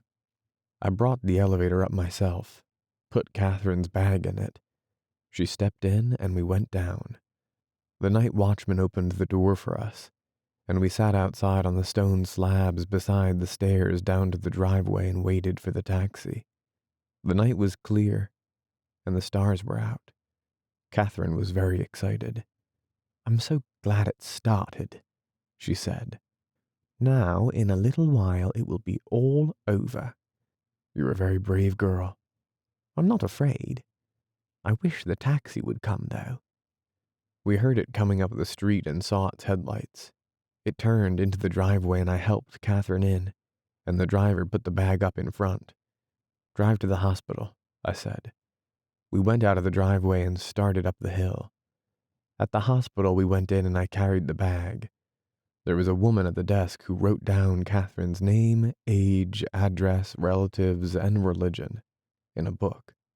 She said she had no religion, and the woman drew a line in the space after that word. She gave her name as Catherine Henry. "I will take you up to your room," she said. We went up in an elevator. The woman stopped it and we stepped out and followed her down a hall. Catherine held tight to my arm. "This is the room," the woman said. "Will you please undress and get into bed? Here is a nightgown for you to wear." "I have a nightgown," Catherine said. "It is better for you to wear this nightgown," the woman said. I went outside and sat on a chair in the hallway. "You can come in now," the woman said from the doorway.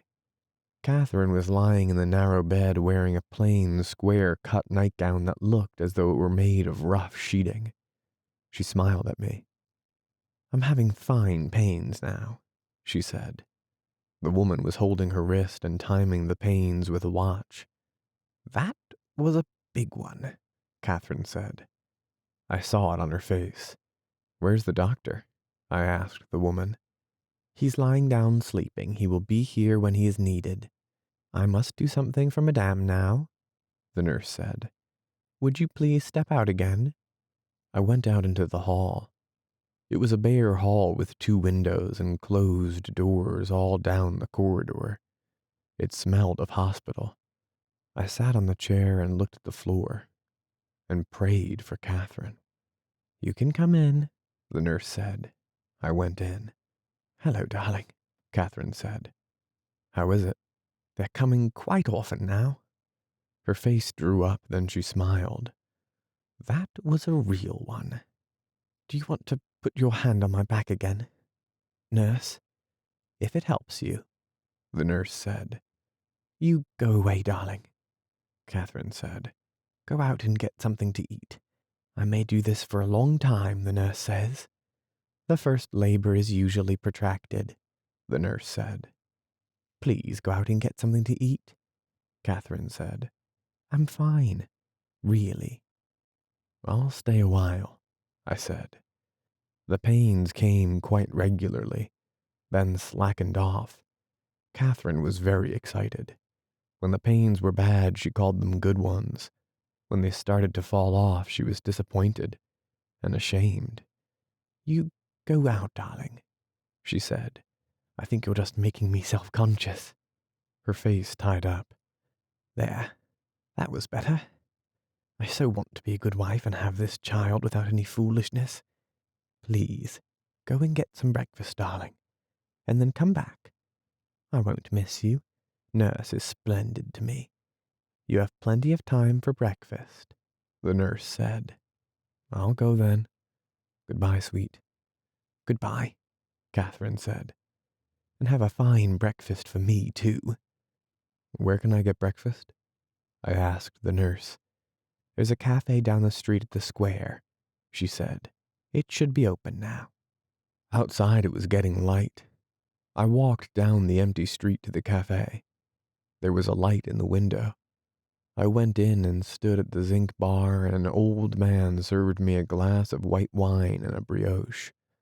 The brioche was yesterday's. I dipped it in the wine and then drank a glass of coffee. "What do you do at this hour?" the old man asked. "My wife is in labor at the hospital." "So, I wish you good luck. Give me another glass of wine." He poured it from the bottle, sloping it over a little so some ran down on the zinc. I drank this glass, paid, and went out. Outside, along the street, were the refuse cans from the houses waiting for the collector. A dog was nosing at one of the cans. "What do you want?" I asked, and looked in the can to see if there was anything I could pull out for him. There was nothing on top but coffee grounds, dust, and some dead flowers. "There isn't anything, dog," I said. The dog crossed the street. I went up the stairs in the hospital to the floor Catherine was on, and down the hall to her room. I knocked on the door. There was no answer. I opened the door. The room was empty, except for Catherine's bag on a chair and her dressing gown hanging on a hook on the wall. I went out and down the hall looking for somebody. I found a nurse. "Where is Madame Henry?" "A lady has just gone to the delivery room." "Where is it?" "I will show you." She took me down to the end of the hall. The door of the room was partly open. I could see Catherine lying on a table covered by a sheet. The nurse was on one side and the doctor stood on the other side of the table beside some cylinders. The doctor held a rubber mask attached to a tube in one hand. "I will give you a gown and you can go in," the nurse said. "Come in here, please." She put a white gown on me and pinned it at the neck and back with a safety pin. "Now you can go in," she said. I went into the room. "Hello, darling," Catherine said in a strained voice. I'm not doing much. You are Mr. Henry? The doctor asked. Yes. How is everything going, doctor? Things are going very well, the doctor said. We came in here where it is easy to give gas for the pains. I want it now, Catherine said. The doctor placed the rubber mask over her face and turned a dial, and I watched Catherine breathing deeply and rapidly. Then she pushed the mask away. The doctor shut off the petcock. That wasn't a very big one. I had a very big one a while ago. The doctor made me go clear out, didn't you? Doctor? Her voice was strange. It rose on the word doctor. The doctor smiled. I want it again, Catherine said. She held the rubber tight to her face and breathed fast. I heard her moaning a little. Then she pulled the mask away and smiled. That was a big one, she said. That was a very big one. Don't you worry, darling. You go away. Go have another breakfast. I'll stay, I said. We had gone to the hospital about 3 o'clock in the morning. At noon, Catherine was still in the delivery room. The pains had slackened again. She looked very tired and worn now, but she was still cheerful. It's not any good, darling, she said. I'm so sorry. I thought I would do it very easily. Now, there's one. She reached out her hand for the mask and held it over her face. The doctor moved the dial and watched her. In a little while it was over. It wasn't much, Catherine said. She smiled. I'm a fool about the gas. It's wonderful. We'll get some for the home, I said. There one comes, Catherine said quickly. The doctor turned the dial and looked at his watch. What is the interval now? I asked. About a minute. Don't you want lunch? I will have something pretty soon, he said. You must have something to eat, doctor, Catherine said. I'm so sorry I go on so long. Couldn't my husband give me the gas? If you wish, the doctor said. You turn it to the numeral 2. I see, I said. There was a marker on a dial that turned with a handle. I want it now, Catherine said.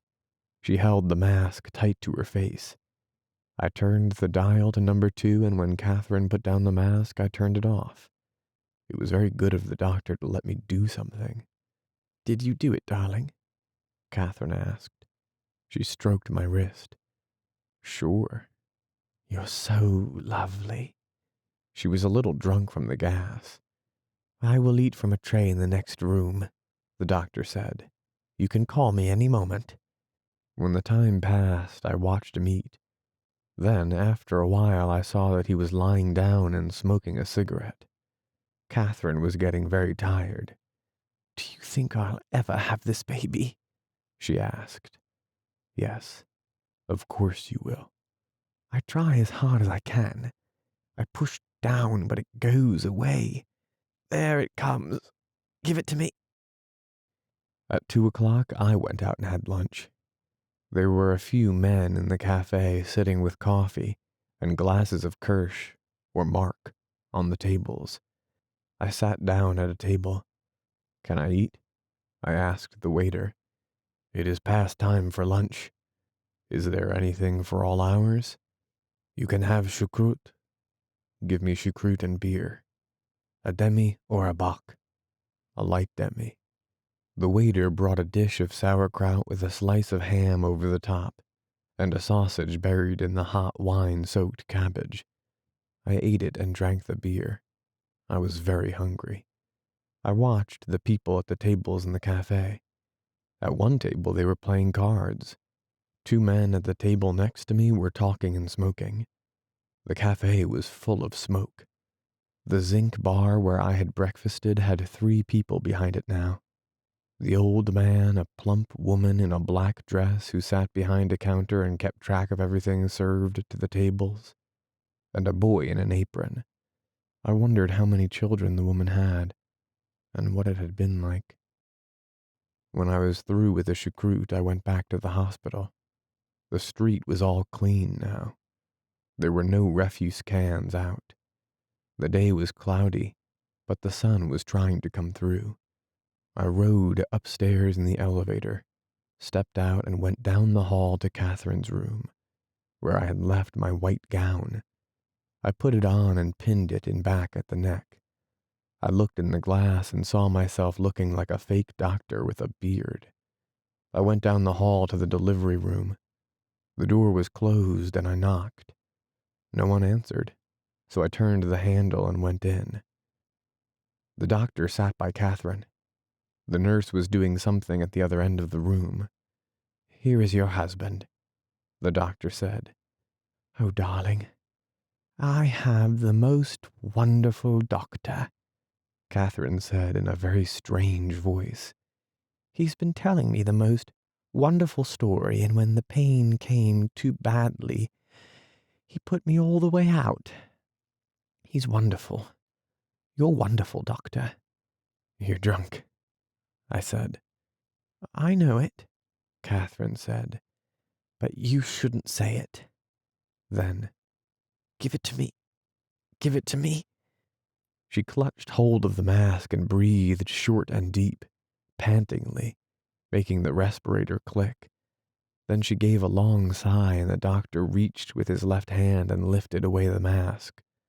"That was a very big one," Catherine said. Her voice was very strange. "I'm not going to die now, darling. I'm past where I was going to die. Aren't you glad?" "Don't you get in that place again?" I won't. I'm not afraid of it, though. I won't die, darling." "You will not do any such foolishness," the doctor said. "You would not die and leave your husband. Oh, no. I won't die. I wouldn't die. It's silly to die. There it comes. Give it to me." After a while, the doctor said, "You will go out, Mr. Henry, for a few moments, and I will make an examination." "He wants to see how I'm doing," Catherine said. "You can come back afterward, darling. Can't he, doctor?" "Yes," said the doctor. "I will send word when he can come back." I went out the door and down the hall to the room where Catherine was to be after the baby came. I sat in a chair there and looked at the room. I had the paper in my coat that I had brought when I went out for lunch and I read it. It was beginning to be dark outside, and I turned the light on to read. After a while, I stopped reading and turned off the light and watched it get dark outside. I wondered why the doctor did not send for me. Maybe it was better I was away. He probably wanted me away for a while. I looked at my watch. If he did not send for me in 10 minutes, I would go down anyway. Poor, poor dear cat. And this was the price you paid for sleeping together. This was the end of the trap. This was what people got for loving each other. Thank God for gas, anyway. What must it have been like before there were anesthetics? Once it started, they were in the mill race. Catherine had a good time in the time of pregnancy. It wasn't bad. She was hardly ever sick.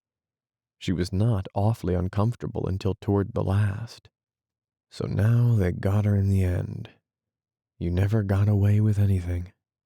Get away. Hell, it would have been the same if we had been married 50 times. And what if she should die? She won't die. People don't die in childbirth nowadays. That was what all husbands thought. Yes, but what if she should die? She won't die. She's just having a bad time. The initial labor is usually protracted. She's only having a bad time. Afterward, we'd say what a bad time, and Catherine would say it wasn't really so bad. But what if she should die? She can't die. Yes, but what if she should die? She can't, I tell you.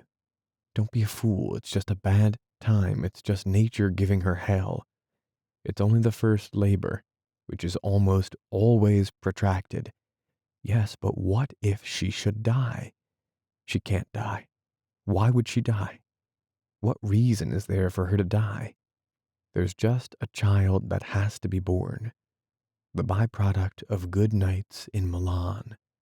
It makes trouble and is born, and then you look after it and get fond of it, maybe. But what if she should die? She won't die. But what if she should die? She won't. She's all right. But what if she should die? She can't die. But what if she should die? Hey, what about that? What if she should die? The doctor came into the room. How does it go, doctor? It doesn't go, he said. What do you mean? Just that. I made an examination. He detailed the result of the examination. Since then, I've waited to see, but it doesn't go. What do you advise? There are two things. Either a high forceps delivery, which can tear and be quite dangerous, beside being possibly bad for the child, and a cesarean. What is the danger of a cesarean? What if she should die? It should be no greater than the danger of an ordinary delivery. Would you do it yourself? Yes. I would need possibly an hour to get things ready and to get the people I would need. Perhaps a little less. What do you think? I would advise a cesarean operation. If it were my wife, I would do a cesarean. What are the after effects? There are none. There is only the scar. What about infection? The danger is not so great as in a high forceps delivery. What if you just went on and did nothing? You would have to do something eventually. Mrs. Henry is already losing much of her strength. The sooner we operate now, the safer. Operate as soon as you can, I said. I will go and give the instructions. I went into the delivery room. The nurse was with Catherine, who lay on the table, big, under the sheet, looking very pale and tired. Did you tell him he could do it? She asked. Yes. Isn't that grand? Now it will be all over in an hour. I'm almost done, darling. I'm going all to pieces. Please give me that. It doesn't work. Oh, it doesn't work. Breathe deeply. I am. Oh, it doesn't work anymore. It doesn't work. Get another cylinder, I said to the nurse. That is the new cylinder. I'm just a fool, darling, Catherine said. But it doesn't work anymore. She began to cry. Oh, I wanted so to have this baby and not make trouble. And now I'm all done and all gone to pieces and it doesn't work. Oh, darling, it doesn't work at all. I don't care if I die, if it will only stop. Please, darling, please make it stop. There it comes. Oh, oh, oh. She breathed sobbingly in the mask. It doesn't work, it doesn't work, it doesn't work. Don't mind me, darling. Please don't cry. Don't mind me. I've just gone all to pieces. You poor sweet. I love you so and I'll be good again. I'll be good this time. Can't they give me something? If they could only give me something. I'll make it work. I'll turn it all the way. Give it to me now. I turned the dial all the way and she breathed hard and deep. Her hand relaxed on the mask. I shut off the gas and lifted the mask. She came back from a long way away. That was lovely, darling. Oh, you're so good to me. You be brave, because I can't do that all the time. It might kill you. I'm not brave anymore, darling. I'm all broken. They've broken me. I know it now. Everybody is that way. But it's awful. They just keep it up till they break you. In an hour, it will be over. Isn't that lovely? Darling, I won't die, will I? No, I promise you won't. Because I don't want to die and leave you. But I get so tired of it, and I feel I am going to die. Nonsense. Everybody feels that. Sometimes I know I'm going to die. You won't. You can't. But what if I should? I won't let you. Give it to me quick. Give it to me. Then afterward, I won't die. I won't let myself die. Of course you won't. You'll stay with me. Not to watch it. No, just to be there. Sure, I'll be there all the time. You're so good to me. There, give it to me. Give me some more. It's not working. I turned the dial to 3, and then 4. I wished the doctor would come back. I was afraid of the numbers above 2. Finally, a new doctor came in with 2 nurses, and they lifted Catherine onto a wheeled stretcher, and we started down the hall. The stretcher went rapidly down the hall and into the elevator, where everyone had to crowd against the wall to make room. Then up, then an open door and out of the elevator and down the hall on rubber wheels to the operating room. I did not recognize the doctor with his cap and mask on. There was another doctor, and more nurses. "They've got to give me something," Catherine said. "They've got to give me something. Oh, please, doctor, give me enough to do some good." One of the doctors put a mask over her face, and I looked through the door and saw the bright, small amphitheater of the operating room. "You can go in the other door and sit up there," a nurse said to me. There were benches behind a rail that looked down on the white table and the lights. I looked at Catherine. The mask was over her face and she was quiet now. They wheeled the stretcher forward. I turned away and walked down the hall. 2 nurses were hurrying toward the entrance to the gallery. "It's a cesarean," one said. "They're going to do a cesarean." The other one laughed. "We're just in time. Aren't we lucky?" They went in the door that led to the gallery. Another nurse came along. She was hurrying too. "You go right in there, go right in," she said. "I'm staying outside." She hurried in. I walked up and down the hall. I was afraid to go in. I looked out the window. It was dark, but in the light from the window I could see it was raining. I went into a room at the far end of the hall and looked at the labels on bottles in a glass case. Then I came out and stood in the empty hall and watched the door of the operating room. A doctor came out followed by a nurse. He held something in his 2 hands that looked like a freshly skinned rabbit, and hurried across the corridor with it, and in through another door. I went down to the door he had gone into, and found them in the room doing things to a newborn child. The doctor held him up for me to see. He held him by the heels and slapped him. "Is he all right?" "He's magnificent. He'll weigh 5 kilos. I had no feeling for him. He did not seem to have anything to do with me. I felt no feeling of fatherhood. "Aren't you proud of your son?" the nurse asked. They were washing him and wrapping him in something.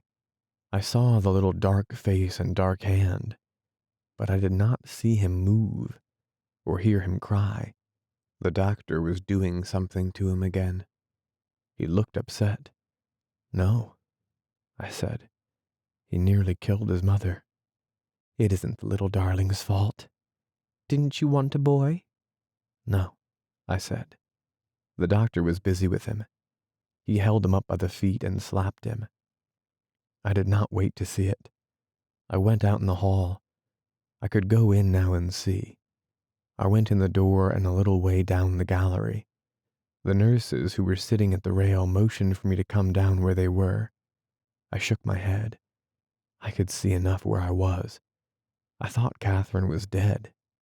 She looked dead. Her face was gray, the part of it that I could see. Down below, under the light, the doctor was sewing up the great long forceps spread, thick-edged wound. Another doctor in a mask gave the anesthetic. 2 nurses in masks handed things. It looked like a drawing of the Inquisition. I knew as I watched I could have watched it all, but I was glad I hadn't.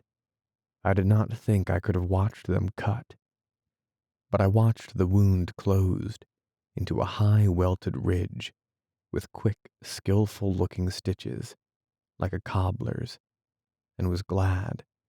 When the wound was closed, I went out into the hall and walked up and down again. After a while, the doctor came out. "How is she?" "She's all right.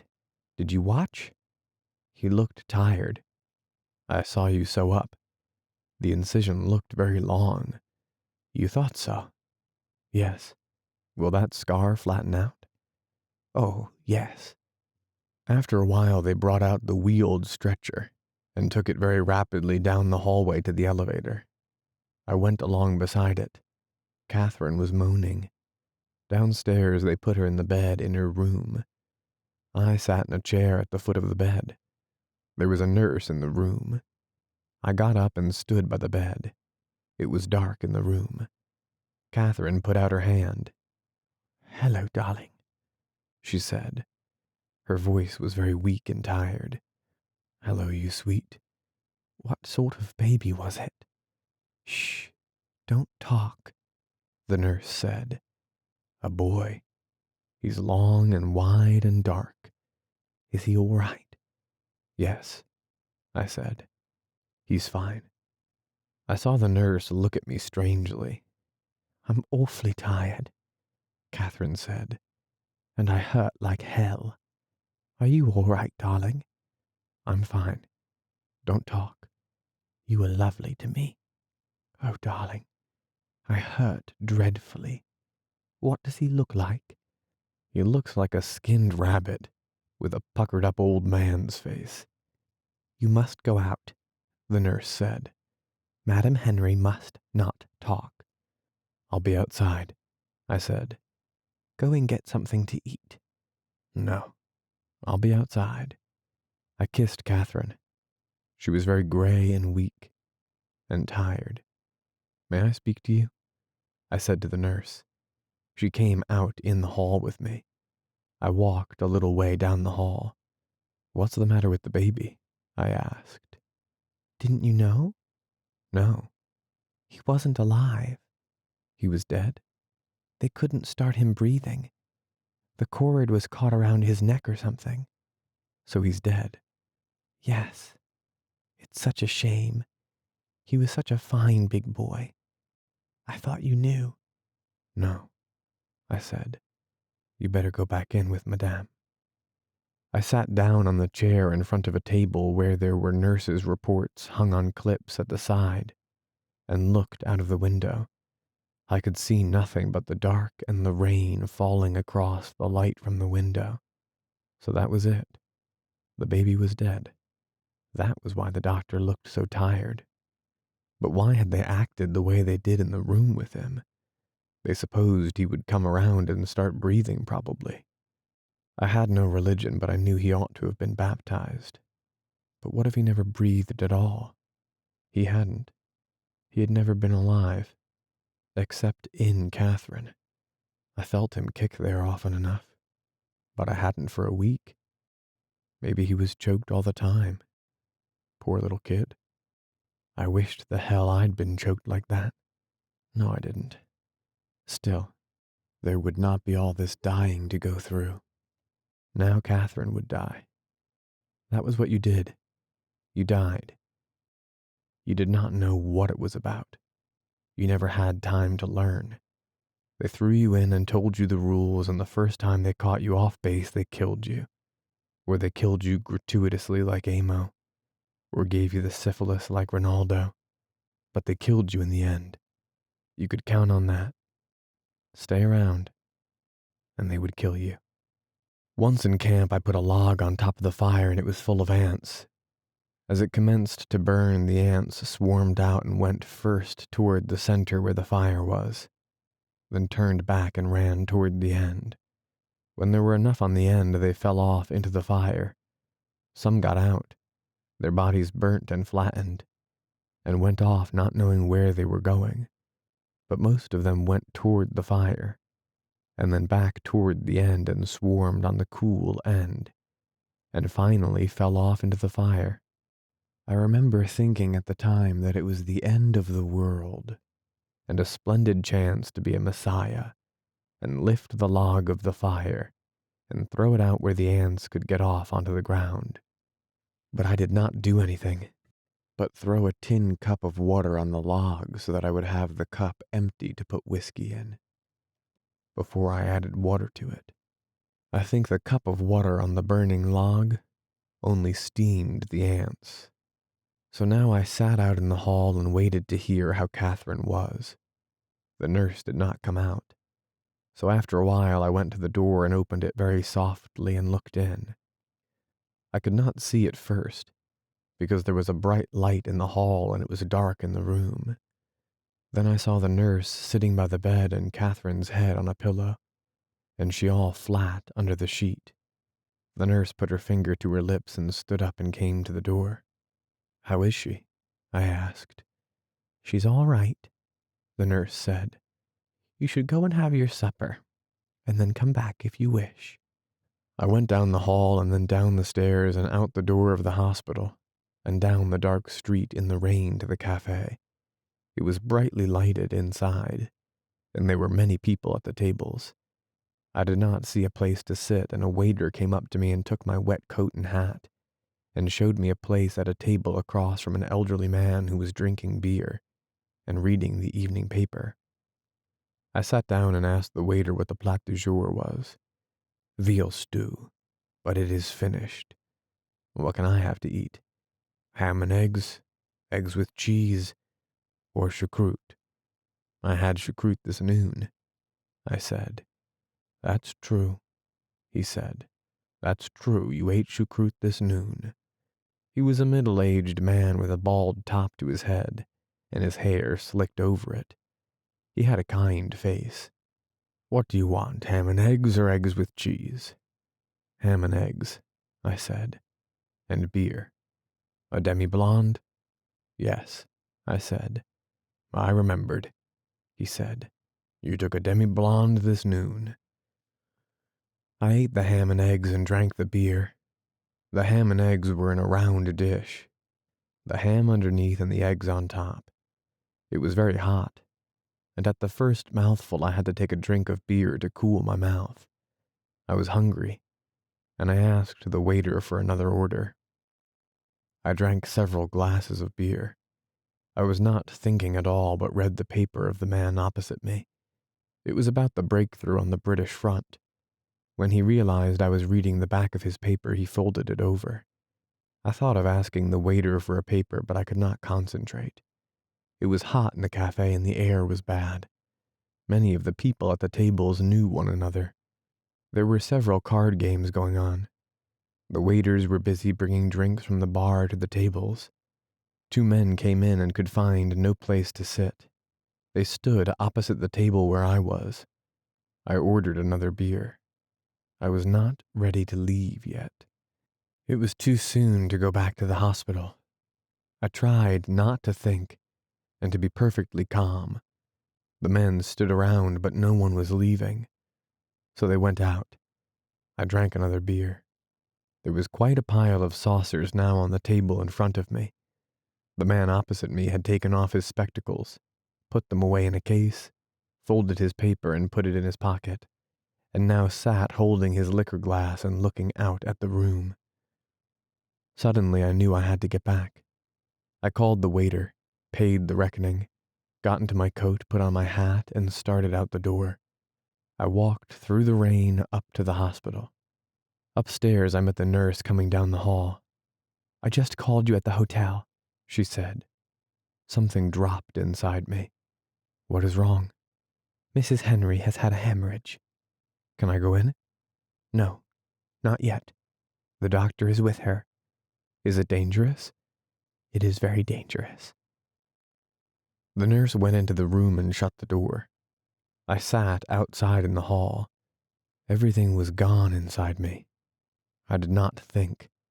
I could not think. I knew she was going to die, and I prayed that she would not. Don't let her die. Oh God, please don't let her die. I'll do anything for you if you won't let her die. Please, please, please, dear God, don't let her die. Dear God, don't let her die. Please, please, please don't let her die. God, please make her not die. I'll do anything you say if you don't let her die. You took the baby, but don't let her die. That was all right, but don't let her die. Please, please, dear God, don't let her die. The nurse opened the door and motioned with her finger for me to come. I followed her into the room. Catherine did not look up when I came in. I went over to the side of the bed. The doctor was standing by the bed on the opposite side. Catherine looked at me and smiled. I bent down over the bed and started to cry. Poor darling, Catherine said very softly. She looked gray. You're all right, Cat, I said. You're going to be all right? I'm going to die, she said, then waited and said, I hate it. I took her hand.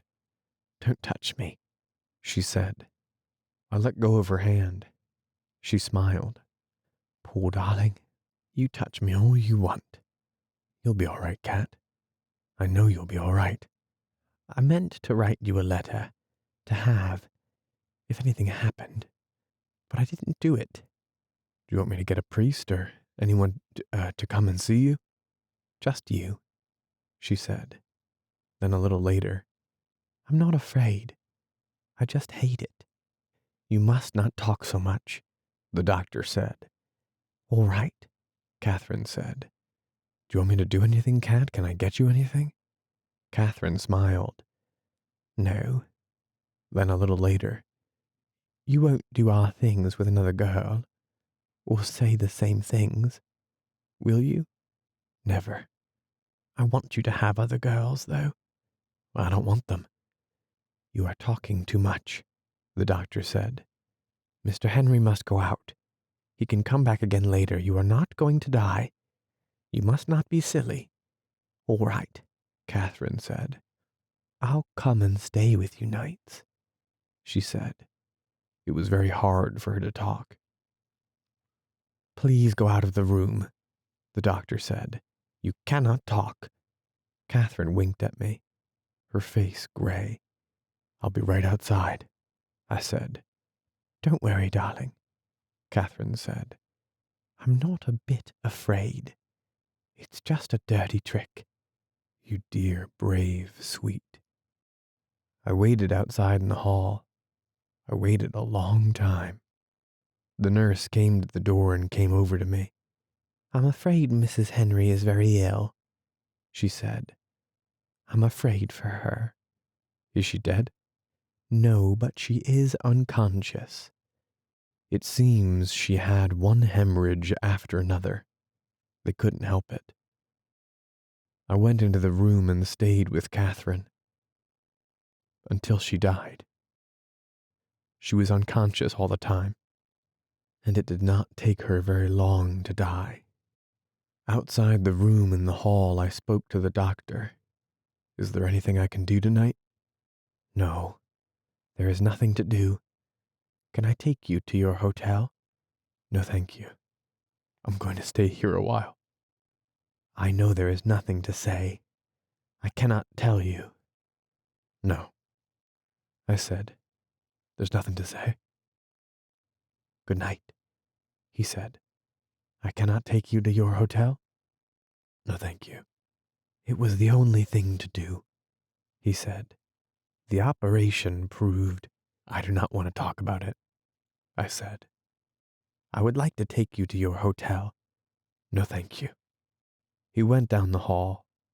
I went to the door of the room. You can't come in now, one of the nurses said. Yes, I can, I said. You can't come in yet. You get out, I said. The other one too. But after I had got them out and shut the door and turned off the light, it wasn't any good.